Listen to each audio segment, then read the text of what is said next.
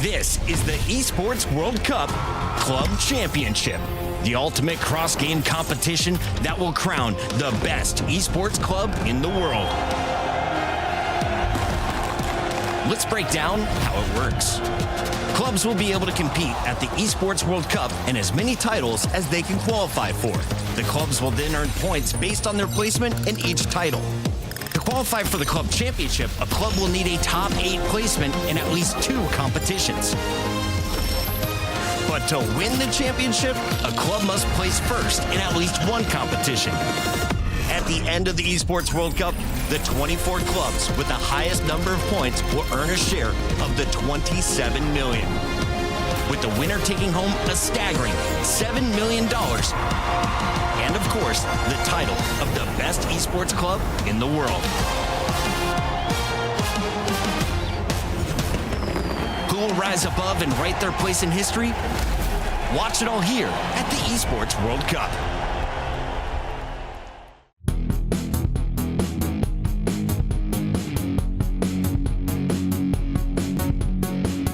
뭐하지? 일단 빠른 거 풀템 무조건 잭스인데.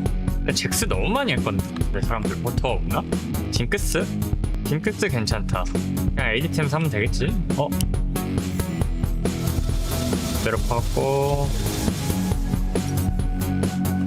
어디 가서 UP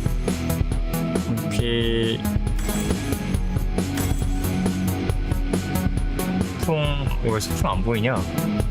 없어졌나? 하고 선체파괴자 템 뭐야 이거 이름? 선체파괴자 여기 있다.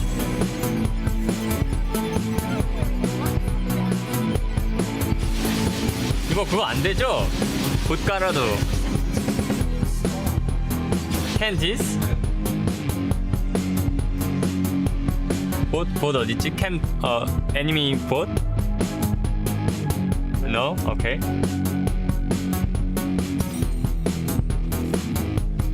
너무 쉬운데?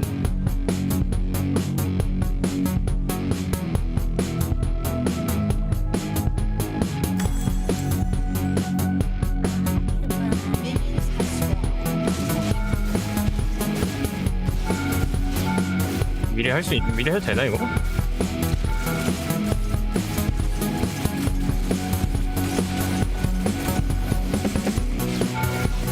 It's fine? Okay.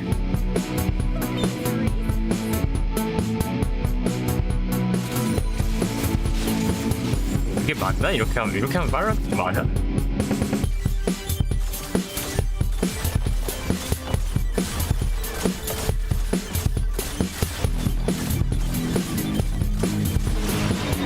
아, 이게 웨이브가 안 들어가네?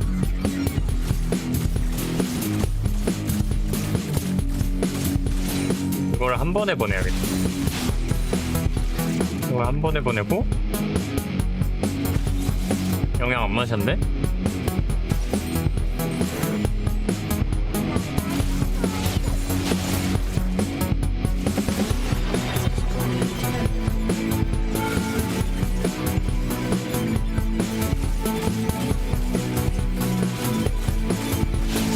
이 웨이브로 끝내야 되는데 그래야 타임 어택 될 것 같은데. 잠깐만.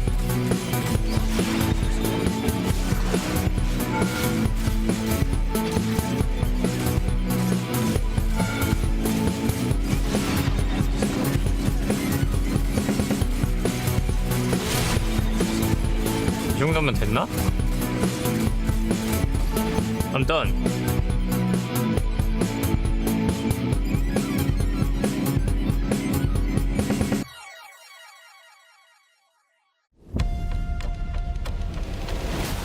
No competition is as ruthless as the Esports World Cup.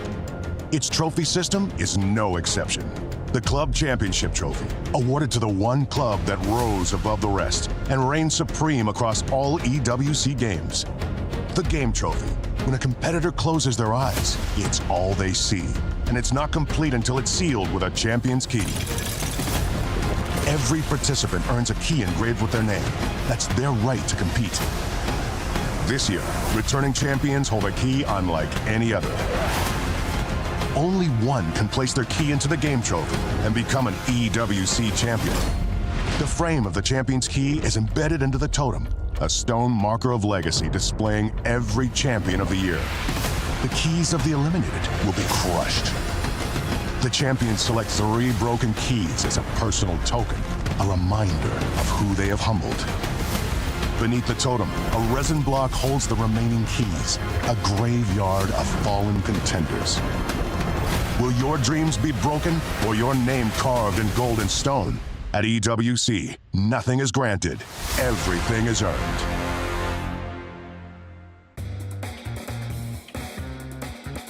Welcome back to the 5-second rule. This time I've got the MCOY bottom lane, the Classics and Super Nauro from my home regions. Good to see you boys, and you boys have made it.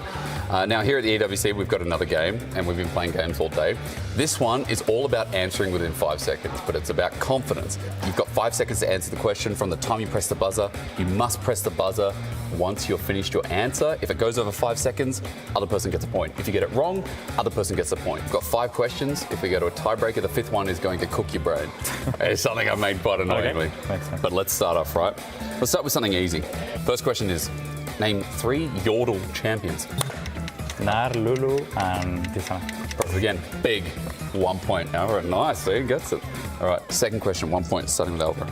The champ with the lowest move speed. Now, before you press it, I said it was demounted rel. That was wrong. That's just It's a hint. base, no? Yeah, Your base, champion. yep. Champ with the lowest move speed, base. Now, because even though it's valid, there is a champion with lower move speed than demounted rel. She's at 315. Okay, I will flip. Kled. Press it again. Give it a second. 1 point. Well I was done. gonna say Kled. I got it. I got was it wrong. thinking Yumi as well, but no. And demounted Cled's 285. Yeah, I was thinking if it comes with the speed or It not. does count. It does count. So apologies to the FlyQuest, the FlyQuest guys. All right, third question. Name 3 dragons. Ocean, Infernal, and Hexe. Boom. Easy question. I know. 2 points. I know. Some of these are going to be You need like to be fast, but stupid. this fake. Smolder, Aurelion. Oh, okay. I would give you a point, but otherwise it's not going to be fun. You're on match point. 3 champions to start with L. Lux, Lysandra, and Oh, missed the point. That's 2-2. Lulu would have been a good one. That's why I didn't want to flip. That's why. That's the That's why. flip. Here's the hard question. This is the tiebreaker. The winner takes this, so really think about it. I wanted to hear this question, that's why I did. Oh, this is why you did it, for content. yeah. Maximum For content. Listen to the context. If I took every dragon on spawn, dead on the spawn, I one-shot it instantly on spawn. Think about when first dragon spawns and every dragon would spawn afterwards. What is the earliest time Elder would spawn? 25.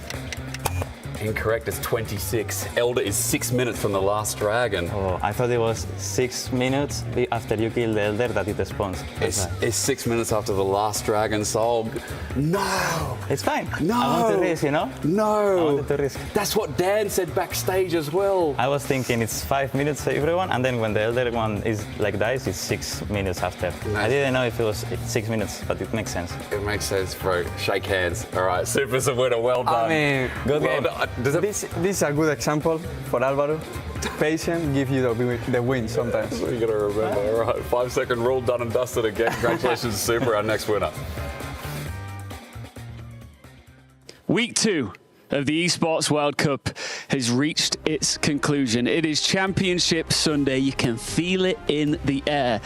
Legends will be made today, not just in Free Fire, but here in the STC Arena. It's a nice, shiny, beautiful stage, but it will actually be a battleground. Two titans going at it. AG.AL versus Gen.G for a brand new League of Legends EWC winner. Who's it gonna be? Let's get into it. Hey everyone, I'm Kitty. And I'm Atlas. And today is the grand finals for League of Legends. Yesterday we saw 2 frames get put into the totem, and of course we have to mention MLBB Women's Invitational having Team Vitality win their grand finals against Gaming Gladiators 4-0, meaning they get $150,000 prize pool. Oh my goodness. Alongside that as well, yesterday we had the Dota 2 title winners announced as well, as Team Spirit managed to take down the Club Championship defenders in Team Falcons, and they took home $1 million. It's insane. I wish I had $1 million. Me Anyways, too. in League of Legends, since we have the grand finals today with a $2 million prize pool, let's see who can come out on top. By my side, the Club Championship trophy. Gen.G currently hold their top spot in the Club Championship leaderboard, and they're looking to secure their spot even further through winning the grand finals in League of Legends tonight. On the other side, we have Free Fire, where AG.AL and Vitality are still looking to get some points over Team Falcons. However, it's looking hard because Team Falcons are firmly in the lead, and they are looking to get their EWC Club Championship trophy once again. We started with 12 keys and only 2 remain. We will find out today which one of these keys will survive and which frame will be immortalized in the totem. Yesterday, we saw AG.AL take down the title defenders T1. They will be still fighting for that 3rd place spot, though. Yeah, that 3rd place match. Of course, G2 joining the ranks there after a very hard-fought loss, but a good one for an EU fan here against Gen.G. That 3rd place match versus T1 will kick us off before we get towards the finals. Yes, then we will have that best of 5. AG.AL taking on Gen.G, a rematch from MSI, but we'll see which team is going to be the new winner here at EWC for League of Legends.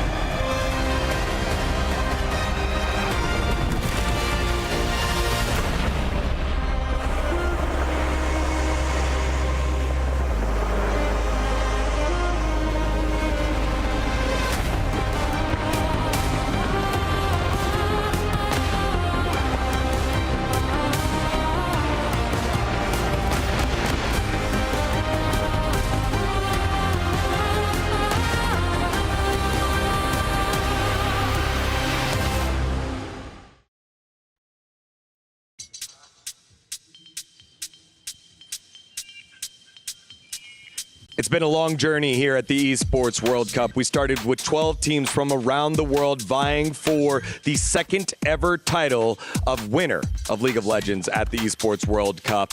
There are the former defending winners in T1 looking to try and bounce back today in the third place game. Now arriving to the Boulevard thanks to our friends over at Jamil Motorsport.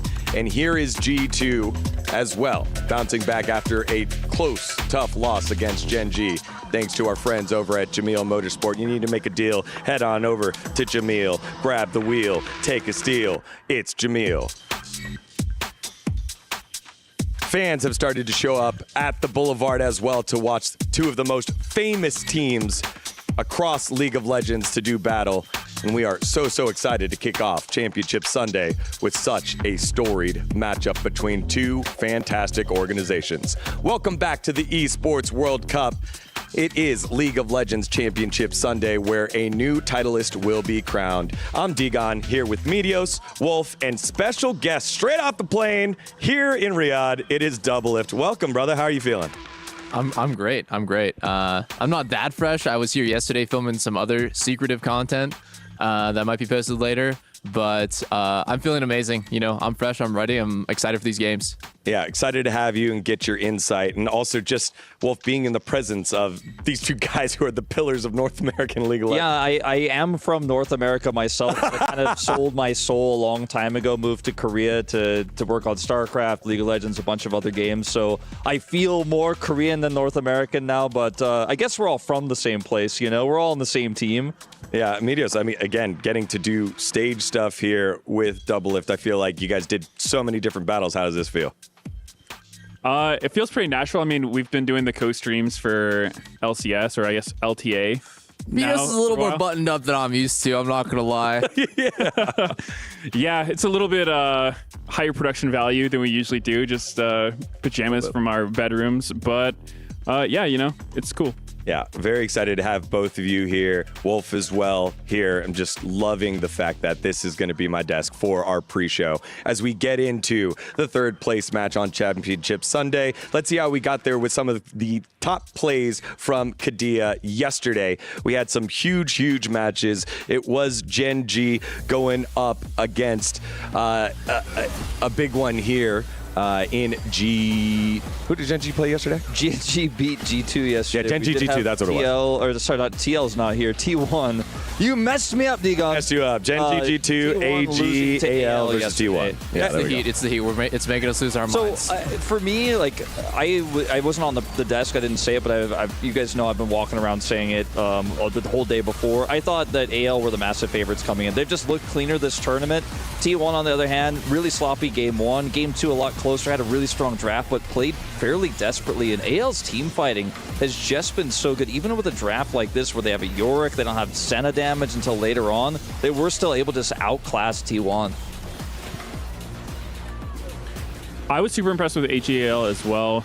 I didn't really think they would beat T1 personally, because even though they're good, they lost to them last time, and I feel like a broken record at this point, but T1 at international events is just a completely different monster compared to every other team. But I think the fact that AG.AL beat them so decisively 2-0, it's a huge shock and really shows just how legit this team is. Yeah, and then in our second series, it was that Gen.G versus G2 match, and it was so much scrapping, so much fighting, and in the end, Gen.G ended up coming out on top. G2 feeling pretty good about it. I mean, Doublelift, when you have matches like this and you have international experiences, win or lose, it still allows you to grow because you're playing against some of the best teams in the world, right? Yeah, I mean, 100%. I think anytime any team is going to these events, they never go in expecting to lose. And I think, like, you know, you basically just come with the confidence that, like, we can win this, we are going to win this. And then if you lose, it's always shocking, it's always disappointing. And then you try to come back stronger the next time. But I don't know what is going, like, my read on this G2 team is, like, I feel like they're missing the magic from the previous iterations of G2. Like, that X factor that they had before it's kind of fizzled out a little bit, and I don't know, like, some of that spark feels different this time around. Yeah, absolutely. I feel like matches like what they had against Gen.G, pushing up against the wall and just a team fight away from possibly winning, compared to earlier in the split where it felt like G2 was still trying to figure out how to work together, might be what they need moving on to the summer, as those were some of our Crunchyroll top reactions. Now, Doublelift, since we have you here, and you might play a game or two of League and might know a thing or two, there might be things that you also don't like. And so for our doctor's notes, we have Dr. Doublelift joining us to give us insight on something that maybe he would change within the gameplay of League of Legends. So Doublelift, Dr. Doublelift, what would you change?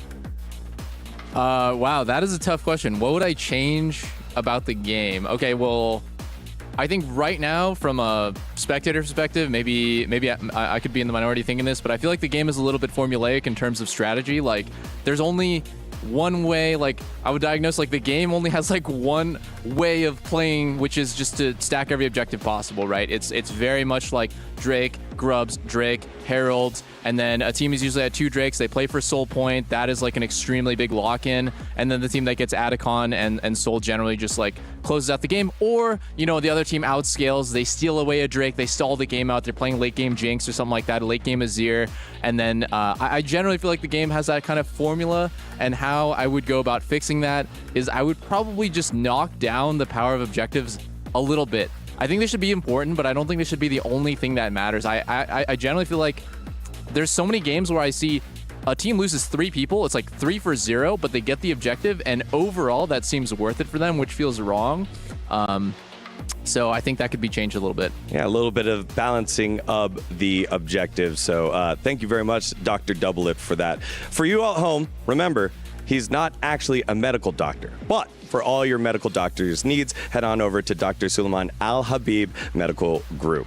Now let's turn our focus on over to our matches here in Championship Sunday. It all kicks on off with our 3rd place match based off of the bracket that we had filled out with yesterday's huge semifinals. It was Gen.G against G2. G2, great attempt, but Gen.G, the best team in the world, back-to-back MSI champions, proven why, as they booked their ticket into the grand finals. And then AG.AL upset T1, not 2-1, but 2-0 here in a very impressive showing, Medios. And when we think about yesterday's semifinals, how would you kind of summarize that? I think yesterday was pretty interesting semifinals. I think it wasn't easy to predict what was going to happen. I think G2 overperformed expectations. Taking a game off Gen.G is huge, especially from a team that was struggling through MSI. They looked like they were playing way better than they had been, and they've just been leveling up, every single series they play. Whereas T1, on the other hand, kind of did the opposite. I think they underperformed expectations a little bit. Granted, they probably have the highest expectations of any team ever, but getting 2-0'd and, kind of having lackluster performances wasn't really something I expected. I think there's a huge momentum difference between these two teams right now, right? Like, T1 got absolutely blasted 2-0, right? It wasn't close. Yep. It was one of our more close, or rather one of our more one-sided matches that we had at the tournament. And then G2, most people expected Gen.G were just going to roll them. They had a great series. Even the final game was definitely winnable, was definitely playable. Hansama ended up getting caught, right? Chovy's got the flash taunt. That's a defining moment, and G2 were so close. I feel like when your expectations were lower as G2, you still perform well, and now you're going up against T1 again, where people probably expect you to be the underdogs. I feel like you have this extra mental edge. Yeah, definitely, and you can see the stakes that they're playing for now. We have our Esports World Cup Club Championship points, as well as the prize pool. You get extra chunk of money here for that victory. It looks like $70,000 more here from 3rd to 4th. So still significant stakes to play for between these two squads in our 3rd place match as we get on into T1 versus G2.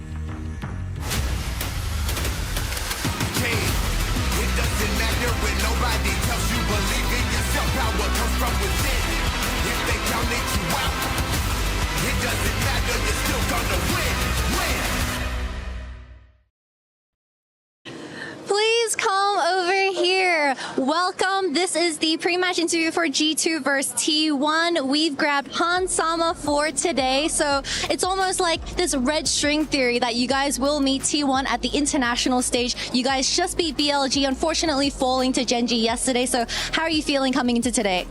Well, I feel excited to play against T1. Yesterday was very sad, but today, yeah, we're just gonna do our best to enjoy it and yeah, fight for the third place match.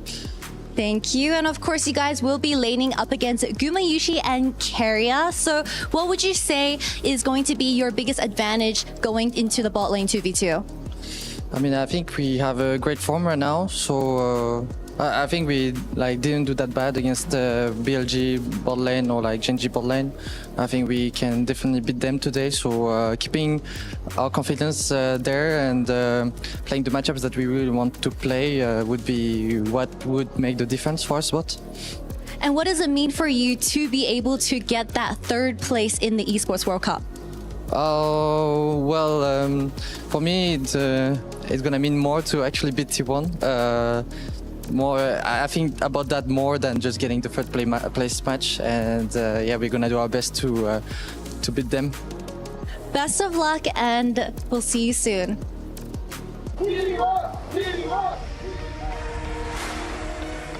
Thank you very much, Kitty, as we will see Kitty later on in the show, and we're going to see Han Sama in action against these guys, the reigning back-to-back world champions in T1. Even though it's early here in Riyadh, the fans have shown on up, and it's going to be packed. A lot of eyes on that man, Doran, in the top lane, trying to bounce back from and regain some of that form that we've seen in the LCK, Wolf.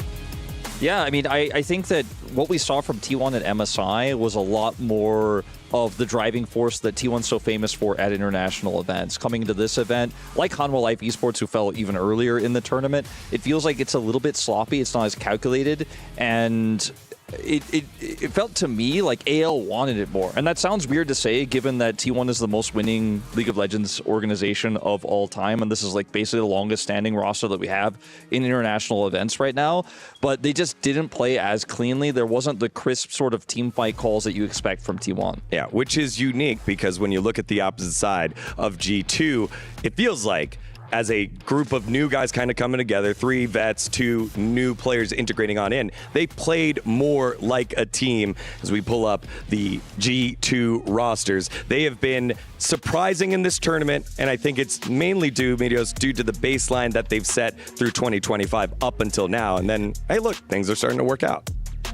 G2's been a cool team to watch this tournament. I really liked when we had Scuman on the desk earlier because he talked about how at MSI, he admitted he got gapped by Inspired Canyon, but he learned a lot from them. And he even said some of the stuff he learns was, you know, if he walks in my jungle, I'm going to fight him. I'm not going to overly respect him or give him, you know, too much space, which is a really common thing when you play against these teams. You know, the best team in the world, you don't assume they're going to be making a mistake, right? When they're walking into your jungle, you think, oh, like there's probably a reason for that. I should back out. But we saw him in Game 2 yesterday against Gen.G when they came out ahead. Canyon tried some invades and Scuman saw him and he just ran at him and started fighting him. You know, I think it's so cool when you see somebody able to learn from past games and put something into practice and then see the results for it. So it's been really awesome watching him grow these tournaments. Doublelift, you've played across some of the biggest orgs in North America, which meant you had to kind of recalibrate with new teammates and get used to them, have them get used to you. What is that process like if you're trying to do it the most efficiently, I'd say? I would say there's like a baseline and sometimes you just click and you don't need to put in any work. It's just like instant chemistry is established without like any games, any reps, not even like any discussion. You just play well together right off the bat. The toughest stuff is when like you join a team or you know you're part of a roster and like things kind of, you know, it's like you're doing the dance and you're stepping in each other's feet constantly. You're talking over each other in game. You always have different ideas, and that is, I think that ends up really testing how you are as a pro player, like really like how professional you can be, how understanding you can be, how well you can meet in the middle. Like in the beginning of my career, I was never really able to, so it was like my way or the highway. But then as I got older, I was like better able to kind of like find that middle ground with teammates and find something that works for everybody, or honestly just like articulate myself better or listen to their perspective better and be like, you're right, or I think I'm right and this is why. So that is honestly the sign of a great team. Like the best teams in the world, it looks like there are 5 players, but it's like one mind the whole time. Yeah, I love how you pointed that out. Maturing with time, which is kind of what we're seeing G2 in this iteration of the roster do live here in front of us as we take a look at some of their stats from EWC compared to MSI. We know that MSI, it was in that play-ins run where they had the scare early by GAM Esports, they had the scare early by Furia, and then they got bopped by BLG here, Wolf. I've been really impressed with G2's bottom 2v2s. Like, Hansama has looked really good. They've been taking the right trades, the right fights. You can see they have an increase in first blood. A lot of that is in the bottom lane. And they also are playing super well in terms of macro trades around turrets. They've been able to get a lot of first turrets this tournament, and they're not afraid to actually scrap. In moments like this where you can see Hansama's getting collapsed on, he realizes, okay, I'm dead here. I'm going to go for the flash play on the ruler. It's a little bit of help from Lebrov, but barely they're able to take him out with that ignite. Plays like this where it looks doomed, they're able to turn it around. It's the confidence that this bottom duo has right now, especially against a bottom duo from T1 that's underperforming right now, that should give the G2 fans a lot of hope, I would say, here. Yeah, this is the potential that when this roster was created, G2 and G2 fans hoped that they would reach. Now they got to do it more consistently. That's always a different talking point. But we finally got to see it at a high level, at an international tournament, with pressure on here, Medios. Yeah, and one question I've had is obviously going from MSI to EWC, they've done a lot better. But part of it wonders is, like, was there troubles at MSI exaggerated? Because if you look at what they were playing, I think their drafts weren't that great, because especially early on in tournaments, people don't always have the right read on champions. You know, they were playing a lot of TF, a lot of Callista, these champions that, with what we know now, are kind of free loss champions, right? So you're going to look a lot worse if you're playing weak stuff. So it does make me wonder how much of that was exaggerated. I think Hansama also had some really weird builds in MSI, whereas at EWC, he's looked a lot more refined. You know, he's playing the crit carries, he's building Lord Doms, doing 80 carry things, and yeah, I think they just look a lot better when they're maybe not overcooking their strategies. Yeah, I like that, because we know that Dylan Falco is one of the most long-standing and consistent coaches in the West. So those changes, as well as the gelling of this team, does make it scary. But speaking of scary, is the man in the mid lane for T1, the legend, the GOAT, and he was standing by earlier with Ox at the Players Hotel. Hi, I'm here with Faker prior to his third place match against G2 at the EWC. Faker, we wanted to get some insights into your thoughts on the match. So first up, you've played against Caps many times across your career. What do you think makes him stand out as an opponent? 이제 캡스 선수를 또 커리어상으로 많이 만나보셨는데 캡스 선수가 가진 강점이 좀 뭐라고 생각하시는지 궁금합니다. 캡스 선수 같은 경우에는 경험이 많고 또 여러 상황에 유연하게 플레이하는 것을 좀 좋아하기 때문에 그런 점들을 염두에 두고 경기를 할 것 같습니다. So he's very experienced and he's also very flexible in many situations. So I'll try to keep in mind on that. T1 consistently find a way to level up their form when heading to international events. What is it that allows you to always be an international threat no matter the circumstances?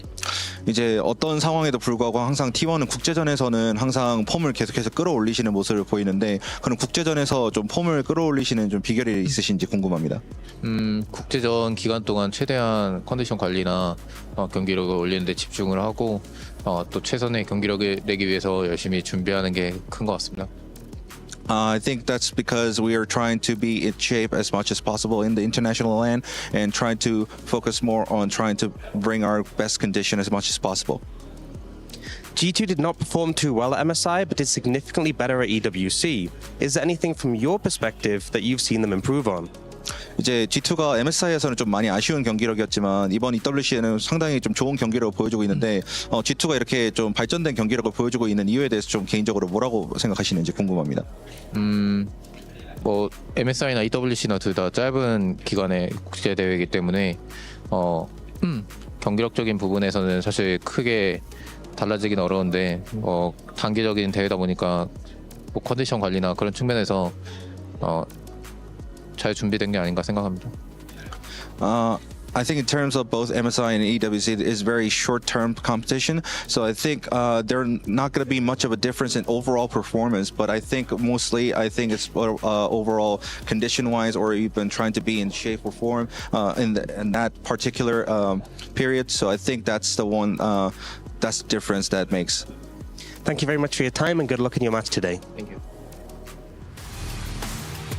Thank you very much to Ox and translations by Maddox with Faker. Again, the face of EWC, probably the face of esports here. And for him to give the time before the match, after yesterday's tough loss and losing the opportunity to be defending title winners, still giving insights on how he continues to grow and what he wants to achieve against this G2 roster. As we take a look at the T1 lineups, it is Doran, Owner, Faker, Guma, and Keria. This roster that we've just gotten so used to. Even with Doran slotting on into the top lane here, Wolf, you just know kind of the magic that they bring at international stages. You say that, but I feel like Doran in the top lane is the thing you know the least about. And when you doubt him, he overperforms. When you're ready to trust, then he underperforms, right?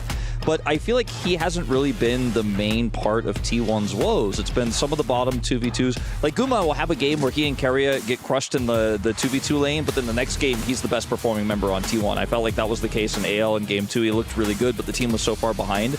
We're just not seeing the same level of coordination and great objective setups that T1 is so known for, right? You know, the bottom 2v2 really tricky to pull off in situations like this. The flourish misses, you know, Guma ends up getting taken out. It's these small edges that AL got over T1. It's not to say that Keria and Guma are having a bad tournament or they're playing really badly. They just got outclassed, and you don't expect to see that.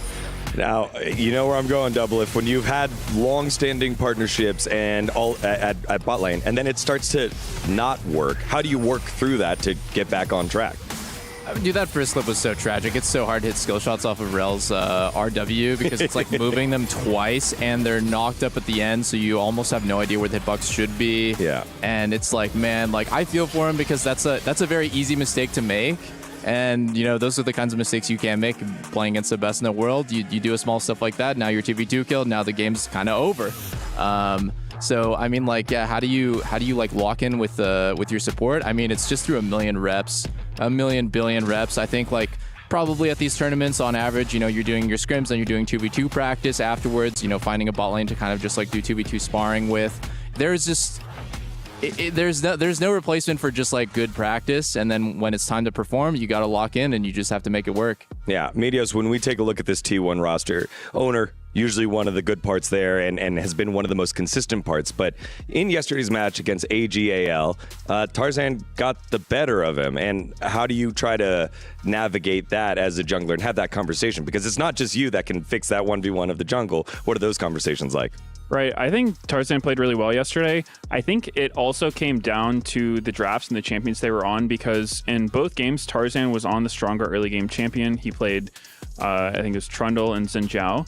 And when you have those jungle discrepancies, you know, it's not like a lane where there's hard counters, but based on whoever's stronger early game, you can kind of dictate where you're allowed to go, right? Because if you know, like, okay, if I face check this guy, I'm just going to kill him, it's a lot different than, okay, well, I got to be scared of every bush because if I walk into him, I'm dead, right? So I think that part gave Tarzan a little bit of an edge just based on the champions, but he also just made really good decisions. And I think that there was a lot more than just the jungle that made it hard for Owner. I think, you know, it was like that picture of the dog with the kitchen on fire or whatever. It's just everything's like, fine. You know, it's really hard when you're just losing because there's no right play, right? It's like people will ask me, hey, Minos, how do I win this jungle with 3 losing lanes? And it's like, well, spoiler alert, you usually don't. That's just how it goes sometimes. So I think Owner's really good, but Tarzan just had a better day. As we turn our focus now to getting on the stage pretty soon here, I want to get the final thoughts from our analysts, about 2.5 minutes away. So, Double, if you know G2, you know T1, when you think about these two teams and two orgs, what comes to mind? And then what do you want to see happen today? I won't even make you make a prediction. What do you want to see happen today?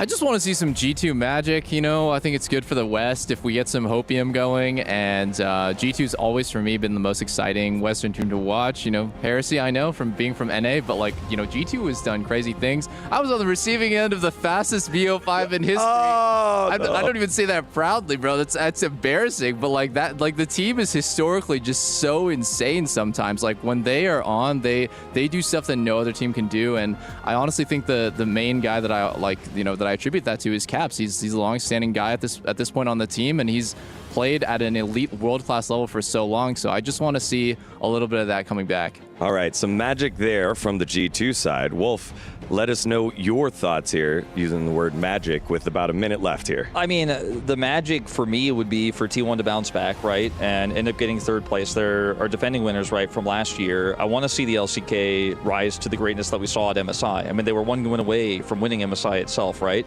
But if you compare expectations to what we've got, I feel like I'm kind of leaning towards G2 potentially making that magic happen, making the upset happen today. They just look like they are so locked in right now, and T1 are going to have to recover.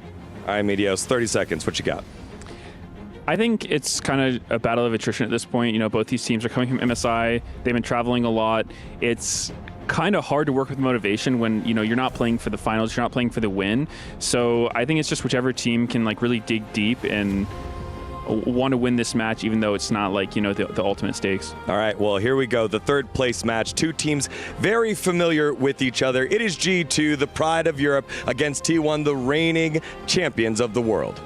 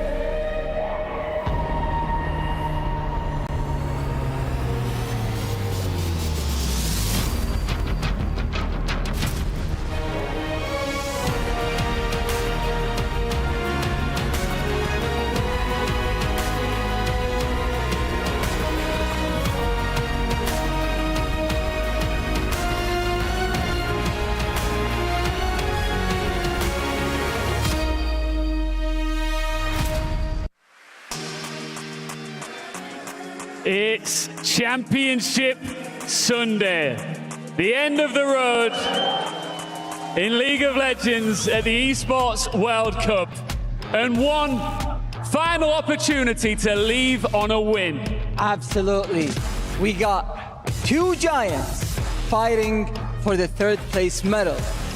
They have been through it all, but now it's time to see who walks away with the win.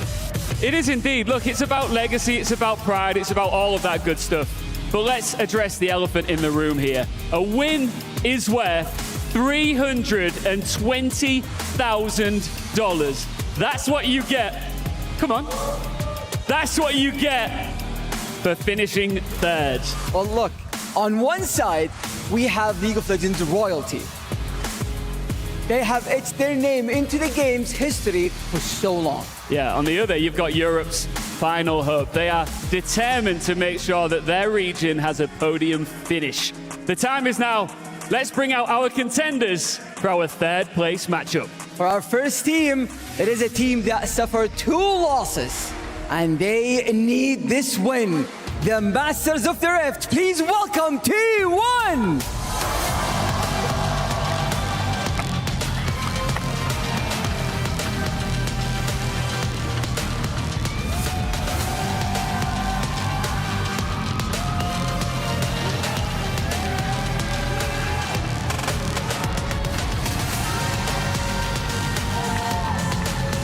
Their opponents defied expectations and reminded the world exactly what their badge is all about. Please welcome G2!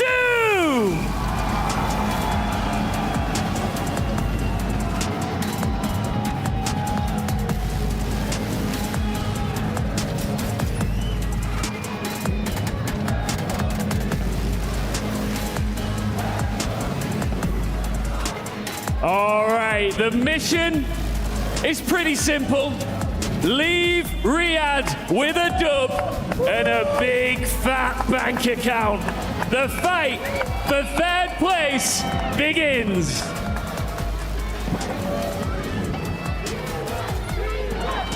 It's the West versus the East again. It's our third place match as we welcome you to the 60K difference that is on your screen. The winner of this best of three locks in, and although they can't win the tournament, they at least get themselves a little bit of extra. My name's Asterix. I'm joined by Finn, and Voldemort is alongside us as well. Vold analyst, as he's known in his local language as well. Hello, sir. Hello, I'm very excited to be here and be doing my first cast at the Esports World Cup for League of Legends and be an analyst at the same time alongside of you, Asterix. First time. And yeah, just really happy to be involved today. Yeah, also really nice getting to cast with Voldemort here by my side. We've been sitting on the desk together throughout this event, and now we will be casting this generational battle between T1 and G2. I think just such a long-standing rivalry, and now having both me from Europe representing G2 and Voldemort here to my left. Yeah, it really has how long we're going to keep this up. It took a minute, but that name is stuck. That's locked in. Obviously, your expertise on T1 is unmatched, so I think we're going to have a great show. I hope so, because yeah, T1 needs something of a good show, right? When they first AL the other day, it was a stomp, it wasn't close. Game one, so one-sided and a quick, 27, 28-minute game. Game two, a little bit more competitive, but still there was no hope. And T1 getting 2-0'd when they've just had a matchup against anyone's legend at MSI, whereas a 5-game series, is incredible to see the turnaround from the LPLC. But for now, they've got to beat the West and show again that they are still worthy here in this tournament as we go into draft. Yeah, look, already targeting Skewmond in the draft phase. The Maokai being taken out, which is his classic, by as well as we see the Pantheon Barriers bans, as long as the Talibans. My eyes are on that Faker Azir right now. Talia being taken out so early really sets that champion up for a strong first pick. So now let's see with G2, do they want to take that out, or do they want to kind of limit the jungle pool even more, so at least they can kind of hinder Owner's options a little bit? Yeah, I think Owner has been one of the most consistent players we have seen at this tournament, and it's actually going to be his Lee Sin that is taken away. We did see a top Lee Sin, but we don't really want to talk about that all too much. The issue with this, of course, is that you're giving Faker Azir for game number one, which is going to be huge comfort for this player. Caps has been very adamant about this Annie counterpick, which fundamentally is a little bit weird just because how hard she gets outranged. But with the jungle meta being so fight heavy and you pick all these skirmish bruiser junglers, Annie works great in tandem with them and really makes taking those fights a lot easier. But with the setup, the Trundle gets locked in as well. We're thinking about things like the Wukong, Sejuani still up and available for Azir pairing. Where do we go next? We're talking about Owner and what jungle pool we can add with the two already taken out as T1 just say, no, ignore that for now. We're going to pick up the Lucian, and the Braum pairing has been the most popular. Yeah, I mean, this has been the big one. We saw that Ruler and Dura went back to this in Game 3 against G2 yesterday and were able to capitalize on it. And they picked it relatively early, just like we see here. I think it might be a little bit difficult for Owner. You know, this Trundle is rough for him. He loves to play the Xinjiang, he loves to play Pantheon, but it's banned or it's not good into Trundles. So they're going to forego his pick for now and just pick a strong bottom lane duo instead. Senna being a champion, Hansama utilized regionally very well. Just getting those stacks can be difficult when all these swaps end up happening, so you really want to solidify those lanes and keep them there, try to get all those stacks on that Braum in the early game. Allowing now, probably look for a support counterpick on 4 and a counterpick for Broken Man on 5 later in the draft. On the note of Senna, I feel like it's been the pick of the tournament so far. You know, it's 4 out of 5 win rate, but more so it's just been the games and the impact it's had. As you said, safe scaling, and with Hansama, that's what G2 need here when we're already starting to ban away some long-range options that maybe can match into it. Rumble's the first one to go.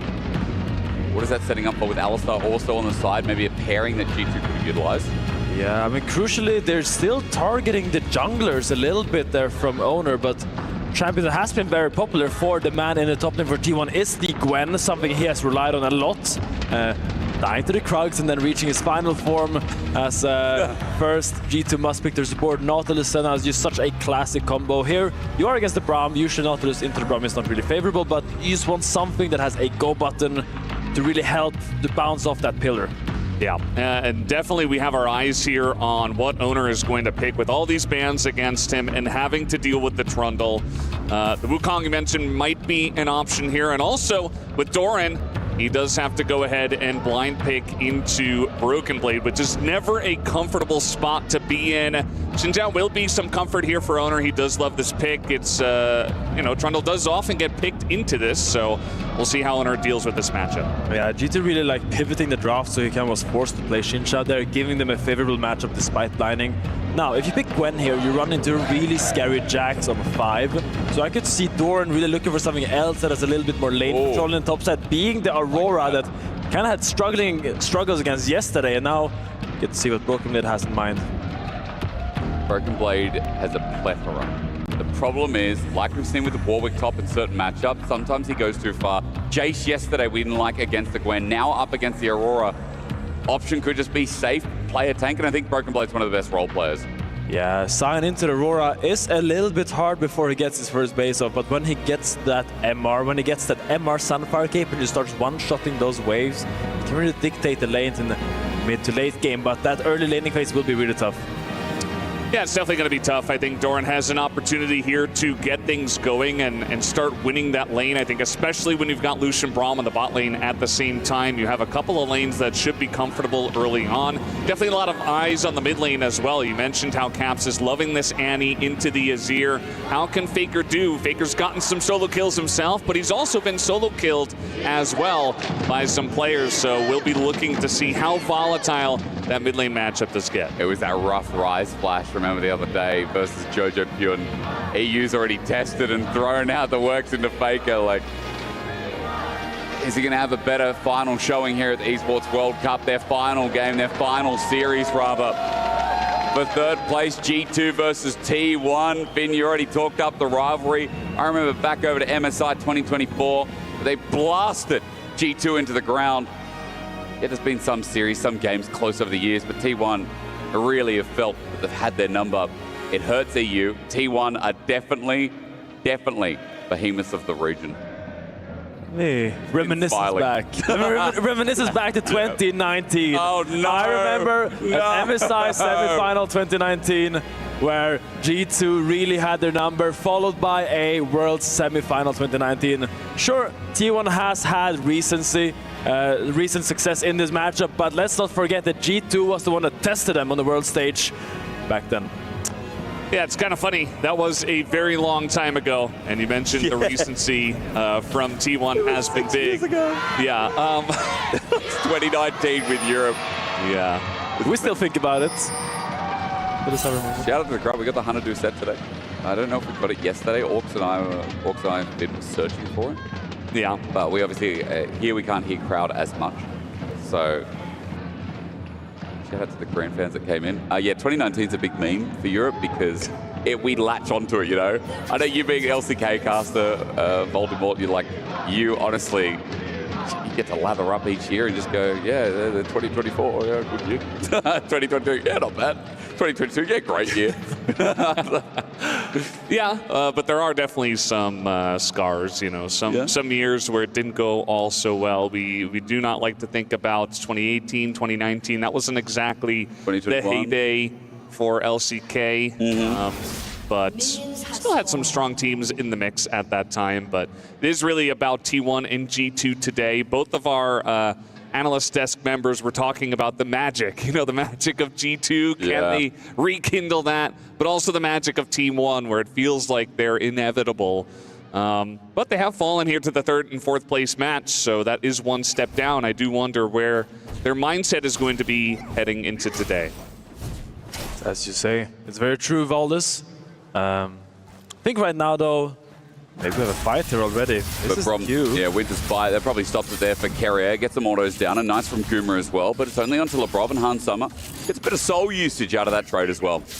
Yeah, what I was going to say is that I feel like T1 at this tournament isn't really showing that performance that we kind of expect from them. Meanwhile, G2 came in as looking as massive underdogs, but really stepped up this tournament and showed why they should still be respected on that international stage, showing why they once were a team that was threatening the international competition, and showing why you don't count them out that easily. Yeah, this is one thing I was looking forward to for T1's lanes. They're already dominating bot, as you would expect. Picking the Nautilus into the Braum can sometimes be difficult. You have to take very short trades there. And also, as you were mentioning, Finn, up in the top lane, Doran is going to bully Broken Blade a bit in the early game until he does get that first back. So maybe gives a little bit of extra room for Owner to move around the map and make some plays happen. Broken Billy will suffer for... Doran has chosen that Grasp rune, which is not scaling as well in the damage department, but getting that health, just keeping that lane state solid and having that defensive capabilities in case Sion wants to go for a heavy trade. It's really nice for the early game, but I don't think it scales as well. You don't really get that burst damage when you get your items as much. Seeing more trading down bot. Heal's going to be burnt by Carrier, Owner on a ward. Spotted is pathing down bot as he clears all camps down here, and noticed as well that being matched by Skumon, but naturally the Trundle, as he gets to some of these solo camps, will blitz through. Doran, it just continues up on top as Broken Blade, gets shredded a little bit, and I feel like the only other Aurora that in counter matchup has really been bullying and being that successful in this tournament has been Keen. We saw him in a different matchup versus the Rumble, but still, like, his Aurora was very clean in lane. So far, a similar start to Doran here, as with the Grasp, he's making full use against Broken Blade. Faker going in for some of these trades. There's been so much action around the mid lane whenever T1 is playing. It's either T1's, or rather Faker's teammates trying to help out Faker and get ganks going. We saw multiple ganks from like Owner and even Keria coming in some of their games, but also teams trying to punish Faker and trying to gank him. So expecting a lot of action around the mid lane. As once again, we're just trading down in the bottom side here. Faker will go back mid. I feel like Owner's been a helicopter parent. You know, he's just always there for Faker, and Kerry is like the brother that just drops in unannounced. As I give him a quick root, and there you go. Faker's going to do it himself, actually, and Caps has no stun. Ordered to death with lethal tempo. If there's another soldier to arise, yes, Faker hits the high note for first blood. Massive by Faker, finding a solo kill onto Caps. Caps disrespecting that lethal tempo damage. He thought he could take one more auto attack, but had to respect that, had to flash out. Faker knowing his damage so well and really getting a small little lead here for T1. And this is what it's been about for Faker. He's been getting those solo kills. Yes, he has taken some himself, but that is a massive start. As I mentioned before, supposed to be winning a couple of lanes. And yeah, it's just Caps not respecting Faker's TP back here to the lane. Yeah, Caps wants to crash this wave and then base so Faker doesn't clear it, but he wastes the stun on the caster minutes, and Faker sees a moment to pounce, sees that he can go for the play here, and that's Soldier and the lethal tempo little thing flies at him, and little thing ends up falling to that extra damage. Perfect play by Faker and had just the right amount of damage. He's also falling behind in CS, so that feels like a kind of a revival for the lane. And Faker as well. He goes back, gets the recurve bow with an amplifying tome. Those autos are going to be a little bit more dangerous and precarious for Caps, considering that, as we're talking about, Faker gets a lot of attention. Caps did hold on to that flash, but Faker, as he approaches ult, it's danger territory for G2 as Skumon starts Drake. Yeah, Skumon starts Dragon, but G2's bot lane has so much control in this matchup. One potion up on Hansama versus Gumayushi, constantly pushing him on their tower, using that Prio now to secure this first Dragon. And once you get this Dragon, that is when you can really look for these swaps. And I think Broken Blade is going to need some relief. He's really struggling in the 1v1 in the health department. He's getting a lot of the creeps, but he will want to base really soon and maybe look for an ult down to the bot lane. And if they can manage to mismatch these lanes, I think Sion will be very happy, while Aurora, leaning against that Senna Nautilus, she might have a bit of a roughie, one might say. Yeah, you could definitely feel G2 taking over control of the bottom side of the map and able to get that objective off of the back of it. Faker does take the Tivers to the face, but he's just fine. He'll go for a back himself. And here's that swap we were talking about. Not really much going to be missed at all. Looks like maybe 2 minions in the top lane for Hansama, but he's totally fine after getting through that early stage of the Lucian Braum just fine. Despite the mid solo kill, feels like G2's kind of dictating this early game, and it's all on the back of G2's bot lane's really strong laning phase. Really impressive to go against that Gumayushi, Keria, Lucian Braum, and just has so much impact in these first 8 minutes. I feel like, again, you know, a lot of center lanes haven't been punished. We'll pause on that, though. Owner's coming in. Caps Tiver's already out, so he doesn't have ulti to bring in, but Faker's just getting a bit of support. Morally from Keria and Owner again. There's a quick drop in from Keria. And Owner, once again, making sure the boys are playing well. But for G2, they're hovering out because Skumon has his ulti. Owner does not. The difference here could be biggest. Dredgeline pulls in, but 6 now. Crescent pulled out straight away. They turn onto Labrov, but as he flashes away and the Piercing Darkness flies through, a turn on Owner who has the flash as well, and Caps gets the electrocute with the ranged auto. 1 for G2 here, 40 seconds before Grub spawns. The Owner levels up the moment Labrov hooks in, really baiting that, but the Senna ult from Hansama is the difference maker.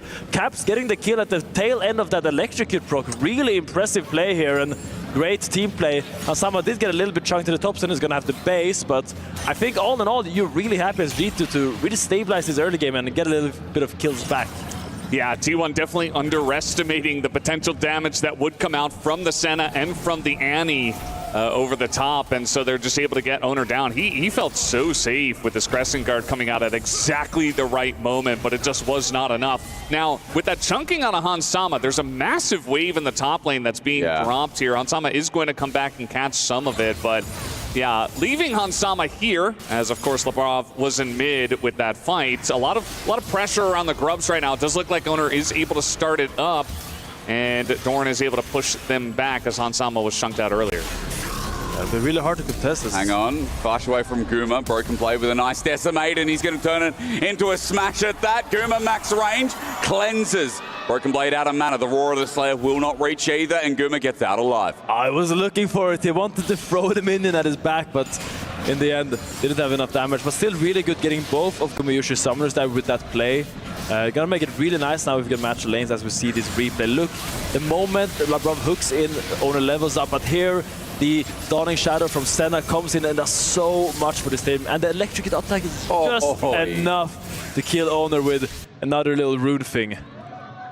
T1 fan. Oh, okay, maybe she's a G2 fan. I don't know. I don't know. I see some betrayal, but I see Caps now, who's up 250 gold after that earlier solo kill from Faker. Remember, he was maintaining a CS lead in this lane, so just because he's been able to match the kill, now gold in his favor, and the Caps good start, I would say, but he has his flash available, might have to burn it as the Emperor's Divide. No, he's going to stand his ground, doesn't want to lose the Summoner, and Owner takes him down. Yeah, Caps should have been able to flash away from that one. He just didn't have any vision. He's sitting in mid against an Azir. He has to flash that Emperor's Divide, but instead he just kind of accepts his fate. He will hold on to his flash, but now he's dead again. 2v2's going to begin though. Meanwhile, Carrier has ultimate available, layers it on top of Labrov, who flashed before. No escape for him. A free kill over to Guma on Lucian. And T1 in this early game starting to race a bit as Hansama, Winter's bite causes the flash. T1 getting a lot out of their 2-2, a very different story to the Anyone's Legend series so far. Yeah, big mistake by Labrov disrespecting there. Despite the early lane going so well, you are still only level 5. You can't walk up and take that fight. You do not have your ultimate ability. And Senna ulted before. It was on cooldown when the fight started. I think they got a little bit too confident because there was no summoners on Gumayushi, but still, that ultimate difference is just too vast, and you gotta play a little bit more respectful in these situations. It's got turret plating as well, by the way, thanks to the 2 grubs. So again, another lead to talk about here for T1. Yeah, it's definitely a very nice spot for them as Guma's going to eat a bunch of damage with the Dawning Shadow to his face. But yeah, definitely got to be careful into the Braum. Even if he didn't have the ult, he can get stunned up. LeBron was sitting there with no sums. Definitely a bit of a risk. So he does pay the price, and that does mean that T1 in a pretty comfortable spot in this game. We're able to pick up a couple of the grubs as well, and are holding on to a lead in this one.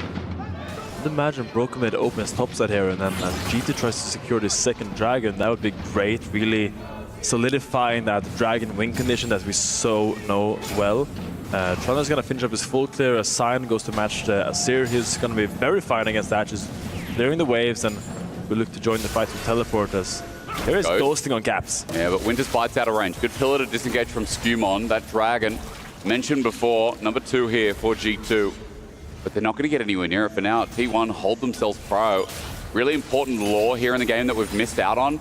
Guma and Hansama have matching skins, husband and wife goals for the Senna Lucian. Very important. But they didn't talk before the game, at least as far as I know, so that's just a happy accident.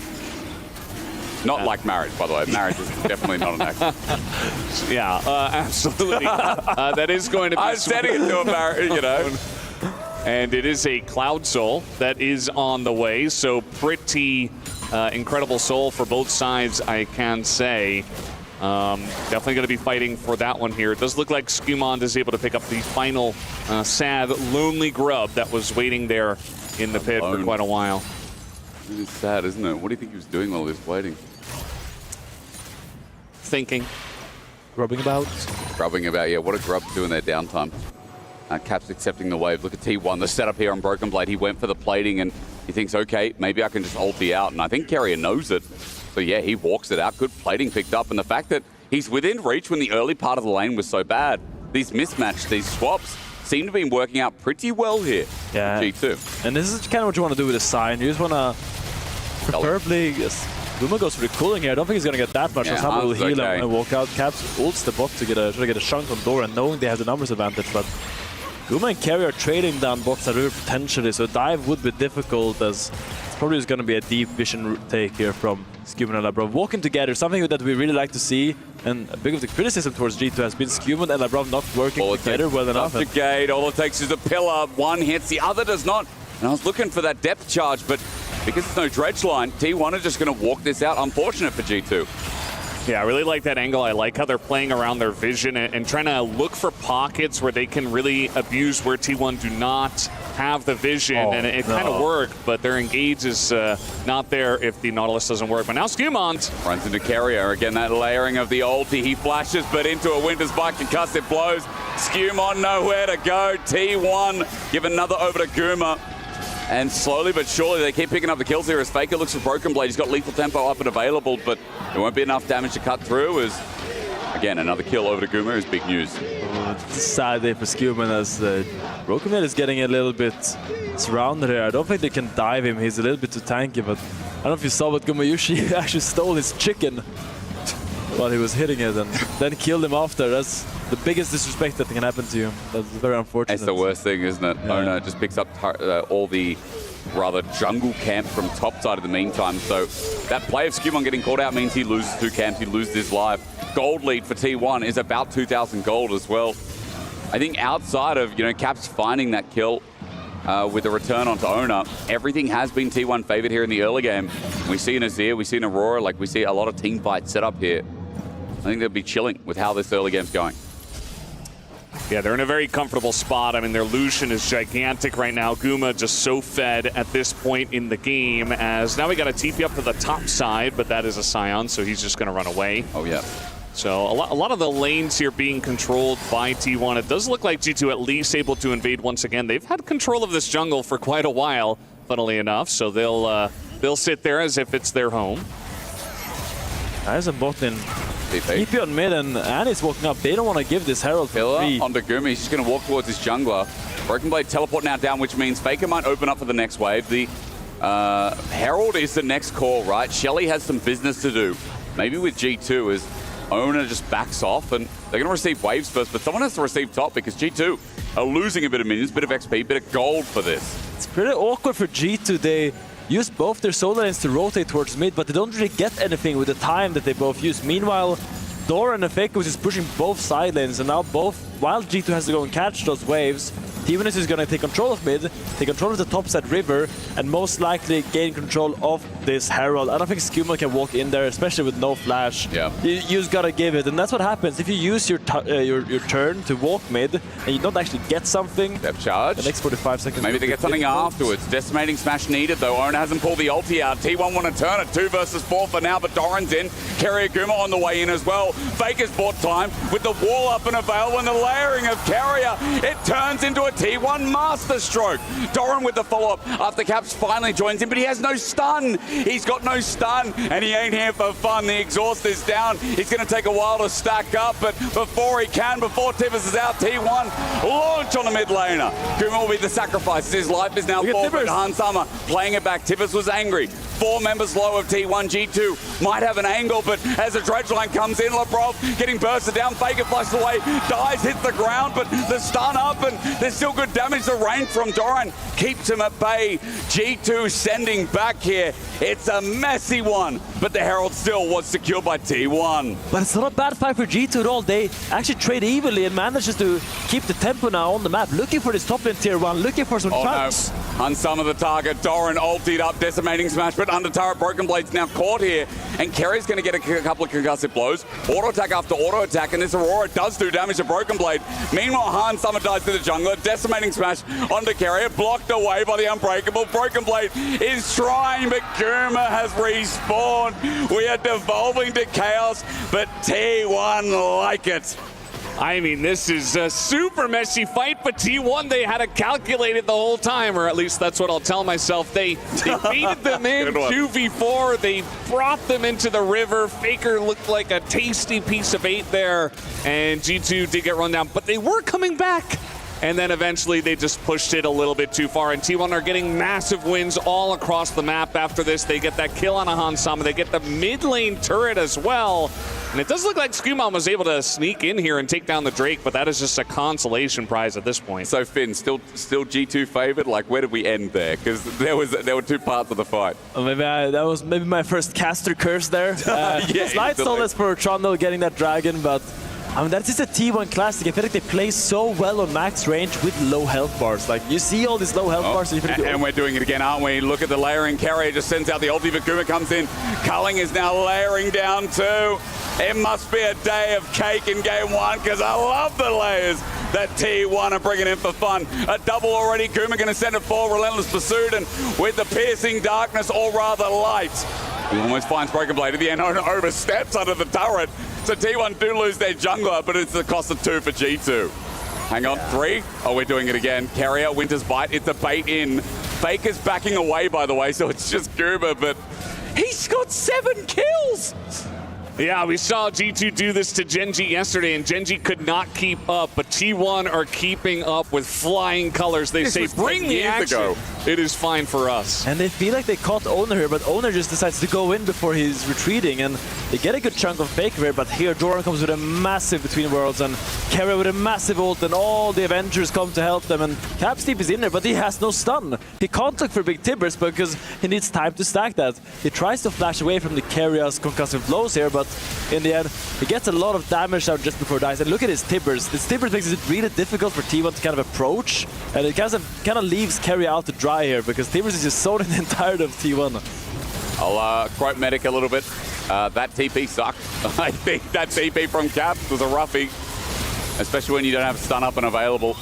This is going to go on for another 5 minutes because we... Yeah, and here it's where it kind of devolves and ranges a little bit. What do you mean here it devolves? I think it devolved 5 minutes ago, brother. Broken thinks has enough damage, but Carrier saving the heal, breaking in, and now Ansama is just left alone with an angry man with a spear, trying to chase him down, and despite the flash, and despite all the attempt from G2, there's just not enough damage in the bank right now.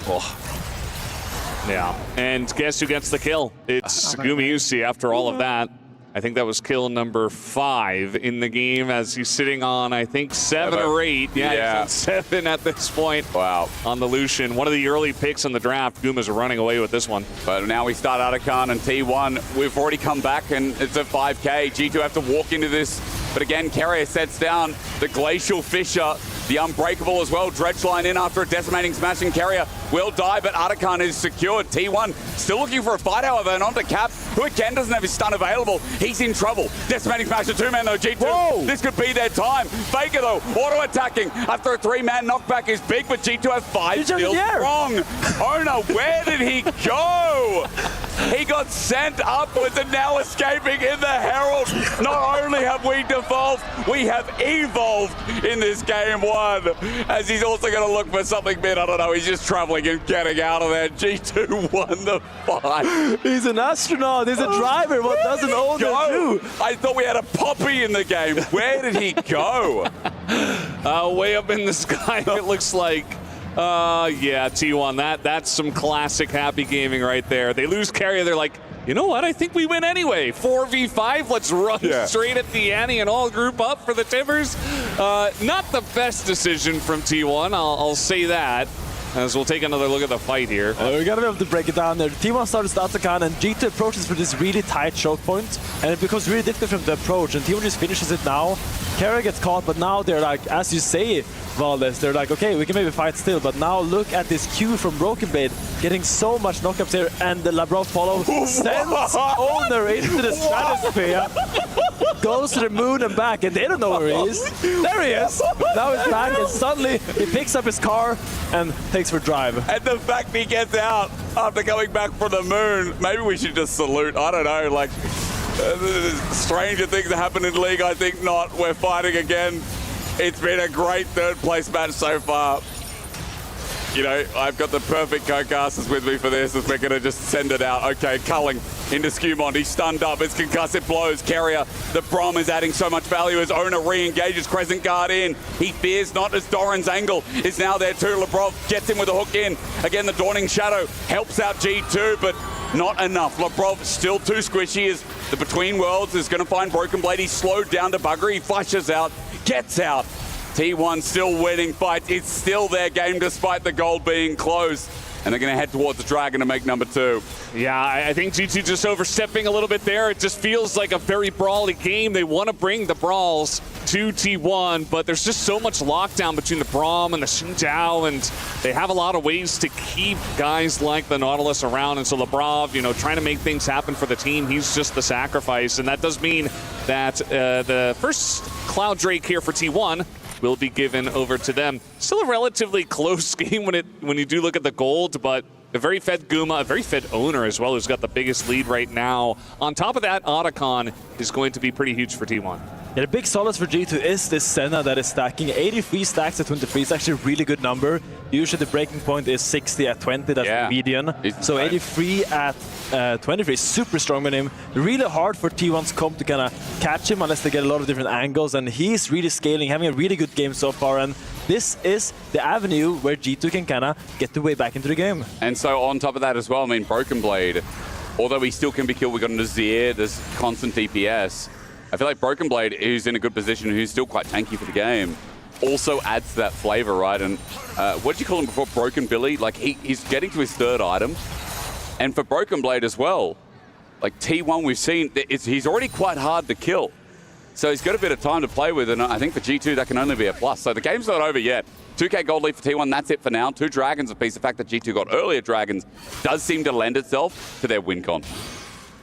Yeah, it does feel pretty good for them. I think they're in a relatively comfortable spot. I do worry, you know, they have the scaling of the Scion and the Senna, but yeah, you really can't get too far behind. So this is going to be the really critical part of the game where it's like, okay, we got Baron spawning, the Drakes are kind of even, and we're just going to brawl again, I guess. Assume he gets the 3 Talon strike, Crescent Guard out again, a root in for Hansama, but he's not with the rest of the fight. Doran's in first, and I was just talking about Broken Blade being tanky, but versus 5 members of T1. It's unbearable. Between Worlds for Doran, he jumps in, then jumps back out. It's a ruse with Kerrigan, the Glacial Fisher for Owner to snap in.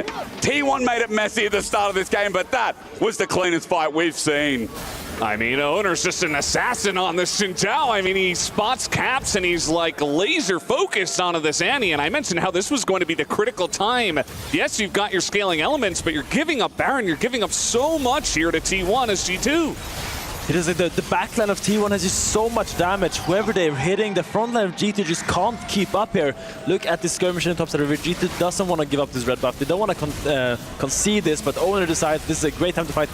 Dashes over the Decimating Smite from Strike from Sion, and here Faker just goes in, and Broken Blade, you might be tanky, but you still get shredded. Yeah, and then look at Caps here. He's like, okay, I should be okay, right? Bit of damage comes in from Doran, and then take a look at Owner, how quickly he kills Caps. Look at this. This is insane. You're right. He's an assassin. Wow. I can't believe it was the last pixel as well before Caps flashed. Unlucky for him, but great for Owner, who, as you said, 11 out of 14 KP is having a great game. It's a tough position to be in for G2. They have no flash on neither Annie or Senna, so it's really difficult when your 2 main carries just has to be so far back because, as you say, Owner's an assassin. There's a Doran that can jump on you at any time, and as we all know, all roads lead to him Fake. You can also look for the shuffles now with those flashes down, so G2 really needs to try to stabilize the map right now, and they need more time to scale up. You're right, because the damage on Owner is not enough. The range from Hansama doesn't seem to be enough. Even on Guma, he has to kite his way through just to do something in the fight. I mean, yes, there is some good follow-up damage as soon as they have that disengage. or rather lack of, but Labrov walks in, and when concussive blows, he's going to get stunned up again. Owner, the perfect Ultra Crescent Guard to keep G2 away as he dives in again. He's unkillable, unmatchable. Owner is the one on this Zin. Zhao Skumon can't hold the pace as Doran flashes in for the final piece. Faker, meanwhile, is having a date with Broken Blade, and I think Broken Blade feels a little bit shy versus the GOAT. Kerry has joined in with his unsealed TP, and that'll be all from G2, as this was the most entertaining game we have had at EWC so far. Game 1 over to T1. Just fantastic stuff. A very entertaining game, very back and forth. Props to G2 for sticking in it for a while, but the damage from the Xingqiao and the Lucian was just too much for them to handle. Guma and Owner having a day out here, and the rest of the team also playing extremely well for T1. It just felt like they kept opting into these fights, and T1 kept knocking them down. So good team fighting from T1. Just all these skirmishes, they're so precise in their clicks. They know exactly what everyone's role is, and they always look for the proper fights. Gumayushi Doran doing so much damage. Sama tries to kind of match that, but I mean, these Doran ults in fights, they kind of went a little bit unnoticed, but that damage just adds up so much. Everyone is just getting so slowed and makes it so easy for the carriers of T1 to follow up. My only regret with this after watching this is that we do not have a best of 5 between G2 and T1. It has been glorious. It has been a beautiful game 1. You're watching some of the highlights after, again, Owner put on a masterclass. Voldes did it himself. He was Assassin's Intel. He was just that far ahead. God, hot damn. Let's hope we get a little bit more. Let's hope G2 can stand up to the plate. Ladies and gentlemen, we'll go to a short break, but when we return, our third place match moves to match point for T1.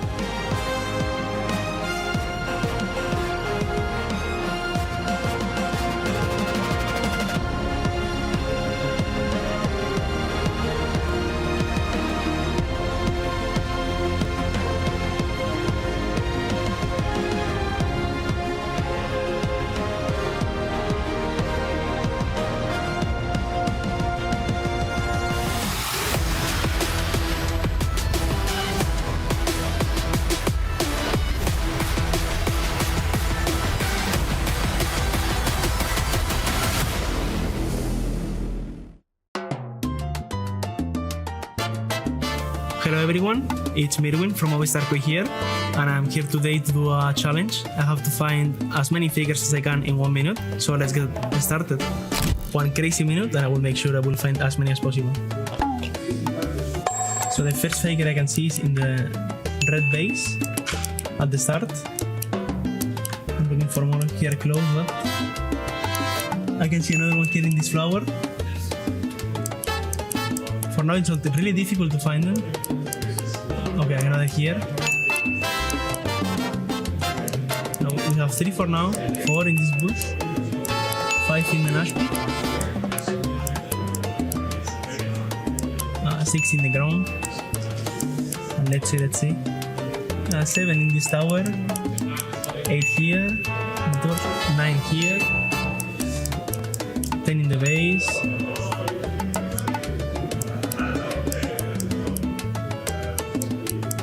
In this angle I don't see. Okay, 11 here, 12 in the red, 13, 1 in the raptors. So basically I got 14. I don't know how many there are, but I think I found actually many. I don't think it was really difficult, at least for me. Hopefully I'm the top one, we will see. Okay, so we're looking for fakers. I already see 1 faker here, 2nd faker here, 3rd faker here,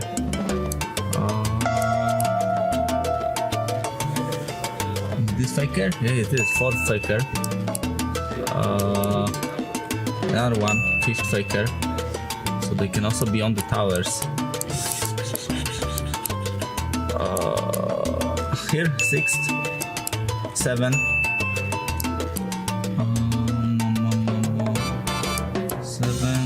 7. I see more. I don't really see more.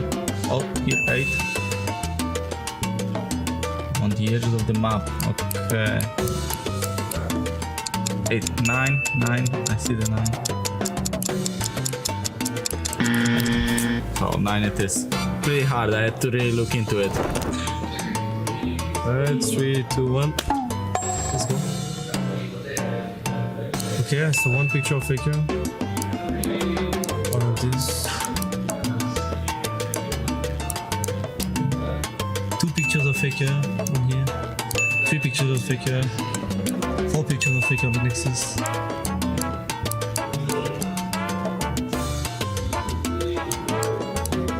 5 pictures of Faker. 6 pictures of Faker here.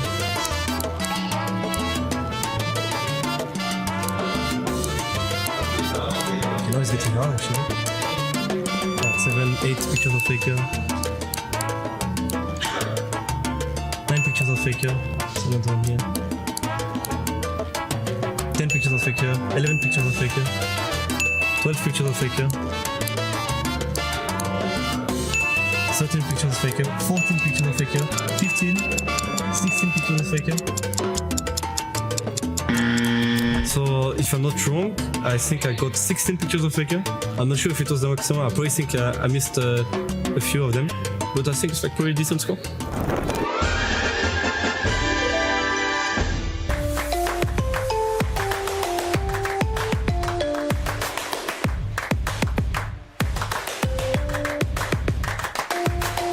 Level up your gaming experience with over 8 billion playlists, only on Spotify, the official audio streaming partner for the 2025 Esports World Cup.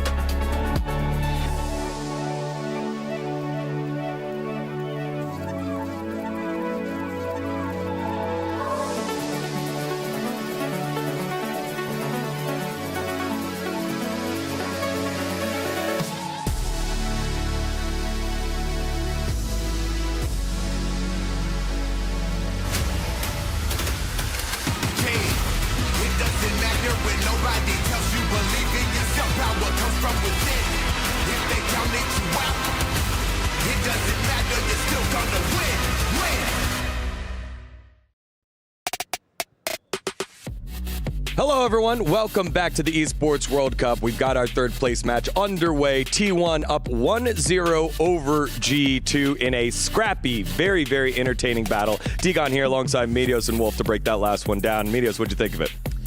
Well, it was a little underwhelming, I fear. It kind of felt like a lot of Western games versus the top Eastern teams where you just do nothing and lose. I think that G2 drafted somewhat of a low damage comp. They had a lot of crowd control and team fighting capacity, but they just weren't able to get it going. I think they didn't have a lot of prio in their lanes on top of T1 having a fairly slippery comp. So, yeah, I mean, they tried a little bit of stuff early game, but ultimately they just kind of rolled over. Yeah, well, we actually have right now standing by live from the SDC Arena. It's Atlas and Kitty for their thoughts on that last matchup. What's up, y'all? G'day, Dagon. It's pretty loud in here as some of the MKOI folks have come in with banging some drums, making sure that they keep the hype levels as high as possible. And we can see LEC representation. It doesn't matter where it comes from. It's all here for G2 today. Respect to the fans from Europe because they always show up to any arena in the world. And of course, we have T1 fans on the other side that are just as excited. Exactly. Of course, the T1 fans feeling a little bit better after that one. I agree with Meteos. It was certainly looking a little one-sided. Maybe a bit too one-sided. However, it is a best of 3, so like yesterday, G2 might just get a better draft for Game 2 and bring it to a 1-1. Exactly right. I mean, this is the best thing, right? You lose Game 1 and then you come back. It's like the reverse sweep mentality. This is how G2 did it, right? They got that one win and then that was all they got at MSI. You turn it around this time, and then you can possibly make that comeback. So hopefully they can cling on to some of that energy, make something happen. And I hope people at the desk aren't going to be Game 1 Andes, because G2, what are we going to do to T1? Let's go, G2! They almost followed it. T1 fans, are we just going to clean sweep this one? Yeah, that's what I thought. All right. Thank you very much, y'all, for the check-in from the STC Arena. We'll get to hear from Kitty and Atlas later on in the day. Now let's go ahead and break that last one down. Kitty's suggesting maybe a different draft here, Wolf. Well, for me, I think whether they call it a Game 1 Andy, I think the game, when you look at the end result, you look at the 7 kills on the Lucian, you think, okay, this game was incredibly one-sided. But several of the fights were actually pretty close, right? T1 almost getting caught there around the Baron pit before Otacon. It looked like the fight was definitely winnable for G2. If a few things go a little bit better, if it's a little bit tighter play from G2 or a little bit faster on the rotations, they might have won those fights swimmingly. They might have been the ones that people are saying they took a one-sided game. So I feel like despite the issues with the draft that Meteos already brought up, it was playable. They just got outplayed by T1. Yeah, and we have examples of that in a couple of our highlights, starting with highlight number 1, which was a very long, extended fight that it felt like G2 looked good early on, but a big Emperor's Divide by Faker changes things. This was a really interesting fight where, in theory, G2 should be better because they're starting with a 4-man engage onto 2 people from T1, but it kind of goes down to them just not having that much damage outside of caps. So they started the fight without Annie, and then Annie TP's in late, doesn't have the stun ready, and they just end up in a horrible formation. So what could have been a good play for them just ended in tragedy. Caps, he shows up right after taking a backswing so late. He has a good angle, but like you mentioned, he doesn't have his stun prepped. And Doran's ult on the Aurora actually just bought so much space for T1. Same with Faker, right? And these are the T1 quintessential plays where it looks like, oh, T1's out of position, they're caught, and then they buy enough space for everyone to rotate over, and they end up having the man advantage. They have the advantage in positioning. This was a bridge too far from Broken Blade as he leaves Hansama out to dry and also dies himself attempting to get that kill there, but ultimately gives it over to Gumayusi, and it's just a bit of a disaster here. I feel like it was pretty rough after the loss in the fight, but this made the game almost unsalvageable. Yeah, and I think the tough part from this, if you're looking at yesterday's matches, G2 had a long, drawn-out fight in the top lane where it was very scrappy, and they ended up coming out on top, and it turned the game back around. So I think maybe a little bit too much focus there on trying to flip the coin early. However, over at Otacon, the game did stall out a little bit with a huge stun by Caps. This was a perfect example of the Dr. Double Lift, what he was saying with objectives, where T1 just recognized Otacon is so strong. In my mind, it's one of the strongest objectives right now, you know, almost as good as Dragon Soul, maybe better than Baron, because the fact that they get it even though a lot of them died afterwards, and St. Zhao went for a crazy ride right there, T1 is pretty happy with it. It's an insanely strong buff. It gives you a lot of scaling, a lot of XP for your whole team on top of the takedown AoE slow. So yeah, I think that definitely reinforces Doublelift's point that it's okay to lose a lot of people for an objective. We did see at the very end of that fight the combo that Labrov gets the dredge line. The ult does come through, the stun rather comes through from Caps, but there was so much time where he's trying to stack the stun up, and everyone in T1 knows he doesn't have it, so they can fight through that choke point. It did ultimately end up going poorly in the fight for T1, but they got the objective. Owner's able to sneak away, and it's just these fights I'm talking about where it's so close. If that stun is prepped, if G2 are a little bit better set up, then I think they can get the punish. Yeah, and then from there they had a definitive gold lead. G2 clawed back a little bit, but then here at the red buff is our third and final highlight, where we get to see Assassin Xin Zhao. This is a jungler's dream. It has to be. This whole moment is really all about the Baron. Like, yes, they fight over the red buff here. This is what it looks like is happening, but T1 have control over the Baron pit. They have deep vision, and so G2 kind of have to leapfrog their way step by step closer. And these are the kind of fights when the game is basically over, the winning team gets to force and dictate, and man, bye-bye Caps. He exploded there at the end. I wasn't sure if there was like an Aurora Q still on him, because that was more than just Zhao damage, but I think that was another fight where Caps just wasn't there at the beginning, and when you have one of these comps like G2, who you've got a tank, Nautilus, Scion, Trundle's like, he's kind of a tank. He doesn't do that much damage at this point in the game.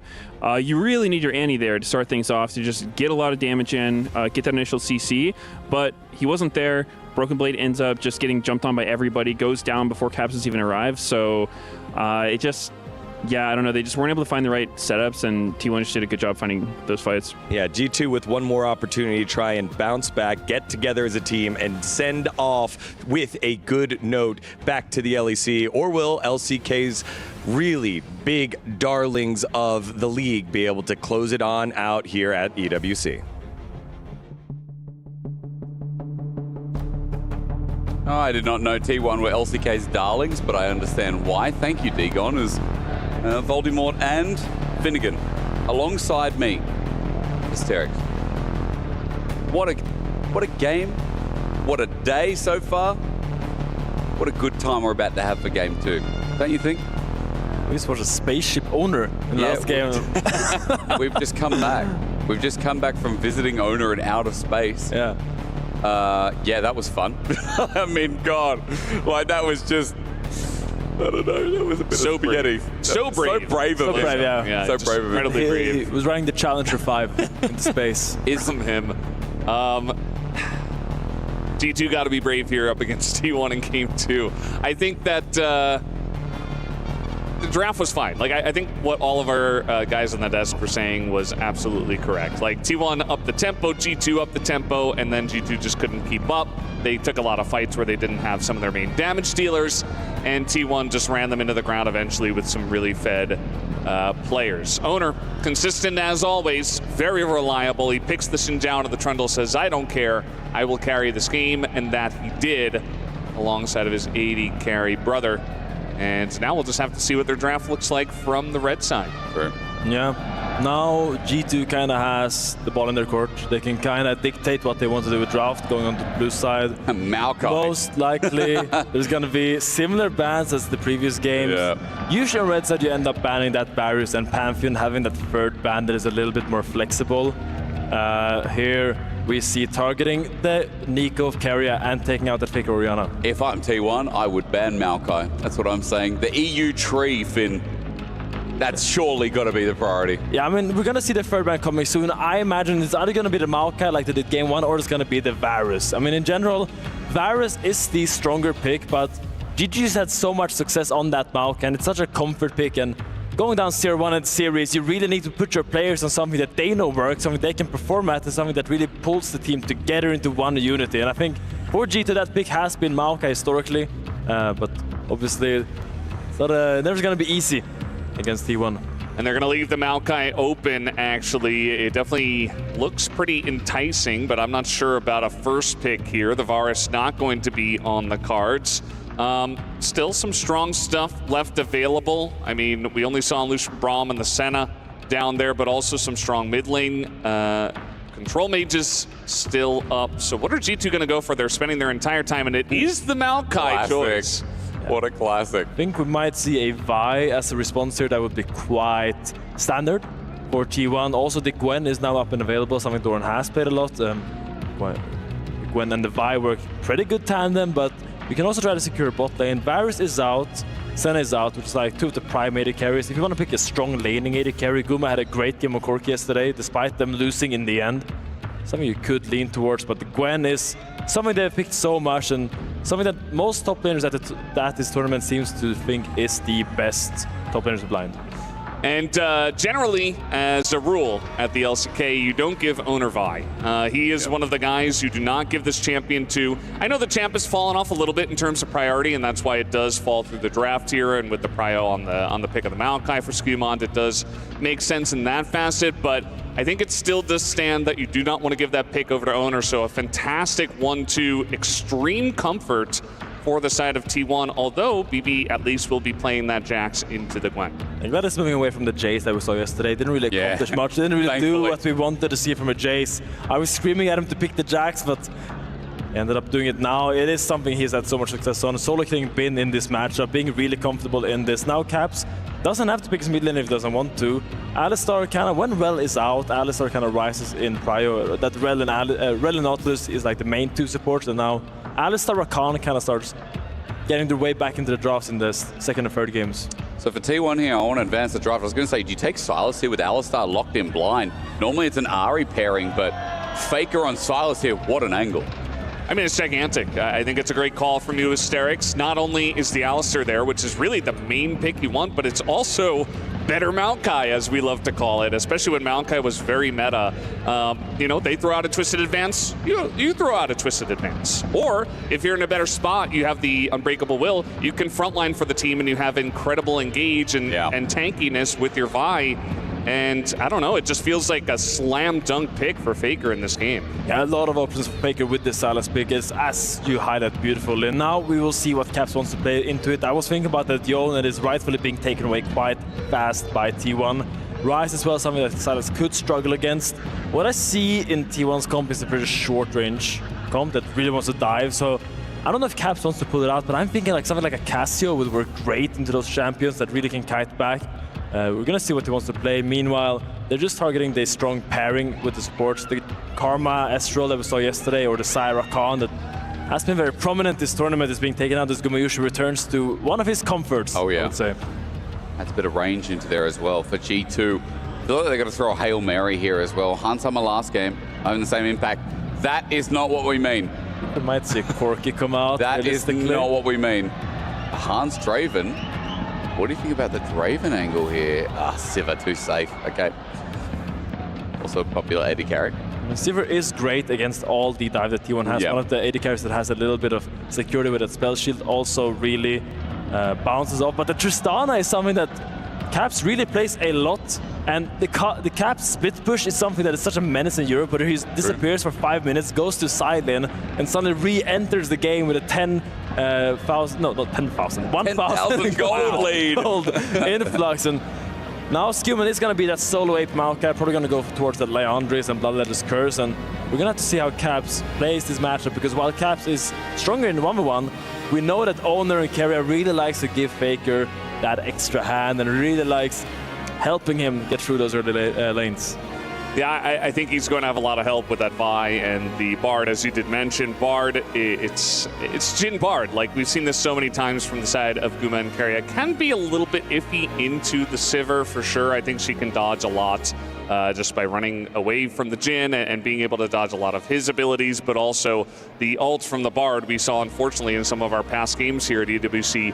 Not very good into Sivir, which is not a big surprise, right? So, at least the ultimate part of his kit. So it's going to be pretty interesting. I think it's a lot of comfort. It's a very nice composition rounding out from the side of T1. You have fantastic follow-up with the Jhin Bard behind it and tons of setup for pick potential with those things. But there's still a lot of tools on the side of G2 that can kind of keep T1 at a distance as well.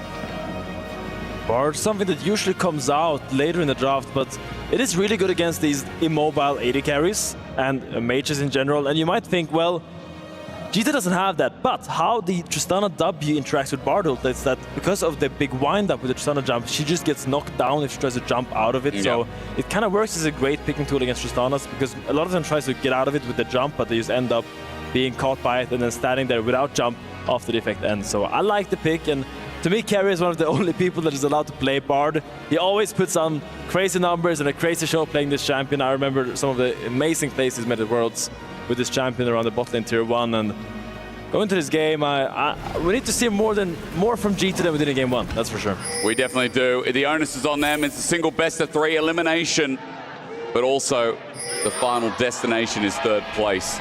T1 with a win here secure. G2 with a win go to game 3. They put up a brilliant fight against Gen.G only yesterday, whereas T1 got blown out of the water by AL, who are now waiting in the finals after this. Remember that finals will follow this series. This is going to be the last game's biggest question. I see Comfort again. You guys are talking about the Bard on carry. I see Goomer on Jin. I see Faker in a great Silas angle. Volta, as you were just saying, that Ona, a lot of people do not give him this champion. Leave him alone, is fishing. Oh, 1. Oh. Hang on. Hold. I love the grin. Does he get the 10? Wait. Hold. Hold. Oh. Hang on. No, wait. He's got one more in him. One more try. Can he do it? All eyes on him. Broken play. You make it or you fake it. Oh, hey, show me. Hey, fishing. Don't worry about the invade. Don't worry, he's out. Hey, what did he get? Oh, okay. Thank you. Observers, actually, go to Big W. Thank you so much for that. Yeah, if the invade happened, chat, don't worry. Wouldn't have covered it. This Skewmon, the late invade. Oh, Faker's on him. Flash away from the abscond abduct, and Caps can't do a thing but watch. Now, Skewmon has no flash, and he's got no camp to start. At least Caps gets a good trade on Faker, but that's about it. I mean, honestly, he got away with only flash in there. That is not too bad. Yeah. I was really scared that they would end up more than that, but I guess Vi level 1 isn't that powerful. Also, Gwen doesn't want to go too far away from her top lane when Jax is standing here on the wave, so will just be the flash and a little bit of delay on the clear, but they're trading on the bot lane here. Hansama using that barrier early and probably using the heal. It's pretty tough for the T2 side at this early levels. It's going to feel fantastic here for Guma and Keria. They should be able to hit level 2 here first, which Keria already did, so he's getting in their face, as you do against the Alistair. Very curious about the Gwen versus the Jax. Broken Blade very confidently in the draft, immediately picked up the Jax into this blind pick Gwen, who has gone for the Ignite, actually, so Doran does not have the flash in this matchup. And the logic with the Ignite on Gwen is that normally when you go play Gwen, Jax can just jump on you and kind of trade you, but with the Ignite, suddenly if you just hold your ground, you have enough damage to kind of win that extended all-in, so makes it a little bit harder for Jax to just force trades onto you as you kind of gotta keep that jump, but Faker is, you know. Wait for the abscond abduct. It matters everything here as Ona comes in, and Volt Breaker trying to predict. Instead, Caps doesn't get out. Abscond abduct missed, so Caps actually gets away with a light trade. Yeah, kind of interesting there. There was a ward in the river that did spot Owner, which is actually pinged by T1. It looks like he was able to hop over the wall and avoid it. So Caps didn't know, but he was also very safe, and Skewmon was right there. So at the end of the day, not amounting to all too much, as the bottom lane still going pretty well here for T1. Really good trades here. Nice. Doran is getting very chunked. Probably has the base now, he's going to get dove, so... not fun to base. He's probably going to get either a Ruby Crystal or an Amp Tome. Come back. Let's see if Bogley can deny that Cannon Minion. Well done. And now Doran is a sad, sad scissor lady, and she's going to have to come back with just a little Amp Tome, and probably Broken can get a better base here and probably start really getting control of this matchup on this bounce, because that's when Gwen kind of struggles, when Jax can just walk up on the wave and she has to fight you, and if you manage to actually queue those Gwen snips really well, then you dodge a lot of her damage and can look for the all-ins. Obviously, with a Grasp, you don't have that really extended all-in threat, but still, Broken quite happy with his lane state, I would say. Yeah, he picks up a bit of cooldown reduction and a longsword as well. Sorry, ability haste. As I'm completely wrong. Ona, we're back to the scene of the crime. This is where Skewmon lost his flash earlier. But Bramble Smash is so good at camp taking, and Skewmon just smites down for the steal. Yeah, I mean, any amount that you can steal away from the Vi and delay a level 6 spike for Owner is going to be fantastic, obviously, as that gank potential from the Vi just levels up so much from there. Because once again, we see Doran kind of struggling in this one, looking for another trade. He's down a level. That ignite. Oh, but he flashes behind the snip, waiting for the counter-strike. It's Broken Blade. Not sure on the time, but as he bops away, Doran wins it out. Yeah, and that's the power of the ignite. Suddenly, you can't just jump on Gwen and fight her, because Gwen, if you jump on her and she just keeps holding her ground, but hang on, counter-strike's back up and available. All it takes is a jump in, but Broken Blade has had to jump back.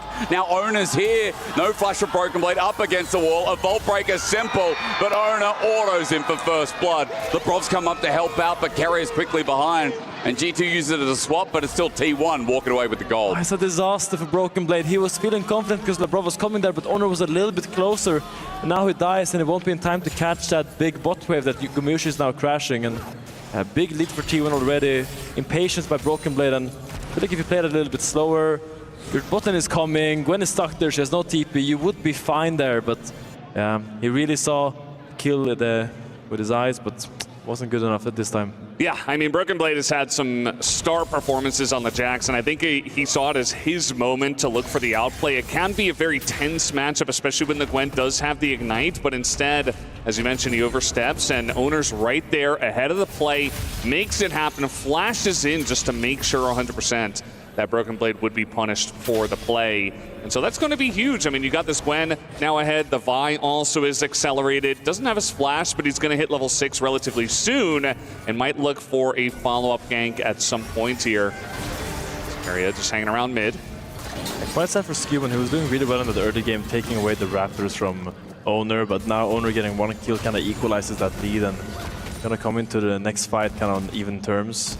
Both hitting level 6 now. Vi needs 1, maybe 2 more camps for level 6, so Skewman having that slight lead still is going to try to get that dragon while Owner is stuck farming camps. Skuma just pulling out the summoners out of Hans, and simply Hans just doesn't want to fall too far behind on HP. As we talked about, Dragon, the next objective, sitting there waiting, already started up, and Skewmon has brought Scuttle in with it as well, so a nice Bramble Smash here to continue the aggro, while Labrov's sitting on a ward, but for T1, trying to play this through multiple angles for now. It's very bold of T1 to try to contest. His Owner's only level 5. He's a little bit away from level 6, but... Yeah, Doran just walked in. I mean, this is just bad from T1. Doran, I don't know what they were thinking here, but bold, definitely a short word, Finn.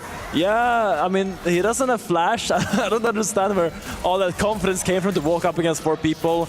Big punish by G2, getting the dragon and that kill onto Doran is really nice for Broken Blade. Now he's going to be left alone with his bottom tower. Probably with Demolish going to get 1 or 2 plates and come back with probably a Sheen and almost a Phage. So really nice for Broken Blade to kind of get back from that early little mishap.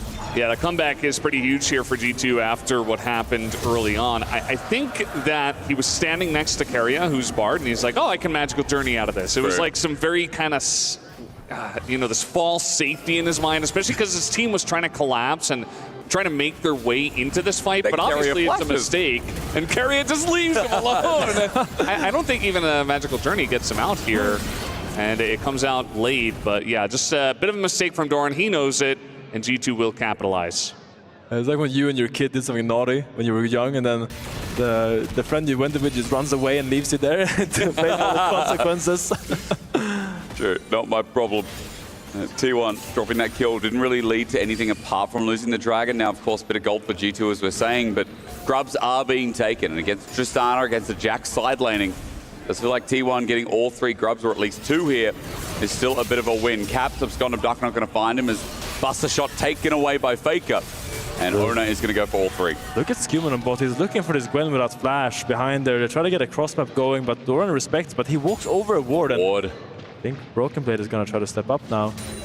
Difficult to get the ult on Maokai because of the immune, but I mean, a counter-strike is not going to be difficult. It's going to run right into a circle. Doran sends up, and he gets the armor MR from his lovely circle, but he's on the wrong side of the rift. Nature's Grasp will lay her down, and now that Needlework's done, there's no extra healing, no incentive. Owner's coming in, but not in time. Kill, unfortunately, goes over to Skewmon, but more AP on G2 might just be what the doctor ordered. Impatience by T1. It reminds me of that play yesterday where Owner was getting a dragon, and then Gumuyushi and Keria ends up dying on the weak side. Now Doran does the same thing. Owner was coming there to help him push out the way, but 5 seconds away, he gets a little bit impatient and tries to go for it before he actually has the help close by in proximity. Yeah, G2 now up about 500 gold. Guma's doing a good job in this lane. He's going to open up with the ult. He's going to at least find the minion wave. Maybe Hans, if he can dodge everything, which he does. He barriers in the end. Fancy feet, but nervous fingers. Pulls out another summoner. Area's still here. I mean, Hans is extremely low with no barrier. There's a chance. Oh, they want to full shot Q this. There's no ignite from Carrier, though. There's flash from Labrov onto Guma. Guma's on the way, though. Probably thought something else was happening. Reward. Full shot. Deadly Flash will not kill here.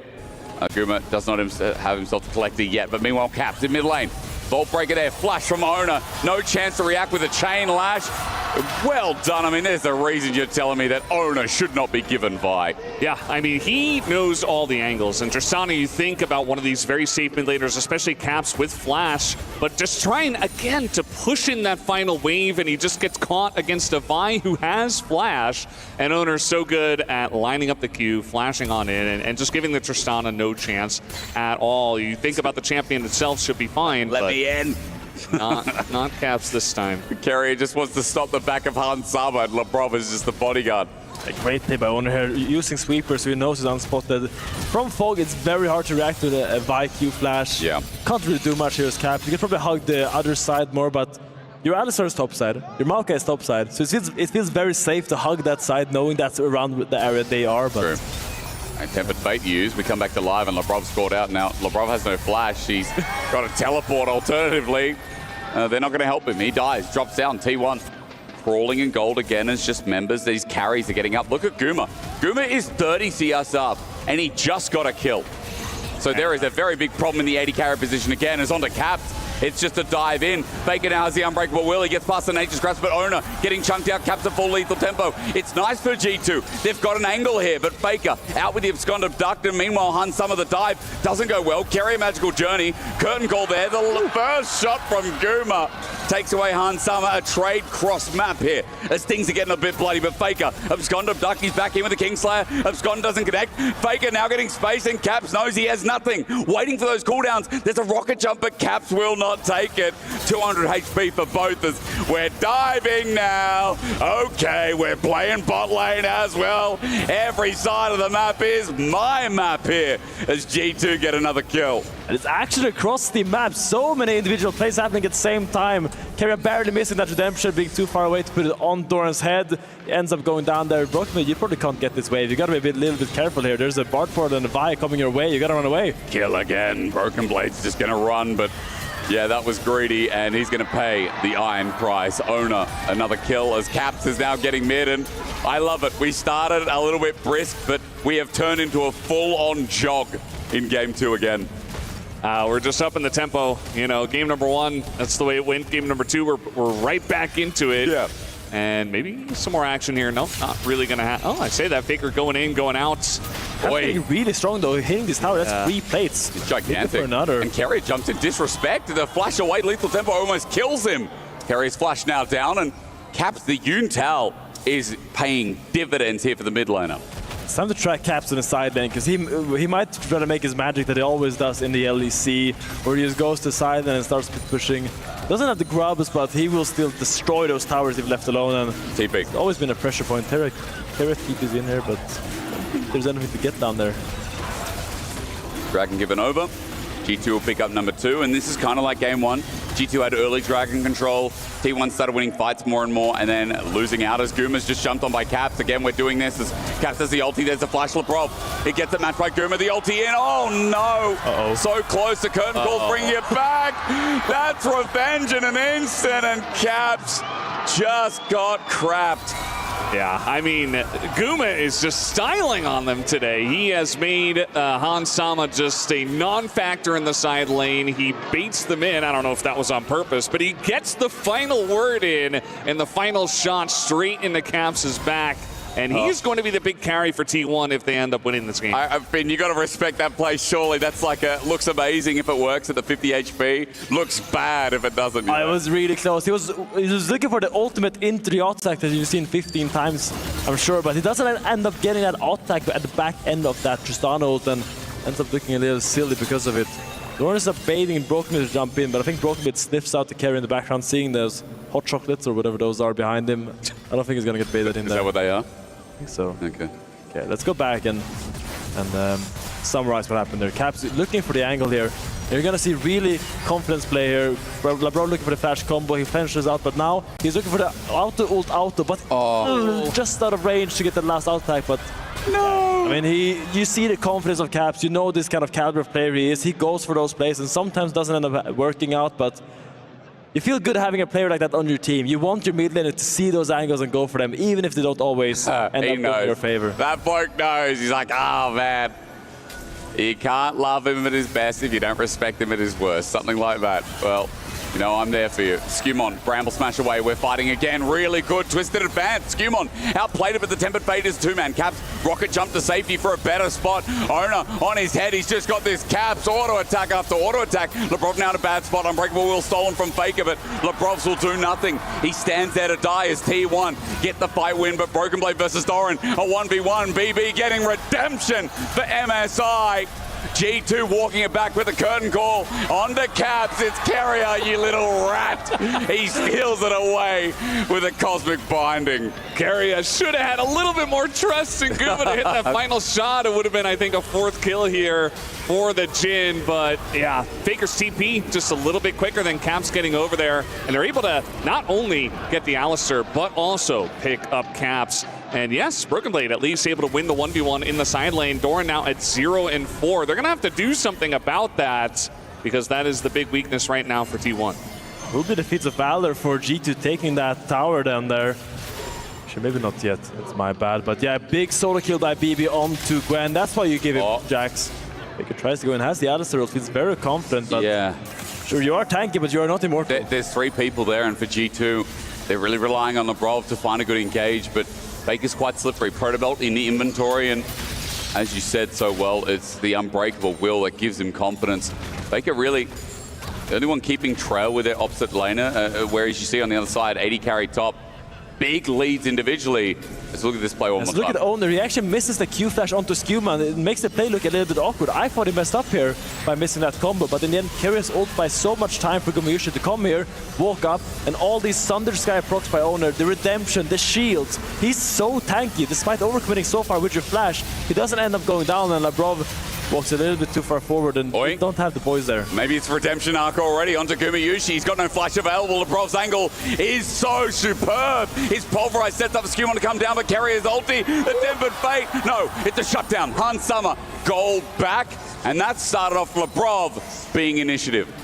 Massive pick there onto Gumayushi. Really clever by Lebrov to know that he has no flash, go from behind and headbutt him in first, and then save your pulverize for when he's trying to escape, buying time for Doran to come in there. You know what? I'm in trouble. If there's one member you can keep exposing, it's Doran. Onto Lebrov, though, he's been ignited down. The needlework is denied, and Doran is 0-5 right now. That's G2's hope as Caps is trying to auto-attack this one out, and again, Carrier's walking in. Magical Journey. Caps is going to take it. Owner's following. He's got a cease and desist. Great cosmic binding as T1 bring Faker into the mix.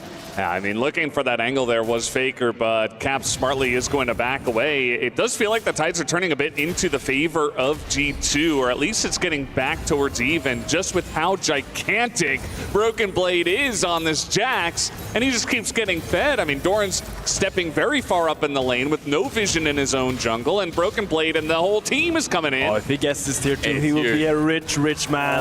Try to run away now. The Gwen will TP on him. He will probably die for that. Caps fighting on top side as well. Duck, but Faker's taking his ulti. Lebrov helping out, and Faker's just going to disengage him to the wrong side of the rift, but G2 have 3 members, and Faker has no hijack. Nature's Grass going to line as Broken Blade losing on the other side of the map. He got in it for this. It is going to be a trade, but remember, the croc comes out. At least G2 got a turret for it. Faker's buying a bit of time here as Guma's going to push mid. And I think right now, if Faker gets out, it's criminal behavior. Flash match Caps, ordering redemption, heals him up. Faker waiting with the Tempered Fate. Yes. Faker's out. They've also opened up mid lane, and they get Dragon T1. That is for sure criminal behavior. He can't keep getting away with it. How does he escape these positions time after time after time? There's 3 men on him. You don't have an Alistar ult. There looks like there's no way to get out of that, but he just manages to do it every single time, and it's just... it just keeps happening. Heartbreaking for G2 because Jax was dying there on the bot side. We get to see this play from the man himself. Yeah, I mean, Faker does a great job here. You see that Caps has to respect, but really props also to Keria, who just seems to be everywhere on the map, right? You see the pings coming in, he gets the redemption down, even the Tempered Fate was coming in. He's been in every single team fight, has been Keria, and that's why his Bard is world-class. Gromp is a paid actor. Yeah, for sure. That too. I mean, the escapes, what a classic. T1, really, they're escaping any allegations that were made after AL. In fact, after the semi-final performance. This series has been a lot of fun, but also for T1 mainly. And one of their cleaner performances here at EWC. Owner again on a carry performance. Guma, 2 items plus the armor advance. Like, these lanes are big. The only saving grace right now is that Doran is 0-5 on his Gwen, and Broken Blade has 2 items for G2. I just want to highlight that G2 is free out-attack-based champions. Maybe we get a fight there, but yeah, G2 is free out. Tempered Fate, we are going to get a fight indeed. Skewmont has been kept in place, but look at Owner with the flanking angle. G2 getting snipped. Collapse Fake has the unbreakable will. Owner holds his out. Caps gets a buffer, but the rest of G2 are left alone in a pit with the Demon King and his 4 spawnlings. Again, the collapse from T1. Imminent as Broken Blade finally joins in, stops the curtain call, but as he runs in, he finds them all. 5 members of T1. He disengages, but absconded duck, blind in the end. Chain Lash, Counter-Strike, it's melee versus melee, but G2 have lost the battle and the war of attrition as Skewmond will run to his death on the wrong side of Summoner's Rift with Atakan being taken. It's clear that T1 want to show they're the 3rd best here. Yeah, this is what T1 does. 5 men show up for the fight. They go for it. Even though the Tempered Fate doesn't do a whole lot, it sets them up for success. And Caps has to jump out so early in this fight as he was threatened, and the rest of the team just kind of got left in the pit and alone. Also, Broken Blade a little bit late to this fight. So T1, everybody's there just chomping down on the weak bit. It's as you say, Valdez, Caps having to jump out in the beginning of the fight just means that despite they're using the Violent on him, they still don't have the damage to fight back. Broken is TP being a little bit too far away as well, joins the fight too late, and it's an easy cleanup for T1. Broken tries to make something happen here at the back end of that fight, but it's just so difficult when your silver goes down so early. And Finn, I see you're holding your hotel key. You're assuming that right now, you know, T1 are just going to clear this up 2-0. It's obviously not an early night. We have finals after this, but I see what you're insinuating. You know? What am I insinuating? Where did that come from? Where did your hotel key come from? Where are you going, Finn? We got another. You think it's over? Left. No, but God forbid a man has coping mechanisms for stress. It's got to be. I mean, fair enough. EU caster watching G2 right now. Their downfall, but maybe their pick off. Nature's Grasp again, but Guma gets out of it. Joe jumping in his Broken Blade rather as he gets out. Guma got out. How did Guma get out? Now he can play Ranger with a curtain call. Dorat, who's been 0-5, adds a bit of flavor into the mix. Owner against the wall. Faker does the same. Broken Blade does get a shutdown, but again, he's got to find a little bit more. Deadly Flourish with the layering of Oli. Doran runs in, G2 getting low, but so are T1. It's scrappy, but Cap ran in against Faker, and he gets shown his maker. T1 with another win. Looks like Broken Blade was doing so much on the back end there. Solo killing Keria. I thought he was going to flank and kill them all there, but Faker being so strong in this game. They're really spacing out that Counter-Strike well and ends up killing him before he gets much done. Look what they get from it as well. I mean, this game is going off the rails once again as now Hansama. I see that. I don't know about it. I think he might die. Yeah, I think Doran made the right choice. Okay. Not to go in there. He is not the Fed member. He is still sitting on 1 item in this game. And yeah, this just sets up once again over here in the blue side. Keria is just, it feels like he's doing everything when he's playing the Bard. He's setting up the exhaust angles. Guma does get caught, but Keria keeps him alive as well. Ow. And it's like, what can't this man do? This is an enemy team Bard here. You see Brockman jumps onto Gumayushi there and now starts chasing down Keria on the back end, but Doran buys a lot of time here with the Morning Mist, and while he gets knocked out of it, you see Broken killing Keria, and here I thought the fight was really good for G2, but Skewman ends up dying really fast to that Faker and Owner combo, and here, while the stuns land and knockouts collapse, I don't think the CC layering was that good there for G2. I think if LeBron waited a little bit until after the Counter-Strike stun had finished to go for the knockout, maybe that would have been a better fight, but in the end, just really clutch play by T1 here. So annoying as well, this Bard, as you said, it definitely does feel like enemy team Bard when Broken Blade, their heaviest member on G2, or rather strongest, is being drawn away. But T1, I see red. I see glory for them in a 2-0. And I see redemption after their crushing defeat against anyone's legend, as Doran is going in deep, but maybe a flanking angle. Lebrov's going to see him first, but it means they get onto Skumon. No problem. The pop away sends Doran closer to the EU tree. A cease and desist for Caps, who just went on a lovely stroll, but Ona decides to punch him in the face. Fair enough. I guess that's just society for you as T1 are going to look for an Inatara topside. Faker disengaging against Broken Blade. Broken Blade can win this, but never mind. Against the unkillable Demon King who misses his ulti. Maybe not. Forward he goes. Good Zonyas, but there's an abscond. An abduct Tempered Fate. Carrier saves the day. Only gets Faker, so G2 are waiting. He heals with a Kingslayer. He still doesn't die.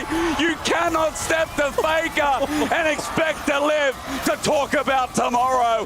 He survives, and T1 outclass. I mean, they are actually unkillable in this game. Faker can do whatever he wants. He's got Zonyas, he's got Tempered Fate, he's got the Redemption, and he's diving the most fed member on G2 by himself. But he's got his whole team right behind him, and even though Broken Blade's ahead, it's not nearly enough. It's a masterclass from the unkillable Demon King as Despair starts creeping in for G2. As we get the pro view here, really well played here. Flash W to guarantee the damage, keeping the E until after this.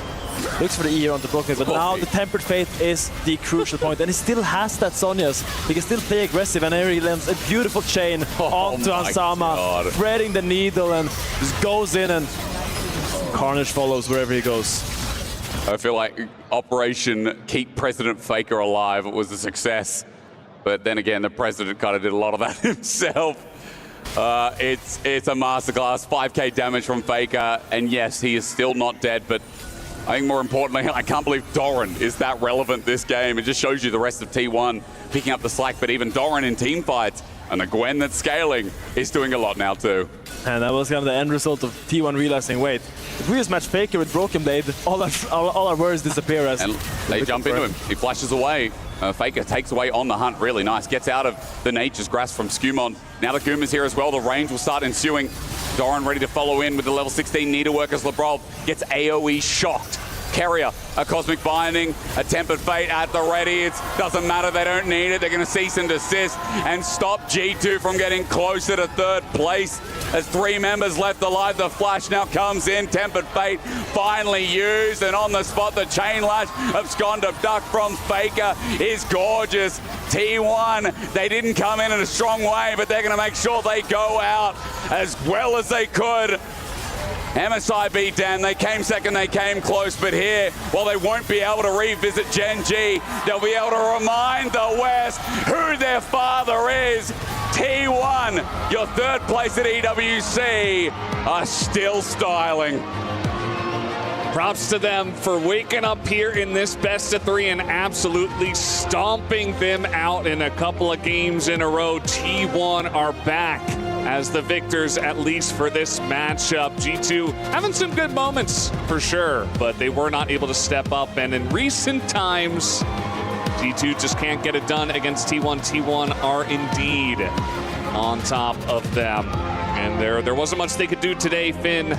What did you think about G2's performance today? I mean, as you say, Valdes, while T1 came in and showed domination, I still think G2 was able to trade blow for blow sometimes, but it felt like T1 was just inevitable. They were slowly creeping into more and more dominating positions on the map, and Faker just being like a ticking time bomb this game. Is getting stronger and stronger and stronger. It was G2's plan. I think they were attacking Doran a lot, and that was really working out for them, but the moment they put Faker into Broken Blade and that venue of attack disappeared for G2, that's when the map kind of started falling apart, and it was really hard for G2 to get a single hand into the game. I mean, again, you could say hands differs like a baseline, but the intelligence from T1, you talk about matching lanes, I feel like Carrier's ability to sync up with Ona throughout that whole game was incredible.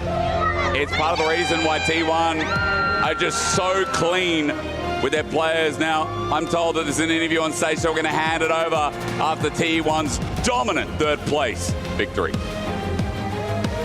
so much, gentlemen. We are back on stage after a clean win from T1 against G2, 2-0, locking the third place. I have Kyria with me for our Amazon winner interview. First, Kyria, congratulations on the win. My first question to you, it's not the trophy that you wanted, but it was a statement finish. So how would you reflect on this very long week?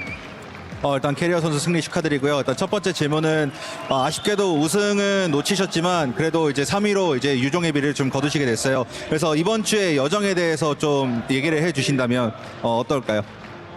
일단 이번 주에 저희가 또 MSI를 바로 하고 와가지고 좀 쉽지 않은 일정이었는데 그래도 더 잘할 수 있었다고 생각하는데 좀 잘 못한 것 같아서 그런 부분이 아쉬운 것 같고 개인적으로 많이 아쉬운 것 같습니다.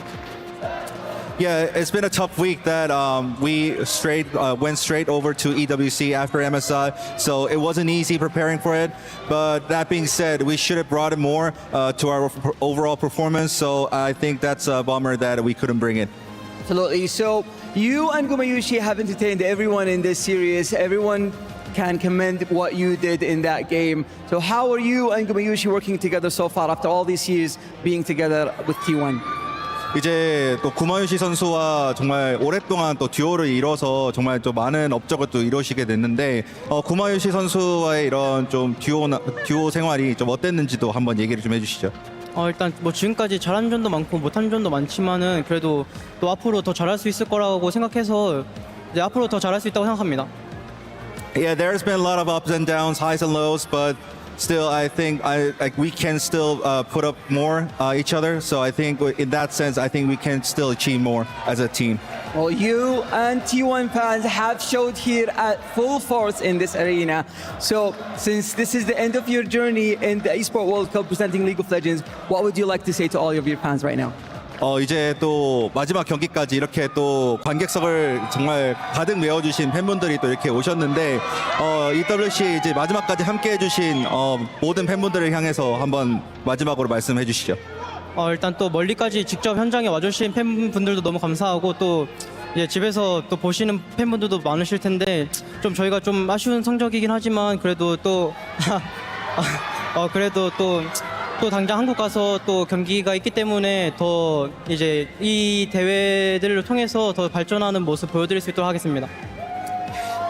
Thank you for all the fans came for us for a long way to cheer for us.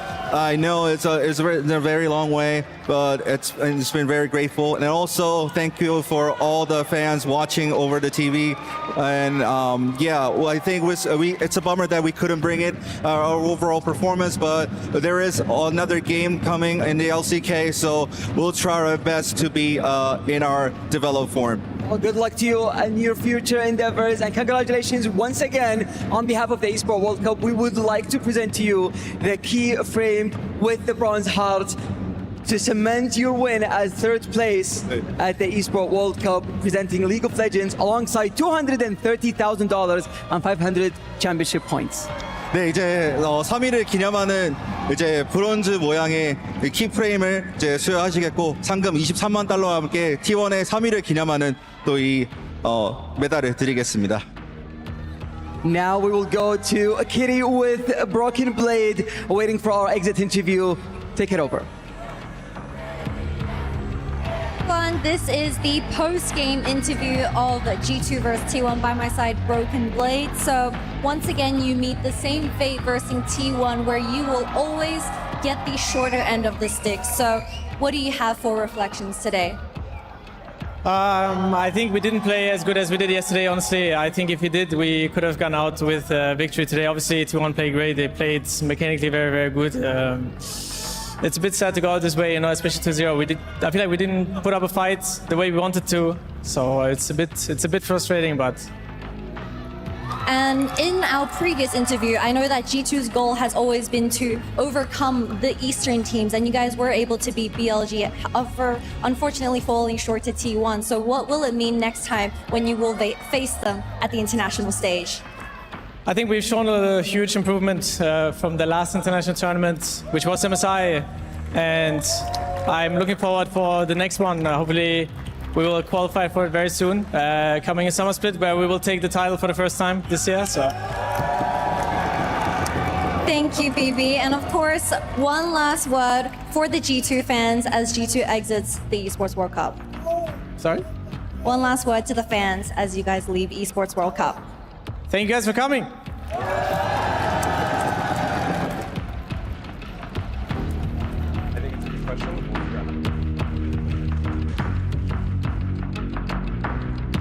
G2 gave it their best, but it was T1 coming out on top, 2-0 in this third place match at the Esports World Cup. $230,000 going the way of T1, $160,000 going the way of G2.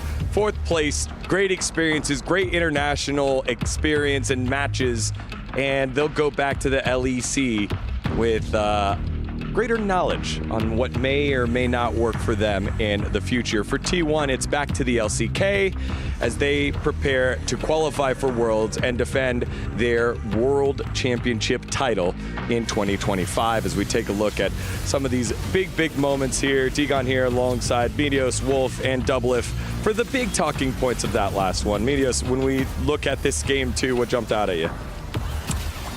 In this second game, I was pretty impressed with Broken Blade's performance. He got a huge lead in the top lane, but that about does it for what went well for G2. Caps actually had a pretty good early laning phase, but after an unfortunate tower dive that he forced super hard, it didn't get much better, and yeah, he kind of became really weak. Yeah, there were some angles in game one. Like I said, it felt like there were some fights that were really close, and you could really feel like if just a few things went better for the side of G2, they'd end up getting the W. But in this one, outside of, like you said, what happened with Broken Blade on the top side, most of these fights didn't feel that winnable. There were a few scraps, right? There were a few moments where you're like, okay, maybe Caps gets the resets, maybe he could pop off the near catch on Faker, right? While they were losing Broken Blade on the bottom lane. So there were some moments, but T1 were really in control start to finish. You could see it in the goal difference over time here, just how one-sided this game was. I mean, like, Caps was legit owning mid, like 30 CS ahead. He was plates ahead. He had early Untall. I thought he was in a really good position to carry along with BB, but then, yeah, I think he kind of lost his mind a little bit at one point where he went for the dive. Maybe he underestimated that Jin Rush steal Caps, which was a smart buy by Guma. I do want to point out there was like a pretty cool play that I haven't seen very much. Maokai immune Vi's ulti once with his W. That was really cool, and I haven't seen that interaction very much because it does require pretty fast reactions. So, you know, big props to Scuman there, and I think G2 is going to go back to LEC with some good learnings. Yeah, well, we have Wolf here with us who's going to be on the call for the finals. He needs to go get ready for that. We also have Caps and Dylan Falco standing by. So we're going to take a short break, reset the studio, get the insights here with Doublelift Meteos, Dylan Falco, and Caps, and then start setting up for our grand finals, Gen.G versus AG.AL. Don't go anywhere. You're watching the Esports World Cup.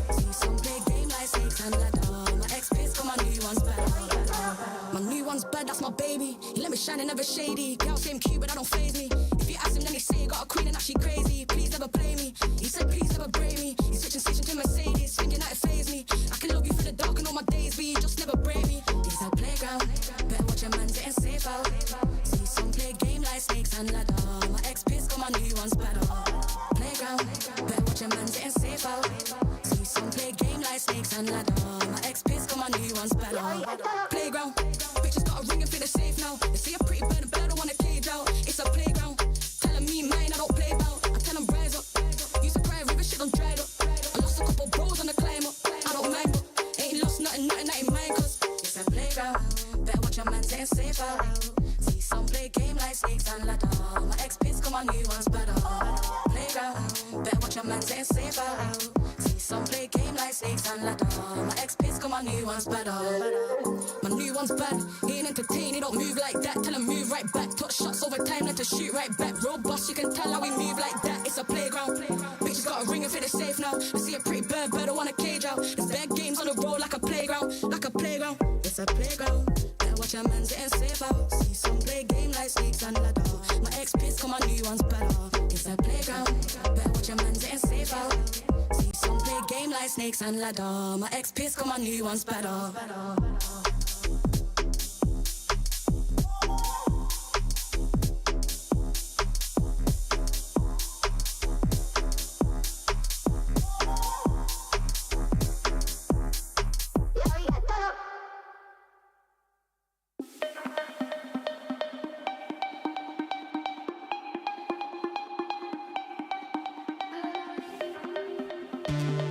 Hey guys, we're here at EWC for 2025, where we are getting closer to deciding the League of Legends winner for the EWC 2025 tournament. Now, remember, players aren't always on stage at the STC Arena, and although we've had bangers and awesome games so far, when they're chilling out, you must wonder, where do they go? Well, I'm here to show you today where they hang out. All League of Legends matches are happening at the STC Arena, but for the players that aren't playing or aren't involved on the day, they can chill in this nice area behind me and enjoy the games here. They've also got the Heroes Club, which has a massage chair for that very busy and unnerving day when you just need to relax. For many players and teams that are out of EWC, there are some awesome opportunities that Riyadh has to offer, like the desert experiences that it's so well known for, some of the awesome shopping here, the cultural and heritage experiences that are also here to offer, as well as some of the amazing food. All of these experiences and more are available for the teams and players at EWC. Players don't have all that much time to enjoy all this. To a surprise to no one, they have a pretty packed schedule, so usually they go straight back to their hotel. But don't worry, we've got you covered there as well. The Player Hotel has even more stuff to offer, like the big luxury pool, the spa, or the gym for the players to enjoy in the morning. There is also a hotel lounge area where players from different games can meet up and enjoy the games together. There you might meet G2, Gen.G, or even T1, who are enjoying their off time and watching some League of Legends. Well, that's all from me. I hope you enjoyed this little tour around, and I'm looking forward to seeing you at the League of Legends final for EWC 2025.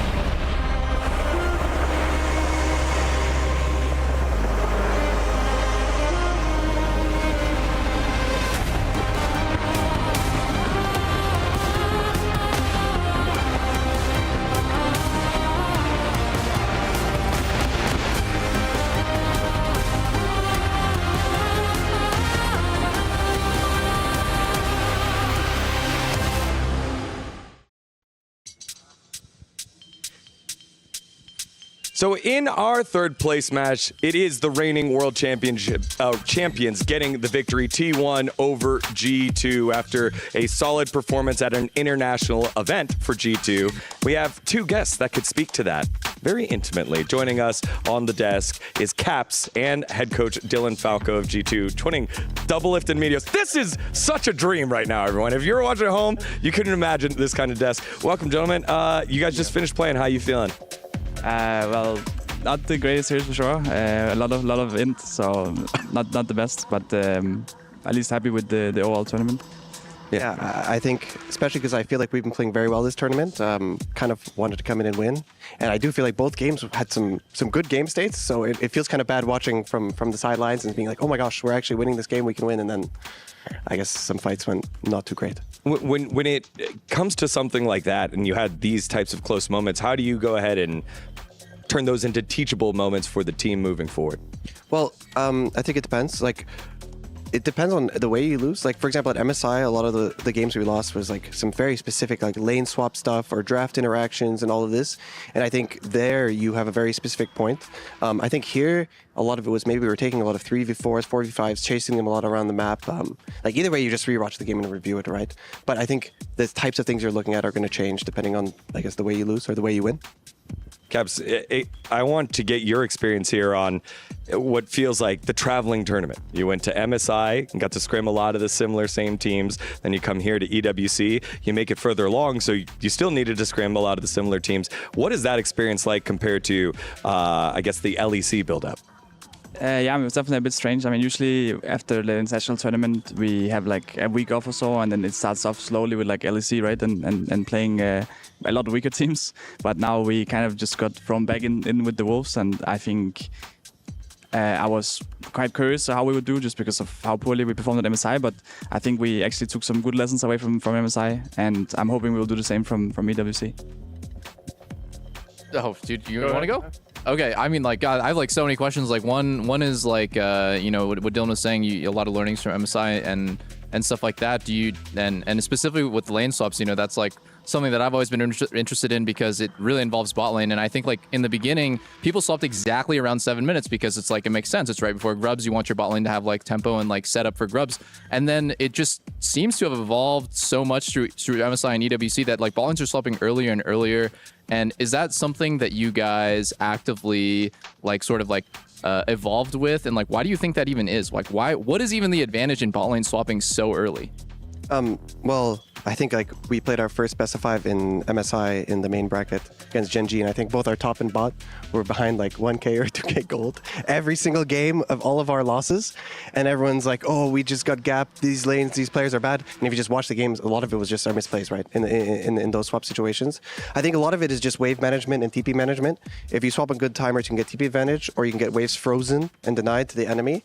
And obviously, as it always is in swaps, right? Some top laners are better at handling it than others, right? If you lock in Gnar, I think we had in one of our games and they had Sion. It's like classic, right? Everyone knows if you get a swap scenario in that case, it's going to be better for the Sion than the Gnar. So there's a lot to it, I think.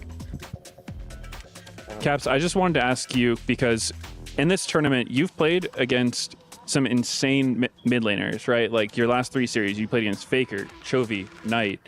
How has that been? Is that something you think about when you're in the game? Are you thinking like, oh, I'm going up against this like legendary, world-renowned mid laner? I mean, you're in the conversation too for Absolutely. that, obviously.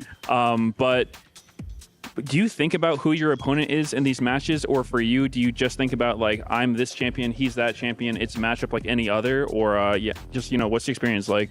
I mean, definitely think about the players, all right, just because we also do a lot of scouting beforehand. So like certain players have certain tendencies, and especially if you go up against like someone like Chovy, it's like if he ever has a bad state, you know that there's someone coming to help him out. Like he will always try and keep himself in a solid state. So make sure that you are ready for who you're going up against, and like figuring out like how you can actually get leads against them.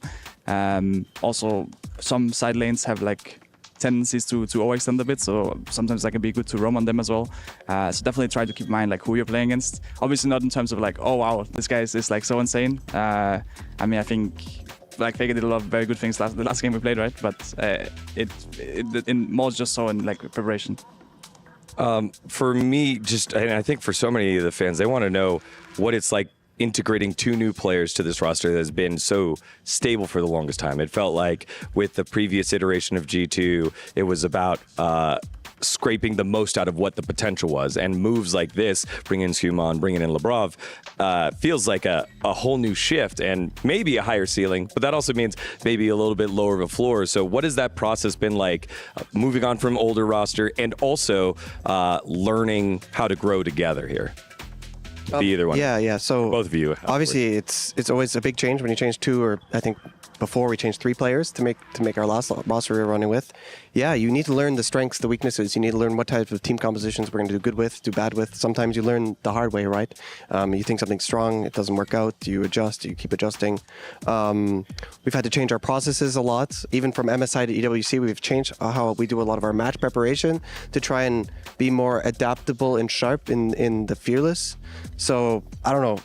Like, to me, the thing is we changed 2 players this year, but it's also Fearless. And I feel like the Fearless thing is almost just as big. So much has changed this year of how I need to do my job and how we need to do our jobs that, like, yeah, it's just a lot for sure. And then, Keps, I think for you to follow up on that, how about the personalities on the team? You're the leader, but now you have a different group of people that you need to lead. So has your leadership type changed a little bit? I mean, I think obviously Labrov is a very funny guy if you get to know him. It's always fun to be around. I think Sku is a lot more serious. I mean, obviously he has fun times as well. But coming into his first year in LEC, he has really high expectations, and sadly we haven't lived up to them. Same for our expectations yet. But we still have a split and hopefully a Worlds as well to really stand out and make the rest of the year count. So, like with Skumon, right? It's he's relatively early on in his career, and you're literally like a legend. Do you feel sort of like do you feel pressured sometimes to have the answers when he doesn't know what to do, like with the mid jungle situation, or like, oh, like should I skip this camp to do this or that? Like, how's the relationship like? Is it more like mentor and student? Are you guys more equals? What is it? Yeah, I mean, thank you. I think for sure. I mean, I don't know if there's so much pressure. I think both Labrov and Skumon coming into G2, I think they try to listen a lot. I think something we had, especially in the beginning, was I was trying, and I think we were all trying to get them to speak up a bit more, because like there's a reason we got them, right? We also want to hear their opinions, and I think they have very good opinions. So whenever they share them, I think that's great. And I think in general, I obviously, of course, try to help him wherever I can, whether it be like on how to adapt to like moving to an international tournament or how playoffs will be. And I mean, I guess now there's also the Fearless stuff, which I don't know that much about. I'm still learning about it as well, but there's a lot of lessons that we can learn together, I guess. And also with League evolving every year, like for example, the lane swap thing is a new thing, right? It's like, I don't really have all the answers. It's also something that I'm figuring out as we go along, and with the meta shifting and all these things. So I think all of us are just trying to learn it on the fly.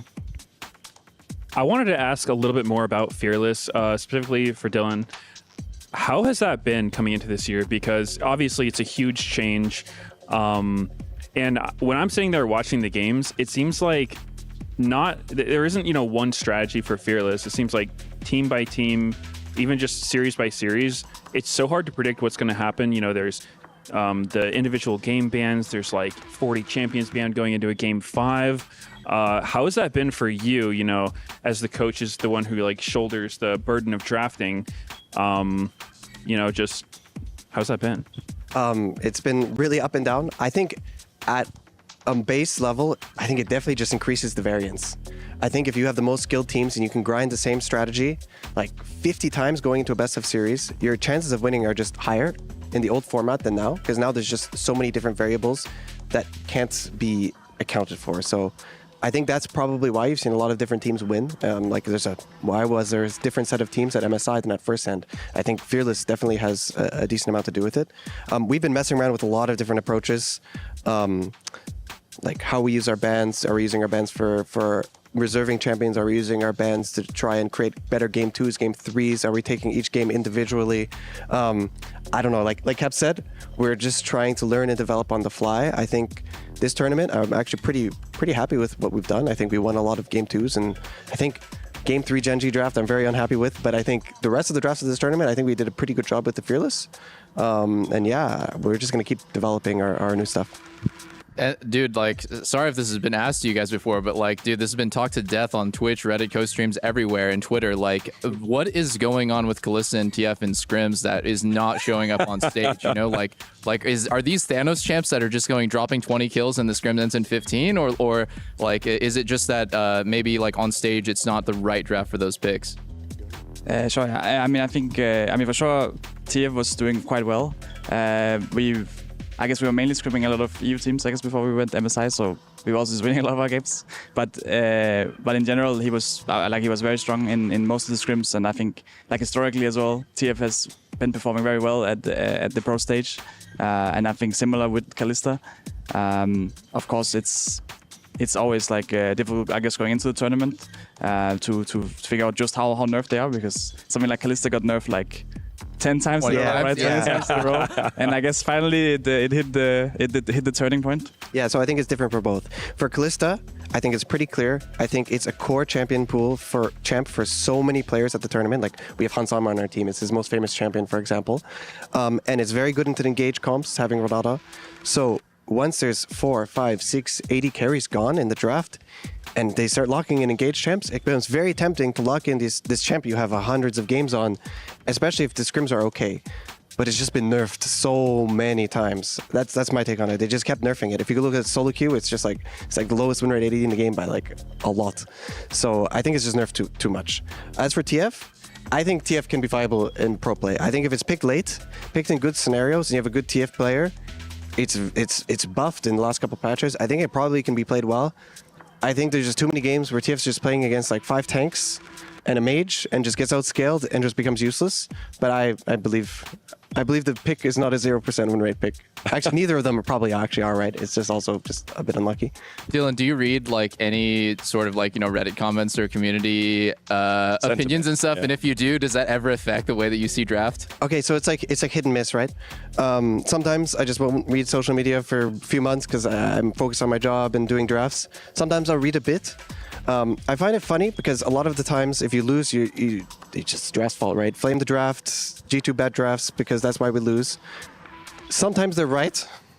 So sometimes I'll read some comments and they'll be like, man, they have 0 damage in this comp and they just have full tanks. How can they ever win this game? And I'm like, yeah, true.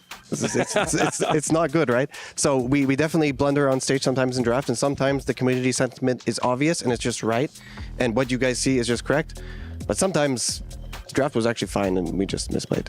And that's kind of what I'm interested in. This is like a new period where G2 isn't dominating and leading the line for all of Europe. Yeah. Has the losses led to a change in the systems that you've created, or would you consider like this whole process part of having new players, fearless, and just some performance, both during the draft on your end and the team's end, and then in the game? Is it changes in systems or is it performance? So I think our ability to keep drafts, mentality, and performance stable is probably why we didn't win in Europe.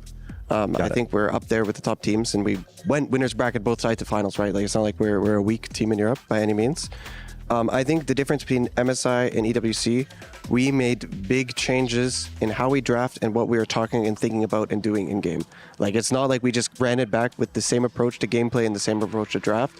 So I think this isn't just random variance performance stuff. I think it's because of the work we've been putting in. Caps, as we take a look at the prize pool here that you guys earn, getting to play some of the biggest teams in the world, I kind of want to get your thoughts on the event of being able to bring in all these fantastic players, all these fantastic teams, and what it's like. I guess, do you know that? Do you feel that you are participating in a larger ecosystem for G2 since G2 has other teams, or is it just like, I'm locked in on League and we're going to do good for us and our League team? I mean, definitely focus, I guess, more on us in the League team, but it was cool to, I guess, see a lot of other teams and esports at like the hotel, because we don't interact that much with other teams and stuff. And I mean, just seeing some players, don't know like most of them, but I know a few, I guess, and that was cool to see. And then specifically for League, were there players here, I guess, over your international travels that you're just excited to meet and hang out with? Yeah, I mean, it's always cool to see, like, as you said, right, we played against like Fager and Chovy and Knight as well, right? And they are always there every international tournament, so we get to meet a lot. I think a new guy here was Shanks, right, at MSI and EWC, and we actually did some jersey exchange with him, and he is a very funny guy, so that was quite fun to meet him. Yeah, we saw the Indonesian boat TikTok or Instagram that you guys did. It was just so funny, and Shanks seemed really down. So those are the types of interaction I think are cool about EWC. Dylan, go ahead, and then Medios, you have a question. Okay, Medios, go ahead. I just want to ask, how do you guys feel about EU versus NA right now? You know, I have to ask it because at MSI, FlyQuest got the better of you guys pretty handedly, but bringing back this tournament, you got your revenge, and just obviously day-to-day tournament results can go either way, but do you have any like overall feelings on the strength of the regions? You want to take that one? Yeah, I mean, I think definitely was a bit tough for us at MSI, but going into EWC, like we took a lot away from MSI. We were watching a lot of the games back, and I think we leveled up from it. So I feel confident going into at least FlyQuest, I guess, from NA right now. We also just came in the mindset that like we got cheesed at MSI, so we're just gonna win now at EWC. Triple cheese. And it worked against FlyQuest. It worked against BLG. Yeah, sadly, Gen.G had a bit more cheese left, so. Give me like a Dragon Ball Z power ranking here. Like, how is FlyQuest right now compared to like Team Liquid a year ago or 2 years ago? You know, because you played against NA teams almost every single year. Yeah, both of you are so uniquely equipped to kind of gauge against the history of some of those. Actually, which one is like better, you know, in terms of the pecking order? Actually, last year we did not play against any teams, although they did and managed to make it out of group stage at Worlds. We had some different opponents, I would say. Oh, my bad. You didn't even scrim them? You didn't even like play? No, we played them. Actually, they were looking pretty good at Worlds. They were very ahead on lane swaps last Worlds, actually. But when we scrimmed them later in the tournament, where lane swap stuff had been more solid, we were doing a lot better, I think. But yeah, I think FlyQuest is doing very well right now. Like when we played them as well, and scrims, they're like a good team, right? Obviously not as good as Team Liquid when you were there, right? Yeah, that's what I was That's what he wanted. He just turned it into a stream. That's what he wanted. Yeah. But almost there. Okay, thank you. I think FlyQuest obviously is good, right? Good team. They had a pretty good MSI, and seemed to go pretty close with the Asian teams. Still haven't taken a set off of them. But they did beat us 3-0, so there's that. At least from our perspective, like the goal isn't just to beat NA. The goal is to beat the Asian teams and be even better than that. So obviously it's like a huge failure for us if we're getting knocked out by NA or a Western team in the tournament in general. So good to them. They're a strong team, but we have higher goals. Last couple questions. Called us a Peter, trash mob. Like actually. Was it? You just called us a trash mob. But we're not even part of the agenda. If we died to the trash mobs, then what are we, right? You got no chance against the boss. I mean, all right, I see how it is. Yeah, the last several years it's been trash mobs coming out on top against not only G2 but Europe. However, it looks like things are starting to change. Y'all, it has been fantastic sitting and speaking with all four of you here. G2 guys, final thoughts here to all the travel to MSI, to EWC, and all the fans that have supported you. Caps, we'll start with you. Yeah, I mean, big thank you for all the support. I mean, honestly, it was kind of crazy to be here and have everyone support us. And in between games, there was like so much cheering going on. And I think it's the first time that there was like a cheering section for each team. So it was like very focused as well. So that was cool. And especially when we lost yesterday, there was just so much support for us anyway, and everyone was really cheering us on to win today. We didn't manage to do that, but we will come back stronger for summer. Dylan? Yeah, it's amazing. I think both MSI and this tournament have had so much support. There's been so much fan hype, and we've gotten to play so many games with people watching, so I'm really looking forward to it and looking forward to the rest of the year.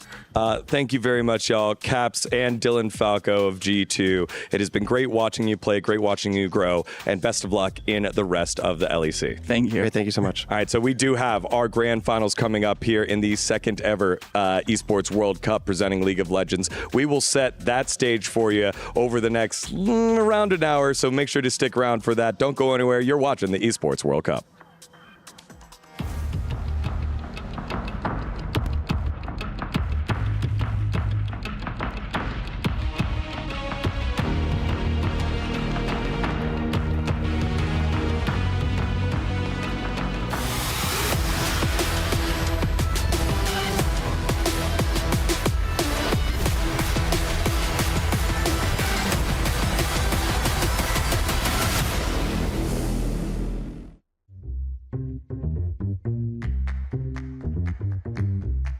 The next player inducted into the Hall of Legends, in my opinion, should be someone like Caps, someone from the Western scene. It would be cool for sure for the community. Maybe Ambition, just because I played against him my first year in like season 7. We also played against Haru at the time, like they had Haru and Ambition, and you could really feel the difference. Like obviously Haru was also playing very well, but when Ambition was there, it just felt like they had full control of the map. He would always put very good vision, and it felt very hard to even get a single kill against them. 我觉得下一个能进入名人堂的应该是 Double Lift 或 Caps， 因为他们在他们的赛区都算是很有荣誉的选手，然后都很值得敬佩。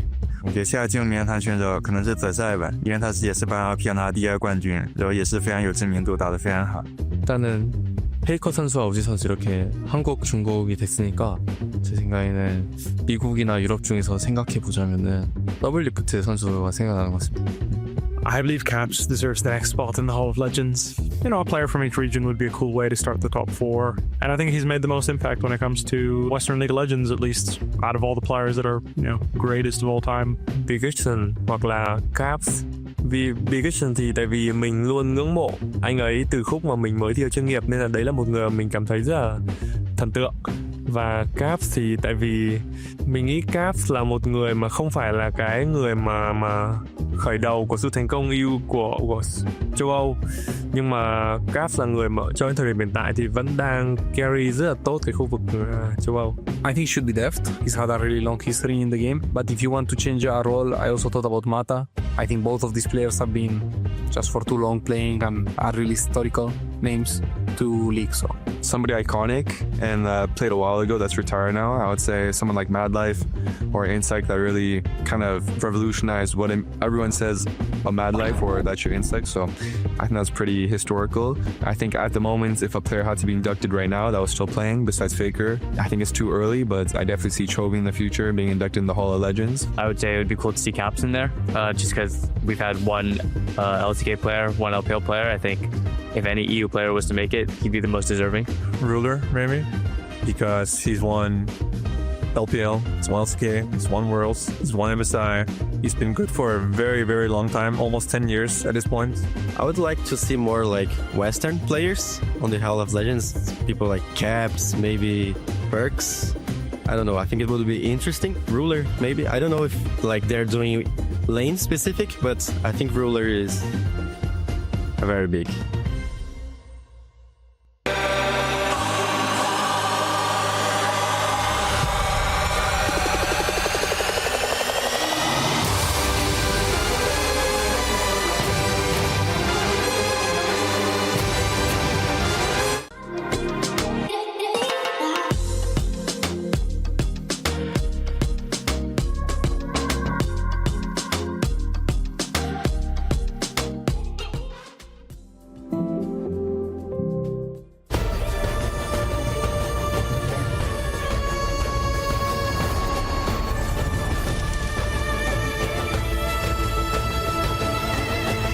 This land is calling.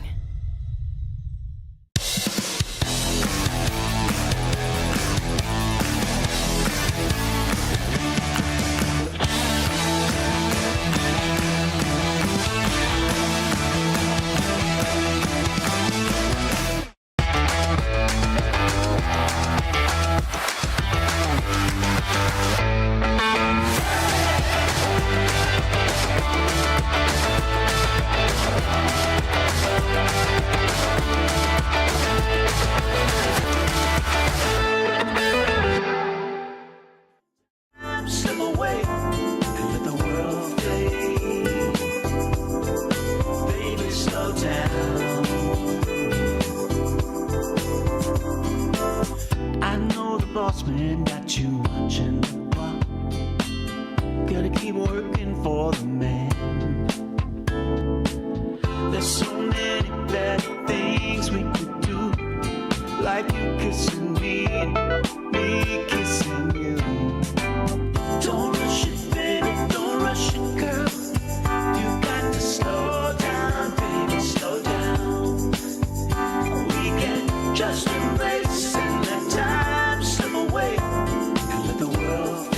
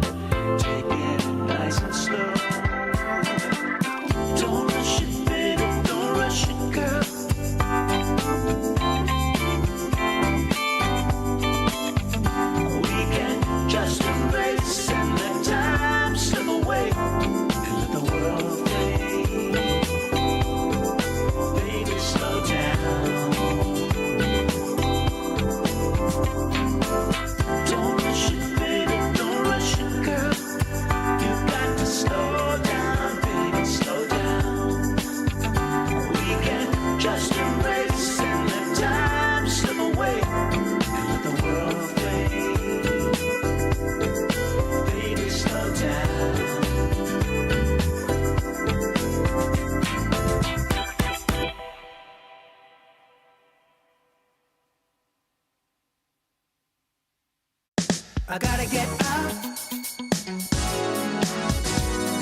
Got to get out of here. Got to get out. Got to get out. Got to get out. Gotta get out of here.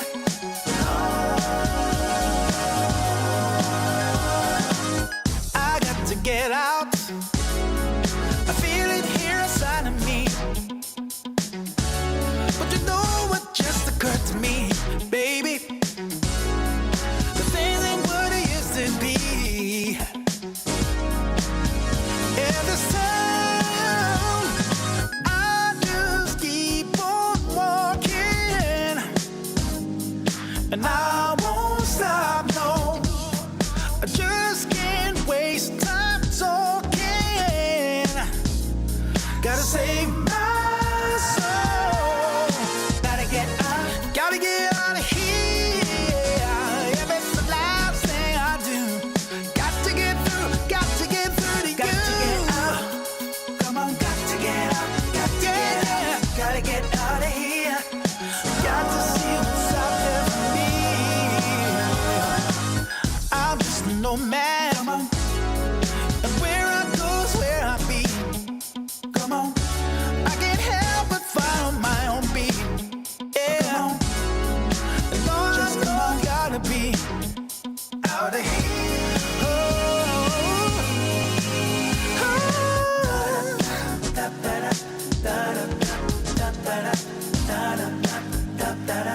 I just keep wanting more.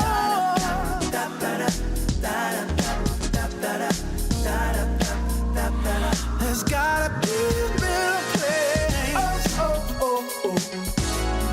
I gotta get out of here. So you can't hold me back no more. Got to get out. Got to get out. Got to get out. Got to get out. Got to get out. Got to get out of here. I gotta get out. Yeah, yeah. Come on, got to get out of here. You can't hold me back no longer, no. Got to get out. Come on, got to get out. Got to get out. Gotta get out of here. Got to see what's out there for me.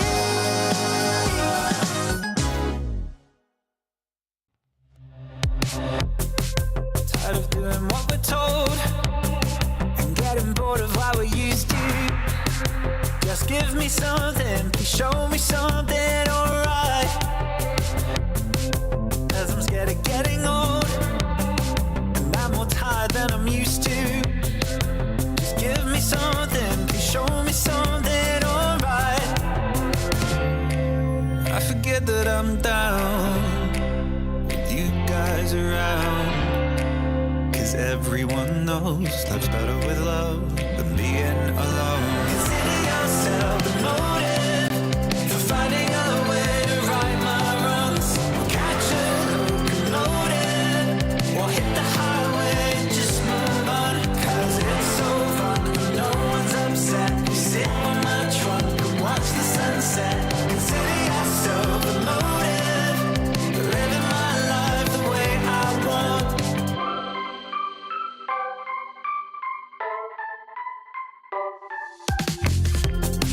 We're creating memories and we drive our parents crazy. We're chasing sunsets, living each day like the last day of our lives. And I know this is what we want, cause this is what we do. Free to tell our lies while discovering our truth. I forget that I'm down with you guys around. Cause everyone knows life's better with love than being alone. Consider yourself the motive for finding a way to right my wrongs. Catch a locomotive or hit the highway and just move on. Cause it's so fun when no one's upset. You sit on my trunk and watch the sunset. Consider yourself the motive for living my life the way I want.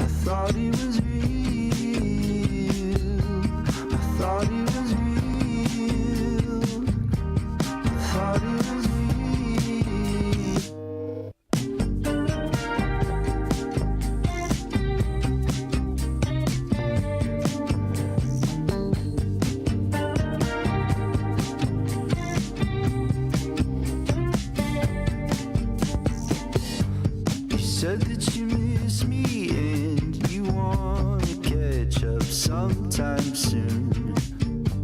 It might be a trick, but now I know that I meant something to you. I thought it was real. I thought it was real.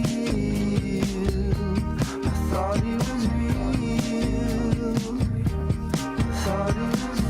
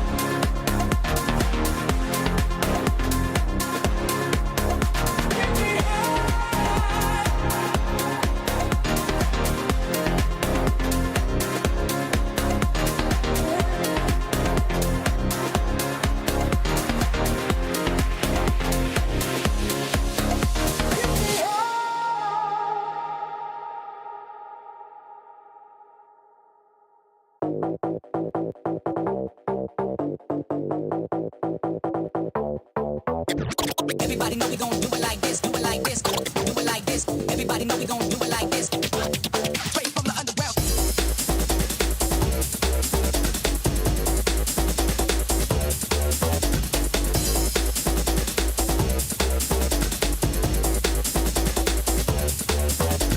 Everybody know we gon' do it like this, do it like this, do it like this. Everybody know we gon' do it like this, do it like this. Straight from the underground. Everybody know we gon' do it like this, do it like this, do it like this. Everybody know we gon' do it like this.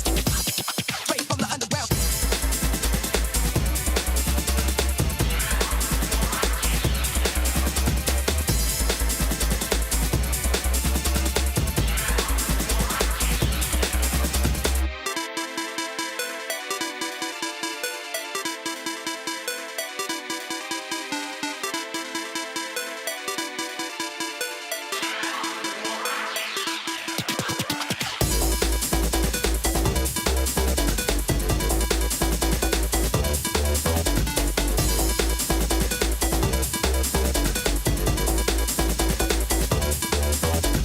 Everybody know we gon' do it like this, do it like this, do it like this. Everybody know we gon' do it like this, do it like this.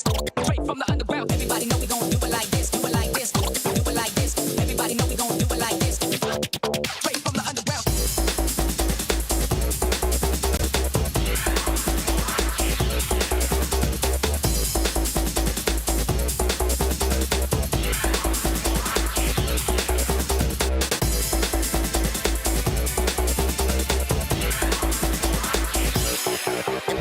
Everybody know we gon' do it like this.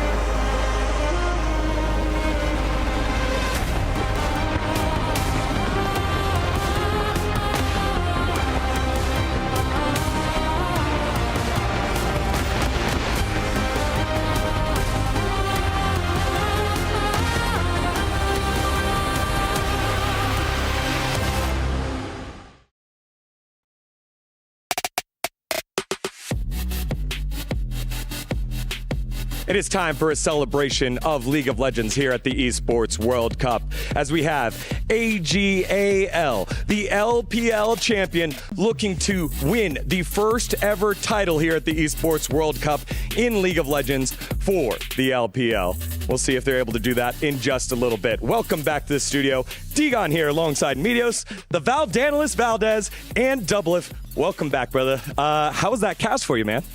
It was a lot of fun. As a T1 enjoyer, I enjoyed it very much, right? It was a big stomp. It wasn't a very close match, so, you know, it could have been a little bit more interesting, but in terms of pure enjoyment as an LCK caster, very, very fun. Yeah. While we've got the time, you know, we have two of the greatest talents in North American League of Legends history and some of the biggest streamers in the world. And so we figured we'd just kind of dive into Medios and Doublelift's experience here so far at EWC and here in Riyadh. So how's it been so far for you getting to scratch the itch, being live here on the desk, a little bit different than what you normally do? I've had a great time so far at EWC. The food's been really good, and the weather's hot, but it's kind of like a comforting hot. I don't know how to explain it. It's nice. And as far as the event, it's been great. You know, the desk's a lot of fun. It's cool hanging out with all the like LCK casters and meeting everybody. So I've had a blast. Yeah, obviously you just got here, but you were already shooting stuff. You've now seen one of the games with all the fans kind of showing up with the big players. How's your experience been so far, and how do you see this kind of growing in the future? I mean, I would say the first, a bunch of things stand out. My first 10 minutes here, I think I got a sunburn on my nose, which at that point I was like, I really got to apply sunscreen, especially if I'm out during the day. Then I got to the hotel in the arena and I realized there are so many, and I didn't expect this, so many Saudi like League of Legends players. So I basically just got recognized the whole time, checking in at the hotel, walking around at the arena. Obviously, there's just like a ton of people around the center, and I've just been having a blast. I also am just like, I'm really into eating like local foods and stuff and trying out stuff. I'm really adventurous with food. And every meal that I've had here has been absolutely delicious. Yeah, haven't had a bad bite yet. So yeah, all in all, just been a great experience, having a lot of fun, meeting a lot of people. Valdez, you're a multi-title caster, right? You do multiple different games. Obviously, most people know you with LCK, but you've done multiple different titles. How's it been being around just some of the best in other titles and just getting to interact with other casters and kind of share stories and secrets of the trade? I mean, that's actually the most fun part of events for casters, I would say. Like casting, doing your job, that's obviously still very fun, but like getting to just get insights from every other game, every other scene, essentially. Also to be surrounded by so many talented and like awesome people that a lot of them you'll just see them on the screen, but you get to meet them in real life. Even as casters, we're still like fans of all of these other people. So just getting to interact and kind of like get outside of our shell over there in Korea is always really fun. I've always wondered, like, pro players, we get a scrim, we get to play solo queue and stuff. Like, for casting, do you ever just, like, do a practice cast? Or how do you prep? What about, like, a 1v1 with another caster? a cast-off? It's like a rap battle? Yeah, it's like a cast battle? Honestly, I don't think I've ever done that, but we should do that. That's a really good idea. In terms of prepping for casting, though, we've been doing it for so long that it's more so like mental prep than like actual physical prep. Like our mechanics are very crisp, so it's like, you know, we can like warm up our voices and stuff like that. We can like watch some VODs and get ready for like the narrative points and stuff, but it's not like actually like, oh, I need to practice doing a hype play-by-play because we've done that so many times. It's more so like getting in the zone and, you know, what are the stakes here and what does this matter for the teams? Like who should we be pointing out and stuff like that? Yeah, it is very unique, and it's just cool that we get to share that with you as you guys are getting to pick up the craft of being on camera, content creation now in the live setting. It is very fun to be sitting here with you. Super excited to see what both of you guys have in store in the future, and for you, the rest of your EWC journey. So thanks for spending the time that you did with us here, Doublelift. Thanks, guys. All right, so with that, let's start setting the stage for our grand finals of League of Legends. First up, it's the road to EWC AG.AL.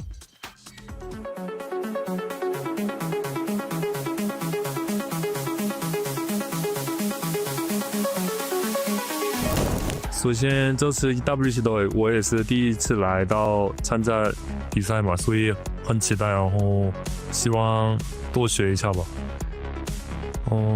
我最近打比赛心态的话，就是不管输赢，就管好美巴的游戏吧，然后就享受美巴的舞台吧。我觉得无畏征召模式的话，对我们战队来说应该是好的，因为我们战队不管是战术还是用池，我觉得都是非常深的，然后就是有很多套战术吧。首先就是来到 EWC， 就是首先就是比较开心嘛，然后这个地方我之前也没有来过，就也很想体验一下这边的风土人情，还有吃的之类的。然后希望的话就是希望我们 AG.AL 能都拿到一个好的名次吧。我觉得国内的比赛和国外比赛最大的区别就是国内只要做好自己的训练，然后国外的话不有时差的影响，还有饮食或者是训练环境，也有自身状态的，就是需要调整好自己身的状态吧。我觉得来这次 EWC 我们的目标肯定是冠军，但是就是首先跟几和 T1 我们也交手过，他们也是非常强的战队吧。我觉得他们也是只要怎么说，就是我们都是2比3输给他们，我们也是有机会赢下他们的，然后我们也会努力去做好吧。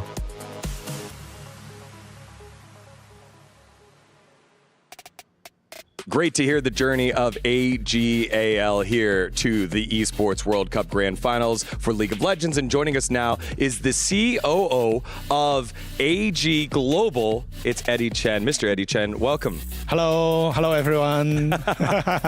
Kind of give us some insight here on the AG.AL merger for those League of Legends fans that are only familiar with anyone's Legends, but it's actually the same. Yeah, actually we are the same owner for a long period of time. But because we use like a dual branding in the China market, and then for this year's EWC, and then we combine and create a new brand called the AG.AL together. Is that what it's going to be moving forward for this year or for beyond for both teams? We are still thinking about that, but for this year EWC we prepare a lot. So we have created a new logo for our AG.AL, and hope you guys enjoy it. But as I know, most of the fans like about the new logo. Yeah, one of the big things is the panda, right? There's the panda that's associated with AG.AL. Why is that? Oh, because actually our club's headquarters is in the Chengdu city, which is a city of the panda with most of the pandas living there. So panda is like a very signature, iconic mascot for our team. Valdez, you have a unique connection with AG.AL because you knew about AG before League of Legends. Yeah, I've known about AG All Gamers for so long, actually. I've been casting another game, you were talking about this, Crossfire, for about 5 years now, and All Gamers is one of the best, if not the best team Thank you. in the world for that game. So I was curious, that's a really cool connection that we have, but I was curious, what is it like to have such a dominant team in another game and then try to expand to other games and try to be as dominant in those new games? Yeah, actually it is quite hard for us to expand to every different game. But because our clubs have already got 25 years of the history, so by building up a different team in these 25 years, we have been looking into like the League of Legends, the Honor of Kings, the Crossfire, and other different games. And then starting from 2 years ago, we decided to go to the global market. So that's why we established the AG Global at that time. And then in these 2 years, we already went into different countries to scout for the best talents from all over the world. Right now, we got 10 teams from 10 different countries. Because all of you may know that in the China, some games are very popular, but there are still many games in the EWC that we need to scout for the best talent from all over the world. Medias, you have a question here for Mr. Eddie Chen? Yeah, what are some of your other favorite games that AG is in for EWC? There are quite a lot of games right now. We have got 9 titles right now, but I think the Honor of Kings and also the Crossfire will be, and also League of Legends definitely will be one of our mainly focus. And right now we are already planning for our next year's plan. So I hope next year we can have more titles to be getting qualified into. So you're the head of AG.AL Global. Yep. What has been one of the I guess, biggest learning lessons about taking a normally Chinese organization and then globalizing it? Okay, first of all, languages is a problem, and then the time zone. Actually, right now I work like 24 hours a day because we got some teams from the America, and also we got some teams from the Africa as well, and also from the Asian countries. So I think the time zone is one of the biggest challenges, and then also like many legal, taxation, accounting issues. There are quite a lot of things, and also the culture. Yeah, culture is also a very big difference. But because when we want to go to the global market, we decided to have the localized team in order to run that. So that's why I think all of the challenges that we can be tackled through. And then kind of let's focus here on this League of Legends squad, AG.AL or anyone's Legends winning the LPL. What do you want to see from this League of Legends team? Okay, I can see they are working very hard, and then actually they spend a lot of efforts and a lot of time in order to improve themselves and to study for the opponent's strategy. And then we can, and also the coach, Tabi, actually he is also from Hong Kong City, same as me. So I have some personal favorite on him, and hopefully, definitely we want to win. Yes. All right, and then finally, what do you have to say to all the AG.AL fans who've showed up here at EWC and are very, very hungry to win an international crown? Then, okay, the final words I want to say to AG.AL is AG.AL, 加油! 加油! 加油! Indeed. Again, this AG.AL squad on the cusp of doing some very, very big. In the way, though, is the Behemoth, one of the best teams in all of League of Legends. It is Gen.G, and uniquely enough, we have CEO of Gen.G standing by on the stage. We will hear from him in just a second. When you look at organizations like Gen.G, what do they do that makes them so great and you can kind of emulate and learn? Okay, actually, like a few months ago, I personally go to visit Gen.G, and then I sincerely would like to learn something from them. And I know that they are doing very great in the training, in the academy. So that's, I think we can learn from the how to operate like an academy. Yeah. Thank you very much, Thank Mr. you. Eddie Chen, everyone, the COO of AG.AL Global. Now let's send it on over to stage with Ian Chambers, standing by with CEO of Gen.G, Arnold. It is so good in here right now. Hey, Riyadh, everybody having a good time? Gen.G CEO Arnold here is in the building. Arnold, how are you feeling about this? This is crazy. Wow. You are eyeing up this grand final. We'll get to that. Let's just talk about the run that Gen.G have been on as of late. Back-to-back MSI champions, grand finalists here at EWC. What's the secret to all of this success? I mean, the secret has definitely been the players, the coaches, the staff, all of our fans. You know, I love the fact that, you know, whether we're pushed to game 3, whether we're pushed to game 5, down 0-2, down 2-1, team has always come together and figured it out. Even just yesterday, when we were 1-1 and we had lost that match against G2, you know, Chovy came in the room and said, we're not playing to the level that we need to be. Wait. Any Chovy fans here? Yeah, let's talk about him. Let's talk about him for a minute. They don't like him over there.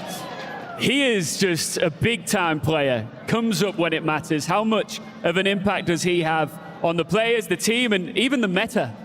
I mean, it's a team effort, right? And I think Chovy will be the first one to talk about that. Like, even when we were winning, the first thing I said, even right after MSI, I think I told that on the broadcast, is I asked him, like, you did great, your Aurora was incredible, and he's like, no, it wasn't me, everybody stepped up, right? And I think that leadership, that teamwork, everybody from top all the way to Duro and bot lane, everywhere, and I think Duro also deserves more credit. I'm a big Duro defender because he's not getting enough credit. They love him. But every single player has really stepped up, the coaching staff. So, you know, it's going to be a really hard-fought battle. They look incredible. AG.AL looks incredible. So we're just hoping that, you know, we're ready for them. let's talk silverware. Because right now, this is the thing that is in grasp. It is in reach. You've got a best of 5 fight on your hands, and it's going to be tough. But on top of that, you've got the Club Championship that is bubbling away in the background. But every club here wants to get their hands on it. You are currently top of the leaderboard on 1,550 points. You've obviously had solid displays here in League, in Valorant and Apex as well. How much do you want it? I definitely want to win this. At the same time, I also know how great that team is. I'm a huge fan of Shanks. So, you know, I think the big thing is, you know, one good sign, though, that I saw, I noticed the little triangle has the instructions in Korean, so that's a good sign. So I'm hoping that that's going to bring us good luck. Nothing is granted, everything is earned. And if you do want this trophy, you've got to earn it against AG.AL. What's your prediction, and can you get it done? So I think it's going to be, I think we can definitely do it, but we know they're going to bring their best. So, I'm not one to do predictions, but I feel really good. Team feels really good. They got a lot of sleep, and they had a pretty reasonably healthy diet, which I'm happy about. So, I think it's going to be a great match, and I think it's going to be awesome to watch. The Gen.G fans are here for it. They are loud and proud and in the building. Anything you want to say to them? All right, so I don't know if you guys can see on broadcast, but the AG.AL team is here, and they are incredible too. No, come on. And they have a drum, so we gotta be really loud over there because they're gonna be very loud. All right, so.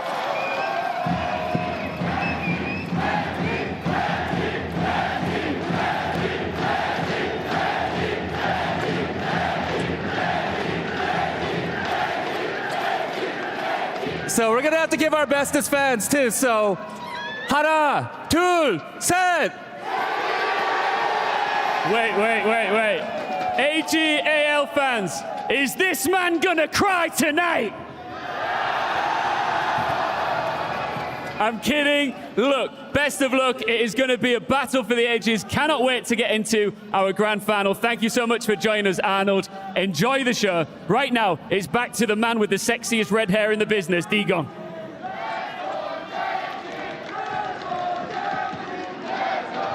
Thank you very much, Ian Chambers. As much as all the fans out there have a lot of noise, maybe some drums, as we welcome everyone back into the studio, we got ourselves a Finn on the desk. He's on in here. Welcome back, Finn. Great cast on the day. You've been all over the place. How's it been for you so far? Thank you. It was a little bit disappointing seeing G2 kind of crumble under the weight of T1, but it's good to be back on the desk and I'm ready to break down some good old-fashioned Asian team League of Legends action. All right, let's get on to it. LCK versus LPL. Let's start with the MSI back-to-back champions in Gen.G, as they have been so good off of since maybe the beginning of last year, Valdez. Win percentage in the 90s. It has just been an amazing run to watch based off of a couple of those guys on your screen. Chovy, Cannon. Yeah, I mean, especially internationally, right? It felt like 2024 was where they began to really pick it up. And obviously in MSI, they were able to get it done. World's not quite getting there, but T1 was able to pick up the slack for the LCK. And then obviously this year, big favorites after once again winning MSI. So not a big surprise that a lot of people do have them slated to potentially win this matchup. But it's not as one-sided as you might imagine, as AG.AL are definitely having a good tournament too. Yeah, they've been pretty dang good. Medios, when you look at that roster, I mean, who has stood out to you at the most since the beginning of this tournament here at Esports World Cup? At EWC, I see Keen is the best performer. Granted, they're all doing very well. You know, this is Gen.G, pretty much the team everyone wants to beat, the team that most people probably, try to copy for their own games and learn from. So, yeah, great team, but I think Keen has kind of had a standout performance. He's playing all kinds of stuff, different play styles, and I don't know if he's had a bad game. No, I don't think so. I mean, he's looking pretty good for the Sony MVP of the tournament. Not locked in yet, because they also have a pretty fantastic, established AD carry and leader, world champion in his own right. It is Ruli. He's standing by right now on the stage with an interview. Hey everyone, this is the pre-match interview for the grand finals between Gen.G and AG.AL. I got Ruler from Gen.G, so welcome to the pre-game interview. I'd like to ask that this is going to be your second best of 5 against AG.AL. Last time you guys merely took the win, so what's going to be different today? 일단 룰러 선수 첫 번째 질문으로 일단은 MSI에 이어서 이렇게 두 번째로 또 AG.AL과의 오전제를 또 앞두게 되셨는데 사실 저번에는 조금 타이트한 경기였는데 이번에는 좀 어떤 경기를 좀 예상하시는지 궁금합니다. 이번에도 좀 비슷하게 타이트한 경기가 나올 것 같다라고 생각하고 있습니다. Yeah, I think it's going to be a really close match like before. Oh, okay, interesting, because you guys both swept through the EWC competition so far without dropping a single series, might I add, without dropping a single series within the last 23 series. So what is keeping you motivated for you to continue this type of achievement? 이제 이번 EWC를 포함해서 지금까지 국제전 23연승을 또 달리고 계신데 이렇게 지금 지금 연승을 이렇게 달리고 계시는 이유가 좀 뭘까요? 일단 저를 비롯해서 저희 모든 팀원들이 다 이기고 싶다라는 그런 열망이 좀 많이 있어서 계속 더 발전하고 싶어하는 그런 것도 많이 있고요. 그래서 이렇게 연승을 할 수 있지 않았나 싶습니다. I mean, we're fully motivated, and I think we're trying to do better as game after game. I think that's the greatest reason that we're getting a win streak. Thank you so much. That's going to be all for now, and best of luck. Thank you very much, Kitty. This is another fantastic interview, as it has been all tournament long. Maddox with the translations, and then Ruler there. They've just been so poised and answered every question so far in 2025. It has been so fun to watch this team here, Valdez. Yeah, they're just consummate professionals, right? They're fantastic, and just like they are on the Rift as a team, moving as 5 in and out of these team fights, they do the same thing in interviews and off the stage as well. They're always super professional, have the best interviews, just a fantastic team to be a fan of. Now, but standing in their way are the champions of the LPL, AG.AL, and this squad here, stacked with talent, still a room to grow here, and are looking to become the first team in quite some time to win one of these international titles that isn't from the LCK. I mean, this team has just bulldozed through this tournament, and you know, I came into this tournament and I wanted to highlight how beautifully they play team fighting. I can't shut up about it. Yeah, you keep talking about it. The flanks. I was ready for it to come into fruition against T1, but they just stomped them 2 games in a row. I didn't even get to show those beautiful team fights, and I feel like they've just been so dominant. That's the man I'm looking at. Tarzan has just had such a standout tournament. Him and Flandre for me has just, they've gone super saiyan. I don't know what's happened with them. They are just monsters at this tournament. They're stomping a lane, consistently getting advantages and snowballing it masterfully. Yeah, Meteos, it's been so much good decision-making from Tarzan to stifle opposing junglers and then just give that lane advantage by fake ganks that could potentially be there, and then the lanes start to fall behind. Yeah, I think Tarzan's been great at this tournament. Maybe the best performing jungler, because although Gen.G's in the finals as well and Canyon's very good, he hasn't looked quite as untouchable as he normally does. You know, the game against G2 where they lost, he was kind of playing a little loose, a little bit silly. Whereas I feel like Tarzan has just been completely locked in the whole time. He took out T1, and he's doing a really good job with these aggressive early game junglers and just pressuring the entire map, not making a lot of mistakes, and yeah, just getting his team huge leads. Yeah, you got to see on that bracket, they are the slayer of the LCK, and they've got one team to go. They beat the number 3 seed in Hanwha Life Esports earlier. Then we got to see them dismantle T1, and now standing in their way is the final hope for the LCK in Gen.G. It is a step up for them, but they've taken every step so deftly and are looking to do so to etch their name into the totem for 2025 for the Esports World Cup and get that special notation, the Champion Slayer, after defeating T1, who were the current reigning title defenders of League of Legends here at the Esports World Cup. It's been on the back of that man, Tarzan. Is this the exact comp that T1 just played? Yeah, right? I think T1 just copied their homework. Whoa. No way. Who would have guessed that? Teams look at other teams and scout from there. We have 2.5 minutes left on in here. Another lane that has been so good for AG.AL has been the top lane. Flandre, back-to-back Sony MVPs of the day in the last 2 days. Yeah, well, Meteos is really praising Keen, and I think these are, in my opinion, the best two top laners in the world right now in terms of their playing style. I feel like Flandre against Thorin yesterday, and in general, even against Zeus, he just showed that he is just outclassing them individually, macro, fundamentally, on every single thing in the game. I just love the fact that he has these pocket picks like the Yorick that you have to respect in draft. He has the Sion that he's so capable of playing, and also the Aurora, the lane dominant kind of team fighting style. He just does everything so well. He's a jack of all trades, master of all. Yeah, and I love that because when you take a look at the names of the top laners that are here, you have Bin, you had Zeus, you had Doran as well, you had Broken Blade, you go up and down the list. It's like, wow, this is a pretty stacked role, and he has been on top. So Valdez, when you think about that, how do you feel like Keen versus Flandre could match up going into this grand finals, especially best of 5 Fearless as well? I mean, for me, it just feels like, especially in these tournaments where you get through a couple of fast best of 3s into a best of 5 towards the end, it's like, it's all about momentum, right? And mental state. I feel like right now, AG.AL still have the advantage there over any other team, right? They have rolled over everybody, and they've played a lot of games as well, and they just look more dominant than anyone else. And so while Keen is a very strong top laner, I do wonder about how he'll deal with that momentum coming through the top and jungle of AG.AL. All right, final thoughts here before we start wrapping up and sending it to the stage for the finals. I just saw Flandre's KDA, 18.5 KDA for a top laner. What is this man doing? I need to get on some of that because that is incredible. What a fucking standout. All right, time for predictions. Meteos, let's start with you. Which way are you going in this best of 5 grand finals in 2025? It's a really close one. I could see either team taking it, but I'm going to go with Gen.G. They've just been too good. They're on the hottest streak I've seen in a long time, and I don't know. I think they just have the momentum. 20 seconds, Valdez. 3-2 Gen.G. I got to go with my boys. I think they're going to do it again. Final thoughts here, Finn. AG.AL, I think they got it. I think their form is just immaculate. I believe in them. The best team in the world, back-to-back MSI champion. Gen.G are on a trophy run, but the LPL looking for revenge and trying to etch their name in the history books. It is AG.AL. It is Gen.G in the grand finals. Gen.G just feeling too far ahead this time. They want to be signed, and the title defenders will not return to defend their ground.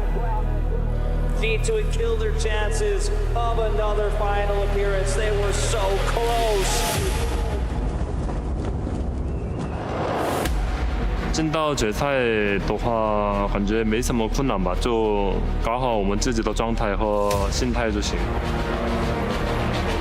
我们上次输给Gen.G之后，我们复盘了好久了，然後这次我们会不一样的，你们也小心一点。 첫날 2대0으로 이겨서 깔끔하게 넘어갔고 근데 이제 다음날 2일차 때 2대1로 조금 힘들게 이겼던 부분이 있었는데 그래도 이긴 거에 대해선 나쁘지 않게 생각을 하고 있습니다.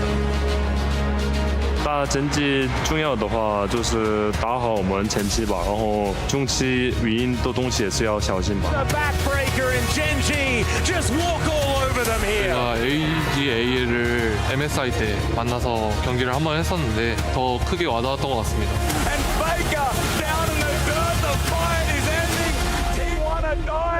感觉这次拿到 EWC 的话，一个非常的开心的一个事情吧。然后未来的发展也会给很有自信吧。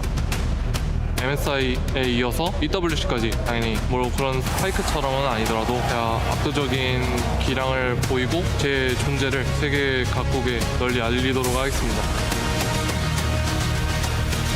我们做好我们自己的，谁都打不过我们。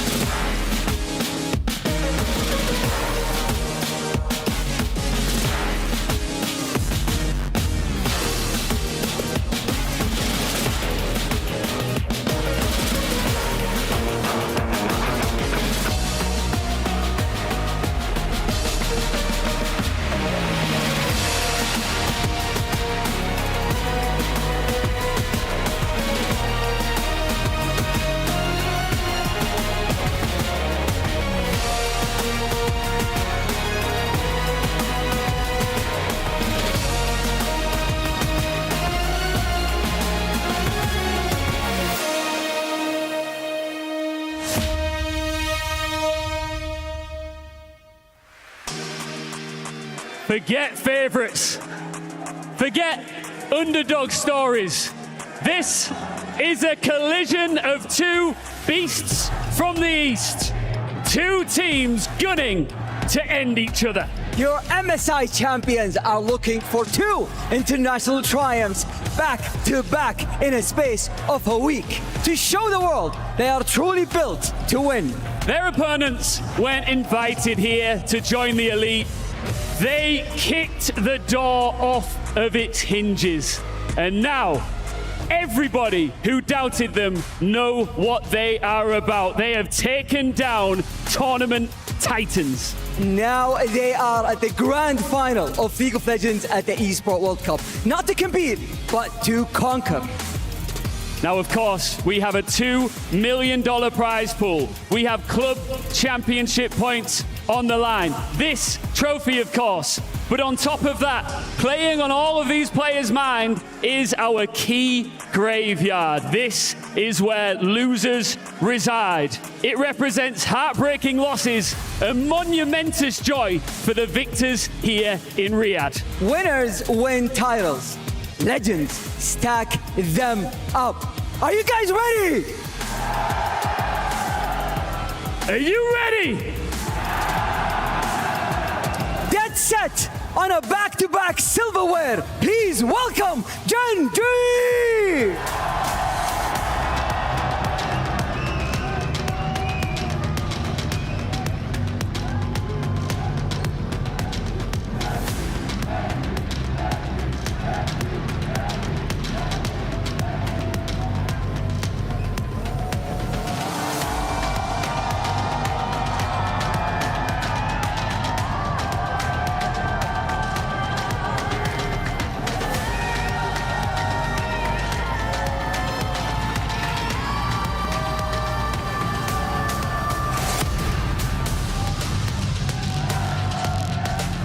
From hopefuls to history makers, one more victory here makes them legends for real.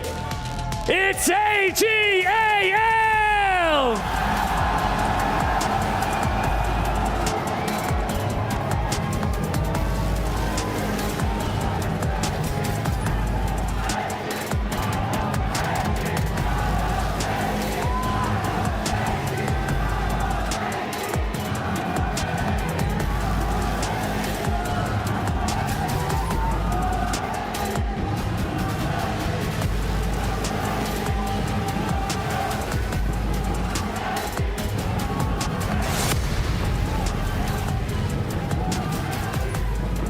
Riyadh, are you ready?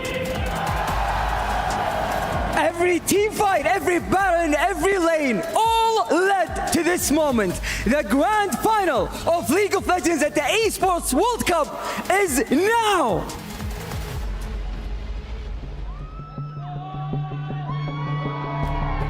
Welcome, everyone. Thank you so much, gentlemen, for that incredible introduction. I'm Atlas. I'm joined by Wolf and Valdez here to bring you the grand final. Gen.G, the #1 seed from Korea, and AG.AL, the #1 seed from the LPL. It could not get better than this, boys. The last time these teams faced off against each other, it went to 5 games. We have told that story so much this year. We had this team fail to defeat both Korean representatives at MSI, but now have the opportunity to take out 3. Anyone's Legend took out Hanwha Life Esports and T1. They are the Korean killers, the LCK killers here, and their final opponent to lift the trophy is Gen.G. It's their best opportunity to do so, and I think they've got a pretty good shot at it. It will be our first Fearless Best of 5 of the tournament as well, so we are going to be potentially going the distance. Everybody I talk to says we will be going the distance, and 5 games should not be a big surprise. It's kind of hard to say. AG.AL have been having huge momentum so far at this tournament, but Gen.G scraping by G2, and after winning MSI, still a big favorite. So who's going to step up tonight is really what matters. One of the big questions we always have for teams, especially from our region of the LCK, is will they hit their peak? Because it feels like, you know, AL are hitting their peak every time. And that's the scary part about this team right now. I think factually, objectively, they have been the most consistent of our teams here at EWC. We have seen some really high highs, though, from Gen.G, and at their best, they look amazing. But here we are ready to get into the draft for game number 1.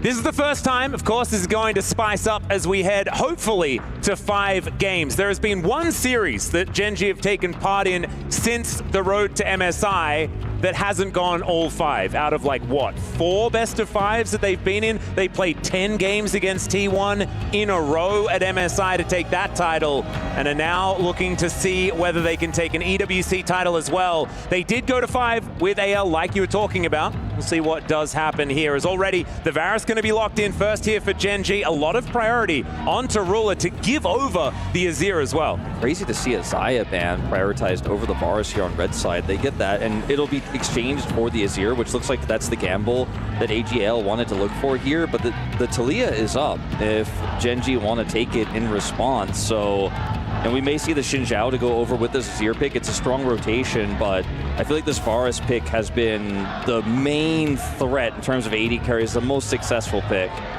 Yeah, I mean, in terms of big picks here at EWC specifically, it's been Varus. It's been a lot of Pantheon focus as well in the bans. The Azir coming through for Shanks. It's good to take away from Chovy, but as you mentioned, I feel like Chovy's best champ many times the Azir has been Talia, so may have just kind of walked straight into that one. We saw the EU Maokai before. We're going to see it from Canyon here, an old favorite from him, and Chovy immediately slamming down the Yone. This is a really strong setup for Gen.G because remember the Rumble is also still up. I think that ban is going to definitely get a look in the second phase here for AG.AL as they're looking for that final pick. They could lock it in here as their third pick, but that would give up jungle. I actually like taking this Alistar instead. You know, it's a strong pick for the lane and is going to be incredibly powerful for those team fights, and it's a pick that you're never going to get your hands on if you don't grab it here. Yep, bunch of answers now available in the bans as well if they want to go there. And have Gen.G been scrimming against EU teams? Is that the thing? Because we know the Maokai is still very popular over there. That's the one region. Maybe MKOI and G2 have been giving them some ideas. Well, you know, T1, as I think it was Finn was pointing it out on the desk, they were playing the exact comp that AG.AL were playing just yesterday. So maybe Gen.G, after playing up against G2, take a little bit of learnings from that. I think that's not a bad idea. We do see the Poppy coming out as the ban here. I do wonder about a potential Sylas flex with the top Yone. I think that would be kind of crazy, but you know, something to think about. We just saw Faker playing the Sylas to an amazing degree, and with Alistar picked here for Kyle. Could be a consideration. I'm not expecting it, though. It's definitely a consideration for sure. The Poppy pick makes a ton of sense here, or Poppy ban, rather. That Rumble is still a big question for me because we've seen Rumble Maokai just be so successful in our region and just in general around the world over the last few years. Rumble, you know, just has been a mainstay top laner. So that's a pick I expected to see banned here by AG.AL, but instead they'll take away the Ambessa. You know what's also really good with Maokai is Blitzcrank. It's something that Duro has played quite a lot, and we've seen a lot of that tech over in Korea, the Maokai Blitzcrank. I do wonder if that's another consideration with Duro. Maybe not the best into the Alistar, but there's going to be a lot of other picks that you could look at. It was the Gen.G special, but it wasn't Duro, right? Well, it was Duro and Lehens. Like, both of them actually have played this, you know, even with two different sports. Now, the Rumble will be taken away here because the pick priority does go over to anyone's legend here, so it's just going to go into Flandre's hands. So there's a lot of really strong scaling damage here in the side of AG.AL, but what they are missing is a strong front line, and you know, the Alistar can help shore some of that up here, but I do wonder what we are going to see to round this out in the jungle. Something crazy could be a flex of the Maokai to the bottom lane, right? And then you could pick something a little bit more aggressive in the jungle if you would like to. Some crazy things that you could get done there, but the K'Sante, Keen Sante, going to be coming in as the answer against this Rumble. And I was thinking that maybe like you could have done a rotation here of like Ornn Trundle, for example, and then you could have really shut down what this Rumble wants to do, as of course the Rumble doesn't have the greatest time against Dion. This is kind of an awkward spot here for support. With no Poppy, I guess they'll just go for the Rakan, but doesn't feel like you really want a range support here. You want a little bit more engage. Damage is going to be somewhat of a concern here for Gen.G, especially if they go lethality on this Varus. But this Trundle it's so devastating. It is incredibly strong now that the Cassante is locked in, and it feels pretty free. I have to say, like, I thought Gen.G had all the cards at the beginning of this draft, but as we've gotten deeper and deeper into it, it seems like anyone's Legend have really just gotten a draft that scales incredibly well, had some frontline issues, but that's somewhat mitigated by the Alistar ultimate, by the Subjugate. This Trundle's going to be a menace on the front line, and Jin is going to have so much space to work with. Yeah, I'm not really sure what happened in this draft. It does feel like Gen.G kind of fell apart towards the end. Like, we did see Flandre have some success on the Cassante, but that was a very different matchup, a very different situation in that game. And yes, Keen Sante is something of legends that we do know over at the LCK, but it's not the highest tier pick, so definitely a question mark there. Duro's Rakan, it's pretty good. I think it's a great answer for some hard engage on top of the Maokai, because with just Maokai, you might not be having enough, but yeah, that Trundle, I think that's the big one we were looking for on the side of AG.AL. That really is like the nail in the coffin for the AG.AL win in the draft. I think Gen.G are really going to have to control space on objectives, because I think it is going to be lethality Varus. You know, I think on hit isn't necessarily going to cut it here. You're up against a mostly squishy composition where the carries that you want to be poking are the main targets, and you want to be able to poke those down. But if you end up losing control, I just don't think this comp has enough damage. If you have to use your Maokai ult defensively, I just don't think you're winning any fight like that. It's just going to be too tough. Your Cassante isn't going to be doing damage. It's frontlining for a Varus really only in terms of that DPS. The Yone can get a lot done if those ults are clean. The Maokai can set that up, but I think map control and objective control has to be maintained, especially in the mid game. Yeah, I also think that winning out in lanes is going to be pretty important here for Gen.G. Top lane is, like you say, going to be so incredibly tough, but mid jungle could be somewhere that they can attack. But already it does feel like AL off to a great start. And last time these two teams met in that best of 5, yeah, the Rumble situation wasn't necessarily dealt with by Gen.G. And maybe it's a bit of, well, let's get that one out of the way so we don't need to worry about banning it next time. Yeah, it definitely does feel like there were a bunch of mind games going on within this draft. There are a lot of different layers to this one, as it appears the onion draft. Slight issue, as we will be getting through this one as soon as we possibly can. It's crazy to see the entire arena just stacked with so many fans that are obviously so excited for this matchup. It's a real treat to get Gen.G up against AG.AL, especially with AG.AL in their current form, so I'm really looking forward to it. In terms of Subjugate targets, I think the Cassante is obviously one of the best you could ever have, right? But at the same thought process of what this Trundle is going to be able to get done, you shouldn't, unless the Varus is making a mistake, ever really be able to be anywhere near him. I don't think that Yone is going to care too much about the pillar, because he's going to be unbound. He's going to be looking for ult angles anyway, so it's hard to lock the Yone down. So I'm curious how much value in teamfights the Trundle can get. Sure, you could, again, if there's no summoners on the Varus, if he's playing too aggressively, if he's too far forward, you could catch him there. Maybe you can catch a Cassante off guard if he's up too far in a lane. There are places where you can find those catches. I don't feel like it's a giga-sick Trundle angle outside of that Subjugate value. So we'll see what they can get done with this, because I think that's going to be one of the big sticking points here for AL. I think the best thing about the Trundle is that it reminds Ruler of what happened yesterday. So basically, what Talzan needs to do is walk towards Ruler, and then Ruler will maybe just pause the game again because he's a little bit too frightened. What Skewmon did underneath that turret in mid lane will be burned into my brain for a very long time. The champion is just really strong, in my opinion. It's not necessarily the greatest of matchups in the jungle, though, so maybe they can get some advantages there, because, of course, Maokai does like to build a lot of AP these days, and you can kite him out with saplings placed well and things like that. So we'll see whether Canyon can find some angles.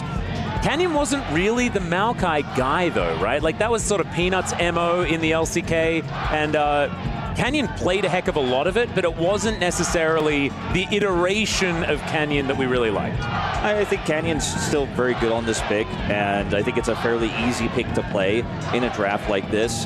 So I'm not worried. I do agree it's not necessarily one he's known for, but one he definitely can play in a finals like this. Well, here we are, ladies and gentlemen. Everything is solved, and we're onto the rift for game number 1 of the Esports World Cup League of Legends Grand Final.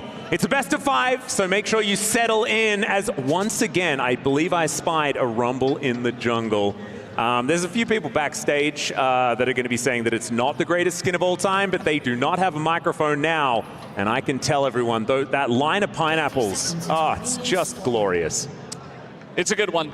I think that whoever doesn't have the mic currently is incorrect. So I would agree with you there, Atlas. As Thanks, we're Brendan. We're spamming some. I'm not looking angrily at him or anything like that. There were no threats that were mouthed or anything. Just take my word for it. Did you see the shout-outs there from Ruler? He's got the old Samsung Galaxy flare and also the Gen.G thrown up there. Just showing that Ruler has been everywhere. He's gone over to China. He's won in the LPL, and now he's back with Gen.G in Korea. Hope was his predecessor on Gen.G back in that 2022 roster. I was super high on Hope that year, and I thought Gen.G were going to make that run. It was DRX ultimately who won it in the end, but Hope now plays against the one who replaced him. So very interesting to see all of this. Again, not a surprise to anyone probably that we see double Unsealed Spellbook across our supports. Ruler going for the Comet, will be going for that lethality variant, which I think is, again, it's extremely common and makes a lot of sense here, but it does mean that consistent damage is not something Gen.G necessarily have in a longer team fight, especially consider that Azir damage and some of the Rumble damage that can come through as well. You know what I really like about Chovy here on Yone in Game 1 is I feel like this is his stomp champ, you know? It's like he picks it when he wants to send a message. Like, he has done it to so many mid laners in the LCK and internationally on this champion. Obviously, it's very strong nowadays, so that's another good reason, but I feel like in terms of that, you know, trying to get into their heads, if you have a really good game on Yone and your Chovy right from Game 1, I think you're going to be sending a great message. Well, let's see how it is going to go. Already playing pretty aggressively in the lane as Shanks holding on to things. We'll get knocked up here momentarily. But it is just get as many minions as you possibly can and try not to trade your entire health bar for it, as Keen is going to be able to find a cute little Q here. So far, feels like the lanes are relatively neutral outside of bottom side where the push seems to belong to anyone's legend. It's good to see things starting off real close. Chovy looking aggressively here, just going to hang out on the edge of that turret shot. Those are the kind of plays you have to make, like you were talking about, Atlas, where you get the minions you can, you get the trades you can. Otherwise, a tough matchup to play is Duro. Duro going to spot that he went home. Does mean that Kyle does have to walk as far away from this lane as possible. Not really going to get fully punished or anything like that. I mean, just a little bit of a delayed back. Yeah, desynced backs really matter, though, when you're trying to go for a lane swap like this. And this is going to hurt the pacing here. True. Maybe now it's just going to be a Jhin top situation. The Jhin against Kasante is going to be the answer. As Tarzan moving towards the mid lane, just going to try and help sort this lane out, give Shanks a decent back angle. It's like Flandre will get his back off without a problem here, and there's no crash, so disaster averted here for AL for the time being. Yeah, absolutely. Just waiting for this very early swap. We used to see this all the time. At 3 minutes, 30 seconds, you just want to make sure you have better matchups in your lanes. I forget who it was we were talking to on the desk, but they were just saying, like, you really want to go for the swap immediately when you feel like your top laner is going to have a better time into the into the duo. I think it was Busio, yeah, who was talking about that. So in terms of specifically going for lane swap timings, definitely want to get that Jhin away from the Varus, who can be an annoying lane bully, but also feeling like Keen won't have as good of a time in the 1v2 as Flandre will. Yeah, Flandre losing a little bit of farm here. You could see that's starting to add up in the top CS difference, even though they're not laning against each other. But did not have to use his teleport to get to the lane, so is still holding on to that one. Keen, obviously, same story up here on the top side. Has not completed his first back just yet. Kind of awkward. The Keen is sort of just there on an island trying to get as much experience as he can. He's well and truly zoned away from actually killing any minions, but I think is in experience range. Trying to do the same thing on the other side of the map is Gen.G to Flandre, so it's going to be some pretty low econ top laners, I think. Which does favor the Cassante, you have to think. I mean, Cassante does a lot with the little. Rumble's going to need those items a lot more. And Keen is happy to just not even take it back here and sit in this lane. He is soaking a lot of that experience, even though it's lower eco than otherwise. He's about half a level up on Flandre. Shanks. Yeah, Shanks level 5. Actually taking so much damage here. There's the flash out. One more auto before the snapback would have been death. And Chovy not even going to invest the flash. Shanks gonna have to go home and has a long walk back. I mean, you could see that both the junglers and the supports are kind of hanging around that mid lane because Chovy's creating so much action. And again, he's setting the tempo. He is setting the pace of this game, and he's saying, I'm going to control it on this Yone. He's like, yeah, melee into range, doesn't matter. I'm playing Yone, it's OP. I'm going to win the trades. I'm going to have my team there to support me so I can continue to put on that pressure and essentially just do whatever I want is what Chovy is saying. Yeah. We're having a swap back here. It looks like Keen's going to TP bot. Looks like they're going to maintain that lane into the Keen Sante here. The teleports will be traded. In fact, actually, Flandre, I was looking at this thinking he was going to just TP back in, but the wave state on the top side means he doesn't have to, so he's actually going to maintain teleport advantage over Keen, who had to go down there and catch that wave as it was being pushed in very quickly there. So he barely gets the back off top side there with that wave and goes straight to the bottom lane. Hope and Kael will go down and match him.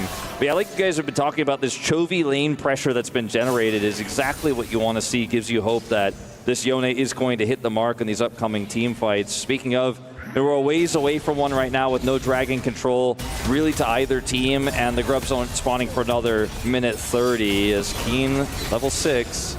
Yeah, he just takes a beating, and he's just kind of okay. I guess the Malmesh the Negatron Cloak helping more than I think it had any right to at that point in time. Is still retaining a decent CS advantage as well, as we've seen that combo before. This time he's going to be able to eliminate it, as that's an all-out. This is 1v2 Keen. What are we doing? This guy's absolutely insane, but he's getting away with it. Absolutely. He'll be able to dash away. Deadly Flourish is going to slow him down, but I don't know whether you'd want to stop him from leaving, Hope. It was looking dicey. Yeah, I just feel like that's why I was talking about earlier, the reasons why you would swap. I feel like it's actually a better situation for Gen.G because Flandre's having a lot of trouble into the Rakan and the Varus with unlimited sustain and the insane damage from the Varus, but the Jhin and the Alistar don't do anything to Cassante. They can't stop him, and we've seen Cassante be one of the best lane swap absorb champions, even before lane swaps were massively nerfed, and we'd see them at level 1. This was Keen's life for like a year, right?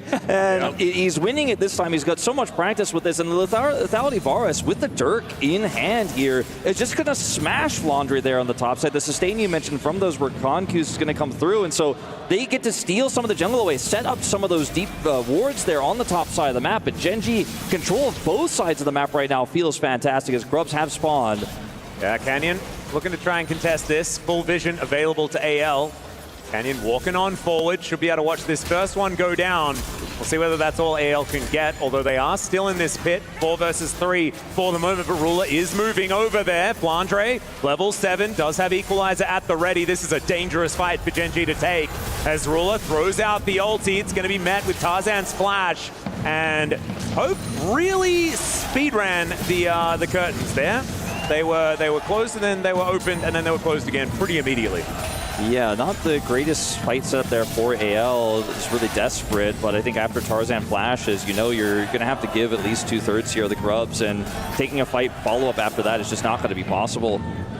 You were talking about this in the draft, Wolf, just giving over Varus essentially in trade for a Xayah ban. You're like, okay, we want to ban Xayah, we'll give you Varus. But Ruler, with his Varus, it feels like he's run the lane, and obviously Chovy's done a really good job in mid as well. So now they can just kind of roam the map as a 4-man unit and take whatever objective they want. Like, Hope playing this Jhin right now has 0 impact compared to the Varus in these team fights.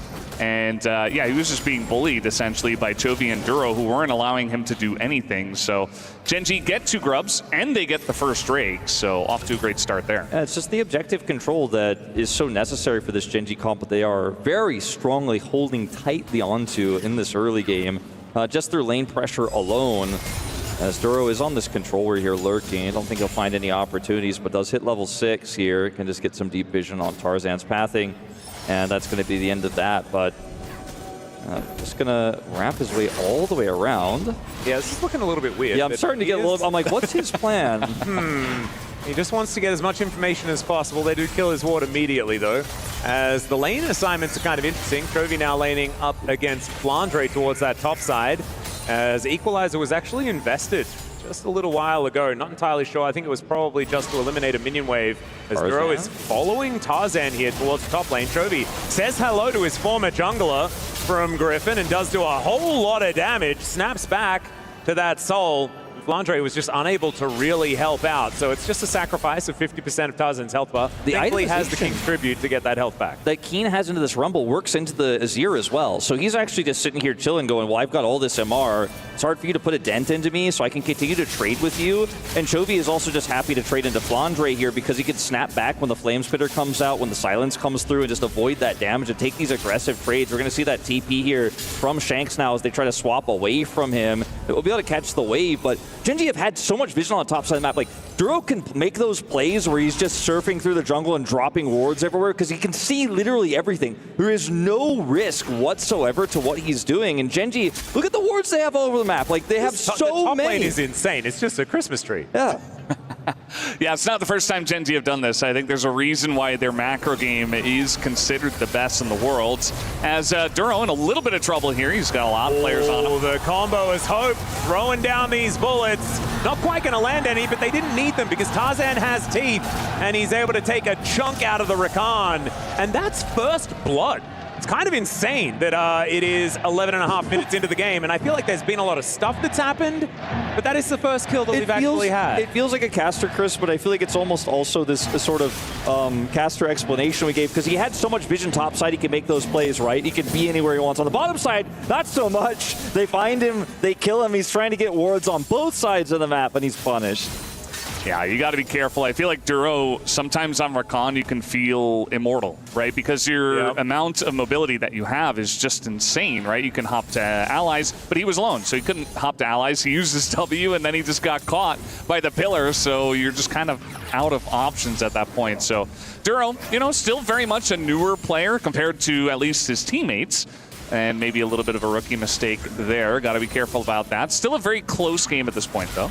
Yeah, and I think holding onto the Flash, an interesting choice there as well. Not a whole lot to fight for right now, but a fight around the Herald, something like that, somewhere that a Rakan can get a whole lot of value in. So we're going to check this one out one more time, as, yeah, the Deadly Flourish placement just glorious there from Hope. Even if the bullets didn't necessarily land, it didn't matter. He is able to deny the kill onto the Jhin.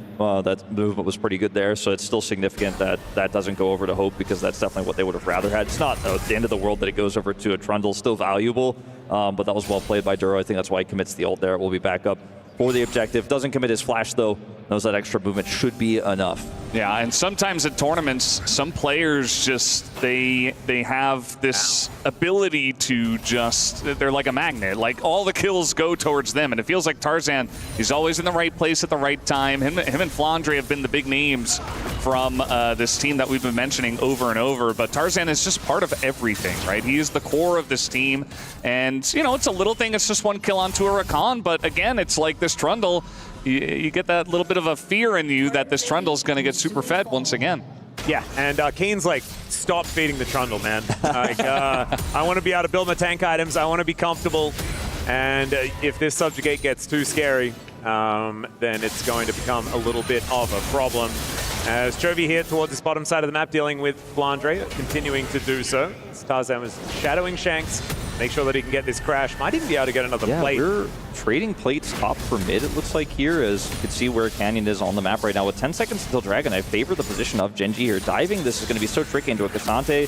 Flandre's is going to equalize here, but that should be a free Dragon. Let's see if Keen can survive, because Subjugate will come through, but he's still Cassante, he's still got Flash. Yeah, let's see whether Showmaker's going to be talking about this one. 3 versus 1 is dangerous. He gets the all out, and he uses that to leave. Unfortunately, he brought Tarzan with him, and that guy is real scary and can put pillars up that wreck your day, and that is exactly what happens. Maybe, though, the double if principle of, like, you lose somebody, you get the Dragon in return feels good, but if they get that whole turret with his Nashor's Tooth Zir, I think that might be a price that's a little bit too big to pay here for Gen.G. Yeah, a bit of an issue. I think he pulled the trundle over, so that was definitely a bit of a issue. I mean, they were kind of stacked on each other. But yeah, there's that first turret going down that you were talking about, Wolf. They're just going to get it essentially for free after that kill. So surging into the lead in terms of gold here is AG.AL. It's not a gigantic lead, but with, I believe it's Infernal Soul on the way, going to be feeling pretty good. We're going to check it out on from Tarzan's perspective as he takes the Cassante ride and just flashes after him and eats him. Look at these mechanics, guys. There it is. Chomp, chomp. I don't know if things would have been that different if he pulled Shanks, but I think that the trundle was problematic, to say the least, in terms of the target he pulled over there on his attempt to escape. But with the turret going over and with 2 kills to 0, even though Gen.G have gotten all the objective feats of strength, it's just 1 kill now for feats of strength to go over to AL. So another significant factor that comes with getting that turret. So 2-dragon lead here for Gen.G. It's a mountain soul for their Cassante, so you're still feeling pretty good about that. We'll see, though, as it ends up being a lot of gold injected into this Azir. Chovy, again, just kind of doing whatever he wants in this game. He hasn't been part of any of the action because there hasn't been a whole lot, but it does feel like whenever we're looking at him, he is doing a good job of bullying his lane opponent, but he's still 400 gold behind Shanks, who did pick up the kill. So going to have to deal with that. Obviously, now that he finally has his Bork, he becomes even more of a champion, does Chovy on the Yone. It's looking pretty scary there as Tarzan once again sacrifices 50%, but of course what goes unbound in the soul department does have to go back to the soul. I think that's the saying. Maybe a little wordy. But not going to be too worried about it. Takes the crab. And here on the bottom side, Shanks continuing to push. 1 more kill, and that will be feats of warfare for AG.AL and some upgraded shoes to boot. Oh, that was not the pun that I was looking for. Take it away, Wolf. I think I need to time it. Like you said, 1 more kill. As I was mentioning before, who knows when that's going to happen, though, as we won't have a fight really here for a while. 3 minutes until this dragon will spawn, and it's been a relatively quiet early game. There's no real pressure points on the top side of the map for Gen.G anymore. Herald will just be used here to try to secure this mid turret with the Varus wave clear that Ruler can provide. See if AL will be able to defend. They don't have equalizers, so I think this is just going to be Gen.G getting a turret in return. Yep, there it is. Not going to be first turret or anything like that. Oh, the pillar! So still there, and the pillar is going to annoy Shelly, and she just decides she doesn't want to crash into the turret. Great play there from Tarzan. Yeah, beautifully done. But it was all a distraction, guys. A cunning ruse? They used it in mid, and look at where Canyon is. He's the guy who dropped it. He's in top. He's like, okay, I'm getting my vision. I'm making sure that Chovy can push the top lane and get that turret by himself. So they're going to get a turret eventually, although as I say that, it does look like Chovy's trying to join in here onto this fight. Oh, that's an exhaust immediately here as the charm comes down. Chains of Corruption. They really want to kill Tarzan, and guess what? They're going to do it. That's 1 kill to answer AG.AL now, only 2 away from getting the feats beforehand. Actually, kind of interesting race towards our feats of strength in this game as Chovy will be able to finish off this turret, and that gold advantage that Gen.G has is only going to surge further forward. Game is still extraordinarily close, but it feels like Gen.G starting to come alive. They're starting to get back control of the map, right? Like Valdez was mentioning, you know, the charge didn't go off, but Chovy got the whole turret topside. They used Chovy's pressure there and the attempted defense of the turret to get deep vision into the red buff and then look for the fight there. And Gen.G just kind of end up getting 2 swings there in mid and top lane off of the Herald that didn't even crash. Still incredibly valuable. This is the oppressive macro Gen.G that we talk about so much that feels like hasn't been that relevant in this tournament. We haven't seen it too much, and it's only a small gold lead here. It's minuscule. And we're talking about 1,300 gold here, but Gen.G at the same time have really never given AL any core in this game. They've just constantly been in control of the tempo. Yeah, it's very nice to see Gen.G getting right back on the horse after a little bit of a shaky series up against G2. I like what Arnold was saying on the stage earlier, how Chovy went back and he's like, we're not playing our game, guys. We're better than this. And maybe they've come in with that kind of fire and that energy for the grand finals here for EWC League of Legends. There's a ton on the line, obviously. And it's very nice for us to watch Gen.G at their full form because I think that's where we're going to get the best series. It's been really hard for Hope to farm in this game, too. Look at how far behind he is in terms of Ruler's farm. Ruler just constantly clearing these waves. Yeah, Tarzan feels like he's found an angle. They stand in front of the ulti, but Duro going to make his way down. It's the double charm to save his mid laner, and Kyle couldn't find the angle. Now he might be needing to press that ultimate button to keep himself alive, and I don't even know whether that's going to be enough, as the will is indeed broken. And in goes Canyon. He thinks he's found the angle. Still has the Bramble Smash, uses it, has to get the heck out of there, as Duro is at least able to battle dance his way around. One knock-up onto Tarzan, and he has to flash to get out of the way of the chains of corruption. Keen's found his way in to see what the heck's going on, but he's a little bit late, as Gen.G, they take the one kill, and they look to answer it with a dragon. This is such an important timing. We got the dragon up, we got the Otacon up right here, and they massively overextend to try to kill Chovy, who is Yone with flash. They're not able to do so, and AG.AL don't have their jungler. Oh, the curtain call comes in though, and Canyon will be taken down. That's the feats of warfare to come in, as Hope misses the fourth bullet, but that may not matter, as the flash out from Keen shows the Gen.G. They just need to run. The harpoon comes in from Flandre, but there is still a turret down here towards the bottom side, and Gen.G should be safe for now, but are they actually able to fight for the Otacon? Yeah, 20 seconds on Canyon. Is so critical, as you mentioned, Valdez. Chovy has TP, he's going to back here, and I mean, contesting this, I think, is just not realistic. Look at where the TPs are going. They're looking to actually get a top inner and that mid turret instead here. I think this is a wise call from Gen.G, given the game state here. Fortunately, Ruler doesn't have a big wave here, but can clear this one practically instantly.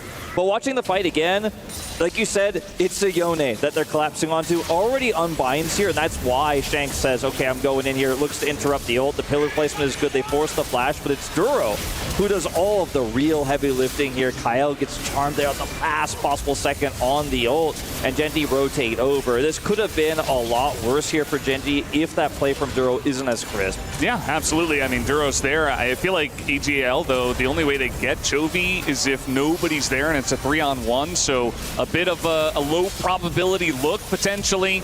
Does not work out for them. I guess towards the end of it all, it kind of does, because they do get that Otacon, but it is a third Drake here for Gen.G, and that could be potential Mountain Soul on the way here in 3.5 minutes. Yeah, and they do end up getting that damage done to the turret here on the top side. Okay, it was a little bit less damage than I expected. It was hidden there by the Rumble Porch, but I thought they got like half of it. Mid turret did go down, though. Ruler was able to clear that one up, so they went for the double TP play there. They were able to get a lot of map control on the top side after this. But I think the Mountain Soul point is incredibly valuable with the lead that you already have here as Gen.G. And Keen is just going to be such a monster in this game. Not to mention the fact that he built the Force of Nature. Yeah, I actually that's so find rare. That really, really interesting, because yeah, we don't see this item ever, but it's actually kind of good into the Rumble and the Azir. Of course, a lot of little magic damage happening all the time is how you stack it up real fast. It's not necessarily like the best statted magic resist item, but if you're ever going to build it, this seems like the place to do so. And having movement speed is always underrated, so maybe Keen is onto something here, as he's a little bit above half health for the minute. Gen.G here clearing out vision where they can, and setting up for a dragon that isn't spawning for another 2.5 minutes. Could just be to make sure that they can get this outer ring of turrets. I mean, look at the vision they have on the top side. Still, Atlas, like, they have vision and the control ward there, and the entry to the Krugs. They have deep vision there behind the red buff. Like, everything that Tarzan is doing is known. Like, they could see him here as he rotates through his jungle. So Ruler backs up, lets the wave push in mid. They get that bottom outer turret. Chovy can continue to pressure onto Shanks. And they just are trading, like, okay, when you guys are clear on that vision top side, we got the vision bottom. By the time you come to deal with that bottom vision, we're going to put that pressure back up top side. And this has kind of been the rinse repeat during these downtimes between objectives we've seen from Gen.G. I've got a theory. Yeah? All right. So what if AG.AL are actually giving up Mountain Soul, because it'll give more defensive stats over to Gen.G, so it doesn't matter who Tarzan subjugates. He's going to get so many defensive stats. Wow. Just think about it for a minute. Yeah, I think if you give me Atlas here. Yeah, if you give me like a 10-page paper by tomorrow on that, I'll consider your theory. You know what? I think I'll pass. I don't know whether I could sell it if it's actually going to be documented. I'm happy to say it, though, to as many people who are willing to listen. It's all right. Going back, Gen.G, like we mentioned, I'm trying to figure out why, they've been allowed to get so many dragons, but I think it was mainly because they prioritized that over the Otacon later on. So will it be the soul that's actually going to be picked up here in a minute's time for Gen.G? As right now the control of the map dictates that perhaps they can, but AL have been grouping and team fighting really, really effectively. Yeah, it just feels like Gen.G have been winning in the macro game little by little. There have been a lot of plays around the map where like Chovy's getting the top lane turret, or they're able to put a lot of pressure on so that they can sneak away a dragon. I mean, they even got the 2 Void Grubs as well, so certainly a lot of little things going their way bit by bit in this game. We do have the Baron about to spawn, but I think this game just a bit too close, and obviously the Mountain Drake is going to be the more important objective right now in about 20 seconds. Like I said before in the draft, like Gen.G can never let objective control go. Like they always have to be the ones who are defensively set up on it, sieged up on it, and they just always have been, like every single time. And, I mean, once again, this Maokai could just keep everyone at distance, and AL have just been sitting back, losing vision, and letting Gen.G run the map, and that is just going to continue here. And when Ruler has this much vision to work with, and there's so hard to collapse on, look at how much damage he can do poke-wise here in the neutral. He just sits back and free fires, and Chovy can start the Dragon up by himself, and good luck crossing that Nature's Grasp.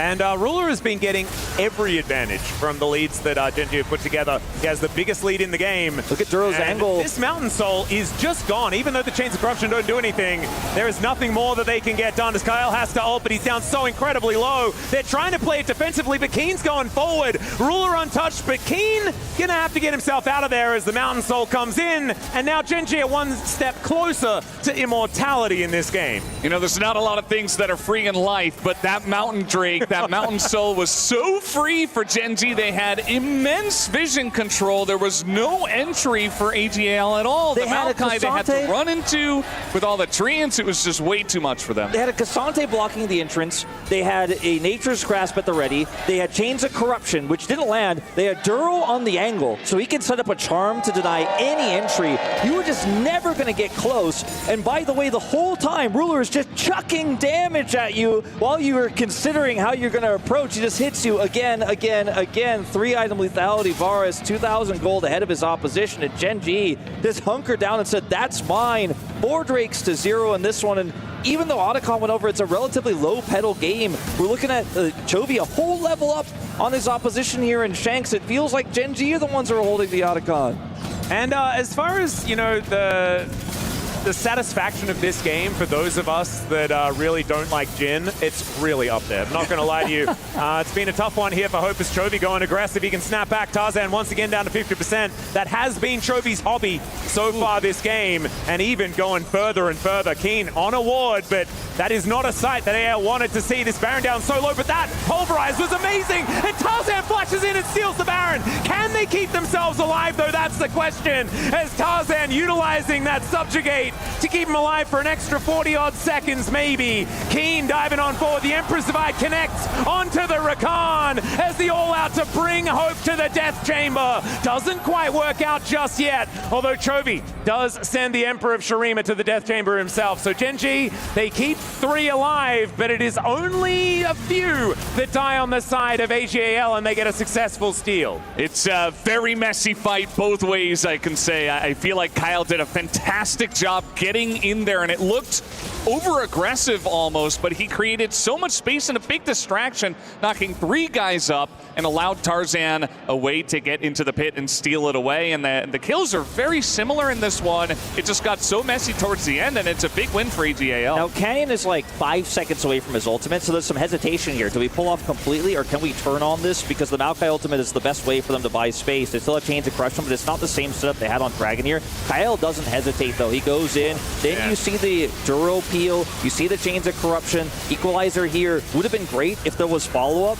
And unfortunately for Hope, he's just trying to get damage done here at the end. Keen does get on top of him here. Luckily, though, for him, he does survive. He and Flandre will be able to keep the Barons here, so it's not that they got nothing out of this, as he barely survives. Look at that, down to like single-digit health. And AL are just going to try to make the best out of this Baron now. It's their one way back into this game. Oh, Chains of Corruption going to connect this time around as 50% of Shanks' health just goes in the blink of an eye. Flandre almost loses 100, though, as meanwhile, on the back end of the fight, it's Hope that's just being thrown around like a rag doll. Kyle going to get the same treatment.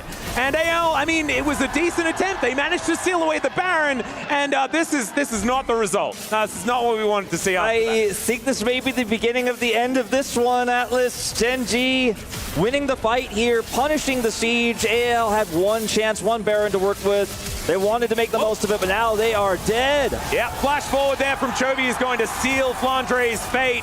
And this Rumble performance a little bit different to that of what we saw at MSI. This time Gen.G able to deal with it, and they're looking to push through and take game number one.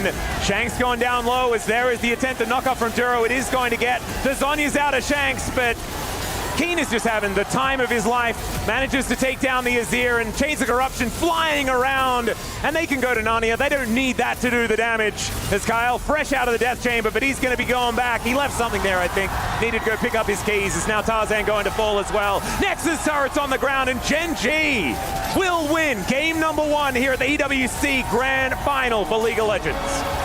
Absolute masterclass here in this first game. Just great stuff. Gen.G is back in form here and declaring it in game number one. AG.AL, some nice moments where they were nearly able to come back. Nice Baron steal, but that over push in mid, and they just get caught by the Chains of Corruption by Ruler, who was having a fantastic game the entire time, and they just fell like a house of cards. The big story for me, Valdez, is the amount of vision control Gen.G had this game.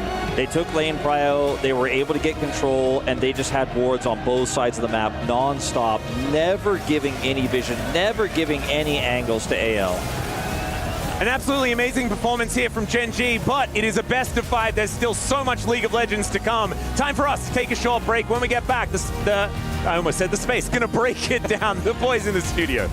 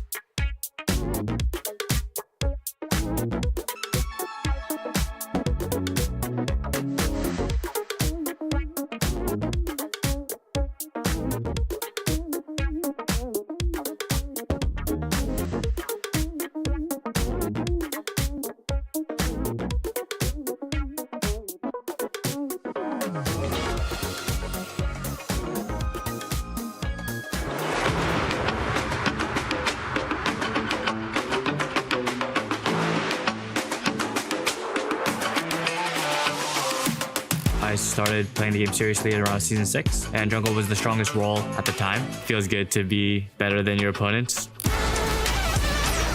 그때 제가 정글러를 했었을 때 가장 티어가 높게 나왔어가지고 그 길을 좀 갔었던 것 같습니다. I hated jungle players, so I just became one.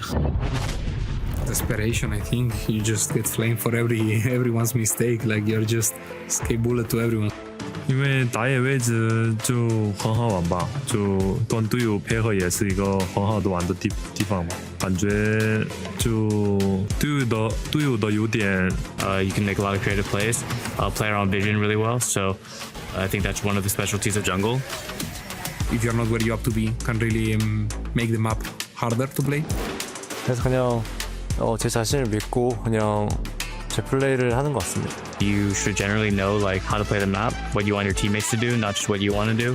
정글러가 맡는 책임 같은 경우에는 아무래도 이제 오브젝트 관련해서는 정글이 관련이 제일 많다 보니까 그런 부분들에 있어서 책임감을 가지고 또 오더도 내리고 약간 그런 게 중요하지 않을까 싶습니다. Until then, it's your responsibility.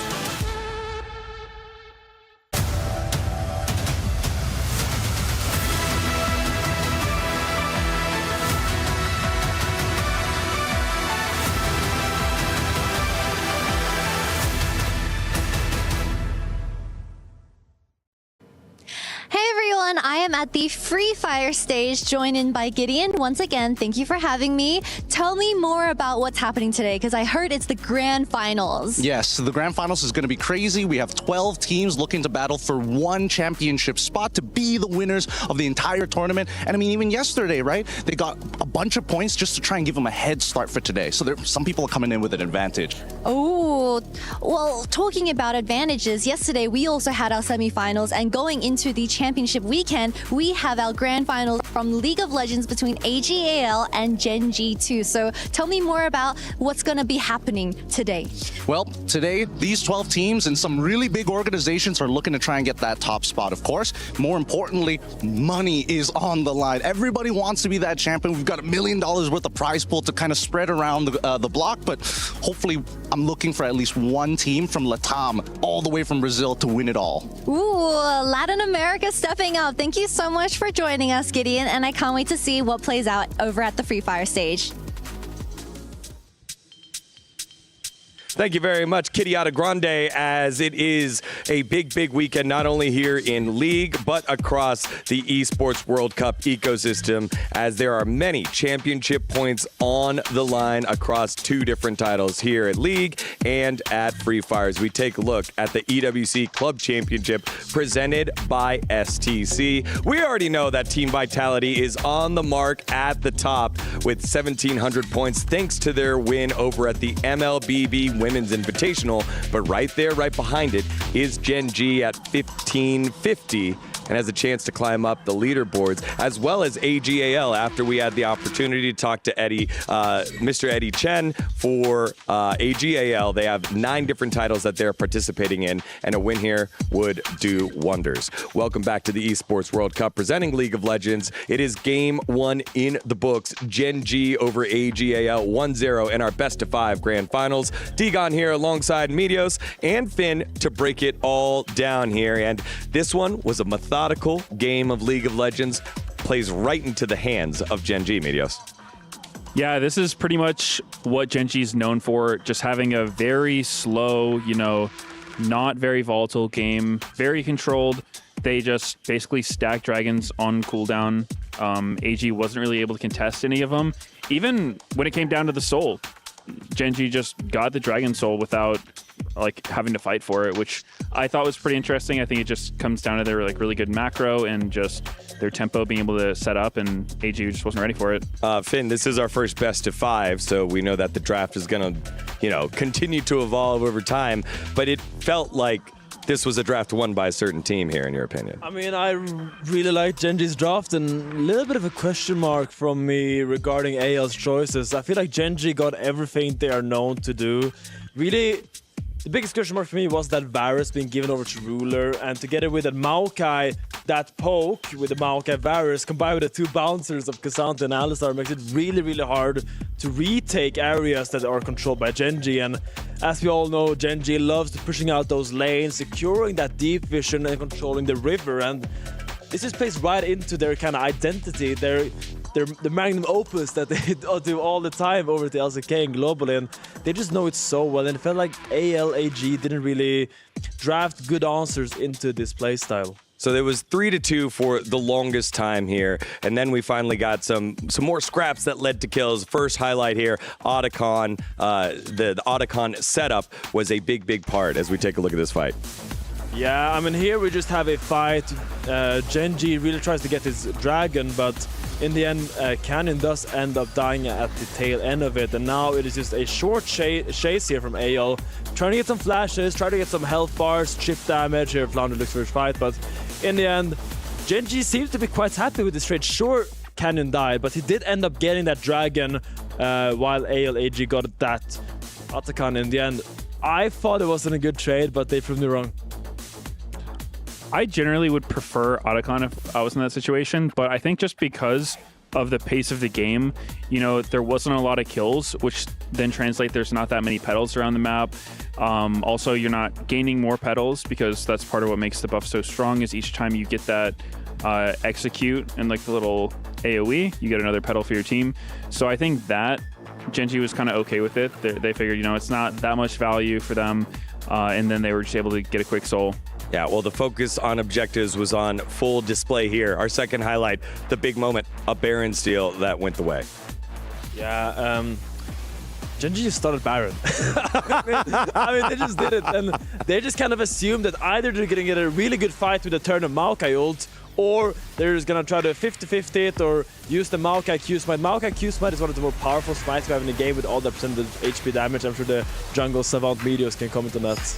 Yeah, I don't blame Gen.G for this one. You know, sometimes when people see a Baron get stolen, it's usually like, oh, you know, why did you start this Baron? Like, why did you let it steal? But I think AG.AL actually had a pretty good setup for the steal.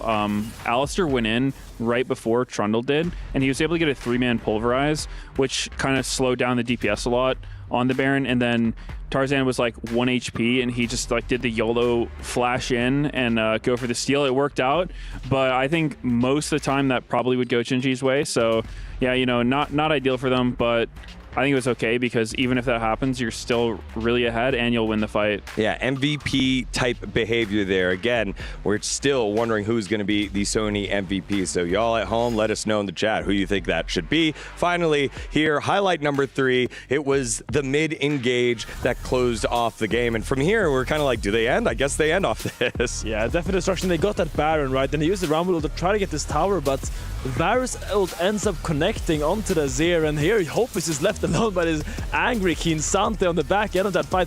They just all leave him. He's like, okay, leave him for the Fishers, he's gonna die, and there Kyle dies as well. A little bit overzealous by AL to go for the tier 1. I think they really felt threatened that they had to use that Baron to get something, and the mid tier 1 usually can get, but good defense by Gen.G and not giving them a single inch. Yeah, I think that would kind of showed how comfortable Gen.G was engaging from multiple angles. Like you mentioned, the Varus ult hit his ear. The same time, Maokai ult's coming in on everybody. Keen, I think it was a teleport flank, but they were able to punish Gen for not having flash because he used it in the previous Baron situation. So just a really good team fight by Gen.G. They didn't really seem bothered that AG.AL got Baron because they knew they could punish. Yeah, and that's the thing about Gen.G, right? They might have made a mistake earlier, but if you make the mistake, you step up too far, they always find a way to make it hurt even more. In this case, it ended up costing the game. You got some lives come back in line straight from the fountain, and they try to do like a 1v5 defend, a 2v5 defense, and eventually the chain dying ended up being game number 1 in the hands of Gen.G. So let's turn our focus here to game number 2, gentlemen. Draft-wise, very Gen.G sided. It felt like getting Varus, getting the Maokai, something that they're all comfortable in, comfort picks for them to play their style. That's not the game plan here for AG.AL as they now shift on over to the blue side, Finn. Yeah, man, I feel like AG.AL, they really thrive when they can just take fights, no matter, like, I think they thrive when all of the players, or at least most of the players in the team, can kind of start fights, get them going. It felt like they were kind of running into the wall that it was Gen.G. They were like banking on it, banging on it, but they just couldn't really get any progress, and I would love to see a little bit more proactiveness balance in their draft, give them like some more skirmish-heavy champions, try to include Flandre more. He was kind of stuck on his Rumble, he was catching waves in the swaps and couldn't really get into it. Same with Tarzan, he was also, I just felt difficult for them to get a foot in. I would love to see something a bit more engaged, or at least something that really focuses on these team fights, because I think that is where AG can actually beat Gen.G. Yeah, we saw the top side for AG.AL that game was Rumble, Trundle, Azir, which doesn't really have much hard CC. A lot of the time when people play those top side drafts, we've seen it with Braum, someone who just has really good lockdown, who can keep the other team from being able to kite. And one thing I would be a little bit concerned about for AG.AL is they did actually lose with Trundle, who's one of the strongest early game duelists. And that's kind of a big deal, because I think when you have a matchup between two really good junglers, being able to get the most out of your early game champions is going to be a pretty big deal. So the Maokai was able to neutralize it. You know, you just have phase rush, you build AP, you're not really a great subjugate target. It's hard for Trundle to really do anything to you. You just kind of avoid him the whole game. You make it so if they face check a bush, they take, 15-20% of their health from a sapling, and it's just super annoying. So I agree. I think AG.AL will probably try to get more engaged in their comp, just some inevitable team fighting champions, maybe stuff that can dive. And I think for them, they'll really try to up the pace of the game, because I think these like slow, low kill games are so much in Gen.G's favor. Yeah, Gen.G's not afraid to scrap, but that's not their normal setting. We got to see it on full display here in game number 1. I want to talk about MVP frontrunners here for both squads, right? We did have the steal. We know that Tarzan's had a good run. Flandre has won the daily MVP over the last several days. On the opposite side, Keen has been leading the line. You just brought up Canyon with his itemization in this matchup specifically. Chovy, Duro. You could hear CEO Arnold calling out Duro getting his plaudits. Who do you have as your front runners for both squads here, Finn? This is so difficult, because I think for AG.AL it's been quite easy this tournament. For me, it's been Tarzan and Flandre that really has been the front runners. But when I look over at Gen.G, it's like, wow. It's really hard to pinpoint one individual in this team. It's just such a well-oiled machine. Yeah. And they're all different cogs, and they all twist and turn in their own ways. And it's really hard to highlight individual players. I think for me, it's going to come down to whoever has a standout series now in the finals. And for me, it's a little bit early to say, but really like what I've seen from Chovy on the own. Really like what I've seen from Duro. And honestly, Keen has had a great tournament as well. It's so hard to say. I think I would have to go with Keen as well. I think he's just looked so solid.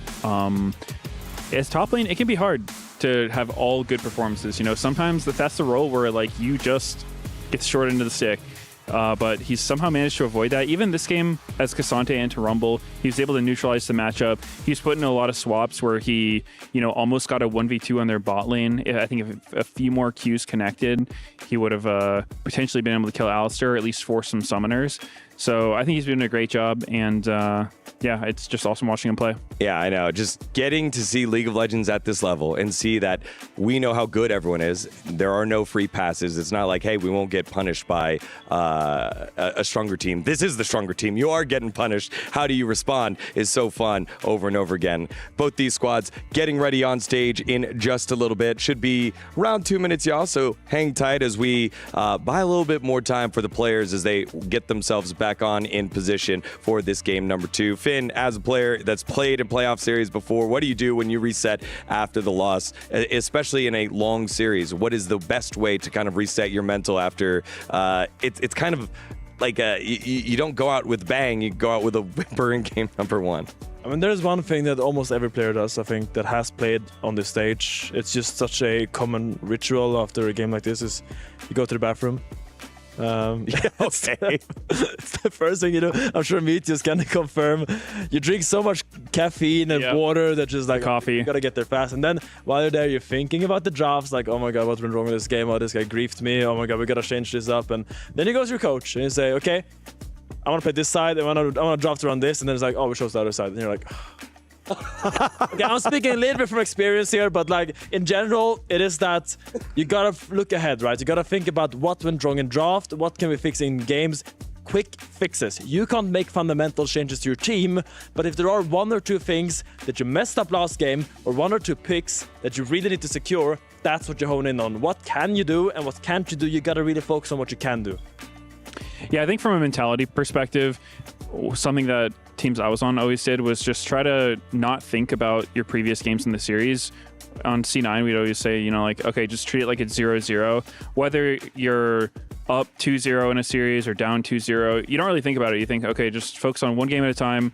Don't worry too much about what's happened. I think with Fearless, there's probably a little bit more to it just because the draft is such a interesting part of the game. I think you're probably thinking about, what's available this next game, what do we want to play, and also what do we want to play into, because any given champion is only going to be available once per series, and it's like, do we want this on our team or do we want to give it to them and then try to counter it? So I think there's a lot going on there that people are probably thinking about, but ultimately you just have to not think about the games beforehand, especially if you lose, because I could see AG.AL being kind of antsy after that last game, right? It was like Gen.G just sort of choked them out. It didn't seem like they had a lot of opportunities to play the game, which can be really frustrating, but you just have to forget about it, just go into a game with a fresh mind and, play how you know how to play. Yeah, and when I think about last year's tournament in 2024 here at the Esports World Cup compared to this year, it was a 3-1 in the grand finals, T1 over TES.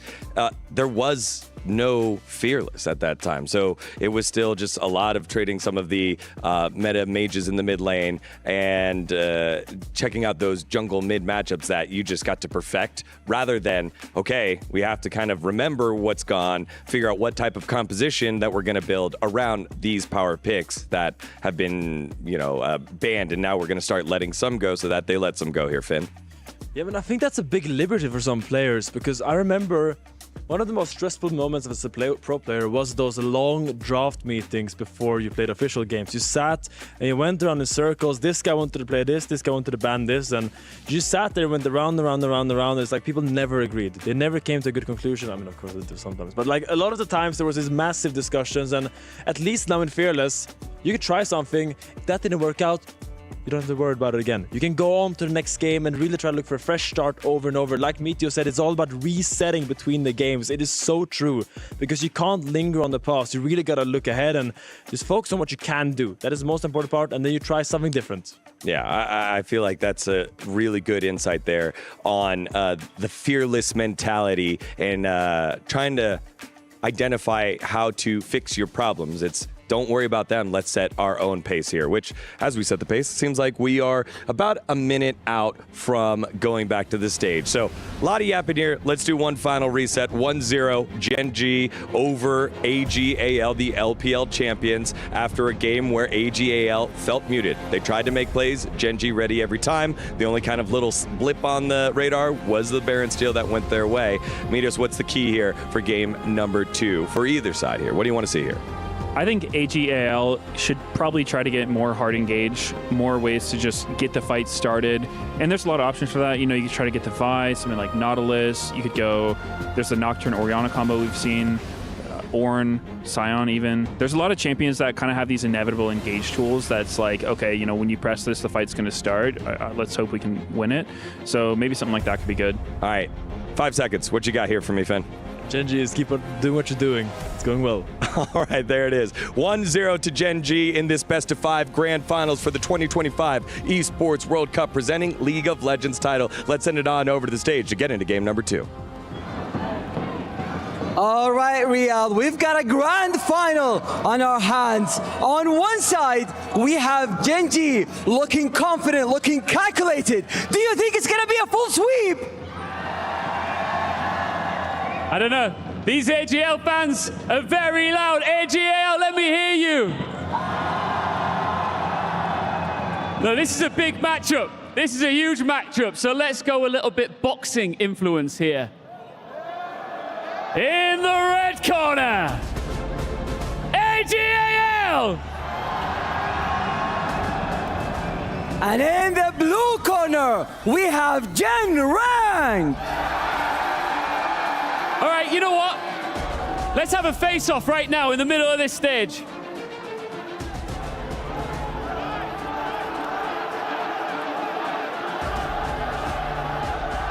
Who's gonna take it?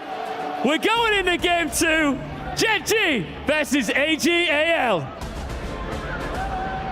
Oh my goodness, what an incredible matchup here between Panda and Tiger. I know if this was, the Wilds, I know where my money would be. but you never really know. You can't count them out, even though they lost game 1. See how the Pandas are going to perform. Welcome back, guys. We are ready for game number 2. Although maybe like game number 1.5 as we see the result between Tiger and Panda. What do you think, guys? Who takes it? Just given how Tigers and Pandas work, I'm going to have to favor the Tiger. Although, in terms of the two mascots, I think it might be a draw. I feel like they're pretty evenly I thought matched. you were going to say, just give it to the General. Just give it to the General. I mean, game 1 was such a stomp. It's really the onus now on AG.AL to say, okay, we've got blue side now. We're going to have a better draft. We're going to draft more hardened games like Medios was talking about. We're going to lead the pace of this game because game 1, it kind of felt like they were just being dragged along, but Gen.G got to decide where we were going. I think the Vi is 100% going to be banned by Gen.G. The Talia stocks are going up. So, Pantheon will probably be the 3rd ban on red side for Gen.G. And the identity of the draft we'll see here for AG.AL is what I'm most curious about because it does seem like those are the obvious bans right now with what was taken in game 1. The Varus is gone, but otherwise kind of an unusual draft for Gen.G. So there's the Pantheon. I imagine Vi will be 2nd. We'll see whether the Xayah continues to get banned as well, as that could just be taken away here on the blue side. You have a little bit more flexibility. Instead, the Nico is going to be taken away. Something I've been looking at a lot recently, last couple of days, has been the Lucian Braum as well. We saw that Ruler and Duro went to that in game 3 against G2, and then we just saw that T1 were willing to pull it out very early up against G2 in the 3rd and 4th place match. So could be something they look towards. I don't know if it'll come out this early, and as I'm saying that, we are going to get Lucian actually banned from the red side. So certainly the power level of that duo has been going up. Yeah, that's really interesting. Something that we were talking about and Atlas was mentioning a lot is the fact that now that Trundle is gone, a lot of these tank picks also really rise in priority. The Sion, the Ornn are a lot more viable to play in the top lane. With the Gwen ban here, that could be something that AG.AL is looking for here potentially, perhaps in their 2nd rotation. The Talia I was talking about is banned away. Vi is still up though, and I feel like it's so incredibly powerful with so many different types of compositions here. I would be surprised if Gen.G let AG.AL have it. Yeah, that's certainly a big pick. It hasn't found the same level of success as we've seen for the rest of this year, right? Like Vi has been pretty much permaban status globally until, I guess, MSI, where we saw some smatterings of it. And that's kind of what Gen.G feel as well. The Wukong is what's going to be taken away from Tarzan here. And will it just be the Vi lock-in? Of course, I think on red side, you feel a little bit better because you can pick a 1-2 punch with the Vi, if they don't take it, then you get Vi Ahri, Yeah. And it's just so scary. I feel like it's mandatory because of that, right? You don't want to give Gen.G that 1-2 punch, and they will take it here straight away. One of the best options into the Vi can be the Xayah at times, but we already see that Rakan was selected earlier by Duro, so that's Fearless ban. So maybe Ezreal? Do they want to go towards that Ezreal? You don't have to pick it here, but definitely getting something that has a decent amount of safety is a good idea. Senna, another choice if you want to get a big front line and then you have huge amounts of range and just try to play the scaling option and just try to avoid early fights. But that does mean that AG.AL immediately, even just after seeing these first couple of picks, could have some good early tempo in this game. Yeah, it's certainly the opposite of Ezreal in terms of safety. Very risky pick here. And a blind Galio. Galio has been so successful this tournament. We've seen it blind and still find success. Especially Chovy's Galio has been so incredibly good. His catch on Hansama defined the end of that series yesterday in the semifinals. So gonna just lock this one in, and it looks like it will be into the Annie rather than the Ahri here for Shanks. Yep, of course, similar idea of you're going to have a fair bit of damage in between those two, hold them in position, and then allow that layering CC to come down. So will still be a lot of mid-jungle power, but I do feel like Galio answers Vi really well, right? Like, she presses R on someone, and then you press R on them, and she has to stay there in that big circle of being knocked up, and that's not a whole lot of fun. Shanks, what are we going to be picking here to round out the first round of picks here for AG.AL?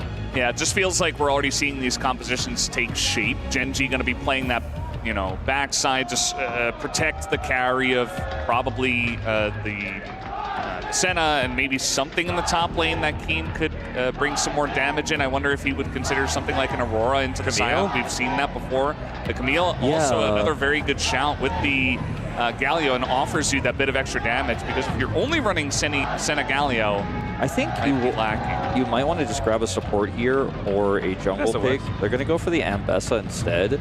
This is both a decent amount of frontline for this Senna, but also an aggressive pick into this Scion. I feel like Gen.G would have been very happy themselves to get the Scion, because the mid laner here isn't a ton of consistent damage. It's just engage only, and the Senna would have been really safe if they had that Scion. So I think that's a nice pick away here, but it's a good answer from Keen.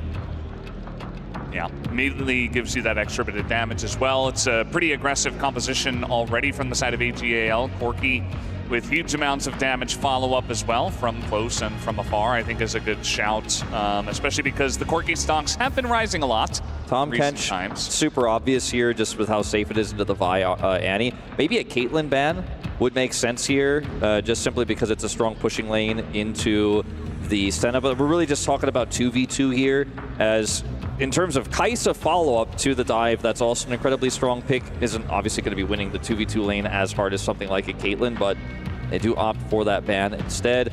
I don't think we're going to see a Thresh here. You know, there's no other real safe pick for Duro to play with this Senna. What about Blitzcrank is what we always just want to say when it comes to this guy. But the Skarner ban, actually kind of interesting, as of course we are still looking for Canyon's pick. The jungler already locked in, as Tarzan does have the Vi.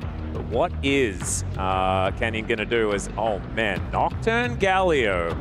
That's a little scary as well, as the semi-globals are continuing to pile in, because you got Dawning Shadow to layer on top of everything at the same time. So Gen.G able to sort of turn on a dime to decide who they want to kill, and that just might be a Jinx at the start of these fights. A dangerous Jinx angle here, gentlemen. Yeah, I feel like the Nocturne was in part to just deny the Jinx. Obviously it can be really good into dive as well, just because you turn the lights on and then it becomes really hard to coordinate those fights and set up those Annie stuns after the Vi ult goes in, and then you can re-engage. But Jinx, so powerful in the lane, and if you get any pick onto any target, it doesn't even have to be the Senna, it could be onto an ulting Nocturne, it could be onto a Galio that gets caught, or an Ambessa who's just a little bit too far forward, then the Jinx will absolutely carry those late game fights.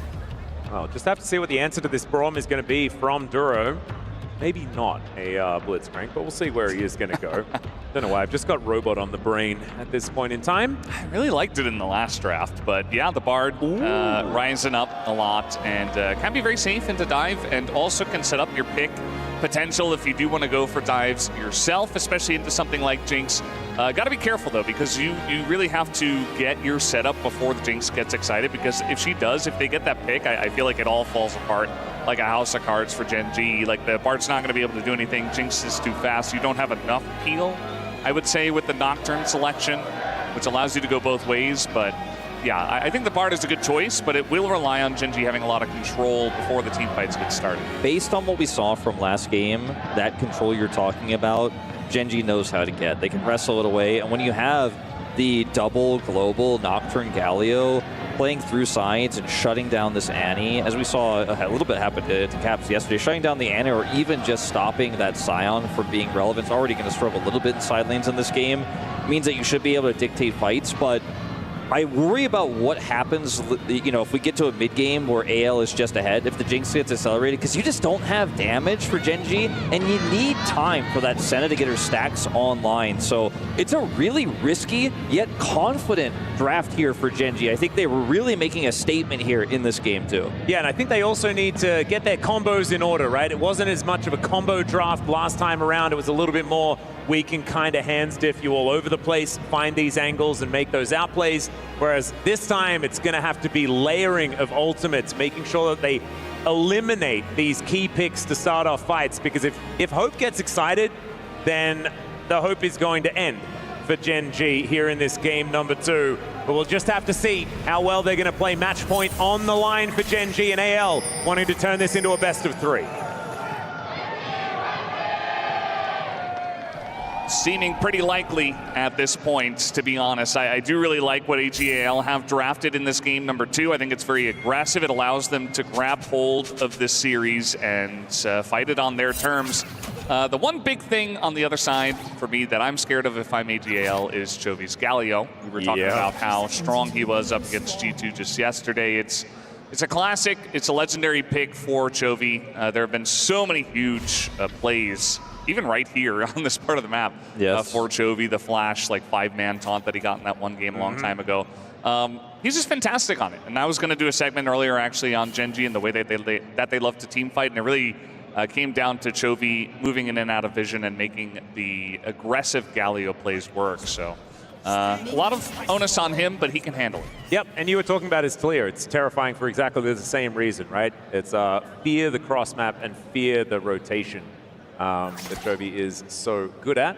Him and a lot of his other mid lane counterparts in the LCK are known for that sort of style of play, and something that Chovy has really developed over the last few years. I'm not, it's not the type of draft where I feel like the Bard ult is necessarily going to be game defining. It certainly can stall things out or turn a 5v5 into 5v3 for a minute for you to get into position, do some additional damage.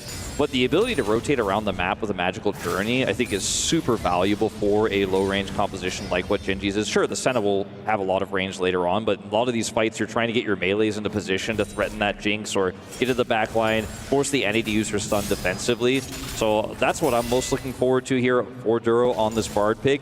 There's a lot of inherent risk with this pick, though, because if you fall behind, you're a squishy support that's going to struggle to get vision into this dive pop with the Vi. That will just blow you up if you ever show your face. If you ever have face check, if you ever try to go towards an objective you don't have control of, there just really isn't a recourse for the Bard that's going to get blown up because he's so squishy. Yeah, sort of does feel a bit unforgiving as we have a look at where these lanes are situated right now. Flandre on this Sion having a real good time at this point in the game. I believe we saw this matchup previously and it didn't look quite this good for the Sion here at EWC, but still very, very early into the game, so things could certainly turn around for Keen, where he's going to be having a bit of damage onus on himself. Those are 2 items he needs to get to as soon as possible to make sure that he is going to be a threat heading towards that back line. And you guys have been singing the praises of AL's comp, and I just kind of want to echo it. I love how well it sort of bridges towards late game with the last few picks that they lock in, because it was quite late that you got the Jinx and the Sion into this composition, which allows them to teamfight really effectively, just front to back into Gen.G with their sort of fancy combo composition that they have here. Will certainly be still difficult, but it's just AL playing some pretty classic League of Legends and setting themselves up for it with some pretty good picks for the situation. Here's the lane swap. This is what we've got very used to. Yeah, look at the timing of this. Hope catches this gigantic wave. It's just kind of almost funneled into him, right? It's like the Sion sets up a giant pushing wave into him. Right after he gets a cull. He's right after he gets the cull. Into 3 cull stacks. Yeah. Oh, God.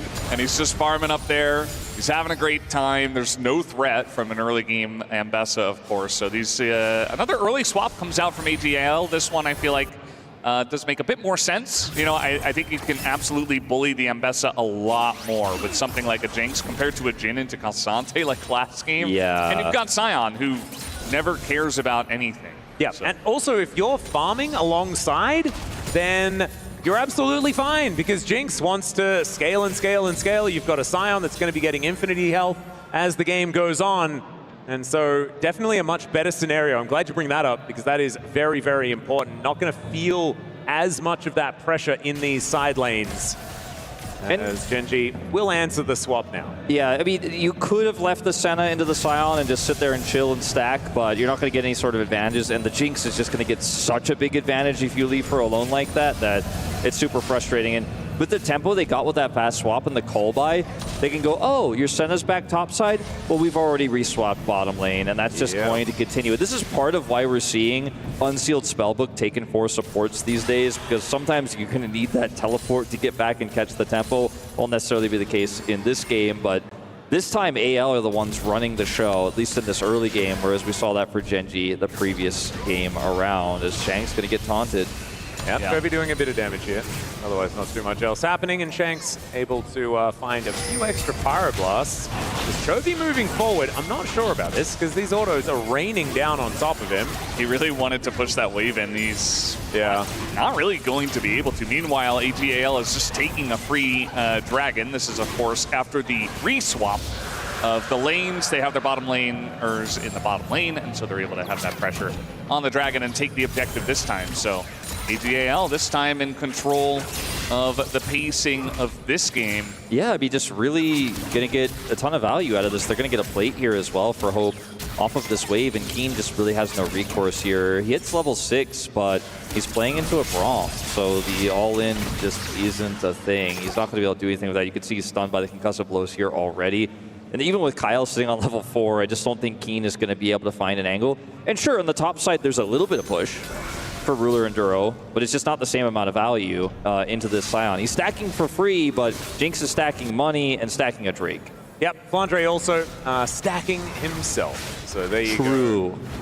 There are sort of stacks all over the place here. Is Canyon looking to steal away some jungle? Will do so. Tarzan just going to move out of the way. Bit of an El Clasico as far as the LCK history is concerned. Wait a minute. Canyon and Tarzan, as Shanks could be in trouble. The exhaust comes down, and you know what he does? The walk quickly strategy, utilizing that phase rush to get him to safety. It's beautiful. Yeah, I think that was a bit overzealous on the play. It's Annie who's got stuns, has flash, and phase rush here. Duro just really wanted to cycle through the summoners. It was fine. Yeah, I guess so. At the end of the day, they don't spend a whole lot to do that. But yeah, unless you've got heaps of CC, you're not going to be locking down this Annie anytime soon. And it was just Galio at that point in time. Canyon is level 6 at least, so maybe he can look for a play soon. Shanks was also so well positioned there. Like, he wasn't really vulnerable. You know, Canyon ults, he just walks under the turret, doesn't care. There's a really opportunistic attempt there by Gen.G. And if this is like a Leona or a hard engaged support, maybe you could have made something happen with Chovy looking for the taunt, but instead Shanks is just like, all right, nice try, I suppose. Yep, and so the result of this early game is one objective, one Dragon going over to AG.AL, and Gen.G being able to utilize some of these swaps in order to get a bit of a farm advantage. That is about all we can really say. Most of that money is on Keen. It was done well as this Ambessa, but we know Scion doesn't necessarily need that much money. He will still just be a body that they can put in front of a Jinx to hopefully soak the damage so she can kill everyone, right? Like, we'll still do what it says on the tin, as we like to say. Void Grubs have popped up here as Canyon looking to get something done here towards this top side. Paranoia at the ready. Yeah, I'll say that this Nocturne at this point in the game, you don't have a lot of setup. You can't really gank the Annie. You cannot do anything with the Bard in the top lane. So you're just level 6 and you're kind of just hanging out. Because you can't gank the Scion, obviously. So he would love to do the objective, but AL, again, they're in control of this river at the moment, and Duro's just magical journeying away from this fight for now. If they can get in there, though, this could be a pretty good angle for Chovy. Canyon can place that gargoyle wherever he wants. I mean, I just don't think Gen.G really need to fight for these grubs at such a risky point in the game, because it could just open things up super hard against them. And if they get grubs, like, it's an Ambessa. If the Scion gets grubs or the Annie gets grubs, it's an Annie or a Scion, right? I like playing it slow like this, looking for the later TP here from Chovy, and just slow playing it. I thought for a moment they were going to try to hard force with a Nocturnal, which I think would have been a huge mistake. Just try to win the war of attrition with the Senna. Even in the early game, you can actually kind of just chip away at those health bars and win out, and that's exactly what they're going to do. Late TP here from Shanks, though. A bit late for the contest, but they could look for a big stun. Well, Magical Journey just gets you out so comfortably. Yeah. So that teleport does come in. Shanks makes it over to the top side, but it is only one measly grub available here for AG.AL. So Gen.G, after this one is finally taken, they will even out even the feat of strength count here between the two squads. And the gold is practically even as well.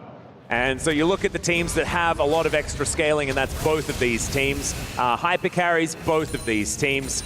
And so I'm feeling like this is an even one at this stage of the game. Gentlemen? Yeah, I would agree with you, Atlas. I think you're onto something here. It's close. It's a very close game. I'm making the hot takes over here. Yeah. Like I said, I just don't think grubs are that important for either team that much. So, blowing the game and tossing it, flipping it, basically at this point would just be such a silly choice to make, especially with Gen.G kind of slowly getting control there. It was a late TP from, to enter the fight from Shanks there and didn't end up leading to a fight because of the magical journey. You can see what the value of the Bard is there. But because he commits that, he loses a plate here bottom side right. We'll lose some farm because he doesn't have the TP anymore. Keen getting an advantage there. So small victories here for Gen.G. They have a very slight lead. But this game is by no means really in their favor right now. We're going to have to wait and see what that first team fight looks like. The second Drake is up here. You can see Gen.G are slowly grouping down towards that bottom side of the map. Chovy does not have TP to join the fight, but he can, of course, if he can traverse some of the map, ult in. See whether he does do that. I love that little fight towards the top lane. It really did epitomize this whole game, which is pretty much meaningless damage and jostling for position. As Keen does get his fangs into Shanks here. Does do a decent amount in that trade. The Eclipse has been completed. A big spike, actually, for Keen on this Ambessa. Freshly teleported into this lane with that power spike. And Gen.G thinking that they can utilize that to try and take down this Dragon Ruler. Not able to quite find the snare, but the Dragon, it goes down. Yeah, double snipe working out really nicely here as in goes Tarzan. And off go the lights. The public execution will avoid the cease and desist. And first blood goes over to Canyon, and it's not going to end there as the Braum shortly to follow. Canyon looking to continue this fight. His feats of warfare is Keen in the backline, and Gen.G, they just tear them apart. Chovy wasn't even there.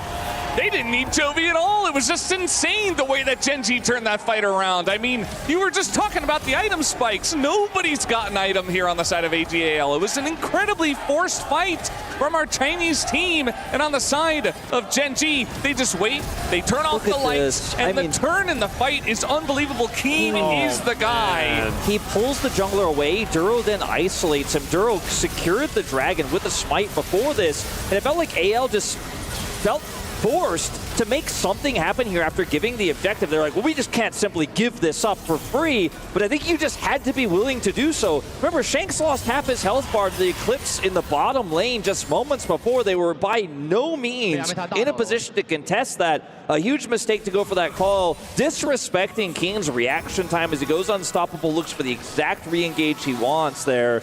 And the Duro catches the Vi with his ult. I mean, how more well played could that have been for Gen.G, and how much more risky could it have been for AL? Well, like, AL could have hit, like, Tarzan doesn't need to go for the only guy that has Unstoppable in his kit, right?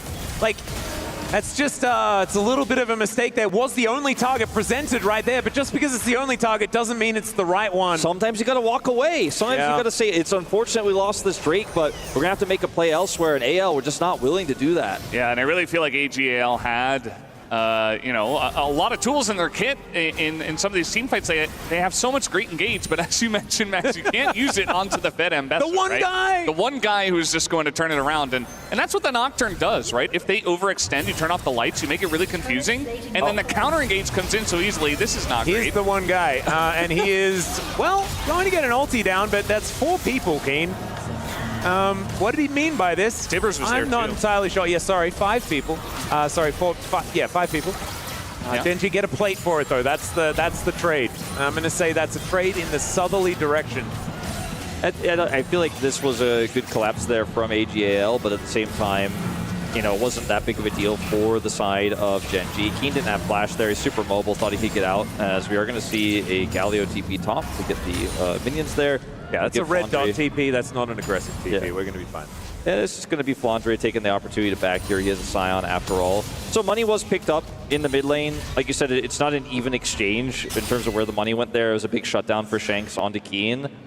But they're going to need a lot more than that. Just a pick on the Ambessa before anything is really relevant. Like, they couldn't turn it into an objective fight isn't going to matter. But still, every little piece of gold you can get is significant. Very true. Once again, Keen just going to be face-checking a brush and loses out on that trade against Flandre. But Flandre not going to be able to offer enough in order to deter him from continuing to lane. So it should be fine here for the Ambessa as he moves down to put pressure on the bottom side.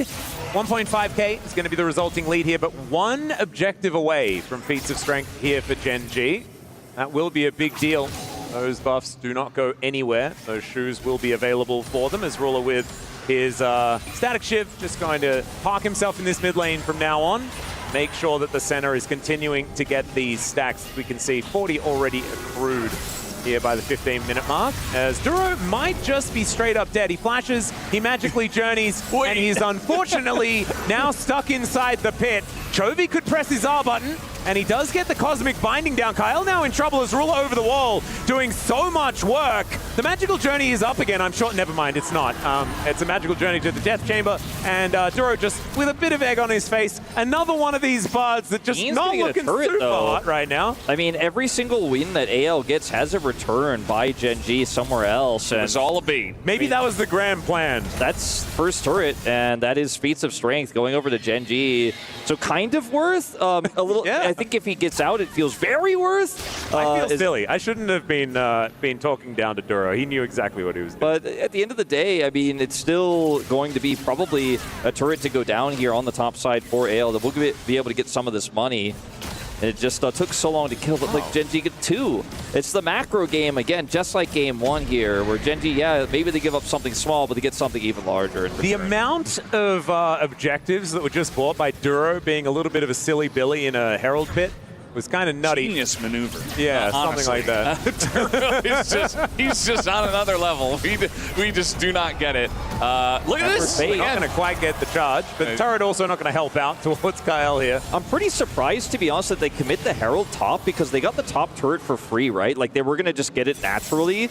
And then they wanted to double down because Dragon's up, which, by the way, also goes to Gen.G with the bottom side control also, they had. Shielding and healing with this composition, actually kind of legit. They could have just tried to transition that top side play into a mid Herald drop to pull Gen.G off of the Dragon or look for some chip damage to the turret. Instead, they just fully sent it topside, and then Duro's like, well, I mean, I do have this really cool ult, and I'm just not even going to let you get the charge, so very low value play, unfortunately, for AL, again, in comparison to what Gen.G got on the map. Yeah, I mean, if you guys were watching the first series of the day, which I'm sure you two guys were. We were here, yeah. But yeah, it was incredible how Kerio was able to just neutralize so many of the plays of G2 with his Bard, and I feel like Duro, obviously, you know, the bait play into the Rift Herald pit, maybe not on purpose, but it worked out for Gen.G, and also he's doing the same thing, right? He's going to have his ultimate for these hard engages from AG.AL. He has the Redemption. The Chemtech Soul is coming in. They're going to be stacking those. The heal from the Redemption is going to be huge, and from the Senna as well. It feels like Duro's game is kind of panned out. He knows exactly what he has to do in this game. As long as he doesn't get caught out in those weird spots, again, he should be just fine and in a great spot to help out his team. Yep, Ruler also in a really good position right now. Rapid Fire Cannon now completed, does have the Swifties done as well, so actually a lot safer than he was previously with all the extra movement speed, what from his 2 first items and the shoes. As Flash actually has to be invested here by Hope, because he would have been set up for the Cosmic Binding after that ulti wears off. So Gen.G really scaring AG.AL right now. That's your main target. You know, you were hitting the nail on the head. You're thinking exactly the same thing I was. Like, Ruler's on 2 items now. He's stacking really well. He's at 56 here at 18.5 minutes. Now your Jinx opponent doesn't have Flash. Ooh, Spell Shield not quite working out here. Is Canyon going to be very early ulting. Heroic entrance to come down here. Is Canyon getting into that backline? And there's a public execution. The Bard is dead yet again, but they traded for the buy here. Ruler not quite able to auto attack though in this fight as the Winds of War are so scary, and Keen wanting to kill even more of these AG.AL members, but they are going to be playing it real slow, actually letting them kite back and just moving towards the next objective on the map, which will be Arakan spawning in a minute's time. Yeah, it's kind of funny, you know, there wasn't any objective on the map. Both these teams are sending all 5 of their members to join this fight. It feels like finally AG.AL are stepping up to Gen.G, who very aggressively try to take control of the map with their vision, as we saw in game 1. And now we got Shanks in trouble. He really is. Justice Punch going to connect as Ruler doesn't quite find the snare, but it doesn't matter because he finds the auto attacks, and that is going to be Chovy locking that kill down.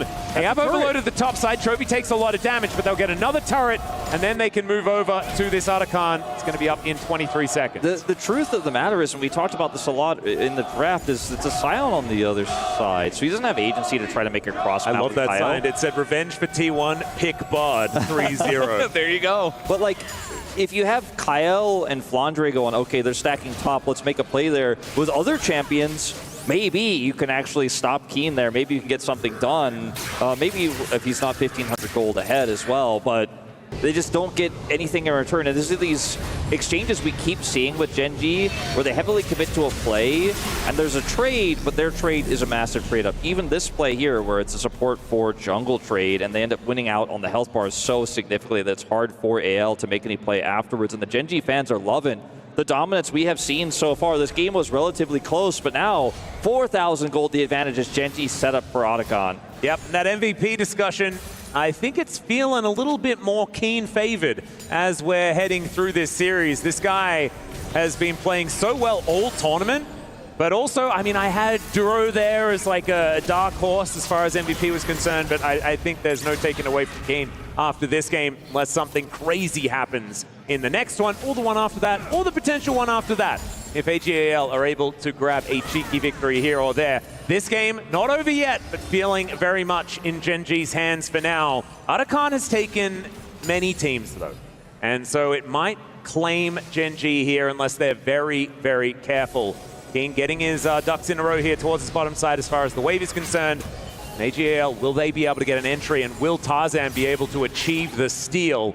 This is indeed started. Shanks is basically the main character for setting up that first pick here for Hope to get the reset. But Gen.G have all of their ultimates, and they have a Nocturne composition. It's really tough for AG.AL to play this up, but they can't just walk away and go, well, we'll side lane. Not with this composition. So Gen.G really have them here between a rock and a hard place. I don't use that phrase too much anymore, but like, what do you do, Kyle? Well, you get taunted just a little bit here. He throws out the ulti. The door has worn off, but it did its job. And so Kyle is going to be alive, but maybe the Otacon is not. As Chovy just being a bodyguard here alongside Duro. Feels like Tarzan finding the brush. And yeah, I don't, like Chovy's so incredibly tanky. They're just not letting Tarzan get over here. It is still relatively healthy, and into the backline goes Flandre, but they hold him at bay. It's Canyon that's dealing with it. He gets scared as now the Dawning Shadow to lock down the Braum, and Keen just goes golden with the help of the Tempered Fate, and now they're in the blender. Now they're taking down an AL and just getting decimated. Fight after fight here in game 2. Oh my goodness, that could not have gone better for Gen.G if they had asked for it. That was incredible. Keen once again sets it up right onto Kyle. The follow-up from the Nocturne, and the Galio is there, and Duro's ultimate perfectly timed for Chovy to taunt them all and knock them down. These Gen.G keep-away comps are just so insane. We saw it with the Maokai last game, but look at this. They deny Flandre entry. Hope is so far away from any of these targets, so Kyle gets caught here, suppressed, right? The follow-up Galio ult on top of the Tempered Fate means double taunt, and then Hope, guess what? Now that he's isolated, he is destroyed. Sure, he gets one kill in exchange, but the whole team is wiped when he's excited. Down he goes. It's just Gen.G crushing them, dominating them. The combos that you were asking for, Atlas, are we going to have to see them? It's going to be a little bit trickier to pull this comp off than game 1. And the answer is Gen.G 100% can pull it off. And I have to say, as far as compositions that utilize Tempered Fate well, this is a really good one, right? Like the Galio lands, you see doesn't get the knockups, but then you are freely able to position the easiest taunt of your life for after they get out of that stasis. The setup here, if you can hold them in position, is just insane. And they don't even start the fight off with the Nocturnal. Most Nocturne comps start that way. They end it that way. You have no peel anymore, Hope. I'm just going to go right on top of you and kill you. The fight is already over. And Gen.G now looking for soul point here. And taking Otacon, that felt impossible, but this, they won't even try. No. Yeah, I feel like the Braum in this composition was meant to try to help the Jinx not get absolutely bullied like that, but I feel like when you have so many abilities and champions that just go over the top of the Braum and do not care at all about the Braum, like think about the Galio, the Nocturne, you're not even interacting with the champion really outside of being in melee range. It just feels like that Braum is falling very short, and maybe they should have gone for something a bit more aggressive just to really all in on that engaged composition. But yeah, you guys were talking about it. I mean, a lot of these champions go both ways. The Bard sets up either the defensive ultimate or it sets up the Galio perfectly. Same with both the Galio and the Nocturne themselves. Yeah, and the start of that fight as well, just to go back to it again, like Canyon's spell shield to make sure that Sion is completely worthless. It's like they just have every answer for what AG.AL are trying to do in this game, and it's making things really, really difficult for the LPL squad. 5,000 gold plus is going to be the advantage here as, teleport to come in. Tempered Fate doing nothing this time as there is the heroic entrance to also not find the angle, but in goes Keen, and Hope is dead. Flandre now just getting destroyed, finds a nice double knockup, but Keen is just running amok. They are way too distracted in that backline, and even though a whole bunch of buttons go missing, it does not matter. Gen.G is still just going to wander over to a Baron. I mean, AG.AL just trying to fight for Prio, and they're losing control on top side. Chovy's pushing their Shanks. It's like, I got a TP top to defend my turret. The second he goes, Keen teleports on the flank, and he's like, you guys want to contest for Prio? I am right into your backline, and Hope dies a third time in this game, blown up, unable to get excited, unable to be that scaling Jinx that their comp so desperately needs, and Gen.G will take a Baron. I don't know if you guys saw it, but Duro's double binding in that backline after the flash from Hope. It really just snuffed out the hope of AG.AL in that team fight. And yes, at this point, you know, Gen.G, they pick up the Baron. They're very far ahead, but this was kind of the last hope of AG.AL this fight. They try to throw everything at Hope, who does have flash, but look at this. Flash double binding, and then Keen from the left with his own TP gets the perfect angle after Kyle sets him up. You know what would have been really nice is an Annie to peel there, but he went to the top lane, and he was not there as Duro is not there. Very dead. Yeah, Canyon is going to press his R button as well as Mega Cone, thankfully, is going to be here. Shout out to you, Valdez. Utilizing that one for the disengage, but Duro wasn't able to do so. It feels like a bit of Duro giveth and taketh away in this game, and I think the positives do outweigh the negatives as we have a look at the gold. It is cresting 8,000 at 27 minutes, as there is the engage onto Canyon. He's taking a fair bit of damage for Ruler as well. Oh my god, the stacks are really getting higher as Hope is looking for the reset, but he doesn't quite get there. The zap isn't going to land, and now Ruler is dealing with a teddy bear whilst also just murdering them. Redemption comes down, there's the flash in, and Keen says, thanks very much, buddy, I'll take the MVP now, as he picks up the triple kill after all of Ruler's hard work. And I think Gen.G are going to probably add a Nexus to that one. Well, I think that's enough response. Ruler is 1v4ing plus Tibbers, not caring, kiting it out, waiting for Keen to find that ult angle. He has flash as well. And so close to an excited Jinx for so many of those moments, but it just wasn't meant to be. And Gen.G, their most dominant series of the tournament so far, maybe the last one, the one where they lift the trophy, now up 2-0. Yeah, this is the best that they've looked all tournament long. And Gen.G, one Nexus turn and a Nexus away from winning this, as there is the route onto Tarzan. Ruler is going to be able to take that one. Tempered Fate just to single out Shanks, as we have Senior Bear Tibbers, but unfortunately it hasn't done enough, as it's a triple for Ruler this time. The Quadra comes in, and he'll be able to take down the Nexus after one-upping Keen, at least after the last little skirmish. Gen.G poised to pick up the title here at match point. Absolutely crushing AG.AL, and they're just one game away from crushing their key as well. It is just insane the form that Gen.G are on tonight. It is not a close series. We had faith, we had hope that AG.AL's comp would be good enough that they could bring it back. We would be tied, and it would be a fun back and forth series. That is not the case tonight. Absolutely incredible performance here by Gen.G. It is time for us to take a short break. We'll see whether AG.AL can pull themselves together, because it needs to be a reverse sweep from them if they want to destroy Gen.G's key here. We are going to go to that short break. We'll see you again soon.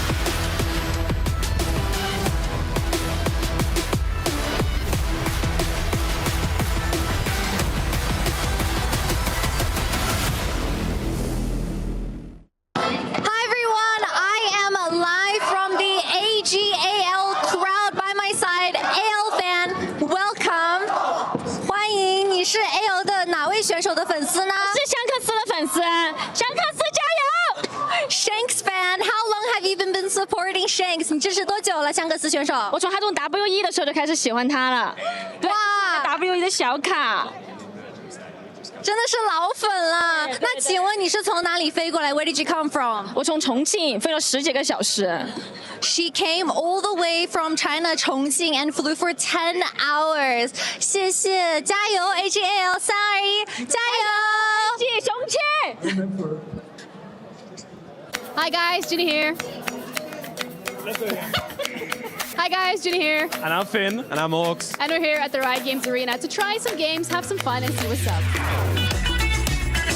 Ginny here and myself and Ox just went up against former retired pro player Finn from the LEC in a 2v1 to see whether or not we could beat him, and we actually could because it was pretty easy.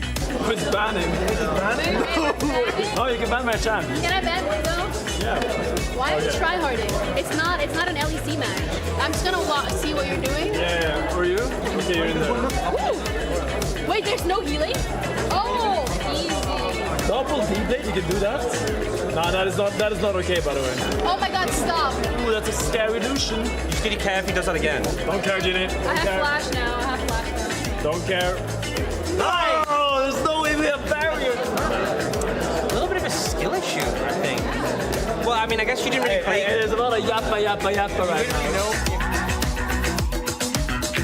Thank you so much. Thank you so much. What's in mine?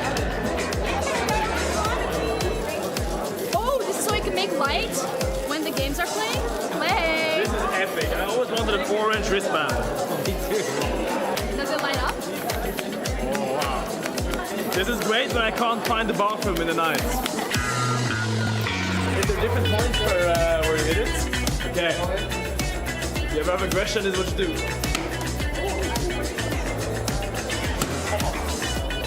Ginny? What was that? Okay, I was distracted by the Timo, okay? Okay, you. That didn't even hurt on him, like. It's not about hurting, it's about hitting the target. Oh, that is the crotch? Was it? I think that's a bingo. Were you supposed to break it?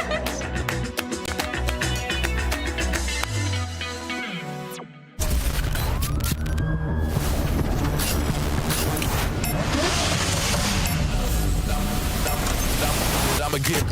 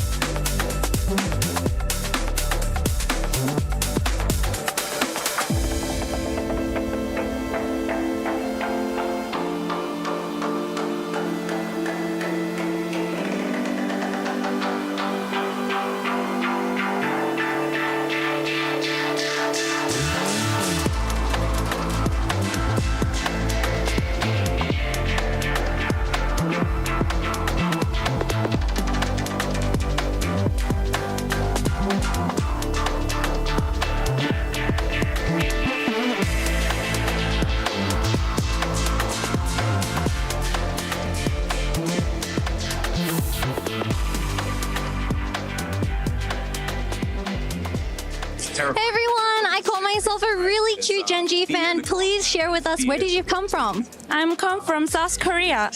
Who's your favorite player from Gen.G? My favorite player is Keen. Do you want to show us your sign? Sign? Yeah. This. Oh, frog. It's a cute frog. This is Jenna. Oh, Keen. Oh, this is Keen. Yes. Super cute. Who do you think is going to be the best player for this series today, Gen.G versus AG.AL? I think it's Chovy. Yes. Thank you so much. Best of luck, Gen.G. Gen.G fighting. Fighting. Sure, the center.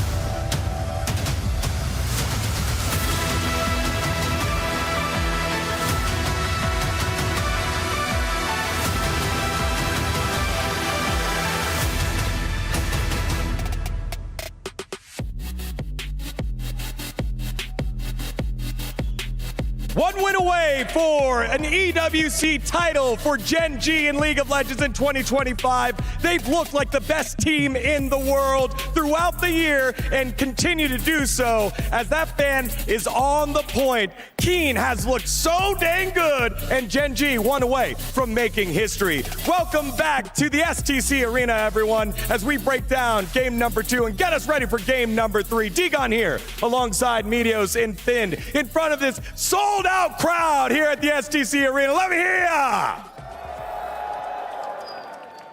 All right, let's get on into it. Game 2, different game plan in terms of the draft, Finn, but still same outcome as AG.AL are trying to find any type of fight, but Gen.G are just constantly finding a way around it. I mean, you heard us on the desk. Game 1, we were a little bit disappointed because AG.AL couldn't find avenues to actually attack Gen.G, couldn't find avenues to engage onto them. So we said, okay, let's draft more engage, and so they did. But Gen.G drafted even more engaged and went even harder in the paint. You see this draft by Gen.G, full dive. That Nocturne Ambessa Galio combo made it so difficult for the carries of AG.AL to put out any damage. Yeah, this was very reminiscent of their third game against G2, where they played the Ambessa Galio combo, and they just looked so good on it.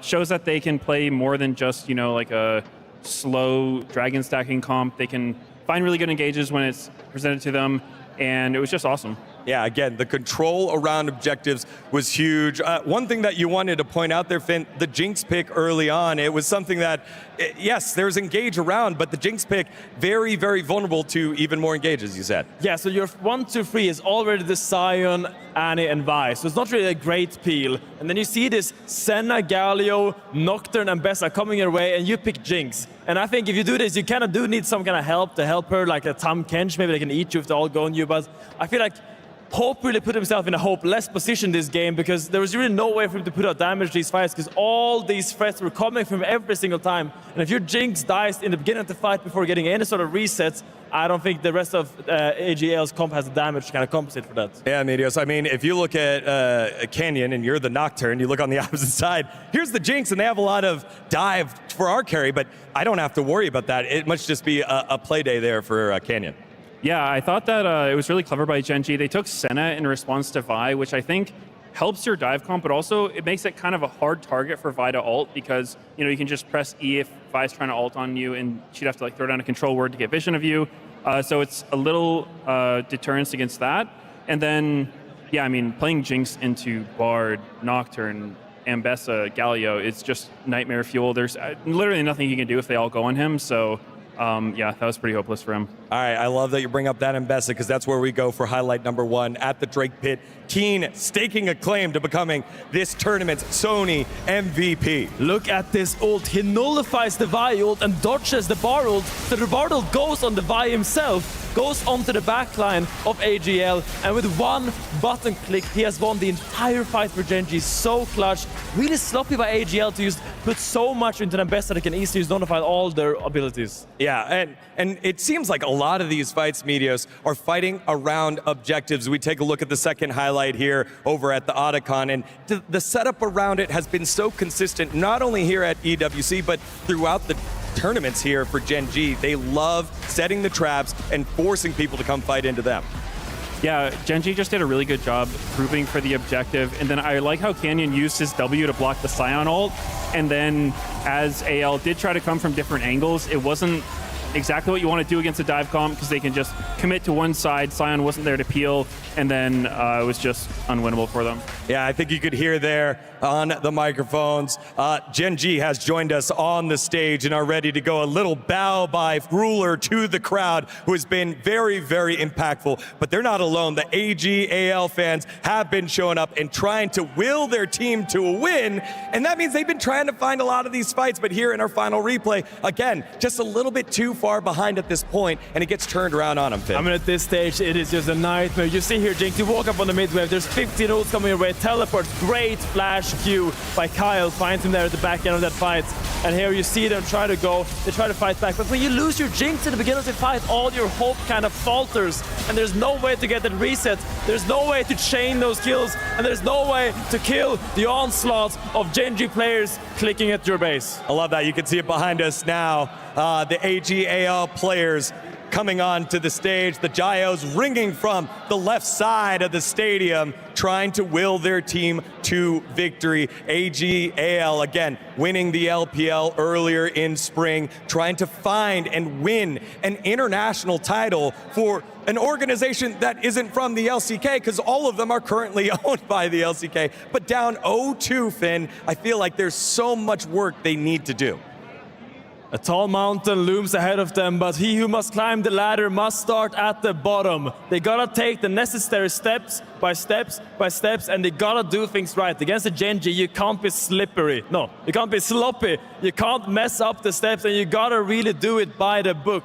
They gotta finish up their objectives. They gotta set them up right, and don't mess up your side lanes, because that is where Gen.G will fight you and punish you. Yeah, these first two games have been pretty one-sided. Gen.G seems to have full control, but I think AG.AL might have some tricks up their sleeve. I know Tabby's just a very good coach. He probably has some draft contingencies ready. So I'm looking forward to it. I hope they can punch back and give us some more games. Love that you bring up Tabe, who's had a lot of success with different organizations in the past. We look at the RNG, we look at BLG. Any team that he's gone to, he's been able to elevate their level of play. He was able to do so with AG.AL earlier in the year during the LPL run, which is why they found the success in their domestic league, able to bring it all the way to MSI, get them a third place, and one game away from toppling T1 to make it to the grand final. Now they're here. They've been able to do it, but they are 0-2 and trying to battle back for the pride of LPL, for the pride of Chinese League of Legends. However, on the opposite side is the most dominant team over the last 2 years in League of Legends, adding to their hardware. Will it be the Esports World Cup for Gen.G, or will we have a game number 3 for AG.AL?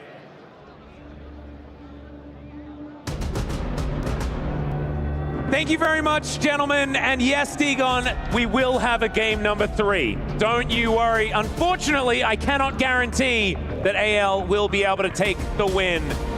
We'll see whether they can, as the reverse sweep will have to start right now. Remember last year at League of Legends at EWC, we had a relatively shaky run for T1, right? They almost lost to Team Liquid. It was super close. They came into a finals against Top Esports, where a lot of people were saying, I don't know, Top Esports has looked a little bit more consistent. And then we had that 3-0 stop. T1 crushed them. Faker lifted the trophy, got the MVP. And it feels like history might repeat itself, albeit with a different team here, in that Gen.G almost lost to G2. You could argue the series were close leading up to this. Sure, they were in control of Game 3, but had things gone a little bit differently, it was definitely a series that G2 could have won. And AL coming this were super consistent, and yet Gen.G has the best performance of this entire week here of League of Legends in the series that matters most. And they're now poised. I think they're favorites to take this 3-0 if they can continue the form. Yeah, I mean, it's just incredible how different they look today. And I think that AG.AL, they need to go back into, you know, the players' lounge and think about what they're going to do to change things up here, because they have not looked like they are on the same level as Gen.G tonight. So you got to do what Chovy did yesterday and say, hey, guys, we're not playing up to our form. We can do better than this. It's not easy, though, because even to us, we are watching Gen.G, and it just looks like they're unstoppable at this point. Maybe as some of the more comfortable picks for Gen.G get taken away, perhaps AG.AL can get something going here in this round. Well, that's exactly the time that it is. The Gwen is going to remain permanently banned. The Pantheon is also going to do the same thing, as there is that Skarner ban coming in. A lot of respect for Canyon's Skarner so far this tournament. And Wolf, you brought us back to what happened last year at EWC. It was a very disappointing tournament for Gen.G. I think a lot of people probably even forgot they were there because they left so incredibly quickly. Yeah. This time around, something to prove. Saying, no, this time, this year, it is ours. And assuming, one game away. Assuming they win that third game, Keen is definitely the front runner for MVP, I would say, for this finals. And he was the one who said he was most disappointed by their performance last year. So a lot of storylines colliding here. And AG.AL, they were so close to moving on to the finals at MSI. It's so close to actually having that opportunity to win that international title. It felt like coming into this, they had the momentum. And it is just completely gone now. This will be their last side selection game of the series, regardless what happens. So we have the Pantheon gone. Nico's gone here. Skarner banned again. We'll see what that first pick is going to be with the Rise here. Yeah. Talia, I feel like, is the safest one. Yeah, it almost feels like bait, right? Banning away the Rise, like, do it. Because if they don't, then it's likely that Chovy will just snap it up. Yeah, I mean, you can't give Chovy Talia. I mean, in its current form, maybe, because in the scrims, in the games we've seen, like, it doesn't feel like Talia is as dominant as it used to be, but it's a dangerous proposition to give that over to Chovy. And they first pick That's first pick Rel, yeah.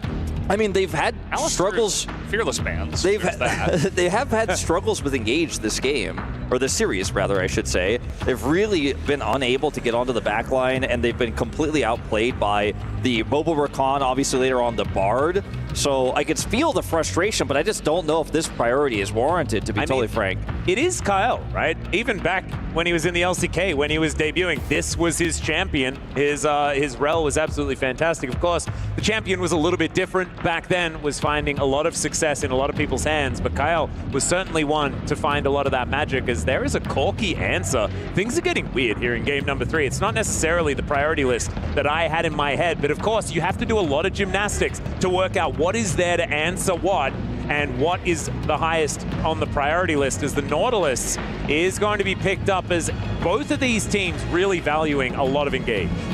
Yeah, I mean, it's one of the final pieces of hard Engage from the support role that you can pick up, so they want to get it early on to match the Rel and make sure that they have something. Also makes it a little bit less likely that we see more of those immobile AD carries that can just be locked down from the Nautilus, but there's so much prio still available here in terms of tier list picks, and they give 2 over to AG.AL and Talia and Xinjiao. I'm really disappointed with this Nautilus lock-in, because you could have gotten either the Xinjiao or the Talia instead, and they already locked their support, so it just doesn't really make sense to me. Yes, now you get counter pick for both potentially the jungle or the mid pick here in this third rotation, but it feels like you gave over way too much here as Gen.G in this position. They will take the Wukong that was banned previously in game 2 here, and keep it a little bit flexible. Chovy loves his R5 unusual, like, you know, pick that comes through. We've seen him play like R5 Cassante mid in the past, so we've obviously seen him play things like the Aurelian Soul for supreme scaling, and he's going to keep it a bit of a mystery here.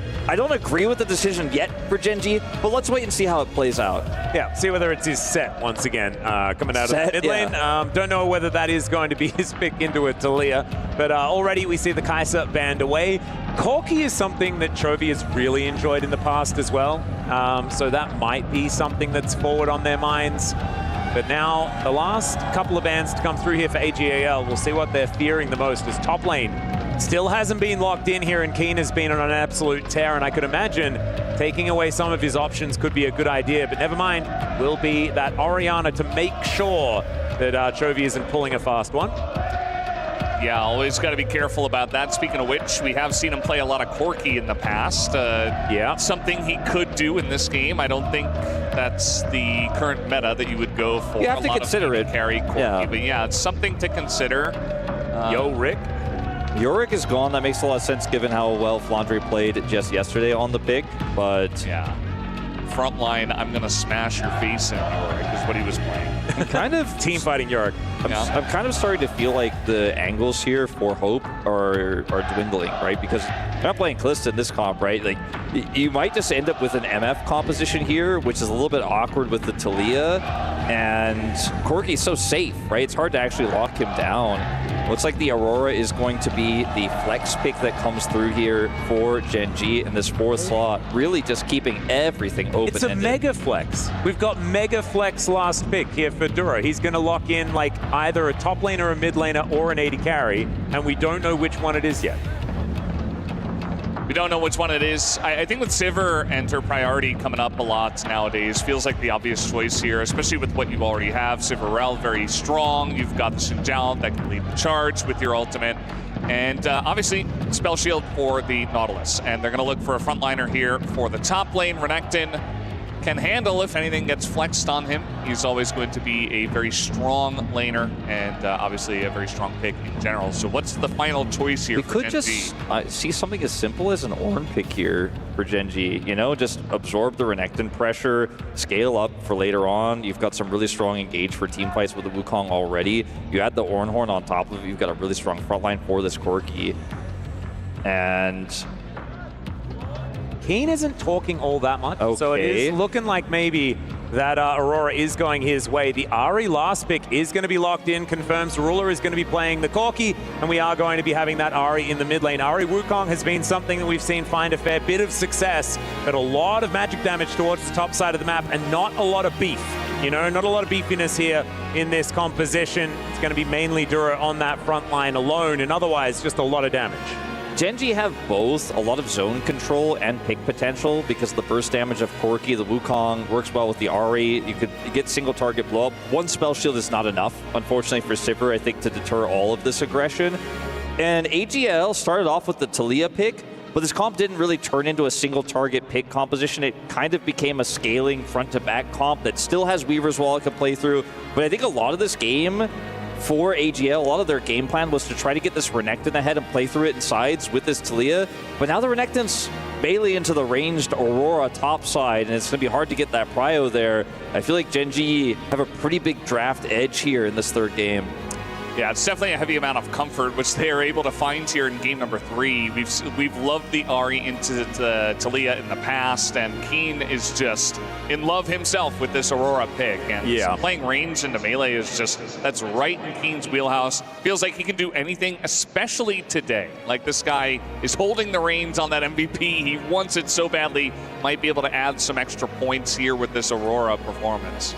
Could be. I do think that the Taliyah is going to get a lot of value in this composition for AL. I think that that was a big risk that was taken by Gen.G. And so if this is the turnaround, I don't think that the draft is ill-equipped to deal with what Gen.G are doing. I just feel like AG.AL today have not been equipped for Gen.G. They just haven't been able to stand up to these Titans from the LCK unless they can prove us wrong here in this third game. It is do or die. Their key on the line. And Gen.G, as far as the club championship is concerned as well, they can rocket themselves to the top of those standings. Absolutely massive, not only for the League of Legends team, but for the organization as a whole. Because you have to remember, the Esports World Cup is more than just League of Legends. So support's going to be meeting here towards the top side, which is interesting that they both had exactly the same idea at the same time. Maybe just some supportal combat. They agreed. Okay, top alcove. Let's go 1v1. That recall animation threw me for a loop. I thought perhaps he was going to look for the dredge. I mean, Keen is closer. Well, he's just gone and gets the ward down. Oh, the last... Yeah, it does get it. Okay, there we go. Something interesting to point out, we have seen almost all of our supports go for the Unsealed Spellbook, but Duro on the Nautilus, understanding that this champ, if you don't have Aftershock, you just kind of go in and die, has elected not to go for the Unsealed Spellbook. I think that's definitely a good choice, especially into what you're looking at on the opposite side. Remember the Glacial Augment when it came in the first time? We had so many Nautiluses just explode over and over again. It both makes you powerful into the types of ways you could get caught, and it's a safe defensive tool into AG.AL, but it also empowers your engages and your setup for the Ahri composition that Gen.G are running. So makes a ton of sense. I feel like even though everyone is running Unsealed Spellbook, there are situations where you just have to buck that trend and go, what's good for my champ, what's good for my comp. I'm going to move away from what's overall the meta and focus really in on what this game looks like, what this draft looks like for me. And it's press the attack Renekton. This is, like, we did see a little bit of shenanigans with the Electrocute up against Aurora just because you want to go in for bursty trades. I believe that was Ambessa that did it. This is press the attack Renekton, which with some help from Tarzan, Flandre will be doing a lot of damage. It's Kyle going aggressive, but the Shattering Strike is going to miss here as they hit level 2. Still, Duro gets a lot of use out of his Aftershock as he makes his way out, and Gen.G a little bit late on that level 2 themselves. Yeah, kind of interesting. I feel like Duro not totally respecting that, but as you mentioned, he wanted to go in for the Aftershock. Took a bunch of damage, still has some potions. Definitely taking a look at that top lane and watching Keen just bully as we did expect. Looks like Tovi's doing a good job in mid at the same time in terms of the health trades so far. Looks like Shanks, though, will be able to get a push and go for a back here. Definitely looking towards Canyon to try to hit level 6 as fast as possible and link up with Tovi. We have seen Gen.G winning a lot of these early games and getting a bunch of tempo and kind of controlling the pace. We've said that a lot today. Well, see if they can do it again. Bit of aggression absolutely everywhere, but it's Kyle taking the worst end of it. Down to about 250 here as Gen.G stand their ground. And Duro still has heal. They actually need to be careful about a re-engage. Like Ruler and Duro double flash plus the heal. If another Gatling gun gets fully channeled like that, you are just out of luck in this lane. As they hit level 3, will be matched. And that's the end of that as Tarzan comes over Ruler and Duro, not knowing where he is, going to play respectfully and back away. And this top lane is a huge issue, though, as Keen just keeps grasp stacking and keeps chunking Flandre out. And this is a prio lane they expected to get, right? That's why you draft Renekton in a comp like this. And it is unfortunately just absolutely not going to work out as Canyon's coming over. Flandre is low, no Fury. 2v1 underneath this turret. We'll see whether Flandre can get enough of his health back. Oh yeah, without the Fury, it's really, really difficult. But he does slice and dice, and that'll get him to safety. Keen didn't want to be the one that tanked up that turret to start things off. But he does get a Demolish proc. That is going to be plate gold. And I don't think it's too bad. Canyon was looking for a back anyway. The full clear was completed. And yeah, Keen is like, no, Flandre, you're not allowed to approach this minion wave. Yeah, you can see how he stacked the wave so that it would push into him. So it kind of forces Flandre to move up. And he has help from his jungler. Keen going to spot this and just flash away. So that's actually pretty good here for Flandre and Tarzan. They're able to immediately clap back with a bit of a flash takeaway from Keen, as here's Duro hanging around mid. But yeah, they're going to swap top here, and it's going to be Keen heading down to the bottom lane. He has enough time to get there without TPings, which is huge for him. As, you know, supports join. Mid lane, yep. Yeah, supports join here as the lane swaps commence. They don't really need each other. As Kyle going to get charmed. Yeah, not going to be able to crash down out of this one, actually. And he doesn't have a lot of options remaining. Still not enough damage here between Duro and Chovy at this stage of the game. So he will be able to make his way out and even holds onto the flash. Like, I don't know. Canyon off to the side is looking to take down these Raptors. I don't know if this aggression is over yet. I think Gen.G can continue to put the pressure on here. Canyon's going to get these Raptors at least, and Kyle's low health bar here is such a problem. And also, we did see Flandre TP top, so TP advantage to Keen right now. Gen.G has so much agency. Information advantage here as Kyle wasn't actually seen, but another Shattering Strike goes wide. Kyle actually struggling a little bit here in this early game. You can see there are some wobbles that he has to get out. These Shattering Strikes that we're so used to seeing land from this guy just haven't been hitting the mark, as Ruler just really happily going through his history book as far as the teams that he's won titles on. Samsung Galaxy certainly being one of them. Yeah, the 2017 above that. Shanks now getting chunked out. It feels like, especially if the Ahri is just getting guaranteed charms. That one wasn't a guaranteed charm, but he was just able to land it. But if you got the Nautilus nearby, you have to respect the damage, even with no items here in the early game. And Kyle, unfortunately, was not able to do that. So a lot of tempo did go over to Gen.G in those early trades. Still pretty even, though. I mean, AG.AL have their bottom lane down here. You see Tarzan immediately running at the Dragon. Meanwhile, Gen.G, Duro, and Ruler are in the top lane, so trying to get onto Flandre. Very aggressive from Flandre, who looks for Duro here, almost finds him as the Dominus has been picked up. Ruler only level 5, but you can see a bit of a gank onto Keen on this bottom side as well. So he gets a fair bit of damage towards Hope, and he says, nice try, and walks back. Siva has some of the most memorable voice lines, by the way, like the better duck. Oh, so good. So which is the better duck, by the way? Which one's she talking about? I want to go back to the game 3 of the game of Grand Finals. Darkwing I like Duck? no, Duckling. and talk about Darkwing Duck. Yeah. So the trade here onto Flandre. I mean, he ends up losing all of his health. He doesn't have teleport as another charm connects. And, I mean, this is going to be a trade that favors Chovy, but Aurora does have TP. So Keen, yeah, he gets threatened, almost gets taken out, didn't have his flash, but he could just TP back to lane, and at the same time, Gen.G continue to control every other aspect of the map right now. As you can see, Flandre slowly heading back to lane here, and AG.AL looking for another angle. Still no flash for Keen. Yep, Keen gonna have to try and weasel his way out of this one. Does do so with the ulti, and yeah, he's fine. Never you mind, just slip between worlds, ladies and gentlemen. That's your way of escape. And that is why Aurora works on the top side of the map. Or the bottom, whatever you want to call it. Yeah, definitely putting a lot of pressure on Keen at least, not making his life very easy, but, you know, with the Sivir, you're not going to have a huge amount of damage unless you're locking down the champion for quite a while, but as you mentioned, it's Aurora, so not really having a fun time of doing exactly that. We're zooming in onto Keen. Can he get all of these minions under the turret? This is the height of the excitement in this game. Got all of them, all That's 7. Insane. Chovy is going to lose a lot of health here. Not actually landing a charm on this one. This is not the trade he was looking for, but at the end of the day, Gen.G is starting up this dragon, but because Chovy gets chunked, I think they're just simply going to have to regroup.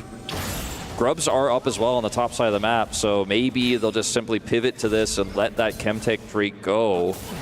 Might be the way. It looks like the Grubs are going to be the focus on both sides. As Flandre going to lose a plate here towards the top side. Ruler's just making his life difficult as Duro is hovering, making sure that he keeps his Corki safe. Tarzan will start this up as AG.AL definitely with the priority on the Grubs as we were talking about. Still might be able to make a run for the Drake as well. As you can see, the blue vision, top side and bottom side, very good around these objectives. But Canyon looking to make his way over, wanting to take at least one of these. As Gen.G also looking for the fight. Couldn't quite get the knockup onto Tarzan there. Kuduro as they get into the back line.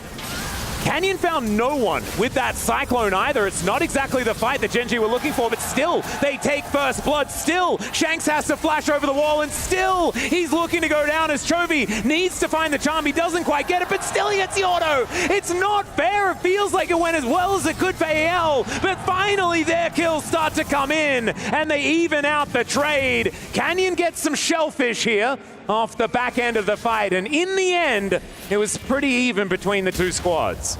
And the Cyclone wasn't amazing. A lot of stuff whiffs, and Gen.G, I think, could have had a way better fight had a lot of their big tools actually gone off. But it still ends up being a pretty good turnaround for them because the Grubs went over to AG.AL. They wanted to get something back. They so desperately needed to get something back here. And now you've generated a pretty significant lead here for Chovy in this game, but it's still pretty close. This is definitely AG.AL fighting back in a big way. The initial part of the fight, though, is so split for AL. It's very weird. Yeah, it definitely was. This was kind of like 3 fights happening all at the same time. Ruler a bit zoned by Flandre. Keep in mind that this is 4-on-4 for most of it until Hope comes up here on the Sivir. So 4-on-4 that Gen.G are winning. They get a bunch of damage on the Shanks, but Shanks, he's got the footwork. He's dodging everything. Yep, and he's now able to single out Ruler here as well, who just wants to get himself out of here, although he's pretty dangerous. Magnetstorm comes in, Seismic Shove, and Ruler is just dead. Didn't have the flash from the previous fight, and so AL gonna finally be able to take down the Corki here, and now looking for a dragon. It feels like the winds are potentially starting to change. Yeah. Like maybe there is a bit more in this series. And for the first time in a while in this series, Tarzan actually finds an opening where Canyon is just not there. He's just not able to actually match the gank there, and there's no cross map, so it's just AL looking for a pick there. Ruler doesn't have flash, is unable to get away from that shove, finally gets taken out as the Sivir rotation comes down as well. I mean, that was just completely under AL's control, and Canyon's just doing his jungle. You know, he can't impact the play. Keen is trying to continue the pressure here on the top side, but Gen.G get nothing in return. But with the resets, we'll finally, very late into this game, take the first break. Yep. Yeah, I mean, we're just kind of trading objectives by the end of it all. The 3 Grubs that did go over to the Renekton can be a bit of an issue a little bit later on for the side of AG.AL. But still a relatively even game. It's kind of going to be the Sivir who's getting out of control, who has a cull, is very ahead on gold, already has a kill and 2 assists. So kind of the ball is in Hope's court in terms of trying to carry for his team. Also, Flandre's actually doing a pretty good job, even though early on in the game, he was definitely struggling against Keen. He was able to come back in a big way. And it's going to be up against Chovy and Canyon, who are the 2 Fed guys for the side of Gen.G. It's Ari Wukong. We've seen a lot of duos make it happen in many different regions. This game continues to be annoying. So it's going to be interesting to see which storyline does play out in this one. Look at the vision that AG.AL have on the top side of the map. This is really reminiscent of what we saw from Gen.G when they controlled vision on the top side in Game 1. This is the first time in this series we have seen Gen.G put on the back foot quite significantly in terms of map control. And it comes down to that play onto Ruler, his second death of the game.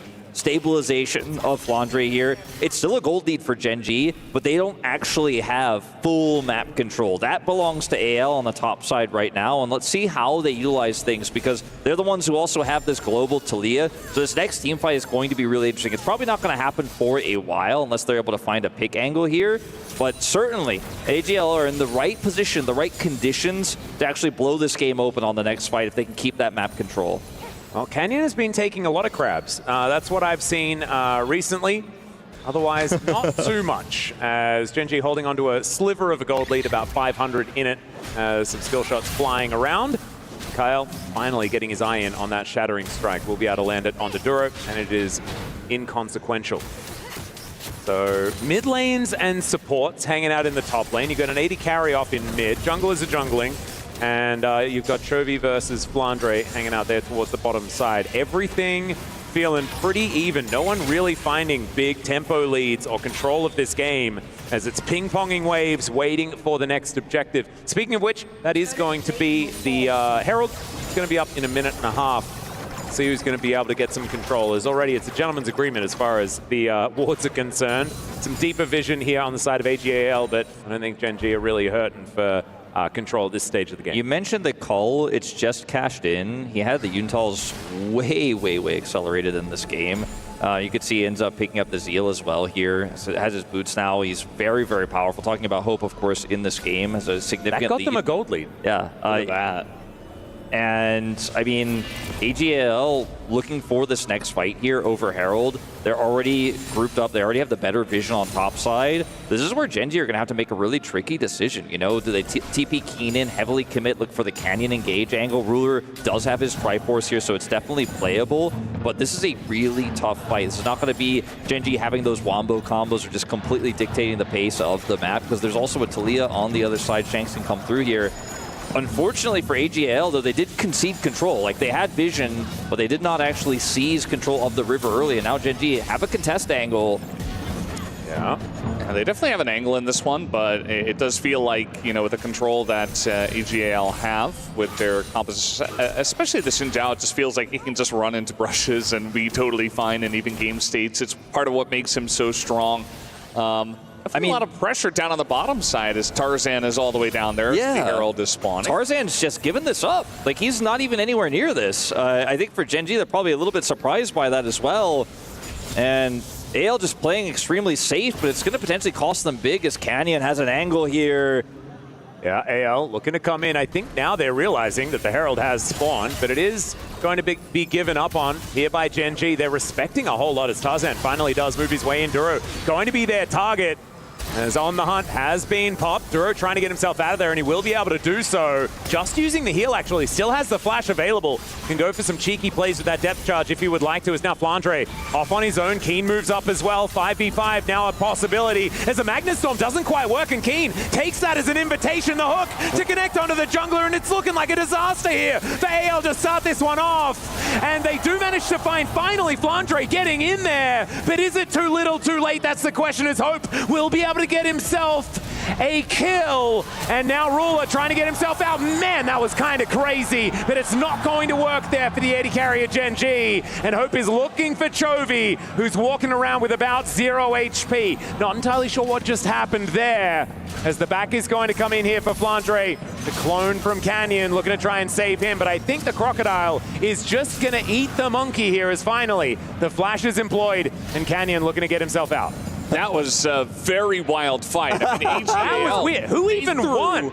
They threw everything in the kitchen sink at this Nautilus, and Duro's like, yeah, okay, cool story. And we were looking at this like Gen.G were going to turn it around in a big way and just sweep the fight. But that was not the case, because Flandre just spun on all of them at the end. Watch Kyle in this moment decide he wants to go in here, gets the Shattering Strike, but then cancels his engage, flashes away, doesn't get on top of Keen. And Chovy and Rua are able to do a ton of damage, but Flandre being this big and this untouched, getting this massive Q, wins the fight for AL. If he doesn't get there, if he's not able to make that happen, I think Gen.G cleaned this one up. Flandre had such a big part to play in this. And with the late Weaver's Wall here, the chase is good on Rua. The flash was incredible. It was almost enough to turn it around for him, but it's not quite there. That was a great salvage, though, by Flandre, because otherwise, this game might have just ended, this finals might have ended, but the Renekton comes up big. Massive team fight damage, almost 4,000 in the fight. That's that buffed dominus, baby. It is absolutely insane. It's just a tale of two top laners here in this series. Yeah, it really is. In the series entirely, like Flandre getting the Sony MVPs the last couple of days and Keen trying to get it today. But what's going to happen? We got another brawl brewing. Yeah, second Drake on the line here for Gen.G, but it is going to be a full 5v5 as the Magnastorm is decent, but the Cyclone is looking better. That is Tarzan getting the Dragon, but oh god, the ricochets from Hope. Keen getting cut down, Ruler suffering the same fate, and Chovy is the last man standing. Shanks looking to put him down as it's a double here for the Croc. Oh my god, Gen.G just fall apart at the seams. Okay, Charm not going to quite connect there, but Flandre moves in, wants to give the kill over to Shanks. Good guy, Flandre. It's been the same way, I swear, since 2015 when he was on Snake. He's just a good guy. Bit of a whiff on this one for Gen.G, though. That's going to be the mid turret going down on top of the Dragon, and it looks like we might be heading towards a series here in our grand finals with a near 3,000 gold lead now for Hope. It did so much ricochet damage in that fight. Could take that turret, could take the Herald here very late, but they will secure it. And AG.AL are fully in the driver's seat now. Yeah, it does feel like this time around, Gen.G trying to scramble to fight for this Drake, but this time, Kyle gets that great engage, and you see that the follow-up is right there. Flandre is unkillable. The Ruler doesn't do any damage at this point, and yeah, he gets kind of bullied as well by Flandre, and just breaks up the entire fight. They crash down straight into that banana brush and take control of the fight. The angle, too, at which AL had that Dragon, where they just held it. They're like, yeah, no, you're not in smite range, Canyon. Canyon all-ins towards it, goes for his Warrior's Trickster, gets on top of the Dragon, but it's not in smite range, so they just wait and take him out. And then Flandre gets in, and it's just super easy. Gen.G used all their tools to try to secure the objective, and were unsuccessful, and then didn't have anything left for the fight. And now it is looking like a very uncomfortable position for the team that did have match point 4-0 for that gold diff. Like, that is absolute insanity. And yep, that last fight, that's what did it. A massive influx of gold. Flandre now able to knock down this outer turret. That is only going to continue that aggression here for AG.AL, as 2 turrets off the back end of that team fight as well here for AL. Just means that they have skyrocketed into the lead. Now it's moving towards 5,000 after that top lane turret went down.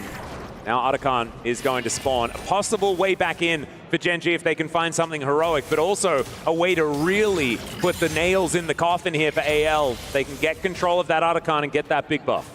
Yeah, it's kind of crazy just thinking about all the great top laners we have at this tournament, and how it does feel like it's coming down to a head-to-head between top laners in this best of 5. And it's crazy because Hope is the most fed guy on the Rift. We're not even, you know, we were talking about his damage and his ricochet damage and all that, but he doesn't feel like the main character at this point. Gen.G looking for a dive here on a Shanks. Even committing Chovy's TP, they have to get this, and they will. They certainly will be able to kill Shanks, but at what cost is the question, because the Otacon, as we said, spawn towards the top side, and they don't have it. They have 1 teleport. So they're going to get the bottom inner turret as well. At least that's the assumption here, with Keen and Chovy holding this push here, as AG.AL are going to take the backs here. It's going to be a slower Otacon. I like this decisive call. Is it a trade up? At this point, with a relatively low pedal count, I think it's okay here for Gen.G. It's not what they wanted, but I think making the call to say, look, we don't have any top side control. They're leaving this vulnerable member under a low health turret bottom side. Let's all in on the bottom side, look for that turret instead. Double turrets go over. Gen.G shore up some of that gold deficit. They've now cut it nearly in half. This is the best choice they could have made given the circumstances.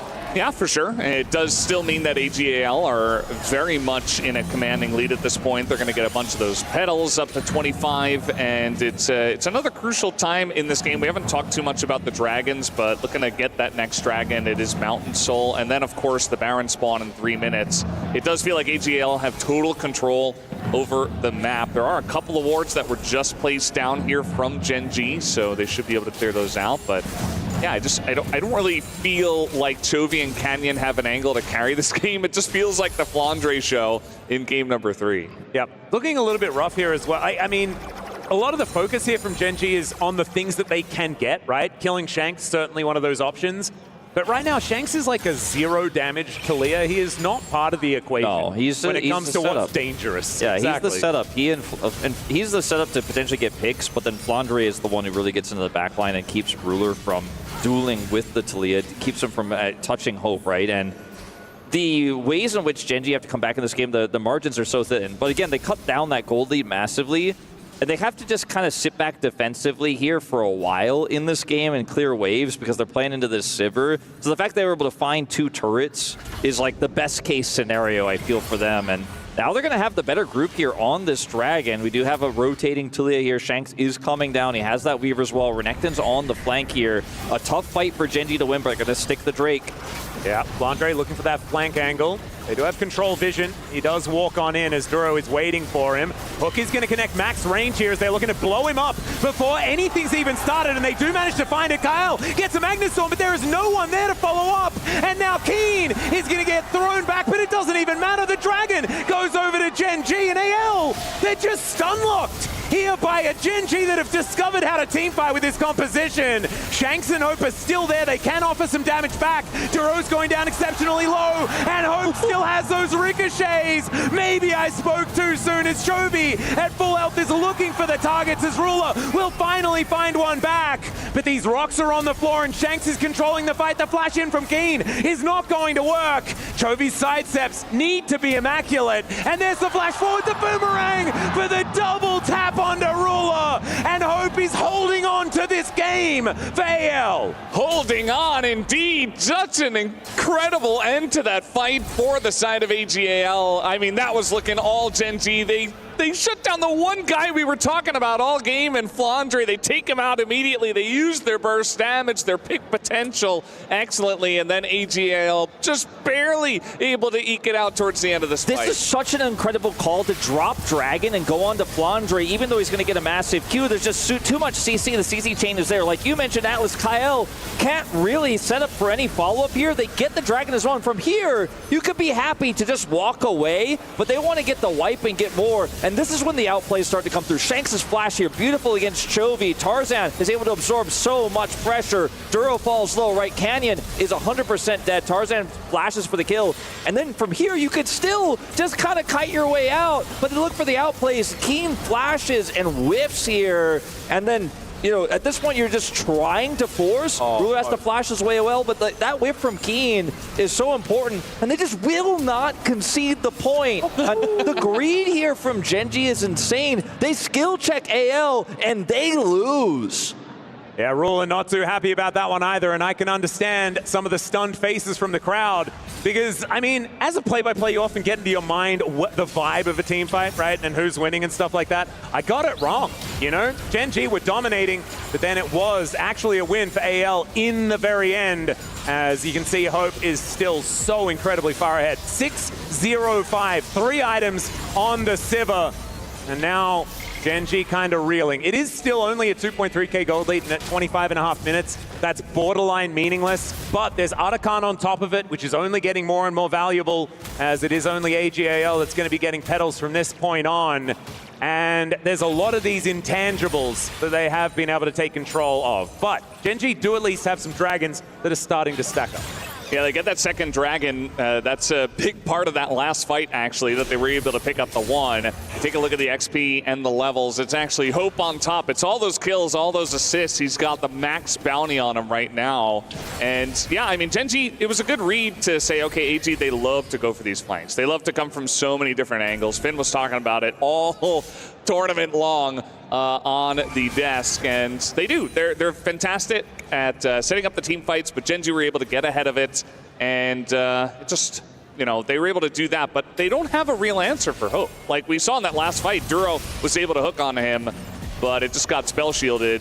They don't have that hard engage onto the Sivir, who is basically untouchable at this point. They used everything on the Renekton, and then Hope just didn't whiff, man. He didn't mess it up. He played so carefully. He was the last to flash to secure the kill, right? He was not playing defensively. He was playing defensively. He was not playing aggressively until he knew he had the guarantee, as there's a pick potential on the Canyon. Yeah, shove does come on through there as Canyon looking to try and make his way out. The Magnet Snarl doesn't quite do it, but still, the wall is going to come down, and AL are looking for their targets. The Crescent Guard going to go in, but AL not quite able to get their teeth all the way in, but still, they push them out, and now they're going to look for a Baron angle. They have double control vision here on the approach to the Baron. Gen.G are going to instantly TP back in, but I just don't know if a contest is possible. Canyon has no flash. It's coming soon, but I think they're just simply going to have to give this up, which feels horrible because the Dragon is 45 seconds away. They're not going to be able to trade objectives here. They just kind of have to sit back and let AL have it. Yeah, in terms of trades, I mean, the health trade was huge. They got a lot of summoners down as well, just trying to push them out of the jungle and essentially make it so there would be no contest. And that's exactly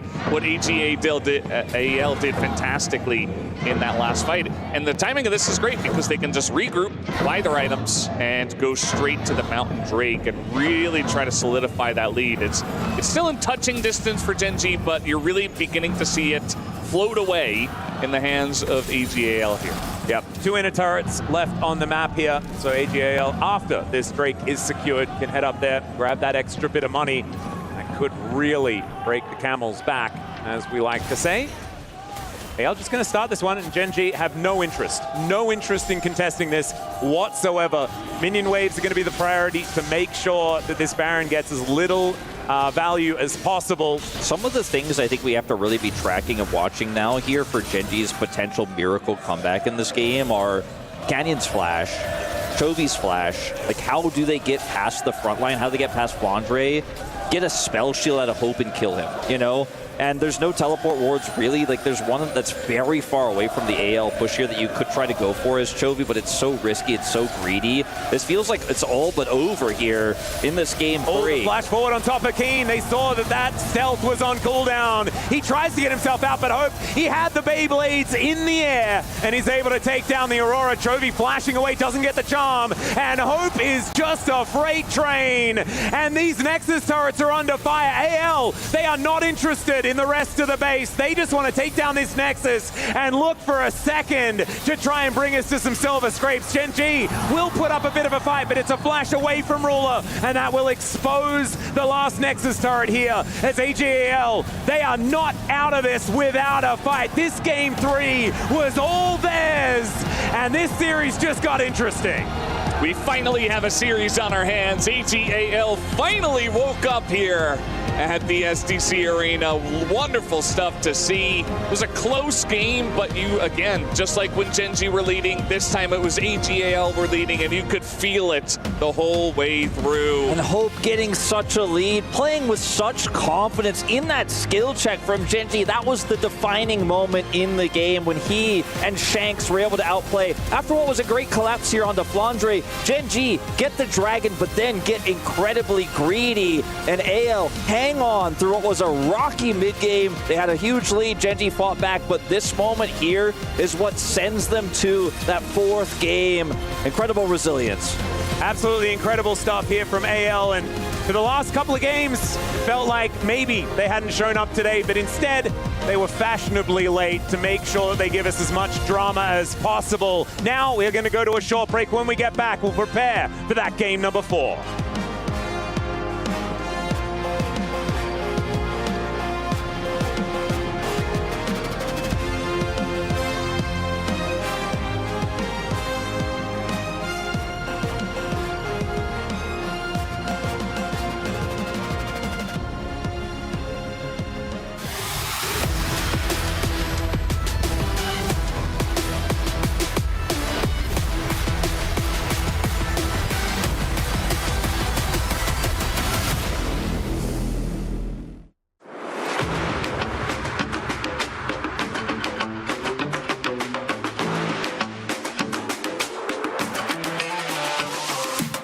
I started playing the game seriously at around season 6, and jungle was the strongest role at the time. Feels good to be better than your opponents. 그때 제가 정글러를 했었을 때 가장 티어가 높게 나왔어가지고 그 길을 좀 갔었던 것 같습니다. I hated jungle players, so I just became one. Desperation, I think. You just get flamed for everyone's mistake. Like you're just escape bullet to everyone. 因为打野位置就很好玩吧，就跟队友配合也是一个很好的玩的地方吧。感觉就队友的优点，you can make a lot of creative plays, play around vision really well. So I think that's one of the specialties of jungle. If you're not where you have to be, can really make the map harder to play. 그래서 그냥 제 자신을 믿고 그냥 제 플레이를 하는 것 같습니다. You should generally know like how to play the map, what you want your teammates to do, not just what you want to do. 정글러가 맡는 책임 같은 경우에는 아무래도 이제 오브젝트 관련해서는 정글이 관련이 제일 많다 보니까 그런 부분들에 있어서 책임감을 가지고 또 오더도 내리고 약간 그런 게 중요하지 않을까 싶습니다. Until then, it's your responsibility.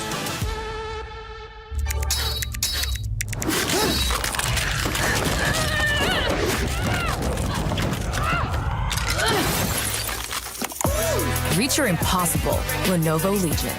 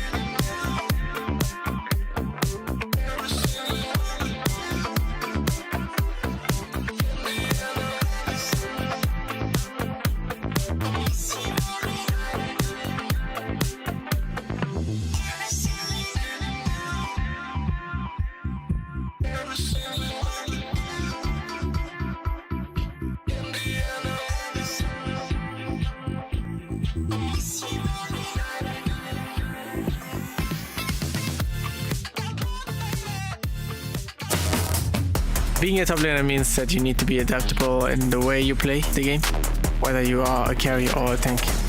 You have a really big part on the game. 我觉得上单选手就需要一种不服输的特质吧，不管遇到再强的对手，都要想去战胜他。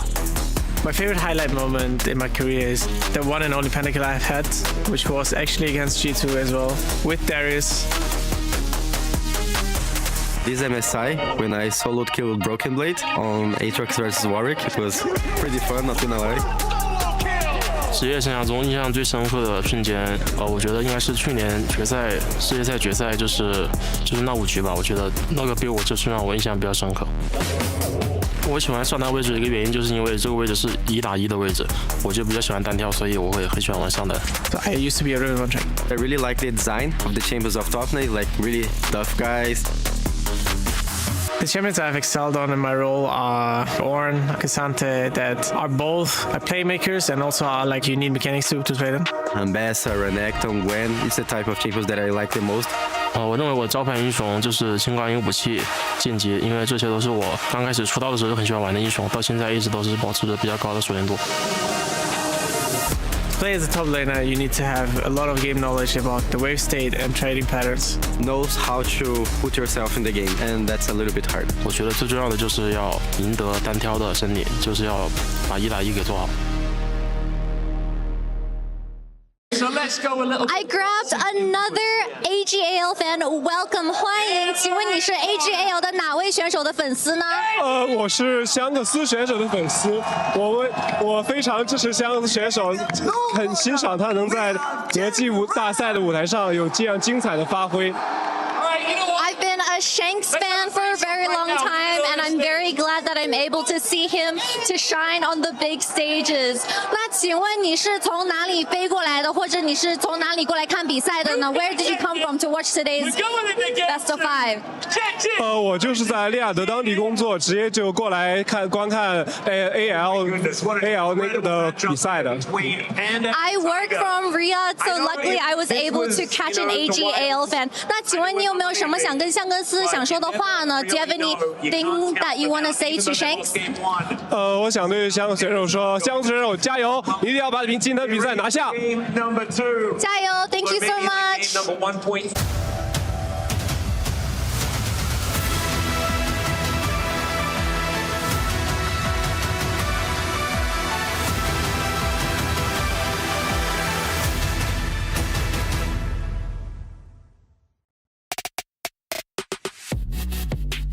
Welcome back to the Esports World Cup as AG.AL start firing off on all cylinders, get themselves a hard-earned victory over Gen.G in game number 3, much to the chagrin of the Gen.G fans. The gamers have showed up and all of them are finally gaming. Welcome back to the studio. Digon here alongside Finn and Meteos after that last one. And again, you're thinking, okay, AG.AL have this, but then some of these fights start to get close. Gen.G may be making a miracle comeback here, but not to be. They were denied. A great job by AG.AL, the defending LPL champions, to close the door and force a game number 4 here, Meteos. Yeah, this was a sick game. I knew AG.AL had something left in the tank. Yeah, I didn't want to accept a 3-0 for Gen.G. And it was really Flandre who pulled it out. He was playing his Renekton against Aurora, which, you know, playing against range tops can be pretty tough, but he just managed to have so many good team fights and, you know, just got his team a lot of advantages in that part. When in doubt, LPL Renekton, baby. I mean, I like the fact that they kind of went back to this really skirmish-heavy style. They had the Xin Shao Renekton Talia, which is just like, you take any fight, and as long as it's in the river, you're kind of winning it, because Talia will come in, and some really good engagers. I really liked Kael stepping up this game. I feel like he always went in really deep and locked down the key targets every single team fight, and it felt like AG.AL was more synced this game. They were more willing to just... When Gen.G starts to set up, they were attacking them. They didn't really attack them after Gen.G had it all set up. They were trying to beat them to the punch, and I think that's what you have to do against Gen.G. If you let them play their game, let them get their vision lines and control the river as they always do, that's when the fight becomes impossible. So you gotta fight them before that happens. I thought AG.AL's bot lane also had a really, really good game. I thought Hope was super impressive on the Sivir, especially in the lane swap where they were 1v2 up against Aurora. They were managing to like chunk Keen out, force him to use his ultimate, just prevent him from farming comfortably. And yeah, I just thought they found really good angles to get on him. Yeah, I feel like this is a player that we didn't really talk about too much in the build-up. Hope has been consistent and now standing out up against Ruler. Ruler had a couple of opportunities on the Corki to try and make some plays, but the spacing, holding on to his summoners very, very well on a Sivir who's not mobile, right? You pop the ult, you can run fast, but no dashes there. Hope came up huge here in this game as we take a look at some of the highlights from that game number 3. We start off on the top side of the map at Grubs early on. Yeah, here Nautilus gets caught a little bit out of position. He walks up and tries to find an engage, but here you see why Kyle just played so well. He went first. Before Duro got into engage angle, Kyle just went and forced him and made it a little bit awkward to fight. And this fight was really volatile. A lot of things going right for the Renekton here. He just gets all the right angles and ends up being a solid fight for AL.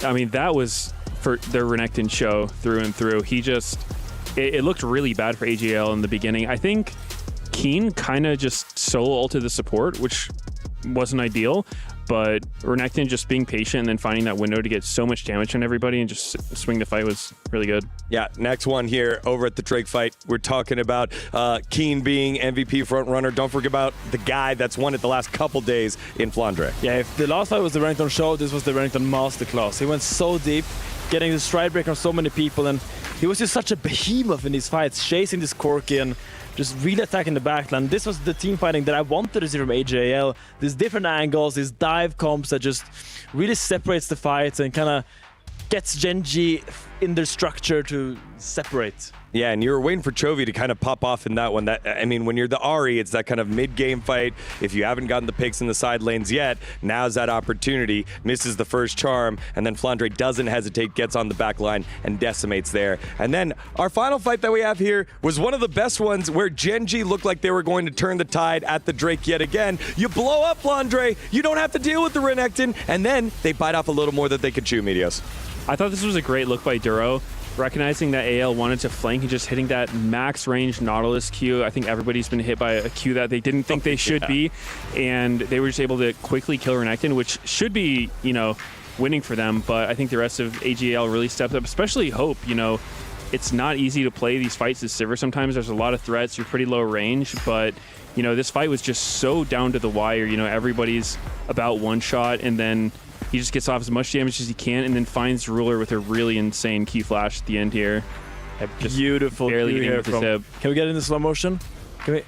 Oh, amazing. Such a good fight from Hope there, and really stepping up, because I think when you look at his AG.AL roster, this is one of the guys you don't really talk about that much. I feel like he's going under the radar a lot because Tarzan, Flandre, Shanks, even Kale, I think is overshadowing it a little bit, but you gotta remember, this guy's worked his way back. He had a 2023 run with Gen.G where he kind of disappointed and worked all throughout 2024 and now stands on the grandest stage now in 2025, and I think you gotta say, he's earned his flowers. Yeah, he is definitely pulled them back on in on the Sivir. The placement was great. Also, just great to see life back in some of those guys that we know that can be so good for AG.AL. They need them there to go ahead and come up huge as we take a look at the stage now for the keys. I'm in front of the key crusher here before this finals concludes, and I've got all the broken keys here from the tournament here at EWC for League of Legends. These broken keys will be put into the Champions Trophy, 3 of them to be precise. What are they going to do? Are they going to bring up their region, or are they going to put the opponents that they crushed along the way? The question is there, but I can't wait to see which ones are chosen to implement forever. Thank you very much, Asterix. Again, remember, you get to pick 3. The rest go into the resin underneath the totem for the whole year. So a very, very unique portion of the EWC format. However, you got to get the win. Gen.G still 1 win away, but AL able to claw back here. What do you think is going to happen, Finn? I'm a sucker for Silver Scrapes. I really hope we get 5 games today. I really hope AG.AL climbs back, and I hope they can show why the LPL can still compete with the LCK at the highest level. Medios.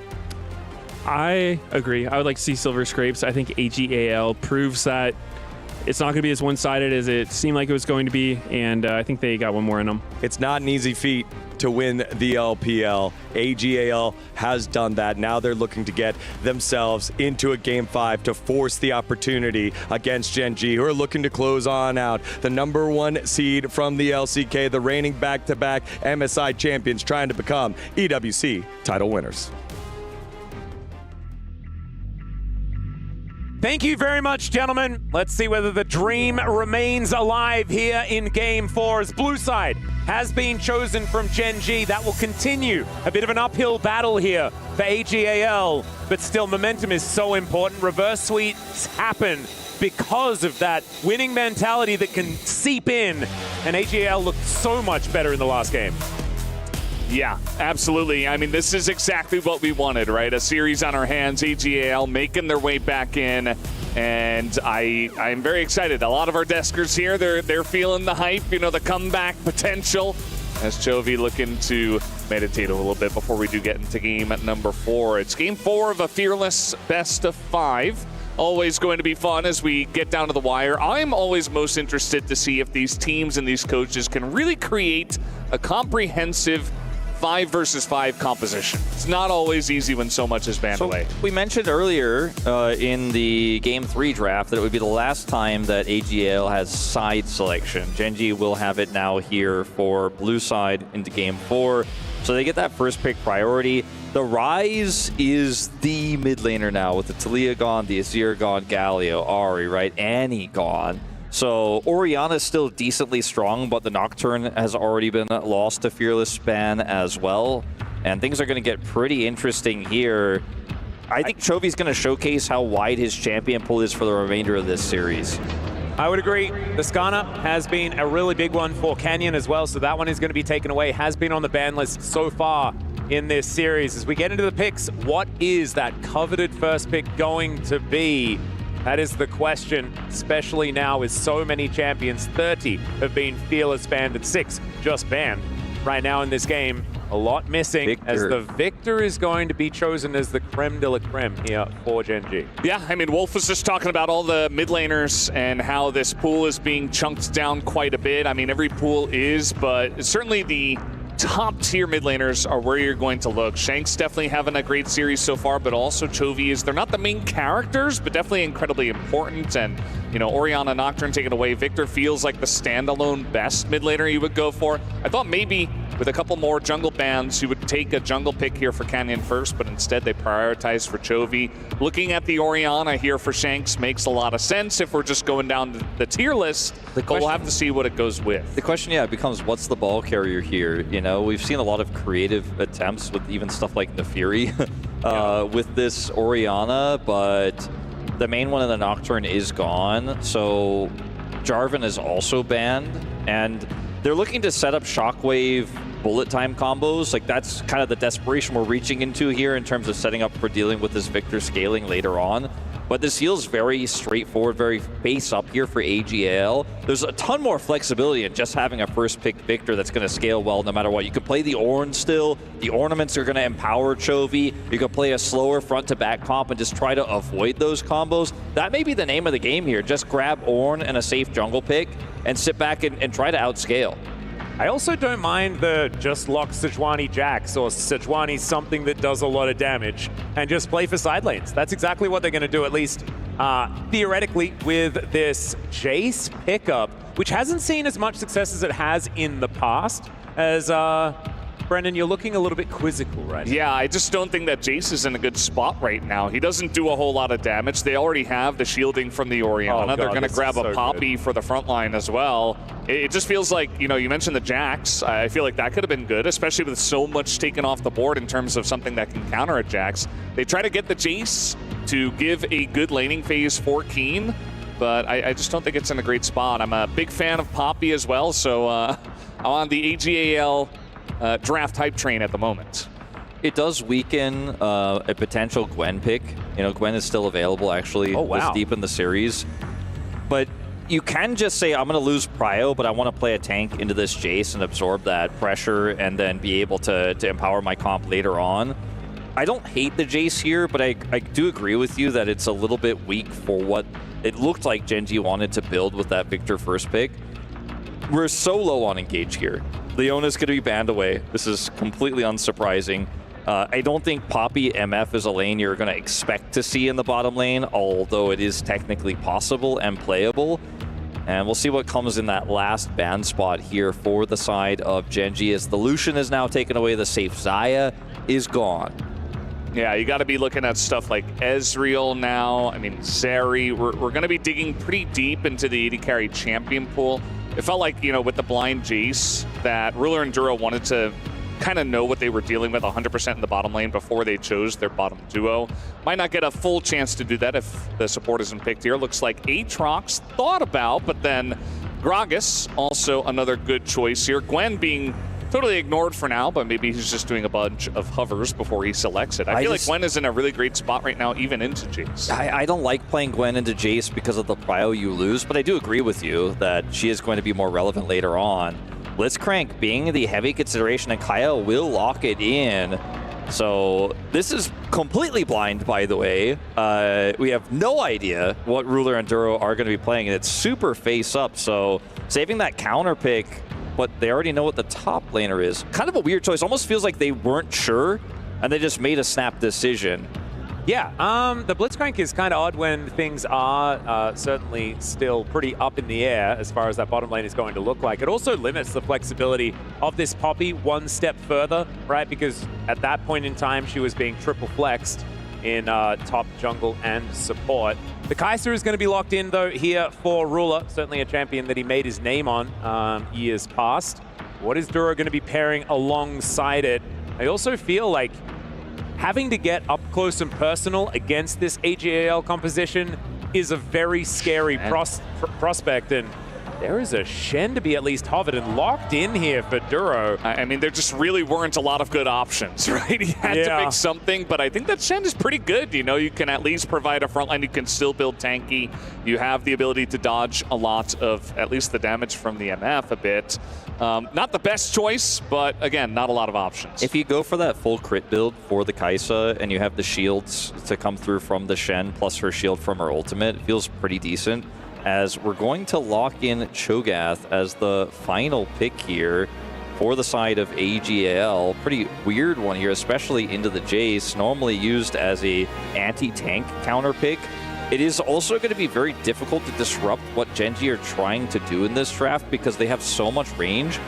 Now that the Cho'Gath is shown, maybe you actually have the argument to go for that more AP mixed build here for Ruler and just Jace and Kai'Sa poke away from this comp because they need to combo the MF to really do damage. And you can just kind of keep this composition at bay. I gotta say, of the drafts we've seen in this series, these are by far the weirdest and the ones that lack the most cohesion. Yeah, it's a pretty strange situation. There is like, I don't know, microclasms of like things that work well together, like the Killer Instinct plus Stand United, right? That's a big shield on a Kai'Sa. That's cool. You bring your help with you, right? If you can actually, get some plasma on someone. So that is going to be an opportunity. But otherwise, I'm feeling like elsewise, it's a weird draft here from Gen.G outside of being able to outrange a bit with the Wombo combo to come in on the other side. And I just feel like Poppy wasn't remembered by Gen.G. That champion is way too strong to be getting through once we've gotten here to Game 4, and I think has so much power to deny Arctic Assault to make sure that people cannot get out. And Killer Instinct is a lot harder to utilize when the Poppy gets on top of you. So Tarzan going to be absolutely huge in this game. I hadn't really considered the Cho'Gath follow-up to the Shockwave, but I guess it's a wombo. I mean, Huni was the one that showed that, okay? That was when Faker's Shockwave finds them all. But actually, it was Wolf's quickness that found them all, and Huni's Rupture that also found them all. And then the Shockwave did also find them all. But that was there. That was part of the combo. Still counts. And the Cho'Gath is going to count for something. I think if Flandre can get a big Cho'Gath game in for Game 4 and tie this up at 2, then it's absolutely a tiebreaker. All right, hold up. Our two top lanes. Are you okay? We got Unsealed Spellbook for Kyle, Unsealed Spellbook for Flandre. Flandre's ult is also a smite. Oh God, they are not losing the smite fight. That's the plan. Poppy. They could just ult the enemy jungler away. I think they want to get the objectives. I think they may want to get the objective. You're exactly right. You got to play for the Elder. You got to be on position on the objectives to actually do that. You definitely need to hit Canyon with it. So maybe Canyon needs to build a Banshee's Veil.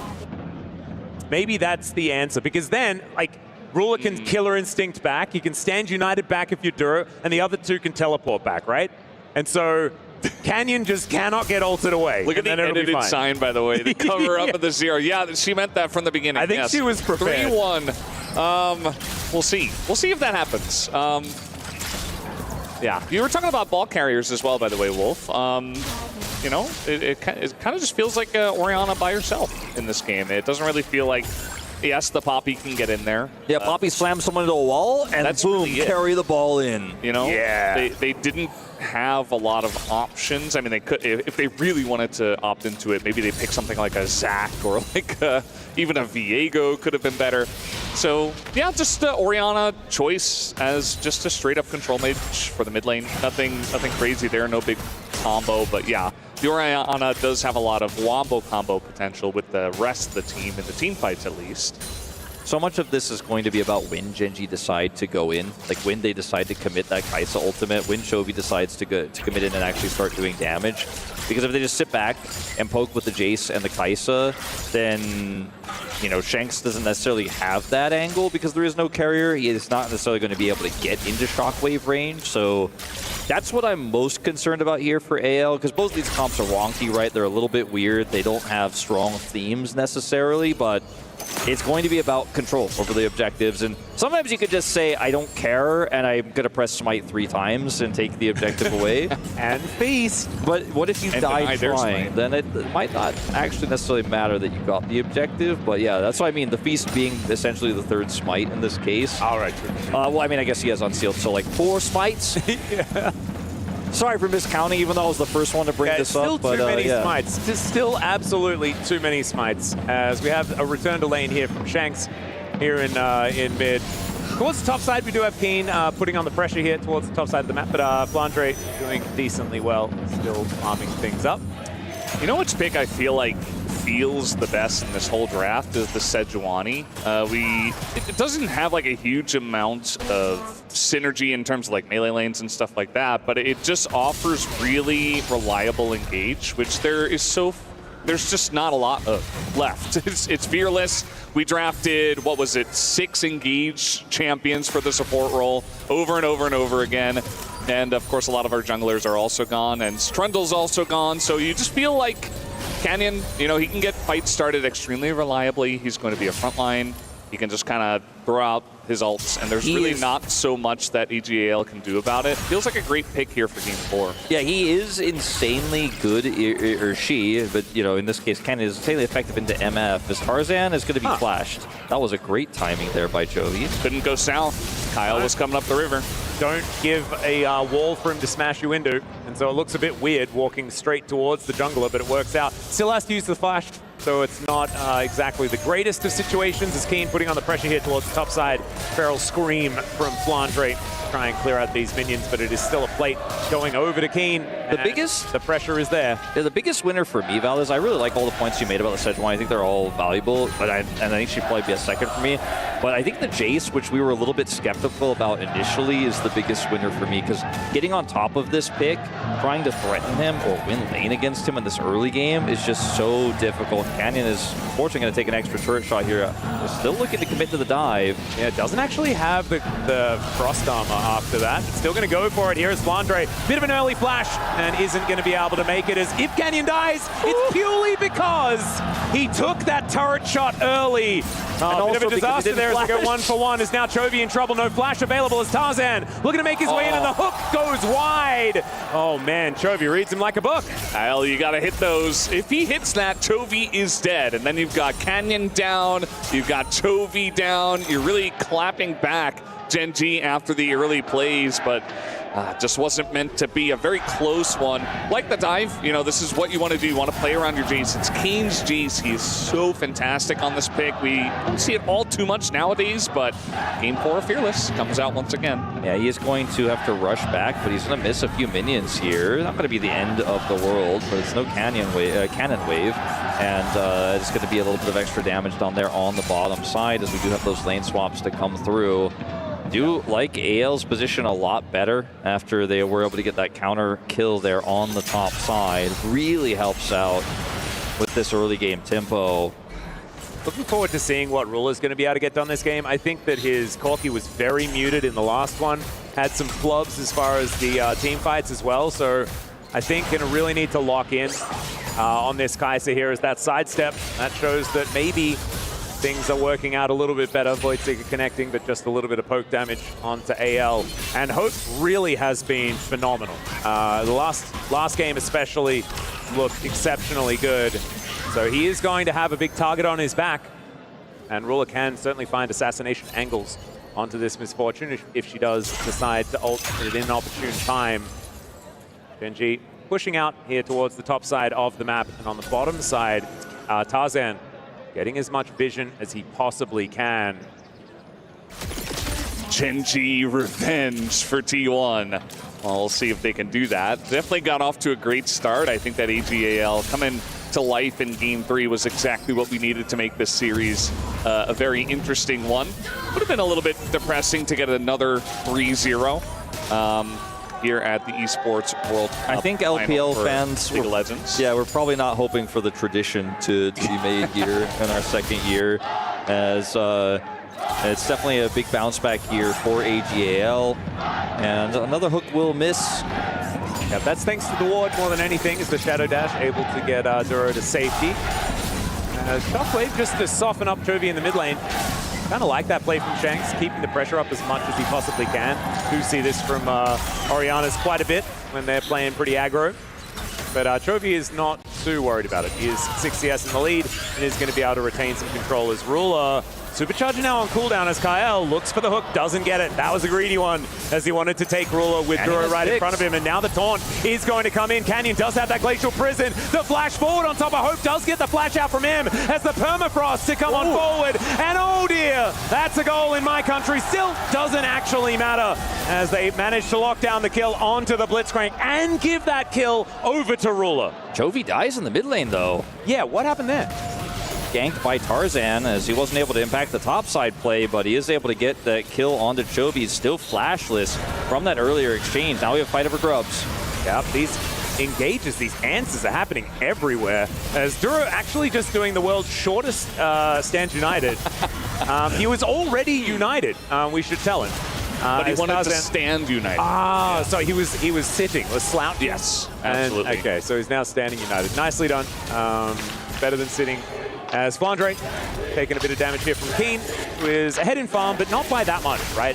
I think Flandre is going to be pretty happy with how this game has gone thus far, despite being a bit of a punching bag. As Kyle looking for a bit of an angle. Can he outplay it yet again? It's against the wall. It's Chovy, and that is not what you want to see. Still not exactly taking that much damage, and the turret's being tanked here by Tarzan. Shanks with not very much damage at this point, with only a catalyst. So Chovy just is fine. Tarzan here with the push. Chovy has no flash, has only his ultimate, which offers a lot of damage back, but it's not quite enough.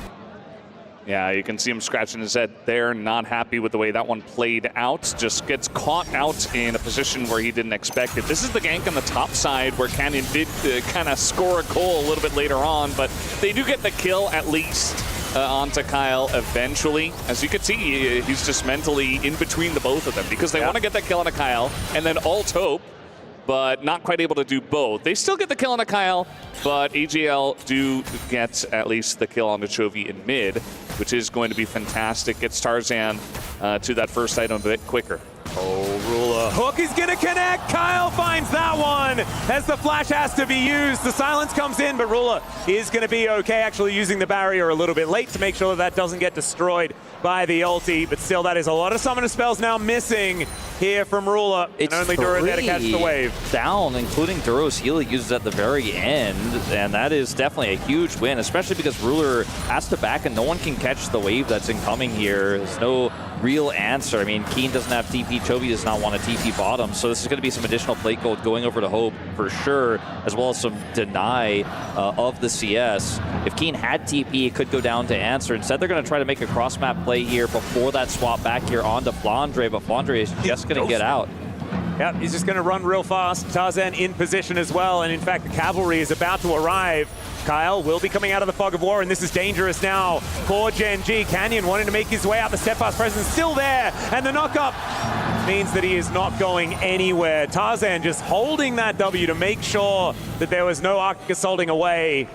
Yeah. AL, they managed to get the feats of warfare yet again. I mean, they saw him coming a mile away. Now, Shanks is not going to expect this. I mean, they have snuck into this brush. Can they catch him off guard? No, Shanks smartly going to back away. I mean, he has Flash, and the only way they could really engage on that is if Keen, like, Flash hammered him back in, and he's just going to be able to react to that. So, unfortunately, I think Optimistic to try to make that happen. Maybe could have gotten his Flash, but ultimately will just be a free escape there for Shanks, who picks up his Rod of Ages. And AL are going to take this Dragon here on the bottom side. Another late first break here as the action has mostly been mid and top in this game. But some of the plays we've been seeing here for Gen.G are relatively haphazard, right? A lot of disrespect on where Tarzan is on the map. And Gen.G have been in control of so many games this series and so many games this tournament. They'll get back to their MSI as well. This is what they're known for, is getting a lead and never letting it go. But in even game states like this, if you make those aggressive plays and the enemy is ready for you, you end up tossing some of those leads away. I mean, Keen had a pretty significant one, but now he's actually technically behind. Yeah, and there's actually, we just saw there, the vision toggle, actually really good to illustrate the fact that AL have a lot of information. A lot of these wards were swept out. Those couple that we saw just there, they weren't, as somehow he's out of vision. That was kind of cute. So just going to be backing. Canyon goes back, gets the Heartsteel completed. Flandre in a similar boat on that front. And Tarzan, he's also getting stronger and stronger on this Poppy. AL is on a ward. So dangerous. Yeah, definitely a big vision game up on the top side, which was very nicely shown by our observers, mentioned by you, Atlas. Does feel like Kyle is trying to fight back in terms of the vision game, especially for Blitzcrank, right? Like, it's so important that you know exactly what angle they're coming from. You want to deny as much vision as possible. He's got cleanse too. It's so low risk for him to be out here like this. Yeah, he can cleanse the Jace. I mean, if the Sejuani ulted him, he'd be totally fine. Now they're looking for Keen. Yeah, looking to try and overload here as Keen clears out the wave instantly. And Stand United means that there is no aggression at all to be coming on through. So this is what Gen.G's composition can do, right? You can turn on a dime. If you try and overload, then there are a lot of options for answering. Still, that's a long cooldown. See what AL can do with that button now on cooldown. They get it pretty comfortably here without investing too much. Yeah, you know, funnily enough, I feel like if they waited for AG.AL to commit to the dive, like to actually use a bunch of stuff and get turret aggro, maybe they could have turned that one around. The Kaisa was running up as well, and Ruler could have joined the fight with his ultimate, and it's grasp Jace. You know, he's not the tankiest, but if you wait just a couple of seconds, wait for the engage to actually come through, and then use the Stand United to get some of that shielding through and maybe keep them alive, maybe you can actually get a counter dive going. Yeah. They react almost too quickly, and so AG.AL just ran away, and they didn't have to spend anything really for that play. I feel like, you know, when we look at the game state here and the nice plays we've seen from AG.AL, the lead they generate is somewhat small, but it's been a pretty good start for them in this game.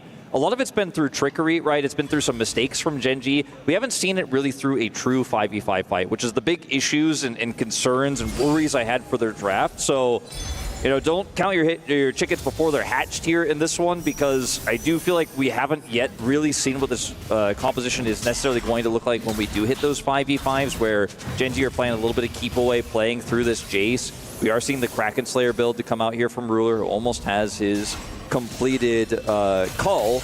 Can still later on build an Asher's Tooth. We've seen some of those teched in late as third item, but not going to be there for a while. But AL, with the control they have, I think they should really hold on to this, because that empowers the Blitzcrank, that empowers these Shockwave engages.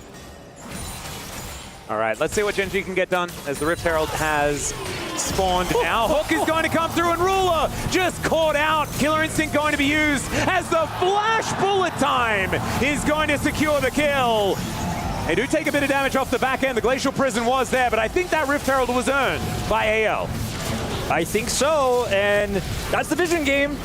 You know where the Blitzcrank is, you're going to walk forward like that, you're going to get punished, and Ruler, again, killed, but also loses Summoners again, so he's another vulnerable target for anything follow-up-wise that AL can send through. They are not going to need the Rift Herald to get this turret, and the mid lane is going to be the next target where they can drop it to potentially get a 2-Drake lead here to use that prio on this next dragon. And things are looking up and up for them. Yeah, it's really interesting to see Kyle having so much success on this Blitzcrank. I mean, fantastic hook once again. The vision game that we've been mentioning all game long coming through once again. And remember, he only picked this Blitzcrank when he only saw the top side of the map, and we were like, huh, interesting choice. You know, we don't exactly say, okay, Kyle is the Blitzcrank guy, but he's certainly making a name for himself on this pick here tonight. Yeah, it was like a solo queue lock-in. He's like, no, just trust me. I'm good at the crank. And trust. Give him the crank. So far, I think we're going to have to continue to trust. But it's one of those fights where it's a win for AG.AL out of the trickery, right? Out of the vision game, out of the pick potential. And that's the kind of lead they're going to keep holding on to. There's a TP is going to be committed by Chovy. Okay, they just want to take this turret. They might be able to get first brick, actually, as Rift Herald is going to go down in mid. They're going to be able to get the charge, but the turret does go down. So no feats of strength just yet, as there's still one more objective needed to be picked up by AG.AL, and 2 if Gen.G want to be able to claim it, as this Rift Herald is really getting put through her paces. I don't know if there's any way that Gen.G are going to stop this dragon from going over. And that is the charge. Two turrets plus the top turret that's basically dead here means that attempt from Chovy comes at such a heavy price, because that is going to be the objective feat of strength to come here with this dragon. Like, they get everything on the play.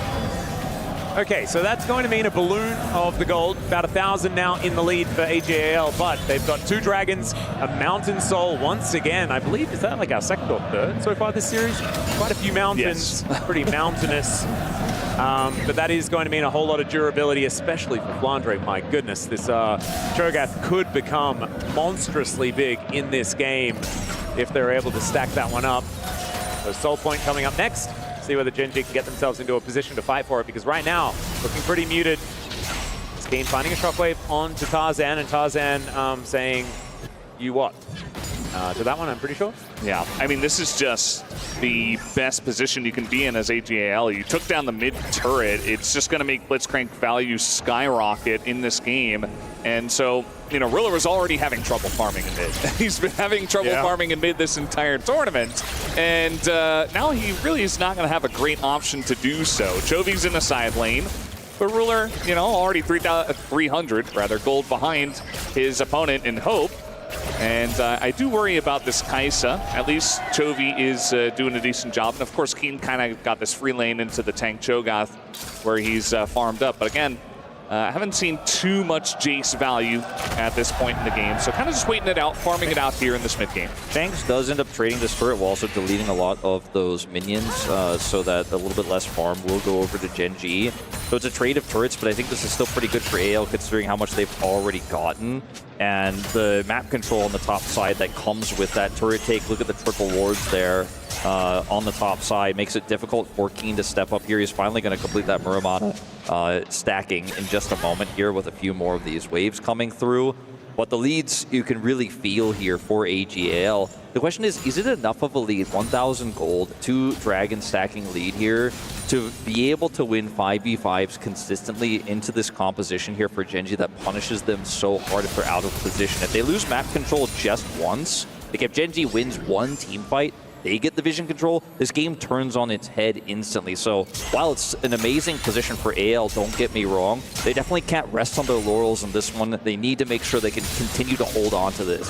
Staying vigilant, I think, is going to be aim of the game here for AL. But if they do, I mean, the amount of control you do have when you get control of the map, right? With the fact that Poppy's Keeper's Verdict is going to be so strong, and the Blitzcrank always demanding respect if you can't see him. It's such a big deal. And AL now with control of this top side. Atakan has been very, very powerful and is once again on the Rift. Kyle spawned in. Just going to refresh wards and come back. Okay, Tarzan getting softened up a little bit by some of the poke from Gen.G. Yeah, should be a decent amount of poke coming out from, you've got Victor, you've got Jace, if you got can, Kaisa. Yeah, if you can see where to poke. Exactly. You can see Gen.G is really struggling to clear, but they are going to get this vision away.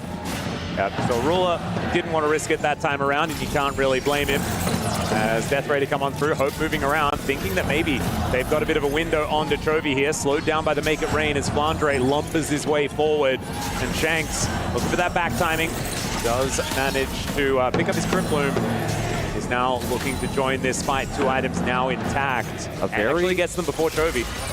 Look at Canyon. What? He's just in the enemy jungle right now. Is he going to find Shanks rather and take a 1v1 or something? He has snuck in here. This is very risky, but it may pay off. He's seen, though. That's going to force a TP. Comes in from Chovy, who makes his way back with his Leandries in tow. It took a long time, though. It was a slow play, but Gen.G actually get control over the objective. It took a really long time. It was very methodical, but this is the type of fight where Gen.G can use their poke. They finally have vision control, and they're going to force AL for the first time to come to them. And come to them they must. Yeah, Tarzan going to get stunned up there by the gravity field. Can they manage to get this as they knock them all away? That Otacon is just stolen. And Gen.G, what was the plan? We knew that the puppy was going to be there. He just flashes in and takes their lunch money. We knew also that they had about 50 smites. They had so many smites, and they only needed 1. They just had Tarzan just straight up smite it. And you know what? I mean, we talked about this so much. We thought that AG.AL would need position on an objective before really being able to secure them, but not clearing out all the vision is very unlike Gen.G. They leave a ward directly in the pit. AG.AL saw everything, and it was the easiest setup for them to just poppy knock away and smites it here. So that's a free Otacon over to AG.AL. You've got to consider the keeper's verdict angle in a draft like this and be prepared to deal with it, but they decided just to burn as quickly as possible. At the end of the day, AL, big winners here again. Well, this time Tarzan doesn't have the ulti available for this dragon fight. Let's see whether Gen.G can take a little bit more control this time. The gravity field does go down. Death Rays layered on top here. The poke is landing as Gen.G now try to get some control. Hook not quite going to connect there as in goes Duro. Does manage to get the taunt as there's the shockwave to finish off the Shen. And Kyle is actually able to limp his way out of there. The Arcane Storm getting some work done. Killer Instinct there from Ruler gets the shutdown onto Flandre. Kyle still alive, though, in this fight. Chovy looking a little worse for wear as Tarzan now going to turn away from his former teammate and look for his as Gen.G look to back off. There is the point-blank ulti comes on through as Canyon. I don't think he's going to be able to do this alone, but he does manage to get at least one of them. Flashes away now as Tarzan. Absolutely massive. Steadfast Presence comes in, and oh my goodness, the buckler is what finishes off this jungler. And Gen.G, they get the worst end of this trade as well. Oh, it's just such a rough fight to try to take. I mean, Chovy has to do everything in the fight. He gets incredibly low, maximizes his damage. His Chaos Storm is decent, but Gen.G were in no way, shape, or form set up to fight that. As they're looking to deny this dragon now, but I just don't think they have enough between this Victor and Shen. Tarzan is a jungler. He has smite. He does in fact have smite, and Duro did not have smite set up here. But look at this fight again, because so much of this is about the fact that Gen.G are trying to do multiple things at once. They're trying to poke, but also hold this dragon, and Chovy has to position really well.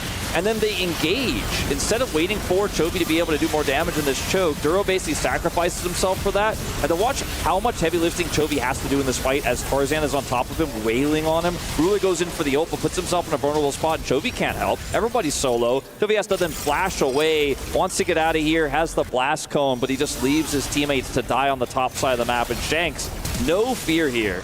Yeah, it's just a very messy fight. I feel like it was a bit desperate of an engage, and AG.AL were just so ready. Like, so much went into the Cho'Gath, and Flandre's like, all right, if you want to ult onto me, sure thing, buddy. I mean, now you're totally out of position. You're super low, and it was just in this extended fight. By the way, Tarzan not checked at all. Just a really tanky Poppy, doing a ton of damage. I think he did the most damage in the fight, and he's a Poppy. And he just sat on top of Chovy like the half of the fight. Yeah. Down to like 0 health, and Chovy's trying to push everybody else back. 4,400 damage for the Poppy.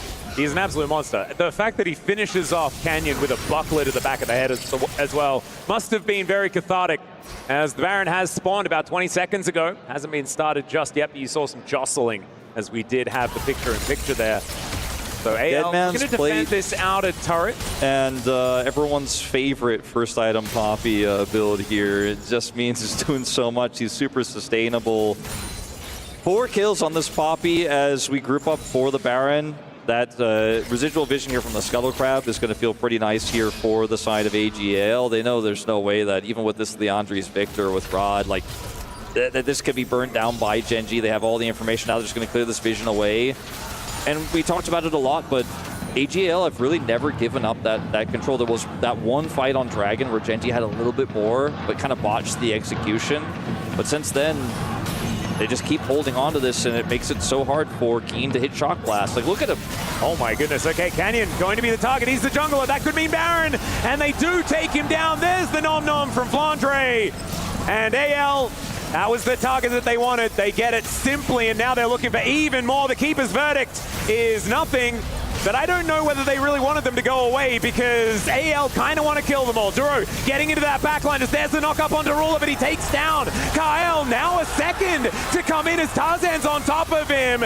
Will the passive be procced? It will, as the Arcane Storm doing so much work, and Gen.G, they are just going to ace them. Yeah, that was on my bingo card. What a fight!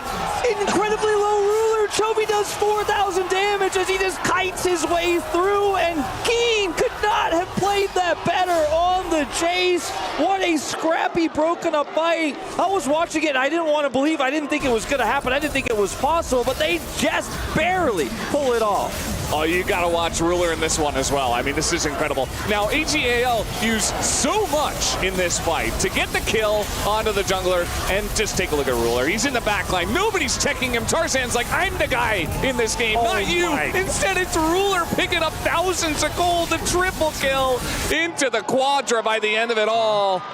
And he's just calm and collected. Doesn't even have anything special to say. And look at this in live. They take the Baron. And even how much money that was? That was insane. Chovy dies there. He does so much damage before he goes down. The Arcane Storm stacks up as part of why Ruler is able to do enough damage to take Tarzan out in the first place and continue to clean up so much damage from Keen, though. Why is nobody talking about this guy? He is just a huge, huge impact in that last fight. Just completely untouched. There's just too many threats here, and the fight was so split up for AG.AL. This is the team fighting power of this Gen.G composition when we reach this stage of the game, and now, for the first time, they take a massive gold lead. I'm pretty sure Ruler just went back and built Terminus outright, and a GA, and a yacht, and a mansion at the same time. Why not? That is ridiculous. He's now 4 items to the 2 and a bit that Hope has put together. This guy is massive, and with a GA there for the extra layer of safety, the game went from very straightforward for AL to quite difficult. You can tell why Gen.G are sometimes taking these crazy fights where it doesn't look like they have an angle, because they just know that guys like Ruler are fed enough that if they find the right angle, they can get the job done. The angle the previous fight to go all in on the Cho'Gath was not it, but in this one, oh boy, he just got so much money. And in a broken up fight, Kai'Sa sometimes is queen, right? I mean, she's just able to do way too much, especially this fed. Now, and also, if a hook lands onto Canyon, maybe that isn't really what you want. Gen.G have control over this angle here. They're going to get the Banana Brush control, and now, like, for what feels like the first time this game, you just can't walk towards this team. The Keeper's verdict is desperation at best, and Gen.G will get their first dragon here. If AL tried to force it to that choke point, it would have been the end of the game. But look at the difference between fighting against Vision and trying to face check with Canyon and try to look for those wards versus having full control, having Keen with the angle he wants, having Ruler able to follow up on anyone who steps over the line. The zone control that the gravity field gives Chovy, this is just a completely different scenario. They still have Baron. Yeah, this is exactly what you were warning everyone about, and the fact that we needed that constant vigilance as Ruler does have to utilize the flash to get out of the way of the hook. Good respect there from Ruler, but won't have that tool for later on in this game. The Rupture just trying to hold these minions at bay as another hook is going to come on through. This one used on that siege minion to be able to take that one away. And so now Flandre looking a little smaller as the Cho'Gath really wanted to make this one work. And look at this, it's desperation here as the Glacial Prison comes on down. Canyon looking to try and just brute force this inner turret, and they should be able to do it as Tarzan comes over and Gen.G say, yep, that's what we wanted. And a 3,000 Baron power play here as the dust settles. And my goodness, Gen.G well and truly back in it. I'm actually surprised because we had a look at the gold grab, and the biggest the gold lead for AG.AL was about 2.3K. Yeah. So they do manage to get Otacon, things like this, which is not necessarily represented by the gold, which does give you a bunch of extra power.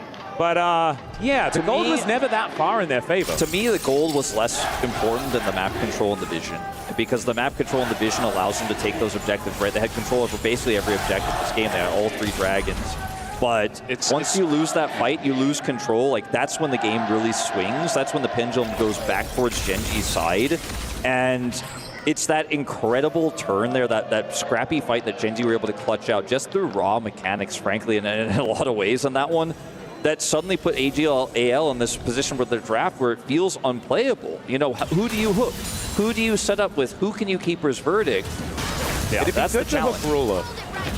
That'd be a good one, I think. That would be good. I don't even know if that would matter at this point. Maybe Keen, based on this damage graph? What is going on with Keen? Like 30K in this game. Wolf was shouting his name as we were all looking at Ruler. I mean, the two of them just able to do so much. And I said it before, like, Keen's just been given a free game, essentially. Like, he laned against Tank Cho'Gath, who was sitting there feasting and kind of doing nothing. And we know what Cho'Gath does, but it does mean that his opponent kind of just gets to sit back and relax. And when it's Jace, it actually, you know, begins to really pop off in this game. Some of that damage was on hitting a Cho'Gath, but most of it was just on team fights, but not from poke because he couldn't see. Now he can see. Now he can poke. That number is just going to get bigger in this game as we fight for neutral objectives. A minute 20 before Baron, 2 minutes before the next Mountain Drake here for Gen.G. You can see AL are already concerned about trying to wipe some of this vision away because the double threats of these objectives are so frustrating to deal with for them as they lose control everywhere on the map. Ooh. Oh, yeah. Bit of double poke landing there onto Hope, but he's got a Bloodthirster, which is a pretty good answer to it. Death Ray coming on in as AL is trying to hold on. They do spot out a lot of this vision. These control wards that they're getting down are consequential. Kyle fishing for that hook angle. Can see a few of them and doesn't quite get Dura. Almost gets Keen, actually, as Shock Blast going to connect onto Hope. They're a little bit split up now, but Gen.G not overly committing. It's actually Canyon looking for Tarzan towards that top side. Tarzan not pressing an ult button, not even pressing W just yet as the Buckler comes on in. The fight for the red buff now is going to be secured as the Shockwave comes on in, but the flash out from Canyon will keep him safe. The heroic charge, and then the knock up onto Chovy, but Tarzan just doesn't really do anything, and the follow-up is not there onto the Victor. And he says, cool story. I mean, they're just baiting out so much. Like, these fights over the red buff, they don't feel like they're that important, but they are actually huge. You get the red buff, it allows you to stay healthy, it allows you to potentially get a lot of vision control, although when I look in the jungle, it's all to the side of AG.AL. Gen.G don't care. They're just going to start at the Baron in their face. Canyon's still low health here, but Tarzan doesn't have flash, and Chovy's got the choke point control. There's that gravity field. The gravity field's so incredibly good here. Is now Duro looking for that angle. As the Arcane Storm comes down, he's just going to walk in. Blandre's there, he just eats it. And obviously he does, as there's the setup. Keen is going to be able to take down his opposite number. And can they actually win a fight after this? Killer Instinct is named well here as Ruler goes in, but he's slowed down by the Make It Rain. And Gen.G, they do manage to get a Cho'Gath, and that's, I guess, a purple monster from the void, but the Baron works out better. Duro goes in, though, and they really want to force this. Keen goes down as Hope gets the kill, and now it's the Ruler show once again. Shanks is going to get taken out. It's actually a double here for Chovy, and Hope stays alive. Tarzan as well, and they are going to be the sole Baron owners that will not get a look in at this Mountain Dragon. Maybe you ate the Baron, but you ate it right after that. Got taken out. It was never going to be a team fight win there, and Gen.G, despite having the Baron against them, are able to get the cleanup here. Just wash it away. Buff timer? Where's that one? And that's going to be another Dragon going over, but look at this. This is so silly. Look at these mechanics, guys. How many smites we got? They just did a 1,500, yeah. in front of the team that has like 17 smites. We talked about it in the draft. We talked about it so many times. Ultimately, in order to do it with how patient Gen.G were, they're going to trade the tankiest, well, one of the most frustrating members to deal with out, while also Chovy is damaging every other person. Remember, this is a misfortune, so she's kind of more combo-oriented. That was a cute attempt. He's not a traditional 80 carry, so even though Hope is full health here, he can't really offer damage on the chase back here to provide heal for his team as they try to get away. So once their Cho'Gath's gone, once Chovy's got everyone at half health, they just walk across the red carpet to victory, and Gen.G take a lead in kills here, but it's the 3,000 gold lead, the double Drakes here, the momentum away from AL, and all of that vision that they're going to take away from AL. Again, that's the biggest problem. Sure, you got the Baron, you technically got a positive play on this one so far in this one, but how long does it really last when your Baron's on a Poppy and an MF? Yeah, they're the only ones. Still, it's going to be up for another minute, so maybe they can get a little bit more. The power play is not negative. So not yet.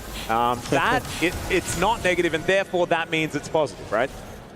Still going to work out. The base gold, it's less than that. So they did get the money for killing it. They denied it from Gen.G. They didn't manage to get the dragon though. So soul point available for Gen.G. Next, of course, it is still there for AG.AL. They are stalling this one out, but it really felt like this game was taken out of their hands, and now it's even because of their mistakes rather than necessarily Gen.G and just being like winning this game from the get-go, right? Things were looking pretty good for AL earlier on. See whether they can pull it back into their hands. Esquandre once again massive. They're just sieging up against the very lackluster Baron buff here, Gen.G. It's crazy how aggressively they're playing it. It's almost like they're saying, okay, if Blitzcrank doesn't have Hook, he's not really a champion. Cho'Gath, I mean, maybe a little bit. But if we force fights on our terms, we always win. So it's almost like whenever they see AG.AL and the Hook goes wide, they're just like barreling straight at them. It looks almost ridiculous, but you can kind of understand where they're coming from, especially with the amount of damage they have with this fed Victor.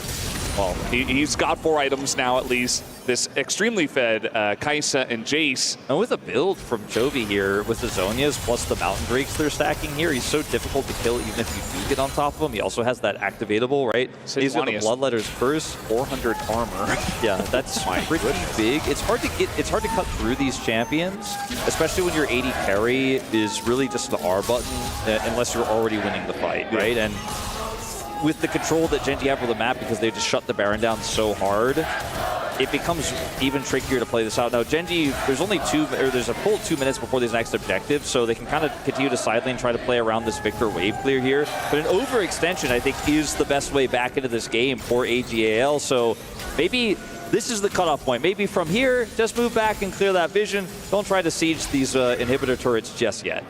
Yeah, right now they're searching through these brushes with mostly Keen and some truck blast. Hook is going to connect, but it is onto Canyon yet again as Ruler is out of the fight. In goes Duro, but he didn't want to be there. He thought that he was following up for his teammates as Keen. Yeah, he's going to try and boop them away. The red is obviously going to go over to the team with 1 billion smites. And AL, they just take 2 and give nothing back. There's just no reason to force it beyond the wards there on red buff. And this is a huge swing here for the side of AG.AL because Baron is now 70 seconds away. They have control. There's no vision here for the side of Gen.G anymore. And all those issues that plagued Gen.G in the mid game can pop right back up here. Momentum completely out of their sails. Now, they also could just go straight up into this Mountain Soul with this massive Cho'Gath with the huge Poppy that's on the side here of the LPL squad. The choice is theirs, but map control completely belongs to AL. And why push forward past the line? This is the thing, right? This is the composition. You get the hook, you get the knockup, you silence, the guy dies. It doesn't matter how much armor he has. It could be 400, it could be 400,000. The guy's gonna die, and that's exactly what they do. And it feels like Gen.G are trying to bait out hooks and go from there and try to like set up fights after. They baited out the hook and then died. So that's not exactly the play. I think AG.AL are playing this fantastically. They're trying to set up. They know they're on the back foot here a bit, but they play around their 1-win condition in these fights, which is really land the hook, get the follow-up, get the kills. And from there, you can do anything. The sync on the objectives makes this a really tough call, though, as Gen.G can go, okay, you have Baron vision, but you don't have full vision on Dragon. Let's play through that instead and pull AL down. This may just be the right call, the best call Gen.G can make here, and Chovy's is offering a decent amount of poke. All right, well, there is the Rupture. Connect onto Canyon. He's looking for his angle here as the ult is going to whiff. Everything, in fact, is going to whiff, and he's just eaten like a ham sandwich. And now you can see Gen.G continuing to try and find the fight, but AL, they're not interested. They're just going to move over towards the Baron. And Canyon, you just come out of the death chamber. You didn't need to go back that far. There's just no reason to go in like that. I mean, they were starting to get frustrated because even though Chobi's got Leandres, he's got that poke, they have the keen poke, it just doesn't feel like it's doing impactful damage. They get a little bit impatient. And fortunately for AG.AL, sure, you gave the Dragon, but this is the third Drake for Gen.G. It's not the Soul. Still, that's a lot of resistances that they're stacking up, but this is way more valuable here for AG.AL to get the Baron. They make the right choice there with no jungler on the side of Gen.G. And this might actually be the beginning of the end. Sure, gold is even, but we're 40 minutes in. That means nothing. It's just about the pick potential that Kyle has now, and they're just going to push these waves through, starting to take out those inhibitors. Mid lane also now being pushed by Flandre as TP could join at a moment's notice. Keeper's verdict is just going to be held on to for now, as, my goodness, this turret just gets 3 hit by Hope. But you can see Keen doing a fair bit of damage there. Somehow Ruler finds the backline. There's the ult in! Can they actually get him? But the answer is so good! Still, Ruler is going to go golden. The shockwave connects onto 4! But that may not necessarily be enough. Tarzan manages to get the GA out of Ruler, but it's a double kill for Chovy. He's knocked around like a ragdoll, but they still have the carries. Tarzan going to go down, and Ruler may have saved it for Gen.G once again in the same game. Oh, it's incredible how close these fights are. They're still chasing, and another Seeker's going to hit on a Flandre. He should be going down here. There it is. The end of him. It's 3v1. It's only Blitzcrank. Can they hold? I don't know. There's just so much damage in this Gen.G comp. If you don't end up wiping the carries, you got Chovy, you didn't get Ruler. The longevity after the combo is gone, after you've used your buttons as Flandre, as Shanks has used his buttons, Ruler's like, I've got auto attacks for days. They take Hope out, and he wins the fight. But it all starts off with this angle here. He's able to find this follow-up, get in the backline, force Hope back. And because he has the ability to stasis here and get out and the GA, he's just so survivable. And they almost got Ruler. They almost got him. But you only get him once. He pops out of that resurrect, and he just cleans up the fight. And the target selection was exactly what Gen.G needed in that fight. Shanks goes down first. Hope is very quick to follow. And then they're just lacking damage, right? And so Gen.G will swing that pendulum back the other direction, and now I even have less of an idea of who is going to win this game. As that's a negative 300 gold Baron power play, and what was it, the third Baron so far of the game? Yeah. We have 3 dragons on both sides. It's 2.5 minutes on a Dragon Soul for someone, finally. And yeah, I just have no idea who is going to be able to win this. You've seen there's been multiple examples in this game of what winning looks like for both sides. And let's just see what happens in the next fight. Yeah, I think we're just going to have to sit with bated breath here and see what does occur. As pushing forward into a Blitzcrank has not been a success story for Gen.G in this game. Canyon. Canyon flanking. It's crazy how much pressure is on Kyle right now. He needs to hit hooks, he needs to hit the right targets, because if they get chipped away, if they get poked out, you talked about ways in which these teams are winning. The ways in which Gen.G win, they land poke, they get into the backline, they assassinate the squishy targets. The way that AG.AL win is getting hooks, getting picks, you know, blowing someone up. It doesn't matter if it's edge 1. Combos, the ultimate from the Poppy, you know, splitting the team fight up, basically cheating the fight. AL want to cheat the fight, Gen.G want to play the standard fight. Like, that's how these comps work. They want you to hook split someone, you split somebody up, you get that combo, you win the fight instantly. Gen.G want the longer fight. Oh, you almost got our carry, but you didn't, and they clean up the fight. That's the difference in these comps. But Vision here, and Prio does go to AG.AL. Still 70 seconds away, though. It's a bit early. They hold on to it for now. As we're going to see it back from Flandre. We'll see what he gets for that final item. It's just going to be a ward buy. Yeah, wanting to make sure that they have as much information as possible. As once again, Canyon's lurking. He's spent the whole game lurking, for better or worse. Now looking for, once again, another angle. As Flandre lumbering toward, like, if he stood in the pit, I would assume that he is a neutral objective right now, because he is gigantic. And Canyon clearing our vision where he can, as once again we are moving towards the ARAM scenario.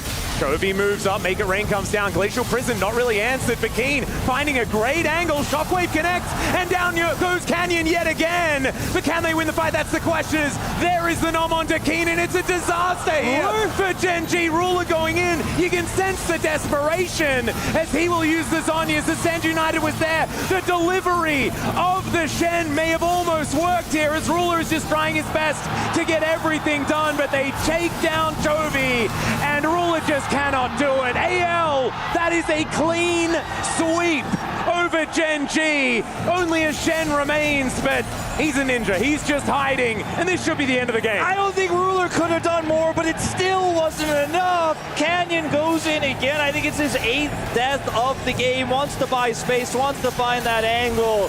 But AL, 1 game away now from that reverse sweep. They stand tall, they stand strong. The resilience of this squad here is something to remark about.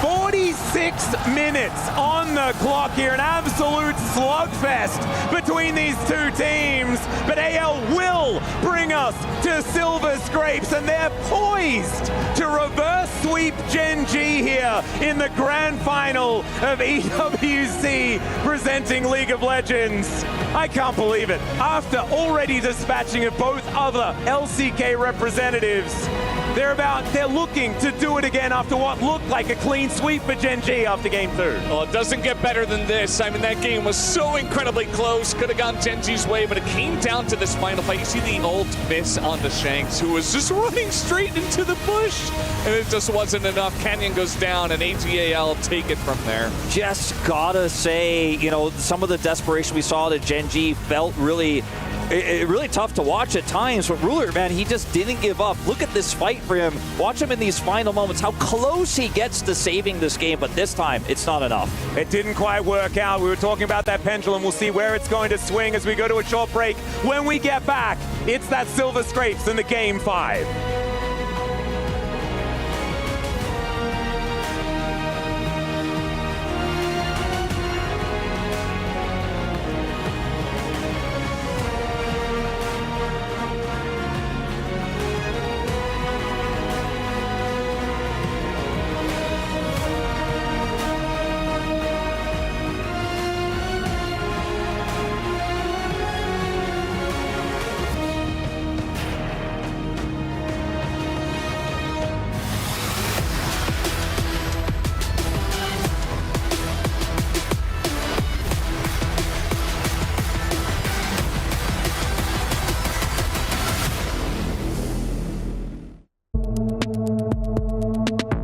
First question. Solo lanes are the hardest roles in League of Legends. 为什么？因为站在我上路的立场，现在其实经常要跟下路去换线嘛，所以感觉每一波线要想的东西都特别多吧，所以我反而觉得他中路其实没有上路要想的东西多吧。中路最难。Second question. Chinese solo queue is the most competitive solo queue in the world, either super server or normal server, but the most competitive in the world out of any solo queue. 不难，很简单。AL 现在是太强了 ，AG.AL 现在是太强了，很简单。因为我一直觉得，不管你在哪里打比赛嘛，就算我们现在回LPL打，也是不能够觉得自己已经特别强什么的。我们觉得是不能够轻视任何一个对手嘛，所以我会觉得，不管面对谁，我都会严阵以待吧。Third question. Yuumi should be removed from League of Legends.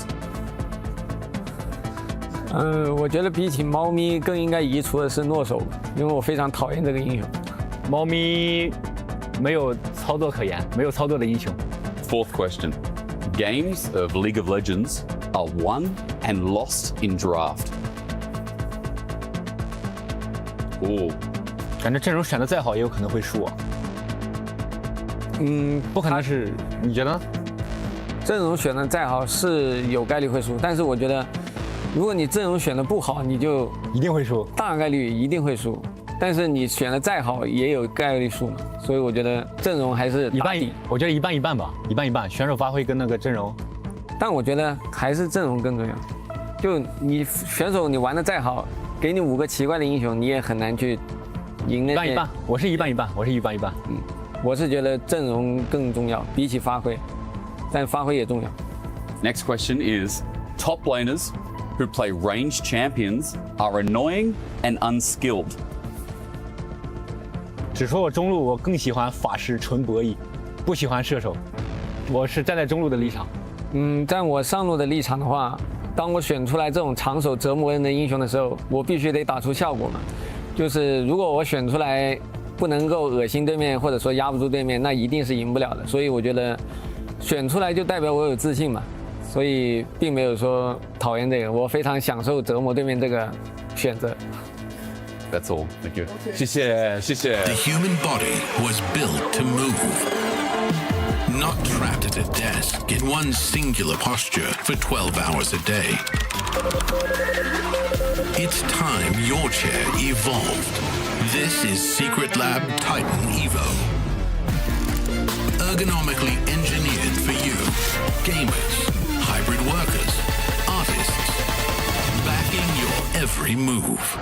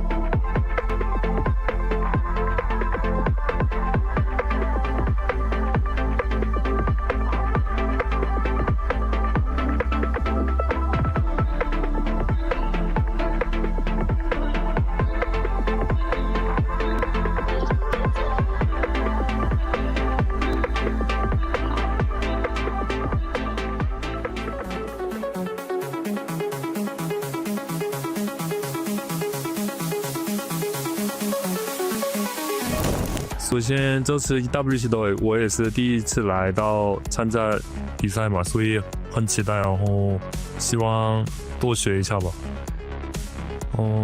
我最近打比赛心态的话，就是不管输赢，就管好每把的游戏吧，然后就享受每把的舞台吧。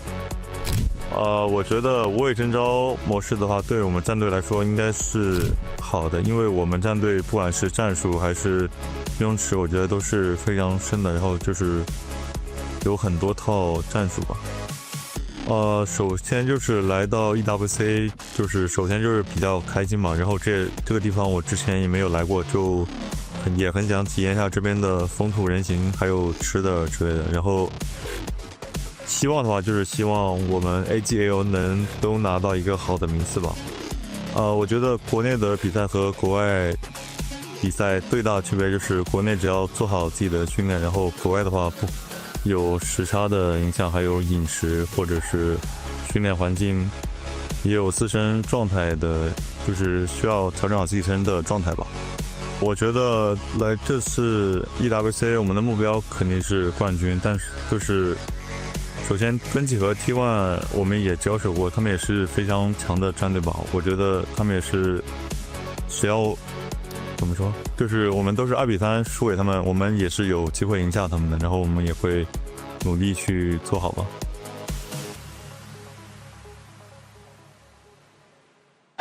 Live from the Free Fire Arena, I heard that you guys had an AG.AL as well. Yes, by the way, my name is Atmats. I'm a Free Fire caster. And yes, we have AG.AL, just that it's from Thailand rather than from China.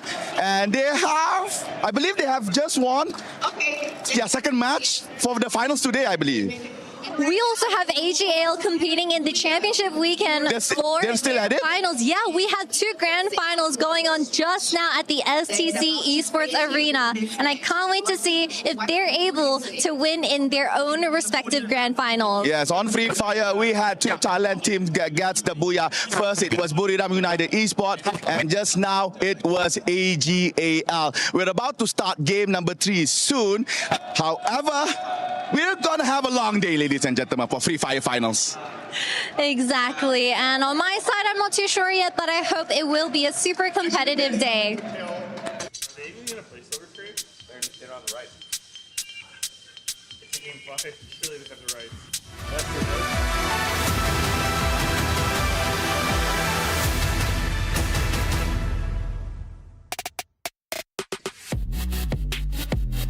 If you were watching 2 hours ago, you might think that, you know, you'd be watching something else 2 hours later. However, AG.AL had other plans. They fought back and forced the series on their hands, and sometimes hands on faces if you're a Gen.G fan. A reverse sweep is on the cards as AG.AL have battled back like minute after minute after minute into the longest match of the tournament in that last one. It is 2-2. The LPL champs are here to try and fight and have one of the biggest comebacks in League of Legends international history. According to stat guy on our team, Marcus, he says this would be the first reverse sweep in an international finals. So tall task here for AG.AL. Not done yet though, as Gen.G still have an opportunity to come back. As we take a look at this gold graph, it's just wonky. What a great game. I love how this series has evolved, where it started with Gen.G having a really, really controlled, methodical, objective game, and now it has just turned into a full-on brawl, a fist fight. You know, this is kind of what you expect when you watch like 2 teams that might not be the crispest macro teams going at it. 46 minutes. I don't think there was a Dragon Soul this game. They were just constantly fighting, and I loved it. I loved every second of it. We got to see some Blitzcrank. We got to see the Cho'Gath. I did not know which way this game was going to go until the very end. Yeah, and I love these fights because every time you watch the fights, if you rewatch them, you feel like you notice something new. This fight, for example, Tarzan did a heroic job zoning Chovy and keeping him out of the fight. It was a chaotic fight, and the shockwave really burst down Duro, and while it looks like Gen.G is now going to chase into them, Tarzan is making life so hard for Chovy here in the back, constantly stunning him into the wall, forcing the flash out, and now hitting him at the back of the head with a buckler. And these fights, they were just so clutch and amazing. There were so many moments where one guy stepped up, one guy seized the challenge and tried to be a hero, and it's just going to be such a memorable series. Yeah, again, just like Medio said earlier, it was all of this very LCK-esque, formulaic type of League of Legends, but AG.AL have found a way to drag Gen.G to fistfights, who are down to do it, but AG.AL are just doing it better. Flandre has come up huge. Shanks on the Orianna game-breaking shockwaves that we've seen in international stages. It has been so fun to watch here, Finn. I mean, you say the names, but like this feast by Flandre really getting them back into the game. I'm not sure what Gen.G was doing. They just disrespected the Cho'Gath. Have they played against it? I have no idea. But this was so clutch by Flandre. Getting this was really the first stepping stone to the comeback that we saw. Okay, I got a question, Ruler, on this one. The Baron was 2,500 HP. He had all the plasma stacks, and the Call of the Void just said, hey man, hit it. You got your plasma stacked up, and it put it in range for the feast.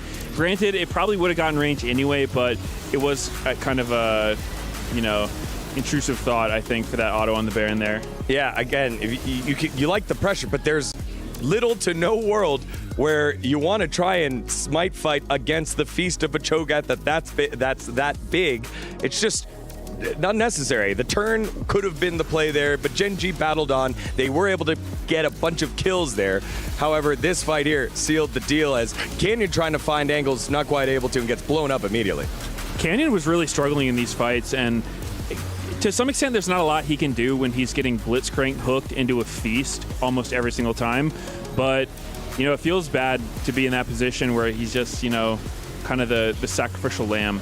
I feel like Ruler played his fight so well, ulting over to the chicken pit, and it was really difficult for all of Gen.G to hit him. I mean, AL to hit him, and Chovy, being untouched for so long, oversteps a little bit, tries to get the kill there, but the silence of Flandre once again shutting him down, and it's just gonna be a game of interest. When you watch these fights, you see so many people with low health bars constantly playing at the edge of danger, trying to maximize the damage, trying to squeeze water out of the stone that is these team fights.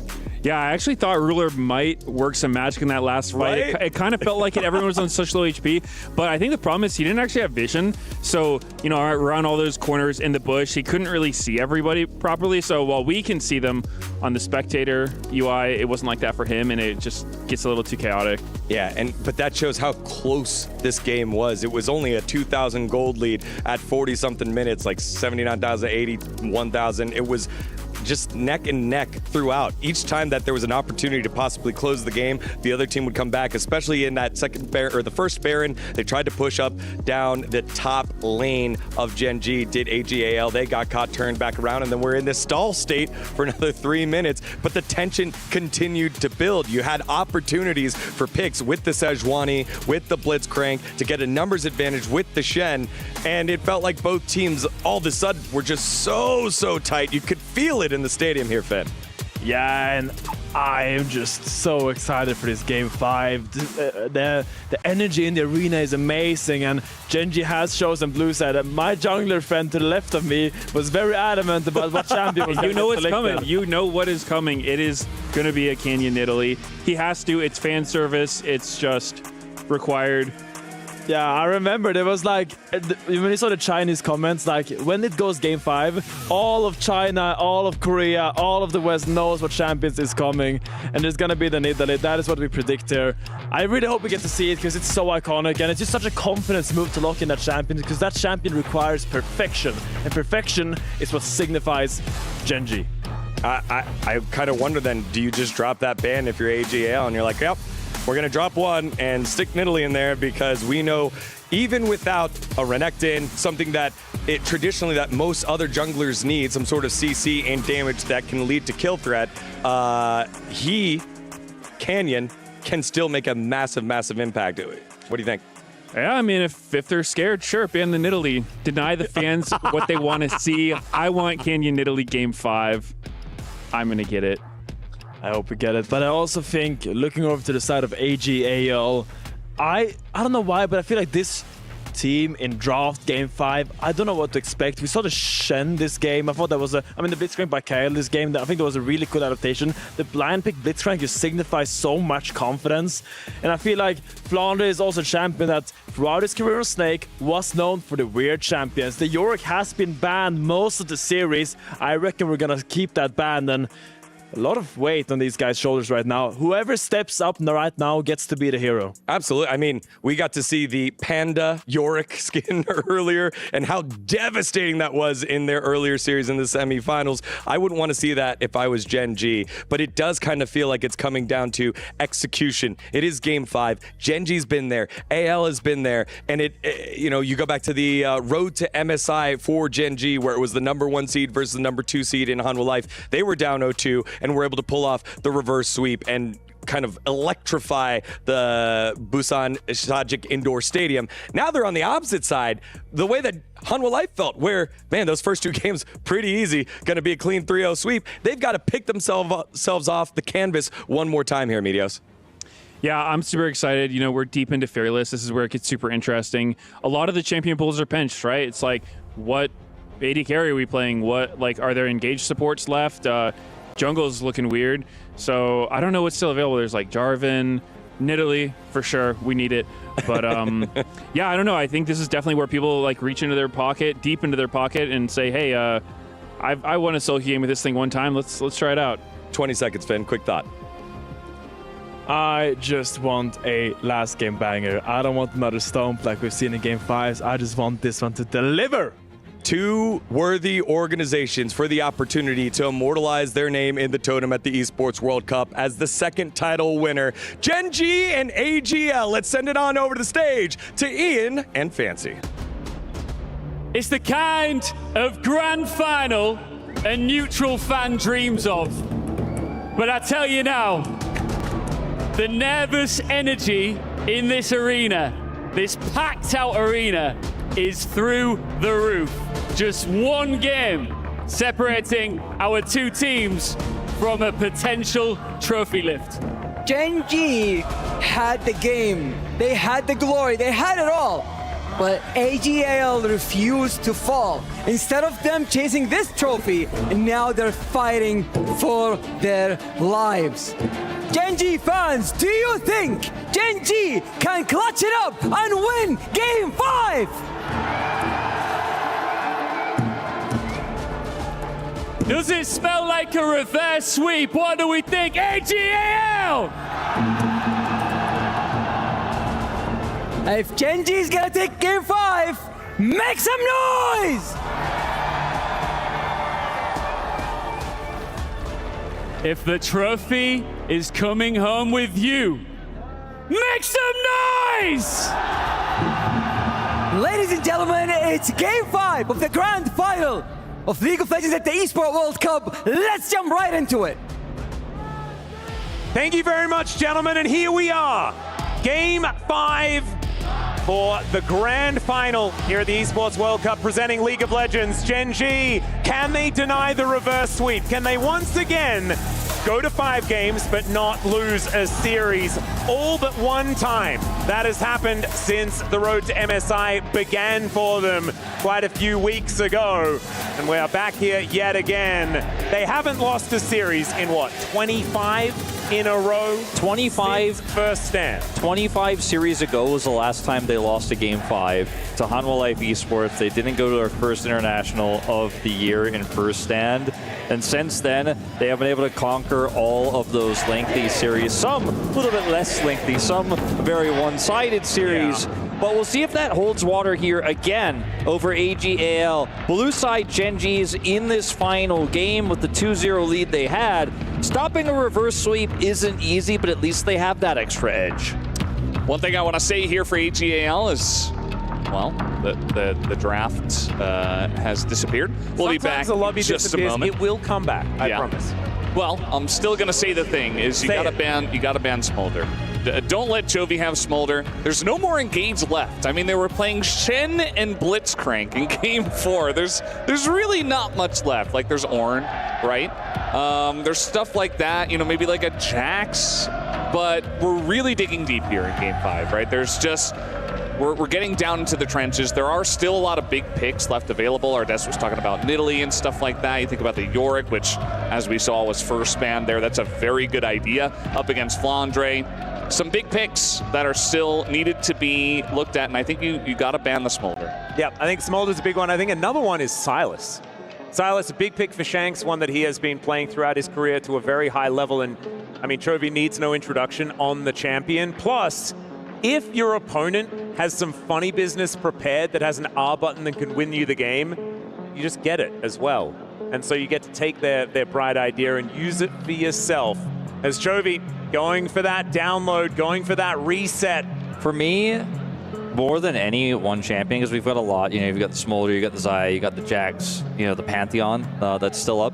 Yep. More than one champion, I want to see both of these teams come up with robust, real compositions if possible, which is always challenging in Fearless Best of Fives that go the distance, because we said it many times in Game 4, neither team had a strong composition, but they were able to play to their win cons very well. That game was very back and forth. Both teams knew what their comps could do and what they were capable of doing against the enemy composition, but there were some mistakes made by Gen.G, some great punishes there. Maybe in this 5th and final game, having a comp that has a strong identity may be what pushes you over the line against a team that's otherwise trying to freestyle a little bit too much.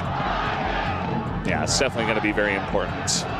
Looks like we're almost ready to jump right back into the draft. The compositions in Game 5s, we've seen a lot of times in Fearless where it's like one team just gets a big comp edge and it's kind of just lights out, right? And this is, I feel like, the game where it could be decided by draft the most. And that's why, especially for AG.AL from the red side, they got to really hunker down here and figure it out. It's a really long series. You saw that illustrated by Kyle with the 5 o'clock shadow.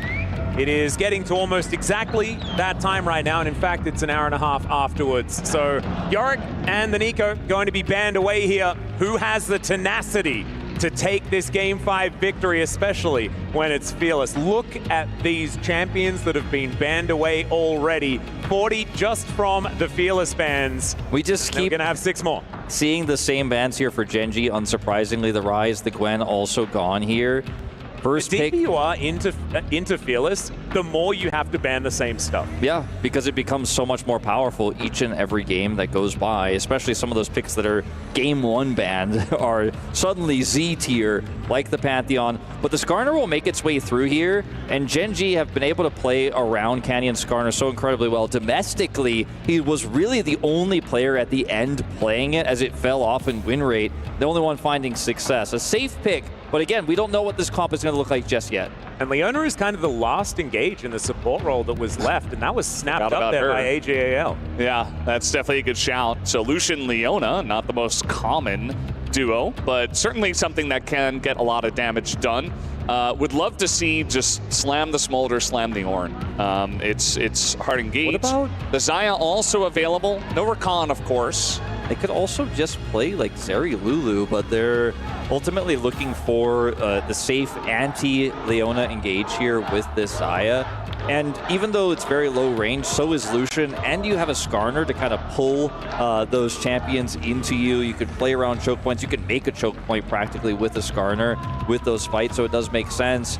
Looking for range support here to pair with it in this Renata. Now, I understand that with the Leona on the other side, it might be more of a dive-oriented composition here for AG.AL, but you can't really necessarily know that for sure. So it's a very risky Renata call, I'd say, here from Gen.G.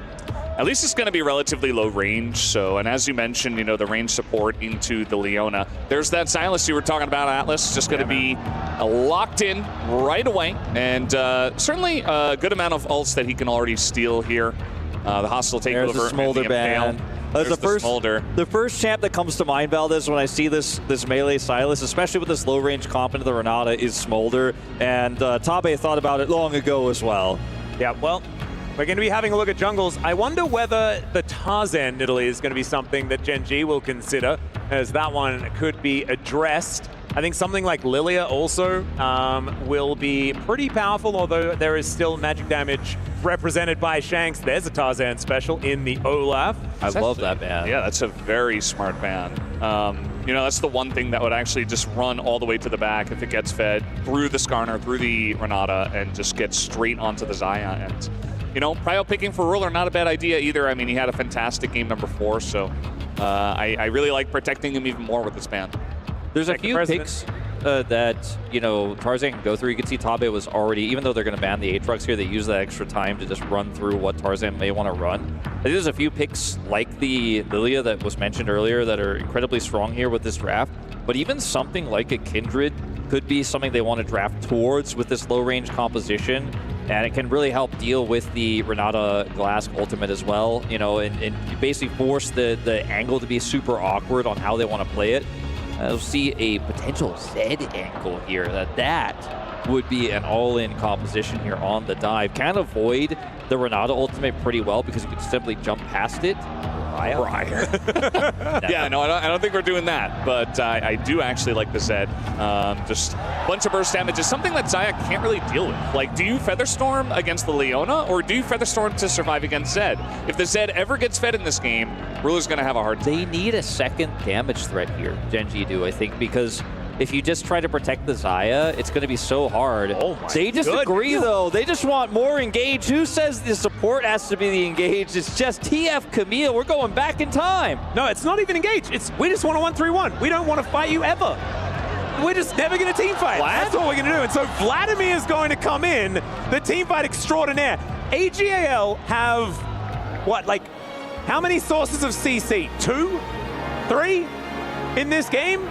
It's kind of crazy, but there is so much damage out of the Vlad and the Zed. They could just pop a target before they can do anything, and everyone knows that death is the best form of CC. Both the Vladimir and the Zed are really easy to play around gold cards with, and even against Camille, because the Vlad can go untargetable, the Zed can just circumvent the fight completely. But the rest of the composition is very vulnerable to this. The Lucian in particular, even the Sylas trying to engage in, if it gets Hextech Ultimatum or impaled by Canyon, is going to have a hard time. For Gen.G, I think the key, we know that this team can play 1-3-1. We know this team can play through the Camille, play through the TF, the macro. It's about Ruler making sure he's able to survive against all these threats, because you have the tools to set Ruler up for success, set up those feathers. You just have to survive long enough to do that damage, and you can win those longer fights. This is a fascinating draft this time around, and I actually feel like the comparison between Game 4 and Game 5, even though there are less champions available in the 5th game, the identities of these drafts, I feel, are so much clearer. On the side of AL, though, I am a little bit worried by that lack of CC, that lack of lockdown that they'll have, and the fact that a Camille and a Twisted Fate will be able to pick their target and decide who dies in a lot of these fights. So we'll just have to see whether Gen.G will be able to reverse the momentum, or whether AG.AL can just ride the reverse sweep towards a trophy here at the Esports World Cup, presenting League of Legends. Will bring that back for a different region for the first time, as the LCK already claimed it last year on behalf, T1 did it on behalf of the LCK. Let's just see whether AG.AL can find it in themselves to win this final game and reverse sweep their way back to glory. This is going to be an intense game number 5. After game number 4, which was just absolutely bonkers. Now we got all the weird picks coming out. You know, we listed a bunch of standard ones, but a lot of good stuff got bans too. You know, even the Jax late in the draft. And eventually we just end up with one of the old classic compositions, the TF Camille, just the we're not even going to fight you comp. Just keep you at a distance. Correct me if I'm wrong, but was Sylas often picked into TF as a counter? I'm just trying to wonder. It was often picked, yes, a few years ago. Back in like 2021, this was extremely common. You know, after we saw Showmaker, you know, end up getting the TF skin when he won the World Championship, the Sylas was following TFs everywhere during that time, and Sylas was also in a really good state at that time. I'm curious about how this Vladimir-Camille matchup goes, because it's not something that in my modern League of Legends we see almost ever. Vladimir obviously incredibly strong later on, but can struggle in some of these earlier phases of matchups. Not necessarily as much into melee matchups, but if they play through top side and Keen gets fed before this Flandre Vladimir gets online, it could be a huge issue. Field of Daybreak not actually going to be utilized here by Kyle. A little bit unfortunate there for the AL bottom lane, and now with the range advantage, it's kind of big for Ruler and Duro down there. So we're having a look, Hextech sweep. This is a start of your answer here, Wolf, as we have a look at the first little salvo of trading.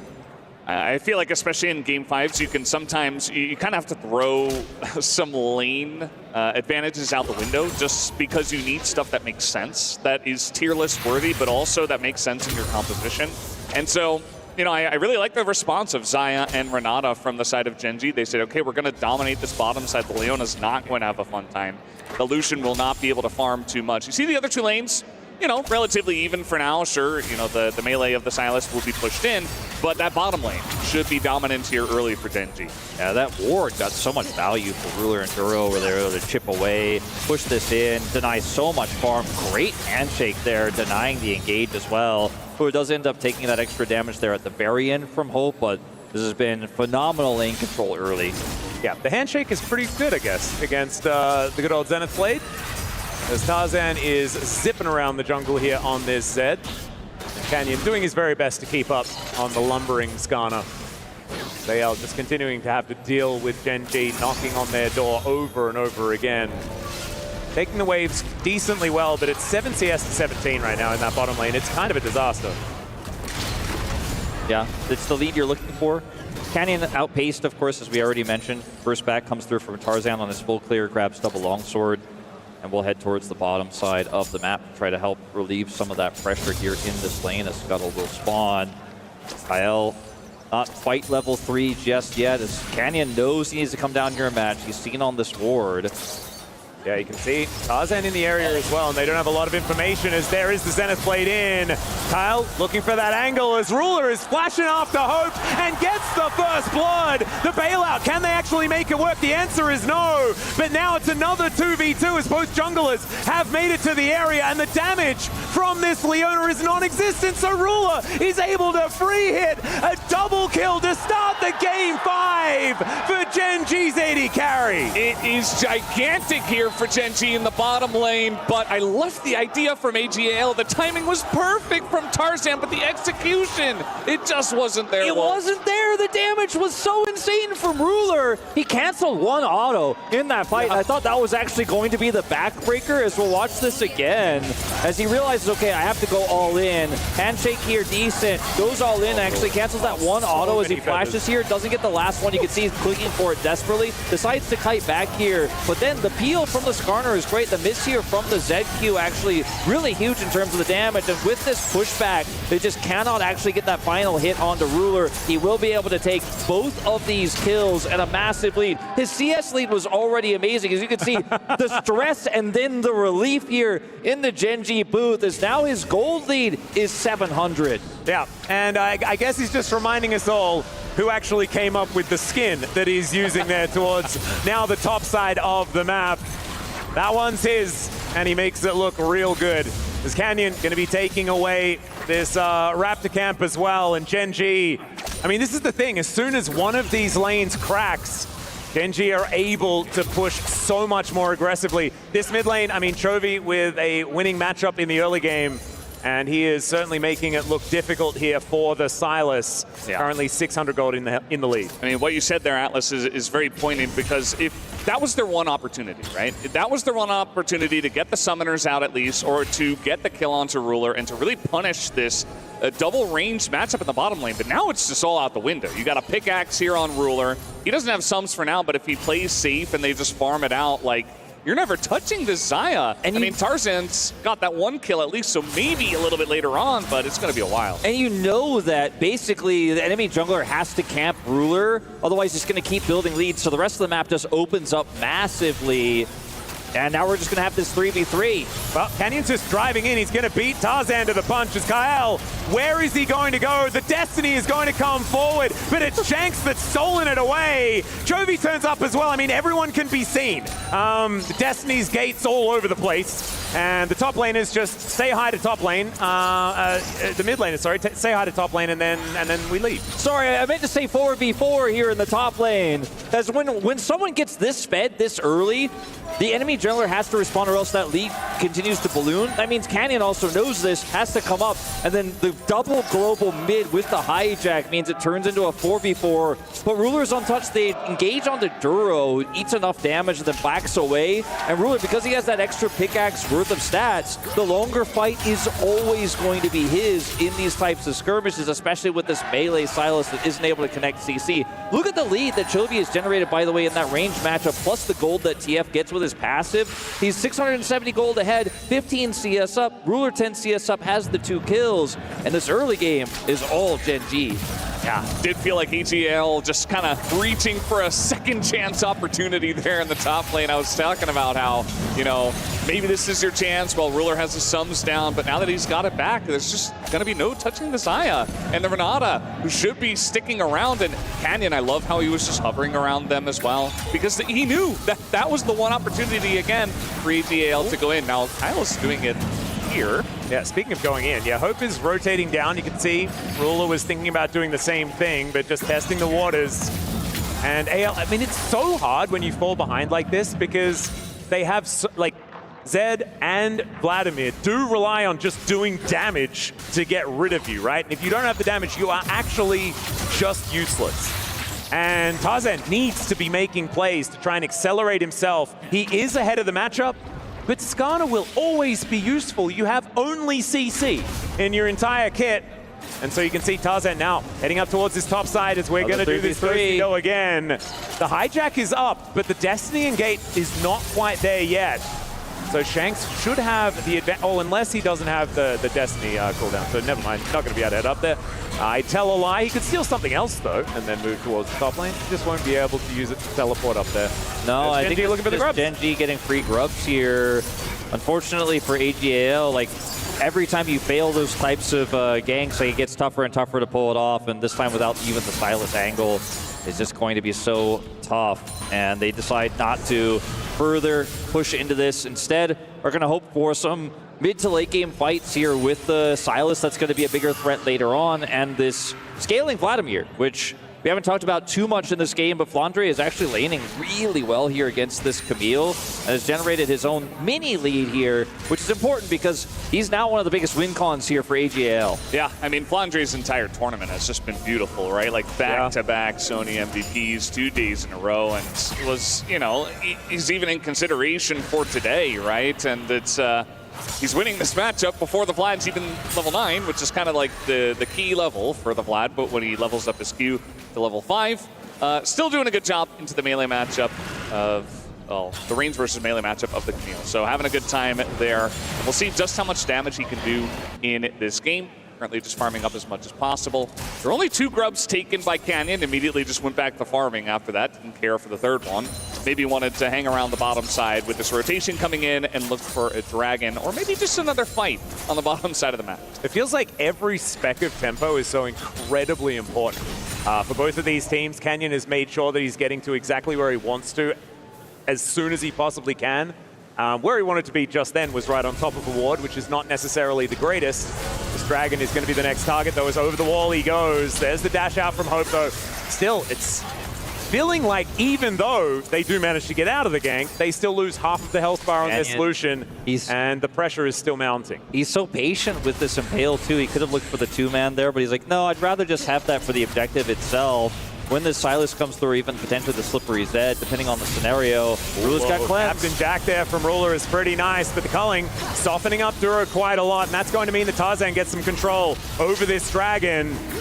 Mid lane is just going to be shoved in as now the Destiny comes through from Chovy. It's looking for the target. Tarzan getting taken down low as Chovy just trying to distract them as best he can. The flash forward from Kyle on top of Ruler, who's in an awkward position, but the teleport comes on down. Kyle is going to die. Tarzan gets another great smite, but there goes the Leona, and AL still not on the board when it comes to these kills in this fight. There's a hostile takeover. Shanks is extraordinarily dead in this moment, and Canyon is the one that locks down the kill, making it the 4th for Gen.G. It's so tough for these fights for AL because the running of Zed doesn't really offer any CC at all, frankly, in these moments. And even though the fight looked pretty split up and it looked like maybe Chovy was going to be left out to dry as they engage onto a Leona, he's able to kite it out. He gets another stun. He's ranged, and he can just kind of space his way out there as Gen.G look for the reapproach. Duro has flash. He has ult. He's going to be able to secure the deny on Shanks' re-engage. And ultimately, Gen.G, the decision to go on to Kyle, which looked so risky, does pay off. I mean, this is a pitiful engage on a Ruler, but you don't really have any other option as Kyle, right? He's still at Featherstorm this whole time and Flash. And Kyle's like, well, I'm just going to sacrifice myself. Maybe my team gets the dragon and gets out. You see that Gen.G, they've been doing this all night, where it's like, if there are kills in front of us, we will expend everything to get them, to get the leads, to get the tempo. As Atlas was talking about, it has been so important, especially in this game number 5. It's 2 kills, and it's definitely a large amount of tempo going the way of Gen.G, who are now 2,500 gold in the lead. I do want to give a shout out to Shanks for that hostile takeover, making these 2 little 1v1s off to the side, really distracting Gen.G. It almost managed to get almost lethal damage onto Ruler as Keen was doing a bunch of work. But unfortunately, it was too little too late, right? The targets had already been taken down, and Gen.G weren't under any extra threat from the rest of AL. The TF was so important in the end of that fight, because Chovy's offering so much damage, right, and the extra CC.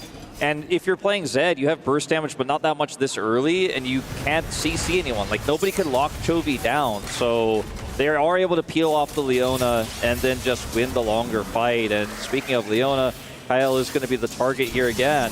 Well, shot going to come through there as Keen. Down to 50%. Hextech Ultimatum going to come in, though, as Solar Flare getting some decent work done. The culling is lying in wait, and the Hemoplague does come on down as well, as Canyon just going to present Kyle as a target. He is going to go down. Hextech Sweep comes in, but now it is another gate combo, and this time it's Silas trying to make his way in, but he doesn't actually get there. Doesn't pull the triggers. Oh, Shanks flashed for it, but it is actually Tarzan that gets the max range shuriken.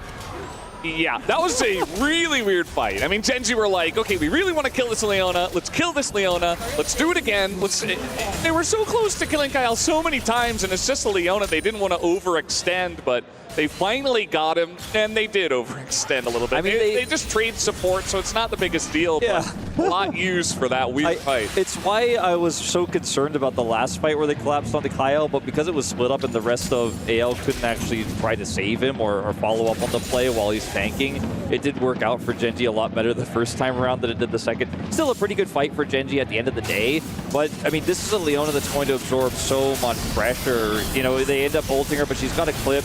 She's walking out. The redemption has to be used here. Keen is so incredibly low, and then the suppression is used onto Kyle as well. And Zed is actually doing so much damage here in the interim, and then the follow-up does come through Tarzan. Look at how much he does. Really funny to see Shanks attempt here, because he thinks the handshake is enough to get Duro out, but Tarzan actually with the Shadow is able to get him. He thought the Shadow wasn't going to be there in time, so he flashes for it. That's another small advantage that Gen.G do end up picking up here, that the fact that Silas did flash for that, even though it wasn't necessary, but at the end of the day, I think they were probably hoping Duro got out instead. And that's the least of the Silas's worries as well. As you can see, it's a 2.1k gold lead here for Chovy. And well on his way to his next item, the Aether Wisp, now setting up for the Lich Bane after the Rod of Ages has been done for a really long time. He's going to be getting that extra level, maybe sooner than is good, you know, because as you level up, you require more and more experience. Maybe he goes from levels 9, maybe like 13 to 14 instead of that 15 to 16 that you can often get with this item. He just builds it a little early. Yeah, see when it does come in. 5 stacks on it so far. He is Chovying out of control right now, by the way. Pretty obscene. He is above 10 CS per minute easily. Keen in a bit of trouble in the bottom lane, though. He is going to have to make a bit of an ultimatum here with AL, as there's the flash in for Kyle. And where did she go? This is what we were talking about. Best CC is death, and they've got a fair bit of that. Yeah, the Vladimir pick into this feels pretty good when you can just get out of that. So far as Hope gonna flash, and Canyon says you deserve the ultimate. He does press that button as well. As the culling not going to be able to clear out the wave, and that is going to be out of turret secured here for Gen.G. To be clear, the death on to Keen is not a trade up here for AL with that turret going down, and the control Chovy does have on the top side, but it is a little bit of injection of gold here to AL. Zed has all the kills right now. TP flank here is going to be interesting, let's say, in terms of catching Gen.G, and they're just going to opt to avoid it entirely and look for the Herald versus Break trade. Yeah, Dragon going to be taken here. Second one for AL. Chovy's going to get that turret topside, it looks like. Yeah, down it goes. So he just has such a lead. So that's why I was saying, yeah, you got Camille, but you lose 2 turrets. You're going to lose a Herald, which will guarantee a third. Is he going to hit 200 CS at like, what, 17 and a half minutes? Hey, what is he is going to hit 200 CS. He's going to be very fast and very Chovy. Yeah. And, you know, we've talked about it a lot, the TF passive. That's going to make him almost 3,000 gold ahead 17 minutes into the game. And it's not just because his team is stomping or anything like that. That's not even really happening. It's just him. And he's already got his Lich Bane, 2 items, and a dagger on top of it all. So, and, you know, I feel like in general, especially with the Cloud Soul on the way, like the 2 Drakes should feel really good for the side of AG.AL, but with the amount of tempo and the 1-3-1 style of composition that Gen.G have, I feel like the Rift Herald is just going to get so much value here. Time, I think, is all AG.AL are praying is going to come to them. Like, they have 2 Drakes, so that buys them a ton of time. They can avoid fights for a little while here, and this Vladimir will become stronger and stronger. The burst potential of this Zed onto the Xayah, force out Featherstorm for any other reason, becomes a little bit more powerful later on, but it's just surviving. That's the hard part now, getting that extra time, living long enough. Because yes, the Sylas feels so useless when you look at the 2.6k number on your screen, when you look at the 2 items for Chovy, but he will eventually get enough gold to be a threat in this game. There's so many ways to get on top of the Xayah that 1 Featherstorm isn't enough, because yeah, Chovy just gets more money. But I'm really trying to say with so few words, that AG.AL still have a chance in this game despite all of these deficits, but survival, that's the hardest part. Like, if they could live to see a 35-minute game, maybe we can have that conversation. Well, you can see the shadow was set up. Tarzan had an idea that perhaps there was someone lying in wait there, so nice little defensive play. Still sacrifices a fair chunk of his health bar. There is one thing that I'm worried about, and it goes back to Double F's question earlier on in the day, and that is, you know, why the TF and the Kalista. These are 2 picks that haven't necessarily been working. TF we haven't really seen here at EWC that much, and we'll see whether Chovy can make it happen. His time is now as the Destiny does come in. But the gate will not follow, as he has found an inner turret, guys, and that is something he'd prefer to have, as the rest of AL are moving over. And a gateless TF, certainly one that is a little bit more killable, but look at the vision. Look, there's like, he's flanked by control vision everywhere right now. And so far, so good here for the TF comp. But I want to draw your minds back, right, to Chovy of another time. And he, like, when TF was meta, he would do this all the time. And then sometimes they just lose anyway, because it doesn't do as much as a lot of his pivotal picks for getting AoE CC in team fights. You're reminded of his Galio, things like that, AoE damage with his Victor and his Azir. This is a little bit more finesse, a bit more side lane, and a bit more map control. And in the past, it didn't work. I'm looking forward to seeing the evolution of Chovy as he tries to make it work here in this game number 5 for all of the marbles. Gen.G are just insane with how much they bully. Like, they got this lead, and now they're like, everything is ours. Your Raptors, your wards, your red buff, your turrets. We're taking everything. And AG.AL, I mean, they got to make something happen. But again, they found an engaged champion. But yeah. There was still the Xayah available. There was still the Renata Glask available. And what target do you go on to here? It just feels like there's too much peel for Gen.G. There's no They gotta find play. something. There's no proactive play I think you can make right now. You have to do exactly what Flandre is doing and, like, hold the wave as close to turret as possible, hold Shanks' wave as close to turret as possible, and farm minions and pray that Gen.G are going to make a mistake. Pray that they're going to overextend. You have 2 extra dragons worth of time for Soul before Soul is an issue for you, right? So that's like 10 minutes of time they've arguably bought here, as long as they keep their inhibitors up. You will still have to do things like contest Otacon. You will eventually have to contest Baron in 4 minutes time here, but spend those 4 minutes getting any money on the map that Gen.G will allow you, because right now, that is all that you could do. Chovy's about to Flame Horizon his top laner. This is kind of obscene. We can tell where a few of these minions are coming from. Chovy making sure that he accelerates as fast as he can. The Rapid Fire Cannon, actually very important item here for the Twisted Fate. Here's that Otacon take. Yeah, they're looking for the angle here as the handshake comes in. And now they have to face check. They have to go for this. TP. And what are they going to be able to do? I mean, Kyle, he's seen the Destiny just gives you infinite vision.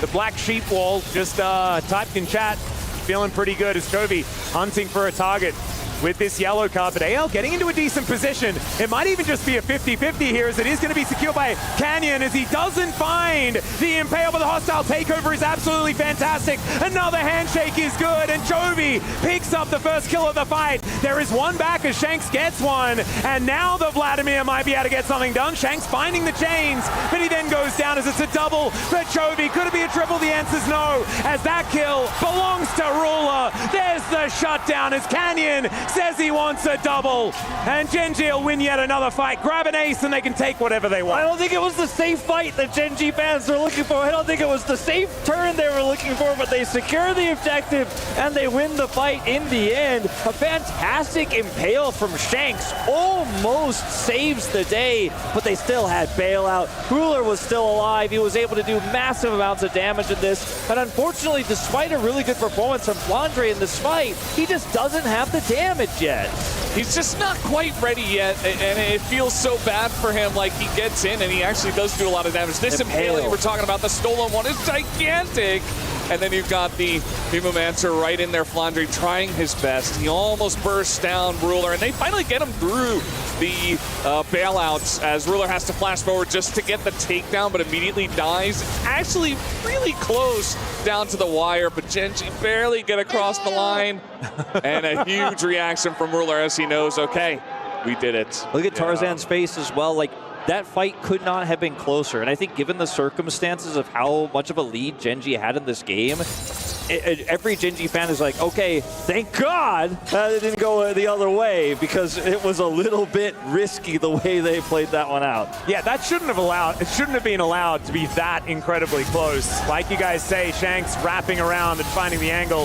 Is Kyle going aggressive? Another Destiny comes on in. They know exactly where everyone is. Kyle going to be the target, and he should go down pretty comfortably as a Feather Storm will be invested. It's a decently large cooldown, but Canyon is just driving around. He'll take 2 ultimates for his trouble. Gets the suppression, but he does fall. Another hostile takeover. There are, in fact, multiple of them all over this rift right now, but the handshakes are so good. And Gen.G are just controlling this battlefield. And even though they lose Canyon, they will win the fight. Yeah, I mean, again, another kind of close one. There were double ultimates used on the Canyon by Tarzan and Flandre, and they barely were able to chunk him down. And yet still, they almost were able to win a bit towards the end of that fight. It ends up being a 1-for-1 trade, but like, man, Gen.G, again, they're bullies. They're getting in there. They just want to take any fight that they can. They just have so much of a gold lead here, and this Xayah is so fed, and even Chovy does a decent amount of damage in these fights range-wise, that even if you kind of just roll in and play it very aggressively, you don't play it subtle, you don't try to kite back, and you just kind of go, yeah, maybe you got a hostile takeover, we still win, by the way. It might be enough when your Twisted Fate is 3,600 gold ahead, your Xayah is 3,000 gold ahead. Hope is often alive at the end of these fights, but he just can't offer anything, as Kyle's looking for an angle here. Possible 2v3 here in favor of AL as Tarzan takes so much damage. Okay, maybe it's not, as Keen will take a bit back, and Duro, he's going to turn up. Chovy looking for the angle here as Handshake brings back the Leona, and look at this. They're just holding them at bay, and down goes the Leona for the first kill in the fight. Now Canyon throwing rocks around. Hope he's going to make it back to the turret and should be able to deal with this wave, as rapid fire cannon is just such a ridiculous item. Now the Destiny comes in. That's going to confirm the inner turret in this top lane, and maybe they can move to a Baron, although that sounds risky. Shanks and Flandre do both have TP here. Hope is still alive, so I think trying to start this Baron with pretty low health bars here for Gen.G without a reset is probably not going to happen, but look at the vision control they have around the pit, in the pit, to the left of the pit. They can just reset and look for a take, as Shanks is trying to delay those resets. Yep, gets that information that Keen is in this brush, as now it's a bit of a struggle, and he will just get taken down. That is not the information that he wanted when he pressed that Destiny button, and now the fight is going to extend. Flandre having to use that pull pretty early. They will be able to make their way out. Flandre teleporting into that is also a really big deal, because he was a big threat on that side lane, making sure that he gets as much money as he possibly can to try and do that damage, because that's what keeps him relevant. Yeah, I love this from AG.AL. They're getting very scrappy. They're trying their best to find whatever angle they can, but unfortunately little mistakes here and there are just tipping the scales bit by bit towards Gen.G, and it's already really heavy on their side. They're just about to crest 50,000 gold. Yeah, the timing of that Hextech ultimatum for Keen was so massive, because it denies the CC. He's able to get on top of Shanks, get past him there, and then they end up getting the pick onto the Silas, who still has TP should Gen.G decide, should they have decided to immediately start up that Baron again. But they still have vision control. They don't have to force this right now. They are pretty big in terms of the 80 damage they can offer with this TF. and the Xayah. There's not enough damage to rush this down before a contest here, and you just don't want to keep the game flippy. You don't want to keep the game in a volatile state here as Gen.G. You just want to push waves, keep that lead you had, choke out the Vladimir so he can't actually get the farm he needs to get that third item online. Just make it hell for AG.AL to even farm on the map. Don't give them that scrappy fight they're looking for. Certainly not looking like it's a thing they can take right now, as this inner turret going to be taken immediately. Dragon going to be up in 8 seconds time. That may distract Gen.G for a few moments, as they will send Canyon and Ruler over there. 3.3k is Ruler's lead, and we're now up to 4.5k, was approximately the advantage that Chovy had in this mid lane. So in 18 minutes, that was when really the second Dragon was taken for AG.AL. You can see that extra 10 minutes of time those two Drakes have bought before now we're at Drake parity, 2 Clouds. No inhibitors have gone down, no Baron has gone over. It's a thread that 9,000 gold behind AG.AL hang from, but they do have a thread. The thread exists, and it is this Vladimir that now has a Shadow Flame online. If there's a fight they could take, it's going to have to be stopping Gen.G on an aggressive Baron take. One more chance, one more try for the LPL representatives to do what they could not do in Game 5 against Gen.G at MSI, what they could not do against T1 at MSI, to try to take this title. You know what they could do? They could smite Barons away from Gen.G. So hopefully Gen.G do not start this objective. I think perhaps they have learnt over the last couple of games to just not do that. And as I say it, immediately, that is not going to be the case. They do start it up. Tarzan, is going to be taking a lot of damage. Information advantage is massive with that Destiny just being thrown out. And AL will move back. That ulti is going to wear off, though, before the Baron is actually down, as into the pit goes Canyon, and can they burst this down is the question. Yes, they can, because the Blade Caller is going to be there. Now Tarzan with the death mark, but the death is his in this fight. Now Chovy just trying to kite around Flandre, who gets out of Hemoplague, but the pool's on cooldown. The flashes go forward, and Hope is the target. He's taken down, and in fact, he dies with all the hope of AL at the same time, as this should be the ace just after the Baron. And Gen.G, they may just have done it. They may have just won Game 5 and made themselves the EWC winners here for 2025. They have absolutely done exactly that, Atlas. Gen.G will be your winners tonight. Gen.G accomplishing what they could not with the early drop-off last year at 2024, arguably their most disappointing result of the year. And this time, they'll be the ones to crush the final key and lift the trophy. A hard-fought series. Despite a 2-0 lead, AL did not give up. It was a hard-fought win in Game 5, but a dominant Game 5 to close it out. An incredible victory here for Gen.G. Like you say, the history from last year making up for that, but also the Club Championship, such a huge thing for this team that has already had success in 2 other titles. They will be skyrocketing themselves with all of the points that they've accrued just here today, as that trophy will be completed, and Ruler gets to lift another one alongside his teammates here for 2025.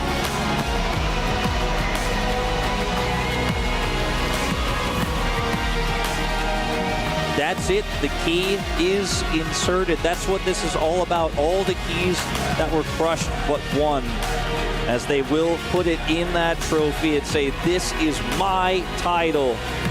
Gen.G, your Esports World Cup for League of Legends 2025 winners. It just makes sense. They go from MSI, they come over here, and it's like every series is super close, but they always end up on top. Gen.G, how many titles in a row can they get? How many series in a row? Who can stop this squad? Well, we'll just have to find out, but it'll have to be in the LCK or a Worlds. You never know. So far, 26 series in a row for Gen.G, as they take it in turns, lifting the trophy. And they must be getting used to this by now. Oh, he wants the crowd, and he deserves the crowd. Man, Ruler, what a fantastic night he had tonight. And now it is time to throw it over to that beautiful stage with Ian Chambers. The noise in here is deafening, and so it should be. Trophy, come here, let's have a chat. What a phenomenal grand final. I do want to get to talking about the victory, the celebrations, but first, how, when you were dominating so early on, did you let them back into this one? 일단 승리 축하드리고요. 일단 첫 번째로 일단 경기 좀 말씀드릴게요. 일단 2대0으로 정말 압도적인 승리를 가지고 계셨는데 이렇게까지 좀 막세트까지 좀 이렇게 몰리게 됐어요. 그래서 막세트까지 이렇게 오게 된 게 좀 어떤 게 원인이었다고 생각하시는지? 재밌는 장면을 연출한 것 같네요. Well, I think we just made a show. You did make a show, that is for sure. Everybody here loved every second of it, and you have just led your team to the fastest ever back-to-back international trophies in League of Legends history. You must be so incredibly proud of yourself and your team. 이제 리그 오브 레전드 역사상 어떻게 보면 국제전에서 이렇게 짧은 기간 안에 2연속 우승을 해내셨는데 정말 기분이 짜릿할 것 같습니다. 기분은 어떠신가요? 일단 당연히 우승해서 너무 좋은데 저희 팀이 이렇게 좋은 성과를 거뒀다는 게 많이 뿌듯한 것 같아요. Yes, of course I'm excited, but I'm also proud how my team has gotten into this trophy. One of the things you must be proud of as well is this time last week, you were literally on a flight from Vancouver. I need to know how you found the mental resilience, the physical resilience to reset, start again, and be so successful at another international event in such a short space of time. 또 이렇게 짧은 시간 안에 이렇게 밴쿠버에서 또 여기까지 또 날라와서 어떻게 보면은 정신적으로나 육체적으로나 정말 많이 고된 여정이었을 텐데 그 여정을 어떻게 또 헤쳐나가셨는지 궁금합니다. 일단 MSI를 우승해서 마음적으로 여유가 있었고 그리고 이렇게 힘든 일정은 여기 참가한 모든 팀이 다 힘들기 때문에 그냥 잘하면 우리가 이기지 않을까라는 생각으로 임했던 것 같아요. The fact that we won the MSI made us mentally stable, and also for physically, I think the other teams who attended to the MSI had the same problem. So I think that's just kind of mindset we had. It was just let's be our way. We can play if we play in our way, what we did, and we can win. Well, we're about to witness history. The final key to be crushed here for League of Legends at the Esports World Cup. The brutal nature of this trophy system has one final laugh. AG.AL, their key is being crushed as we speak right now. You enjoying it?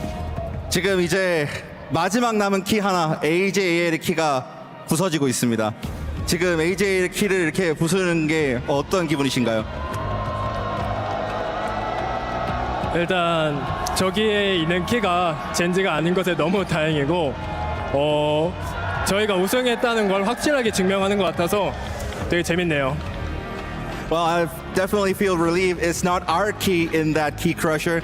And that being said, we're very grateful that we lifted the trophy. Amazing. Right. Can I bring you with me around here, Trophy? Congratulations once again. I want to do this in front of the fans, if possible. Game. 기인 선수 앞으로 나와주시죠. How much have you enjoyed yourself at this tournament because you have been absolutely phenomenal? 이번 대회에서 정말 기인 선수 정말 압도적인 경기력, 멋진 경기력 보여주셨기 때문에 이번 대회 좀 남다르실 것 같은데 이번 대회 얼마나 즐기셨나요? 사실 저희가 작년에 EWC를 왔었는데 한번 탈락을 했었기 때문에 올해만큼은 꼭 우승하고 싶었는데 우승할 수 있어서 너무 행복한 것 같습니다. Yeah, we went here last year when we got eliminated so early. So this time I wanted to lift up trophy, and I did. So I'm really, really excited. You should be excited because I can now announce to here and you watching at home that our Sony MVP of this tournament, it's Gen! 이번 EWC 2025 리그 오브 레전드의 소니 MVP는 기인 선수입니다.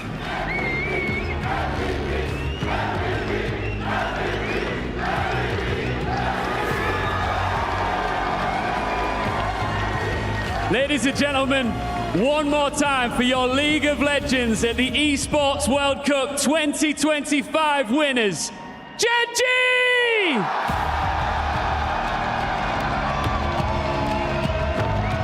There is one last thing we need to do. We need to loot some of your opponent's keys. Are you ready?